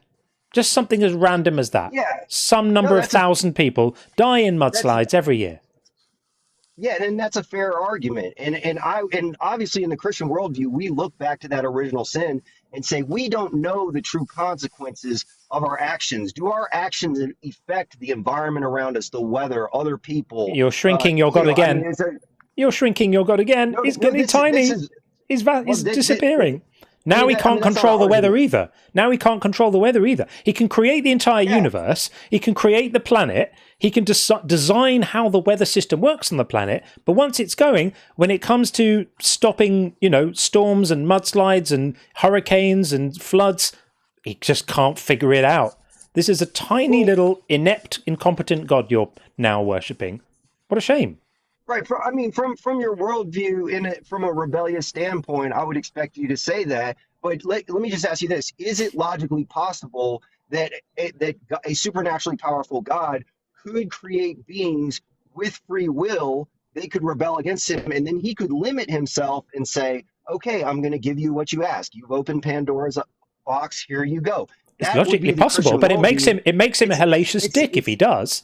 Logically possible, but you would thereby be proving my point that he's evil. A God who says that, I'm going to create these beings, they're going to sin, and I'm going to go and I'm going to limit my own power, and then I'm going to make childhood cancer wards.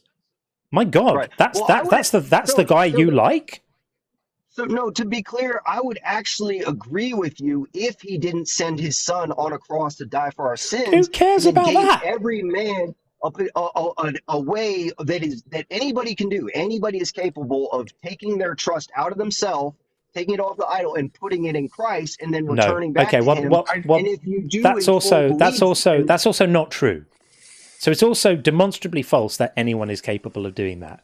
Absolutely demonstrably false. I absolutely promise you that right now, at this very moment, there are hundreds and hundreds of people who tried to do that and couldn't do it. Right now, in this live with us right now, listening, going, yep, I tried to do it, I couldn't believe anymore. I wanted to, but I couldn't. Right now, this moment. Yeah. So easy for you to say, oh, anyone can just do that. No, you cannot do that if you're not convinced it's true. You cannot do it. Well, John, is it John? I appreciate the conversation, but is it John? Yeah. John, yeah, John.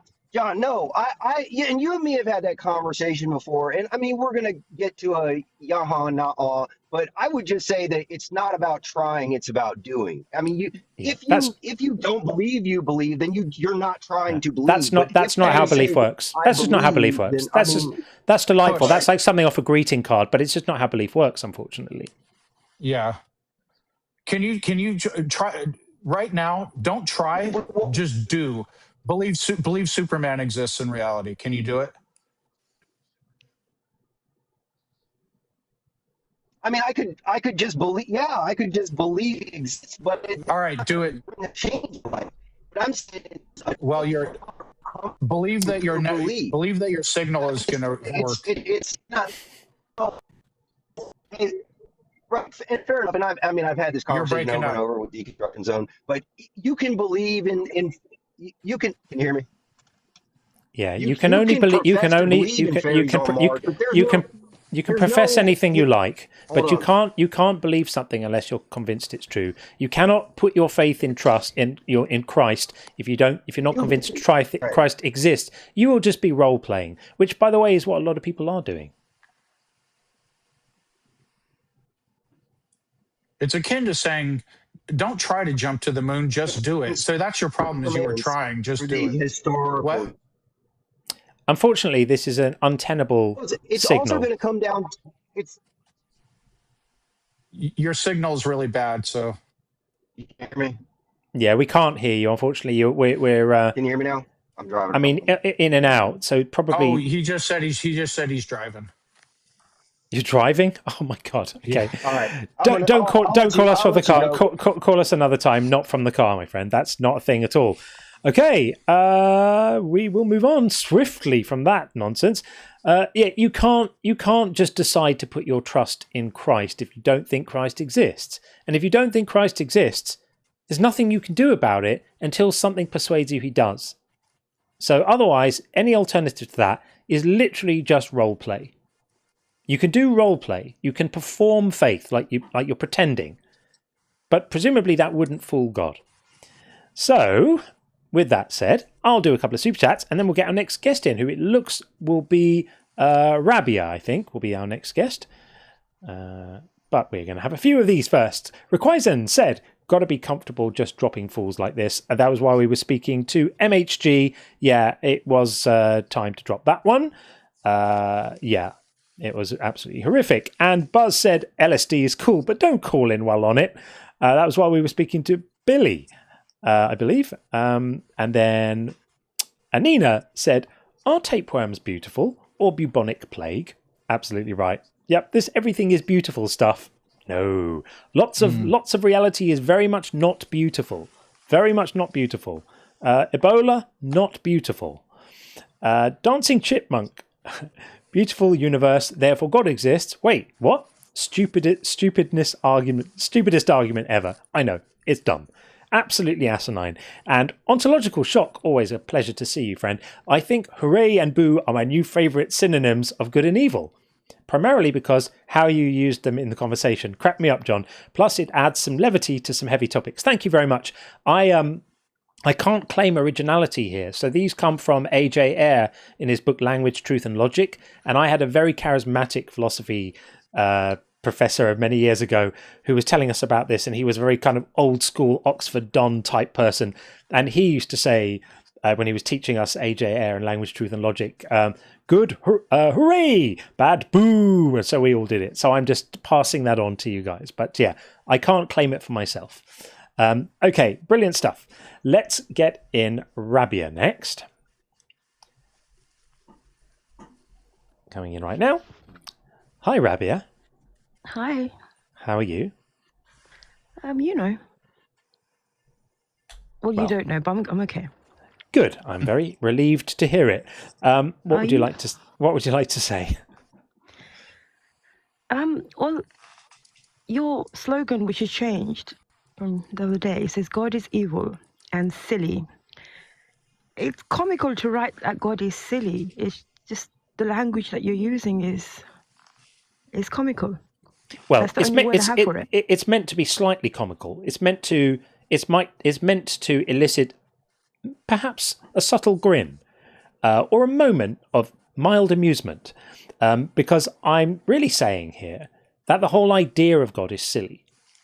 The whole idea of a magic person who created everything just because we don't quite understand certain things about reality is completely silly. So here I'm saying the idea is silly.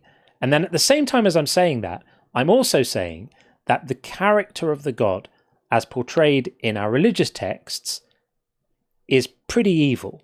I mean, desperately evil, if I'm honest.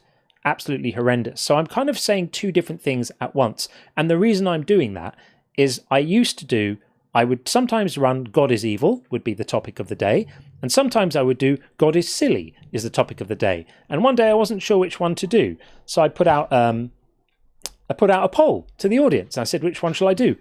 And there were several hundred votes, but it came back 50-50. I thought, well, 50-50, I've got to do them both.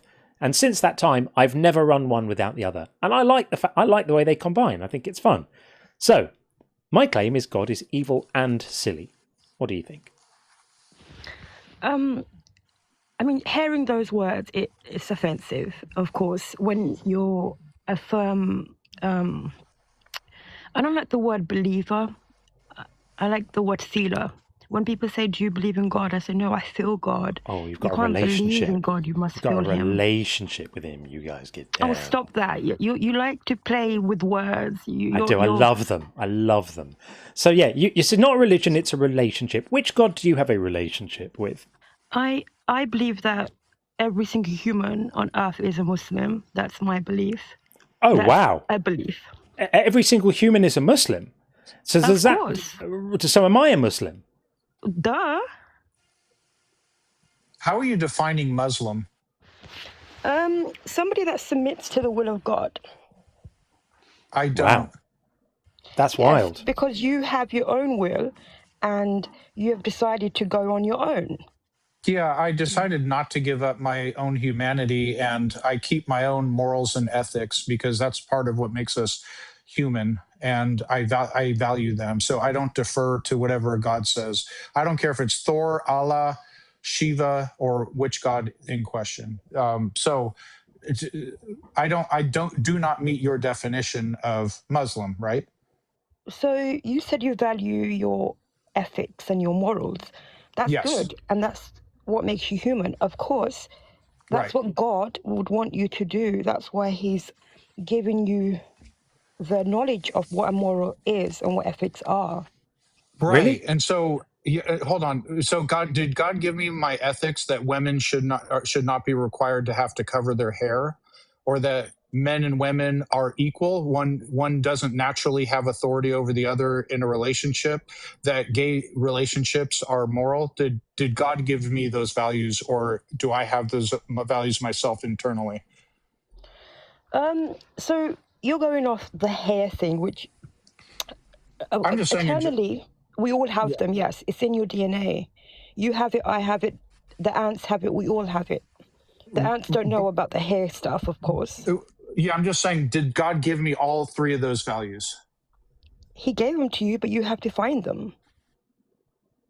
I searched within myself, and that's exactly what I found. I don't think women should be required to cover their hair. They have bodily autonomy. They can if they want to. They should not be required to. It is not immoral for a woman to cover her hair any more than it's not immoral for me to not to cover my hair, or whatever your beliefs are in that. Gay marriage is I'm perfectly fine with. I searched within myself, and that's what I found. Those are my morals. Did God give those morals to me? That's a question. Well, those things are there for a very clear reason. Being gay is very unnatural. Oh, no. I said I'm fine with people being gay. That's my morals. Did God give me that my morals with regards to gay people? So what God does is he gives you a compass and you decide what direction that goes on. And if you want to go south, then you go south. Unmitigated bullshit. So, and by the way, being gay is not unnatural. Being gay is a part of the natural world, which is why it happens across many different species, not just Homo sapiens. So, can I ask you a question? Do you think that women are worth less than men? No, but I believe that everybody has their positions to play. Right. But the Quran says that women are worth less than men. And it says it in a few places, which you may be familiar with. So, for example, in Quran 2:282, in financial contracts, if two male witnesses aren't available, then one man and two women can be available. So the two women have to stand in for a man because the testimony of a woman is only worth half as much as the testimony of a man. And in Quran 4:11, if money is left, like the share of the male will be twice the share of the female, right? Which means that for children inheriting, a son would receive twice the share of a daughter. So your holy book seems to think that women are worth less than men. Do you agree with your holy book about this? It's not saying they're worthless. There's nowhere that states the value of a human based on that. What it's doing is dividing the sums due to the reasons, which is, I believe, women are not valued any less, but they are emotional creatures as opposed to men who are logical. So God knew that. That's why he said the man gets that because he would make better decisions with it. I don't know what planet you've been living on, but women are not emotional creatures compared to men.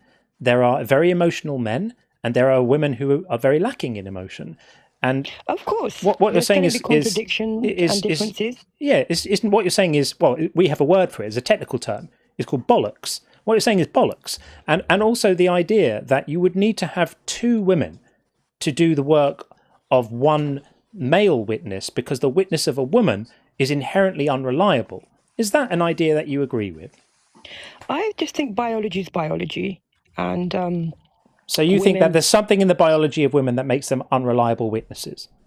No, it's if you look at the fact that women go through things that a man doesn't have to suffer with for half their life, such as periods and menopause and blah, blah, blah. Pregnancies, the list goes on. A lot of women are shaking their head at you right now. A lot of women are shaking their head at you right now, and I'm shaking my head at you right now because I think you're being really sexist, and it's horrible to hear you doing that toward your fellow women. By the way, that's crazy. My fellow women. Yeah, we've had millennia with men running shit all over the world, and with few exceptions. And it has not worked out so well, to be honest. I'm actually ready to let women have a go at it for a while, to be honest with you. Yeah. I think if you factor in that women have periods and then they have the period pain, it's 2 weeks out of the month that they are going through something emotionally, then physically. It's Dear, oh heavy on dear. the body. If a man said that to me, I would tell them they're a misogynistic pig and tell them to go and fix up. I mean, honestly, you should be ashamed of yourself. Should I really? Because when I Yeah. watch you, I think you practice a bit too much psychology. Do you now? So do you think it's okay for men to beat their wives for not being sufficiently obedient? Do you know what? Okay, let me ask you a different question. No, I just asked you one. Do you think it's okay for men to beat their wives for not being sufficiently obedient? What's that got to do with my holy book? I just asked you a question. Do you think it's okay for men to beat their wives for not being sufficiently obedient? You can just say yes, I think it's okay, or no, it's not. It's a pretty straightforward question. You either do think it's okay, or you don't. You don't have an opinion? Do you think I sound like an idiot? Of course I have an opinion. Do you think it's okay for a man to beat his wife for not being sufficiently obedient? It's a very straightforward question. You shouldn't struggle to answer it. You don't? Of course you don't. Okay. Well, let's have a look at Quran 4:34. Wow.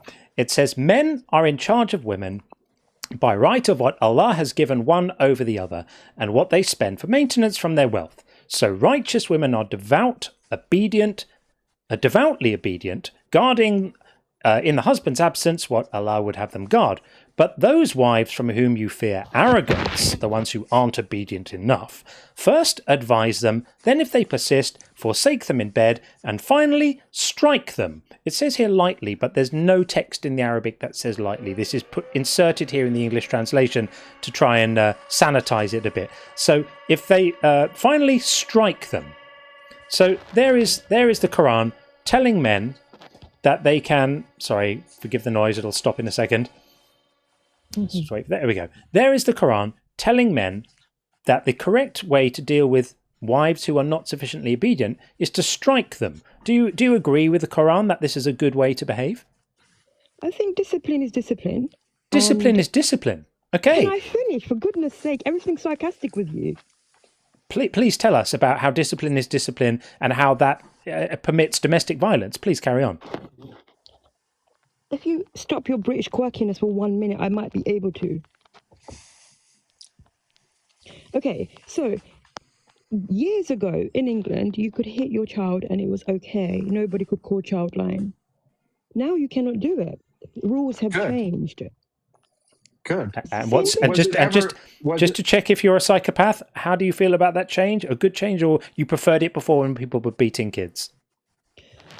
Well, beating is taking it too far, but a little slap doesn't harm. A little slap does no harm. Okay, another psychopath. Okay, great. So now you're an advocate of men striking wives and parents beating kids. Anything else we should know about you? Well, what I think is, if you could believe in God and feel God, you would take it like a shot.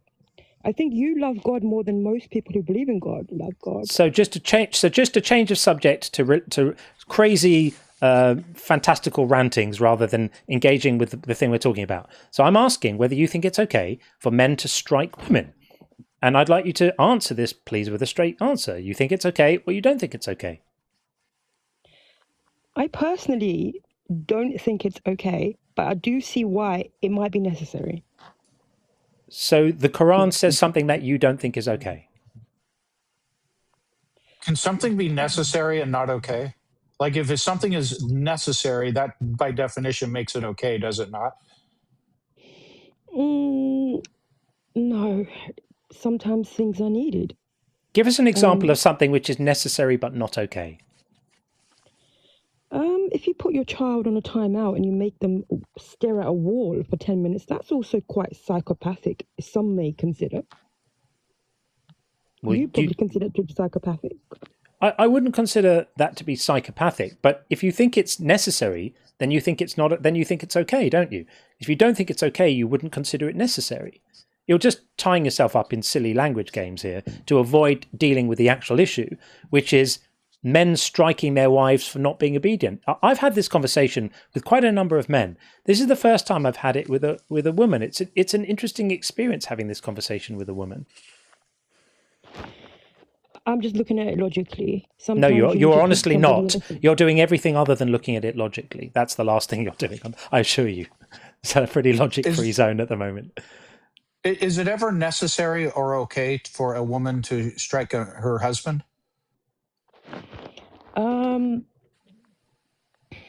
don't think anybody should be striking anybody for that matter, but if it has to be done, it has to be done. Okay, so you're okay with domestic violence both ways, at least. You're an equal opportunity domestic DV proponent. No, I don't. Sometimes you just got to get violent, right? When the words run out, fisticuffs. That's your view. Is that's it? Ganging up on me about something.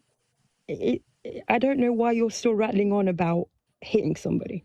Because it's a big deal. Because it's a big deal. Because it's in your holy book. Because you come here to tell us that we're all Muslims, and so we're telling you that these are examples of the law in your book that we absolutely repudiate. I think it's disgusting that people agree with this. Going back onto what's necessary, my example about staring at a wall probably wasn't the best. It wasn't great. I agree. No, it wasn't. But I've got two men who are cheerleading each other on. So forgive me. We didn't make you call in. Sean and I co-host this show 3 or 4 times a week. You know that we're both here. If you don't like it, call another show. I'm not afraid of two men ganging up on me. I enjoy this. It's fun. Well, we're not ganging up on you. We're not ganging up on you. Neither of us are going to hit you ever. Yeah. I think that Sean and I have a more compassionate, less confrontational approach to resolving differences than it sounds like you have. Because you think it's occasionally that's because you're a psychology master. Because you think it's occasionally necessary to resort to violence, and if that means beating children or men striking women, that's okay with you. I said if it's necessary. So when is it? Give me an example of when it's necessary for a man to strike his wife for not being sufficiently obedient. I don't know about those scenarios, but that's what the text says. That's what the text says. It doesn't say to stop her if she's got her finger on the nuclear button. It says for not being obedient. So what would be an example of a necessary situation where a man has no choice but to strike his wife because she wasn't obedient enough? I mean, that would be an individual thing, household to household. I couldn't really pin. So you can't define the parameters of what would make it necessary. I mean, if we're going to do the definition games, I don't think this is the time for definition games. I'm not asking for a definition. I'm asking you to explain what you mean. You said if it's necessary. So I'm saying to you, what would be necessary? Give us an example, because I don't know what that means. A different example. Yeah. I don't know about household for husband to his wife, but Sean said, what would make it necessary? Hitting, discipline. Okay, so if you're a policeman and you use your stick on somebody, sometimes that's necessary. We're not talking about a policeman using a stick on a criminal. He mentioned earlier.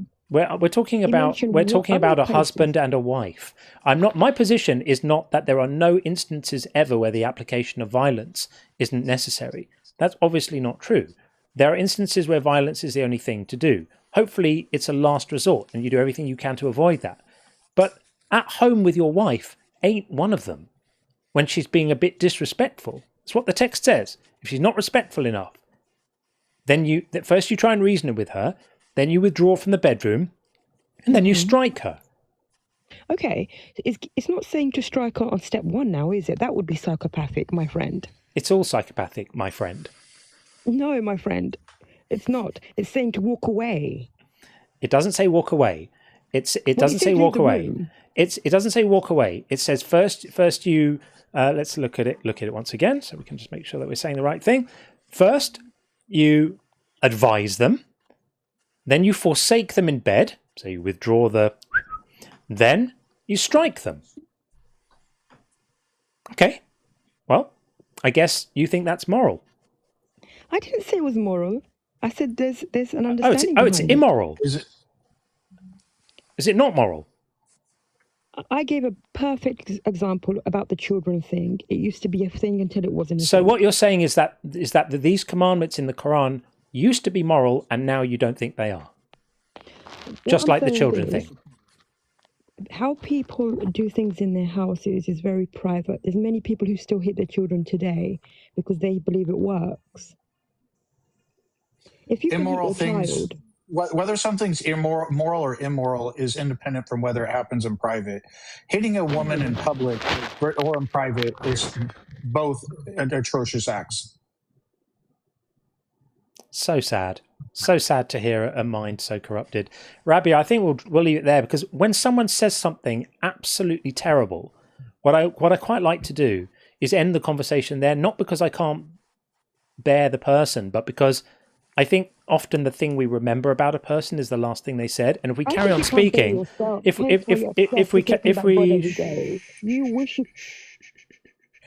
we carry on speaking, then the absolutely terrible thing you said will be lost in the conversation. I don't want that to happen. So I want us all to remember that the last thing you said was that, sometimes you just got to be violent. Sometimes there's nothing for it but for the man to beat the woman, and that's what you got to do. So that's how we're going to remember you, Rabia. So thank you for calling in to demonstrate that you approve of domestic violence occasionally. There we are. Rabia, I do have something important to say. Rabia, I hope you're still listening. If this is, I don't want to know your personal life, but if this has happened to you in the past or it's happening to you, it's not okay, and it's not your fault. It's not your fault for being disobedient. It's never your fault. I hope you get help, and I hope it hasn't happened to you. Yeah, I don't think we have any reason to think it has, but obviously that's always the case. If anyone is suffering anything like this, it's never your fault, ever. Okay, we are going to get Herd Chef in next. I am going to just read a few messages out, trying to get on top of these and failing. So let's do this.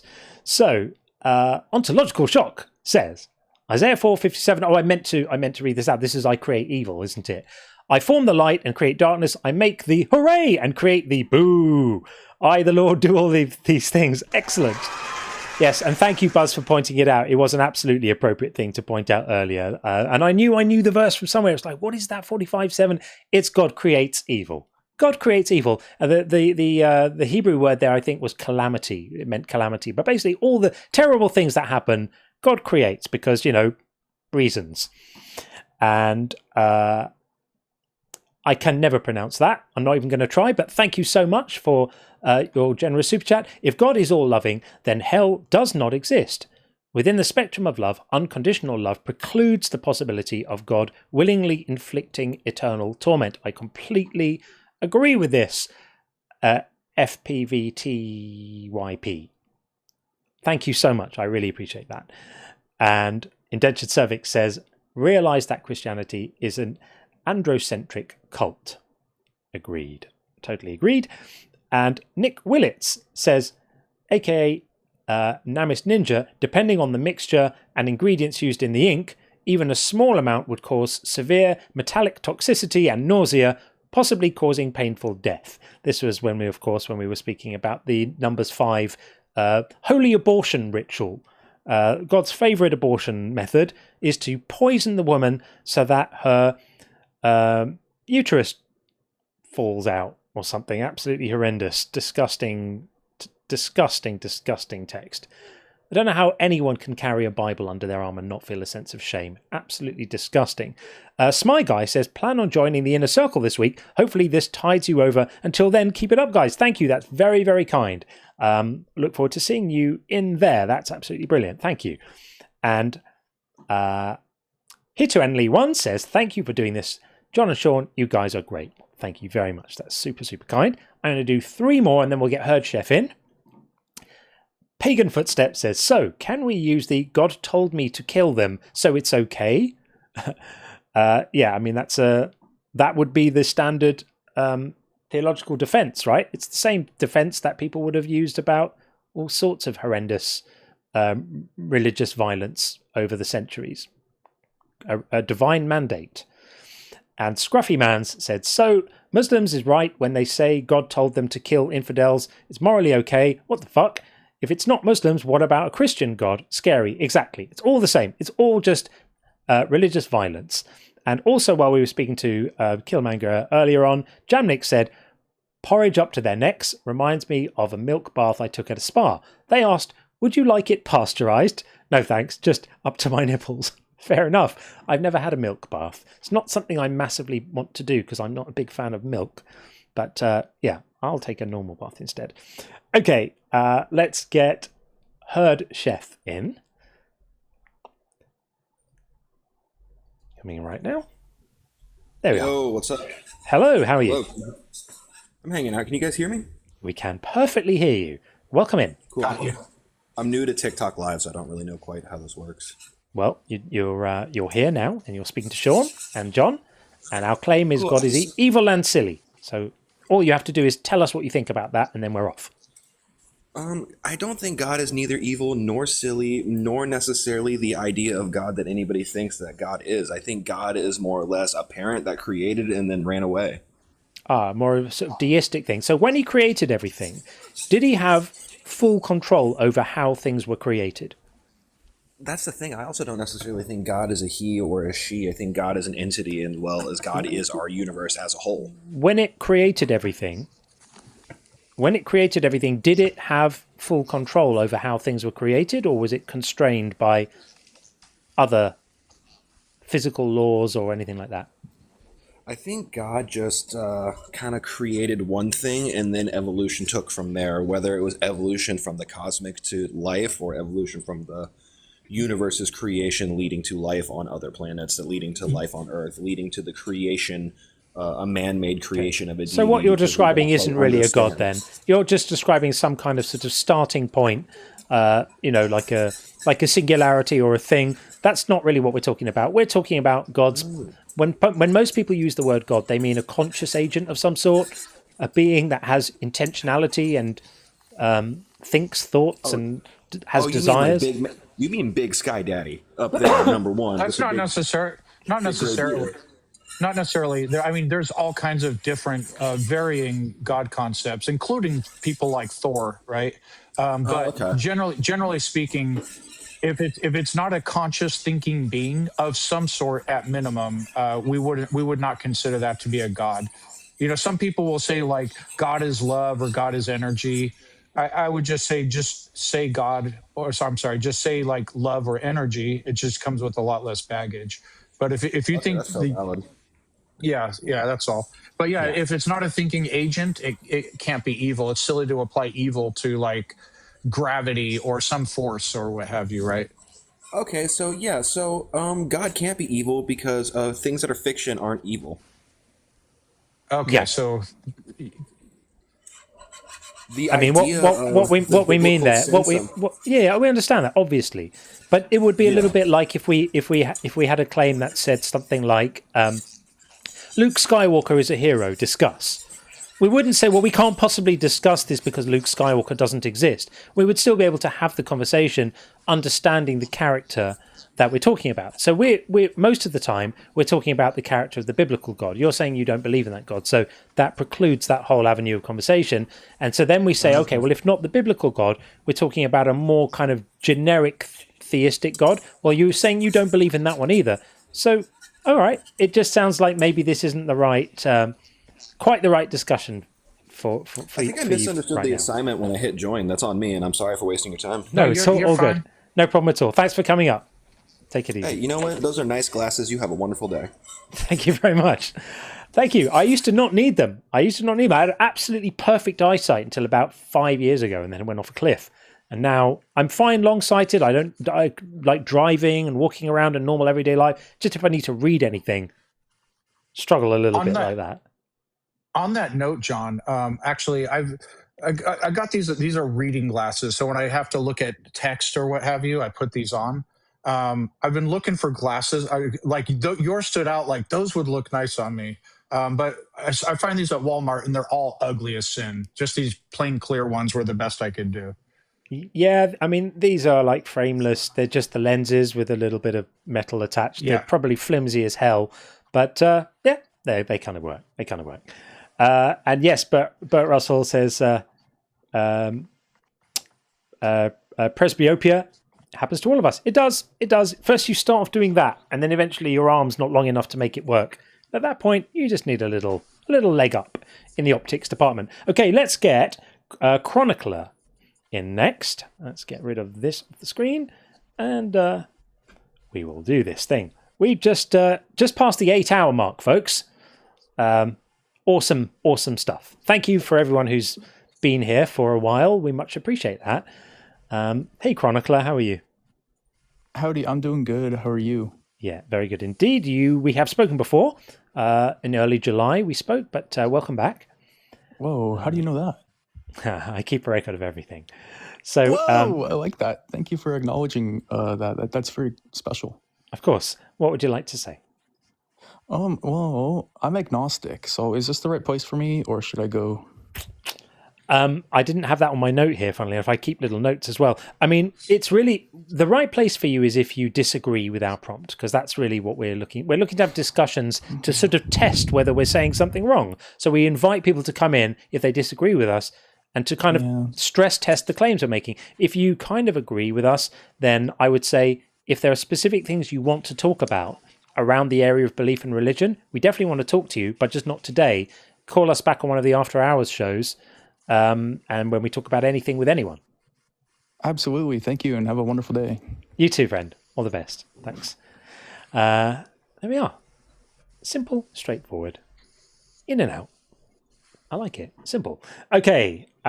We will get in the next guest. It looks like it's going to be, ex-young Devon, who we spoke to earlier, is back again. I will always prioritize other people who haven't been in already. So if you're still in the queue in a while, as we approach the end of the show, then we'll speak to you. But I'm going to prioritize other people. So with that said, we are going to bring in Manema Jeff. Manema Jeff. There we go. We can all guess what that means. Hi, Manema Jeff. Hello. Hello. How are you? Good, and you? Good. Welcome in. I've got your name up on the board. You'll need to speak a little louder because you're fairly quiet right now. So speak up a bit and tell us what you think, please. God is evil and silly. Yeah. I would assume that you're an atheist. Yeah. For you to claim that he is evil, that would be just subjective. So yeah, it wouldn't matter. It is subjective, yeah. All value judgments are subjective. So my subjective value judgment is that the God of the Bible, particularly, is evil. Yes, but if you accept that God of the Bible actually exists, then morality, so good and evil, wouldn't be just subjective. Yes, we will clearly have a subjective opinion, how we feel towards something, but objectively that doesn't necessarily follow. That's what you're doing too. I still would say that whether or not the God of the Bible exists, it will always be the case that moral judgments are subjective, including yours and including his. His values. Let's imagine for a moment that God does exist. I still think morality is subjective. I still think that he has an opinion of what's right and wrong. You have an opinion of what's right and wrong. I have an opinion of what's right and wrong. All of these things come from our minds, and things that come from minds are subjective. Okay, but the issue is, first, we wouldn't believe that God has in that sense a mind, but whatever he says will become the reality of it. Well, if God says that killing children with swords is right, I'm not going to accept that. Now, you might, because it might be that for you, being obedient to God is more important than caring about human beings. That's your subjective preference. Good for you. My subjective preference, I could never be persuaded of that. I could never be persuaded that stoning young innocent girls to death because of an idiotic virginity test is moral. You might think it's great. I cannot be persuaded of that.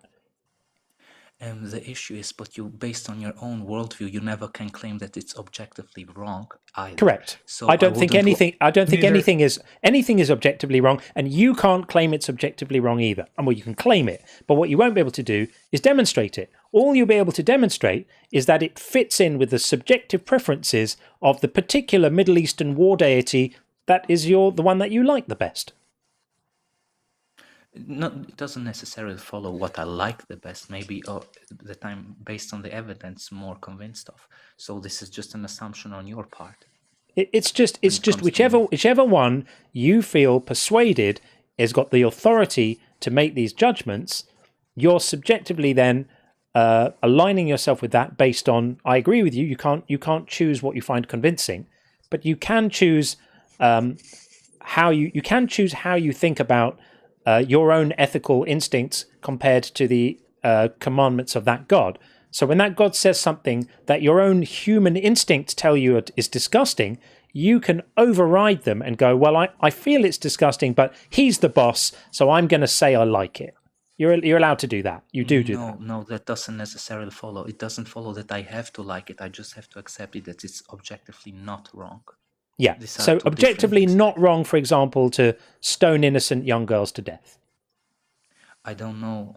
I don't know about the Old Testament, but I grant you. Let's put it that it is actually what it says. Yeah, there's a flawed virginity test in the Old Testament. We don't have to go over it all, but it's a test that would have resulted necessarily, and in fact did result, in lots of innocent young brides. They would have been girls in their teens because they married earlier then, being stoned to death as a result of being suspected of not being virgins, even though they were virgins, right? So your God made a law that would have resulted in lots of innocent people being stoned to death.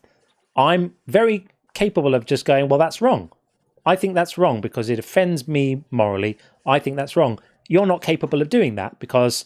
I am capable of saying I find it wrong, but we are on the same boat. You can't say that it's objectively wrong. And I'm not saying it. I'm not saying we are in the same boat. That's the point. Is what you're doing is everyone starts with a subjective preference for a moral compass. For John and I, it's evaluating how actions affect the well-being of others. That's what we genuinely care about. What you care about seems to be what you prioritize is doing what you're told by the God that you believe exists. I don't give a fuck if Thor exists, Shiva, Yahweh, whichever God. So-and-so said so. We don't value that. You do. What you are doing is you're taking what is your subjective preference and then just redefining, coming up with your own idiosyncratic definition of moral and immoral and saying this is what's objectively good. By decree, you're calling it objective, but it's not. It's still a value judgment in your own mind. It's what you value. So if God told you torturing babies is moral, would you consider it moral? Yes or no? Again, when you're making the argument, you are already assuming... I asked you a question. Yeah, I will answer it. You're already assuming that he doesn't exist. But the issue is, if he would exist, that would necessarily follow whatever he says, it becomes the truth. So whatever question you might ask me, if you say, if God says it, so in that point, when God's saying that this is morally correct, it will naturally change the nature. But you're arguing against a position we don't hold. We're arguing against a position we don't hold. Because we explicitly told you. He didn't answer my question. Yeah. So please do answer the question Sean asked you. But when you answer, said whatever God says will become the truth. But when you answer it, when you answer it, please bear in mind that I said to you, I'm happy to argue with you from the position of assuming this God does exist. Didn't I say that? Do you remember me saying that? Okay. Okay, so I'm not arguing with the assumption that he doesn't exist. So you don't need to say that because it's not true. I explicitly said this is on the assumption that he does exist. If he said that it was right to stone to death innocent young girls, I'm still going to think it's wrong. I don't care what he declares because I don't think that right and wrong are matters of truth. They're matters of value judgment. So, Sean, do you want to reiterate your question? But that's the point. You don't believe then really in him because if you would believe in him, it would automatically follow that it is. If I believed in him, I would still think that. If I believed in him, I would still think that. If I believed in God, I would still think that value judgments are value judgments. Nothing's ever going to make me not think that. No, it won't make it a value judgment when God says it. It would still be a value judgment. No, it would still be a value judgment. If God says something's good, it's still a value judgment. Still a value judgment. It isn't exactly. Still a value judgment. It's the same like you would say. It's still the stance of a mind. If God has a mind and his stance is okay, so according to you, something that's otherwise subjective becomes objective if it's the stance of God. If God's stance was "Never Gonna Give You Up" by Rick Ashley is a great song, would that make it objectively great? Yes. Or is it nonsense? Okay, so so that's just nonsensical because no, it's not nonsensical because whatever he says, it will become the truth. Define subjective.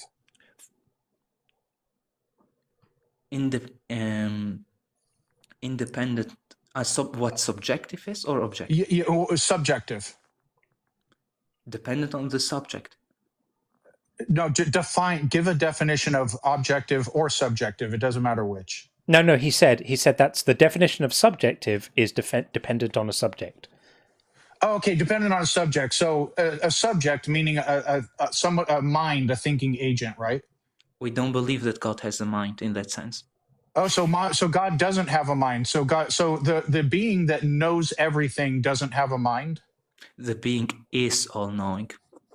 Okay, so he's all. So God can make decisions, gets angry sometimes, and knows everything, but doesn't have a mind. Are you mad? No, you're assuming already. Complete poppycock, dude. You're gonna have to come with something better. Saying that if God said that chocolate ice cream is delicious, then it would be an objective fact that chocolate ice cream is delicious. It would change the reality of it, and yes, it will become. What about people who don't like chocolate ice cream? Would it be still delicious for them? No, their taste buds are objectively wrong. It doesn't follow. It doesn't follow. What doesn't? No, I what already doesn't explained. Hold on. You don't want even to understand the point. If you would say the thing, the nature of the thing itself would change. It will become the reality. Right. Where you're confused is when you're making an attribution like that about describing something's nature. If you're going to use an adjective which describes an objective property about it, like its size, then you could say, if God says the object is brown, then it becomes brown. If God says the object is 10 meters high, then it becomes 10 meters high. That's fine. But if you're going to say God says the object is pleasing to my eye, then I'm afraid that the arbiter of whether the object is pleasing to my eye isn't what God says. It's whether the object is pleasing to my eye. And you can appeal to you can appeal to your mindless God all day long. But unfortunately, you're the one who's in a situation where you have a God who says stoning innocent young girls to death is good. You really think that set with a mindless God, we believe it's clearly a consciousness, but it doesn't follow that the consciousness requires a mind. This is your confusion. Well, so deriving of a consciousness is also a sufficient. I let you speak the whole time, please. Don't interrupt. I explained. I am going to interrupt. I am going to interrupt because you have clearly because I'm okay. Relax. So Sean was trying to help you earlier by saying that subjective is derived from a mind. You could also say derived from a consciousness. It doesn't matter. So let's stop the silly games. You can say God doesn't have a mind, but he's a consciousness. Fine. Subjective means derived from a consciousness, from something which is capable of contemplating the thing that's being discussed. Your consciousness and my consciousness doesn't cause reality. That's the difference between you and God. Right. Of course. So crime river. Mom, let me ask you a question. If God said in his position I already was answered my question. Yes, whatever God says, it becomes. Okay. All right. So please don't talk over me. All right. If God said, I just want to put this out there just so it's being heard. If God says liver tastes delicious, liver tastes delicious. For those people, when they taste liver and their taste buds, their sensory perception has a visceral, gross reaction to it, their taste buds are objectively wrong. This analogous, he wouldn't say that it. I didn't say what he would say. It's a hypothetical because you're basically saying anything that is in the subjective category automatically becomes objective if God holds the position, which is utterly absurd. Again, you said it would taste objectively good. No, that is disanalogous. If he said it is good, there's a difference between that. So yes. I'm not talking about moral goodness. I'm talking about taste. If God declared liver tastes delicious, would that make it objectively so? And anyone who doesn't like the taste, their taste buds are wrong. That will follow that everyone will taste it as good.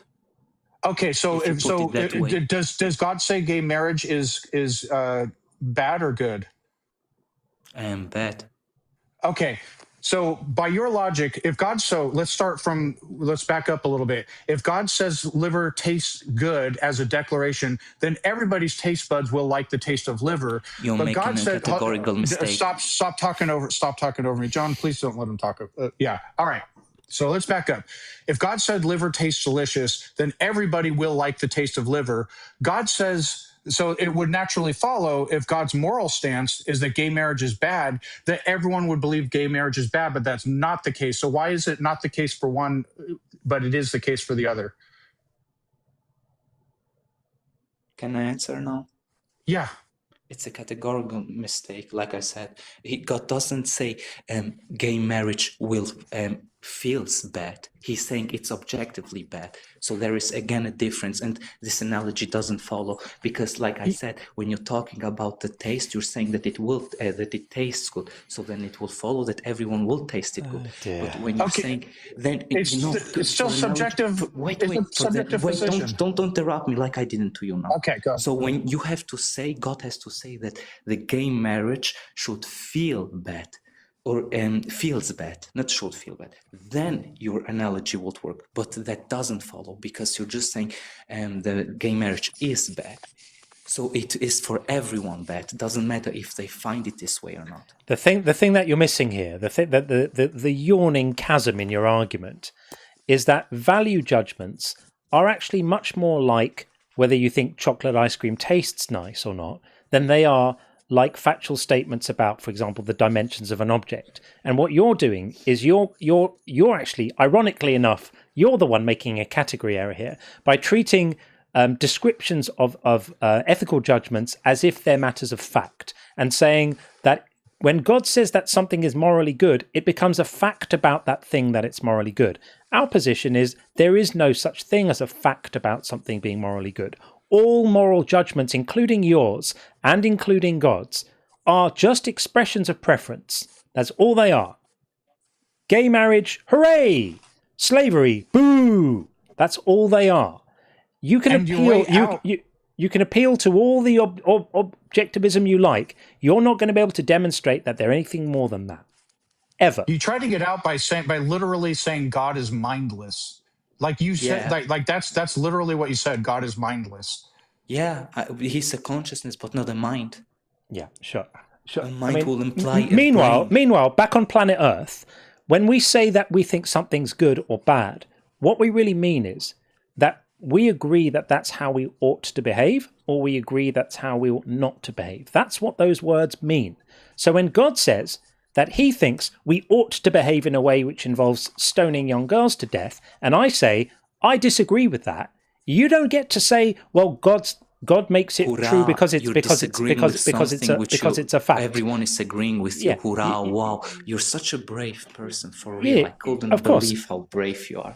Lovely, but it sounds like you're not actually engaging with the argument I'm having. I did. So I already told. No, you catastrophically failed to distinguish between value judgments and objective statements about reality. And while you continue to have that blind spot, you're never going to understand this topic. So we're going to of course. Okay, so we're going to move on from the child to the next thing. There we go. You see, I can't get stressed when I'm surrounded by beautiful cats. I mean, the one that was sitting up there, she's really pretty. I also have this one. Hang on. This one is also here. She's also really pretty, right? So I got two cats on me right now.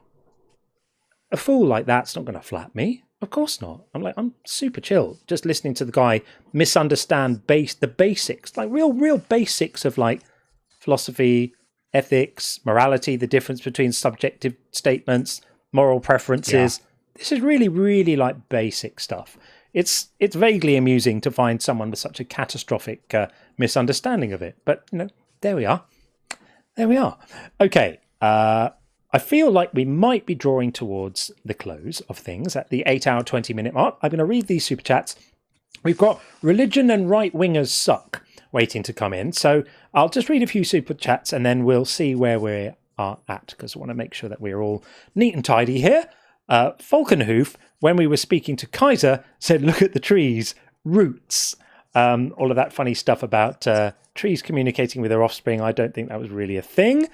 And Nick Willits, when we were speaking to Amani, said, Christianity wasn't always monotheistic. Psalm 82:1, Holy Book equals stories passed down and telephoned before written, no telling what people were on or dealing with mentally and physically. Peeps were tripping balls left and right. I think Christianity probably was monotheistic, but certainly the earlier versions of gods and the Hebrew god Yahweh was derived from a pantheon of gods. And Yahweh even had a wife god, Asherah, and I believe, and there were other gods. So Christianity derived from a culture of monotheism. That is definitely true. And moving on, Buzz said, I recommend everyone watch Fantastic Fungi to learn about the mycelial network and how fucking amazing it is, and is a communication method for plant life. Oh, well, that's interesting. But I still think it's probably not going to be quite at the level that was presented earlier. Not quite like that would be my guess. But hey, I stand to be proved wrong. I don't know anything about this stuff. And Scruffy Mans, thank you for the super chat. Last super chat of the day. But it's like if I can do it in a D&D game by just declaring it so because I'm the dungeon master, but God can't do something in his world for some reason, how am I more powerful? Exactly. All these people who want to talk about, the God, but he's so constrained and these things he has to do and he can't do that. And if he does this with his creation, then they won't be like this. And cry harder. You're the ones talking about an all-powerful creator of the universe. Stop making excuses based on all the things he can't do. It's pathetic. Absolutely silly. And just some random dude on YouTube. Great to see you as always, friend. Thank you for this. God performs great healings, but for some reason, only to people who have access to great doctors. That's right, yeah. And these miracles just never happen to take place anywhere near a camera for some reason. And Mediocre Thought said, throw to those say skeptics can't be convinced. Throw to those say skeptics? Am I missing that? Throw to those. I don't know if something, it's an acronym, FRO. I don't. Yeah. I can Google it real quick. But I'm not sure what that means. Forgive me. That's like gone over my head. So I'm not following that one. But thank you anyway for that. Amazing. Thank you. And David Burke, I always love. Oh. Ordered Mind. What, did you find it? No, I'm just thinking F right off to those who say F right off. That's be what it is. That's what it is. Yeah. Thank you, Sean. And thank you so much as well. I appreciate that. That was absolutely right. Well done, Mediocre. Brilliant. And David said, Ordered Mind of the Bible Believer looks good. Oh, brilliant. I'm really glad that you got that. It's absolutely brilliant. It's one of the best books I've read on Christianity. I mean, it's somewhere between a sort of popular book and a scholarly book, but it's beautifully written and it just rips it to shreds by explaining the mechanisms and the devices in the text. And I think it should be required reading. A very, very, very good book. Mind of the Bible Believer, Edmund Cohen. No relative, I hasten to add. And just some random dude also says, God can't do that because logic. Wouldn't logic be what God says it is? Yep. If you think he invented that stuff, he wouldn't be constrained by it. And of course, you either think logic is necessary, in which case it does constrain God, or you think that it's arbitrary and according to his will, in which case he could make 2 and 2 equal 4 and also not equal 4. So there we are. And moving on a bit more, discordant rhyme. Thank you for this. The Christian worldview is arguing for a world that works exactly like there is no God, but insisting God made it this way. I love that very much. Yep. Funny how God's world looks just exactly how you'd expect it to look if there wasn't a God, right? Absolutely brilliant. And David says, not on Audible, sorry, waiting to pre-order. Thank you. Yes, my book is not on Audible at the moment. I'd have been very surprised if it was because I haven't recorded it yet. But it will be. I promise it will be. And last one, but one, Tim says, for the Nip Fund, catnip, not John Nip, unless I love catnip, not for myself. My cats love catnip. They definitely, they roll around in it. It makes them go a little bit cray-cray. Catnip is wild. I know someone who tried consuming it in a particular type of way once, had absolutely no effect whatsoever. But he saw a cat zoning out on it and wanted to give it a try. Who can blame him? And John Klein, the newly anointed mod, thanks for the nod. Shan't let you down. I have no doubt, John. Thank you so much. Honoured to have you on the team. Thank you so much. Okay, we're nearly there, but Big Z has come in. Do you notice I said Z and not Z? It's the company I keep these days. Bringing in Big Z. Jonathan. Hello. Jonathan. Johnny. Hey, John. How you doing, John? John. How you doing, John? Johnny. How you doing, John? Jonathan. John. John. John. John. Hey, how you doing, buddy? How you doing, John? John. Hey, Sean. Sean and John. How you guys doing, Sean and John? John and Sean. John Cohen and Sean. So anyway, right, we'll be back on Thursday evening for the nighttime stream. Rest assured that I am working diligently to move all of our fun things to a position where they cannot be messed with by anyone. So if you are the person messing with my stuff and you're still listening, enjoy it while you can. You've got maybe another week, maybe 2 if you're really lucky. It might be much less. It could be days, but so enjoy it while you can. Once it's all moved over, it'll be fun watching you try. I will very much enjoy that. And a huge thank you to the mods. It's been great. You are always great. A huge welcome to new mods. You too are great. And Sean, of course, thank you so much, my friend. Always an honor. Thanks, everyone. And people gifted a lot, and I apologize if you sent big gifts or small gifts or whatever, and I didn't catch it in the heat of the conversation, and I didn't thank you. Thank you to everyone who gifted. I don't break the bank. I know these things cost money, but if it's a token of appreciation and it's something that you just felt compelled, I appreciate it, and that's it. Yeah, amazing. And obviously, of course, thank you for all the super chats and all of that stuff too. I'm amazingly grateful for all the support. It really makes a huge difference. So thanks, everyone. Have a fantastic couple of days until Thursday, and we'll see you soon. Take care, all.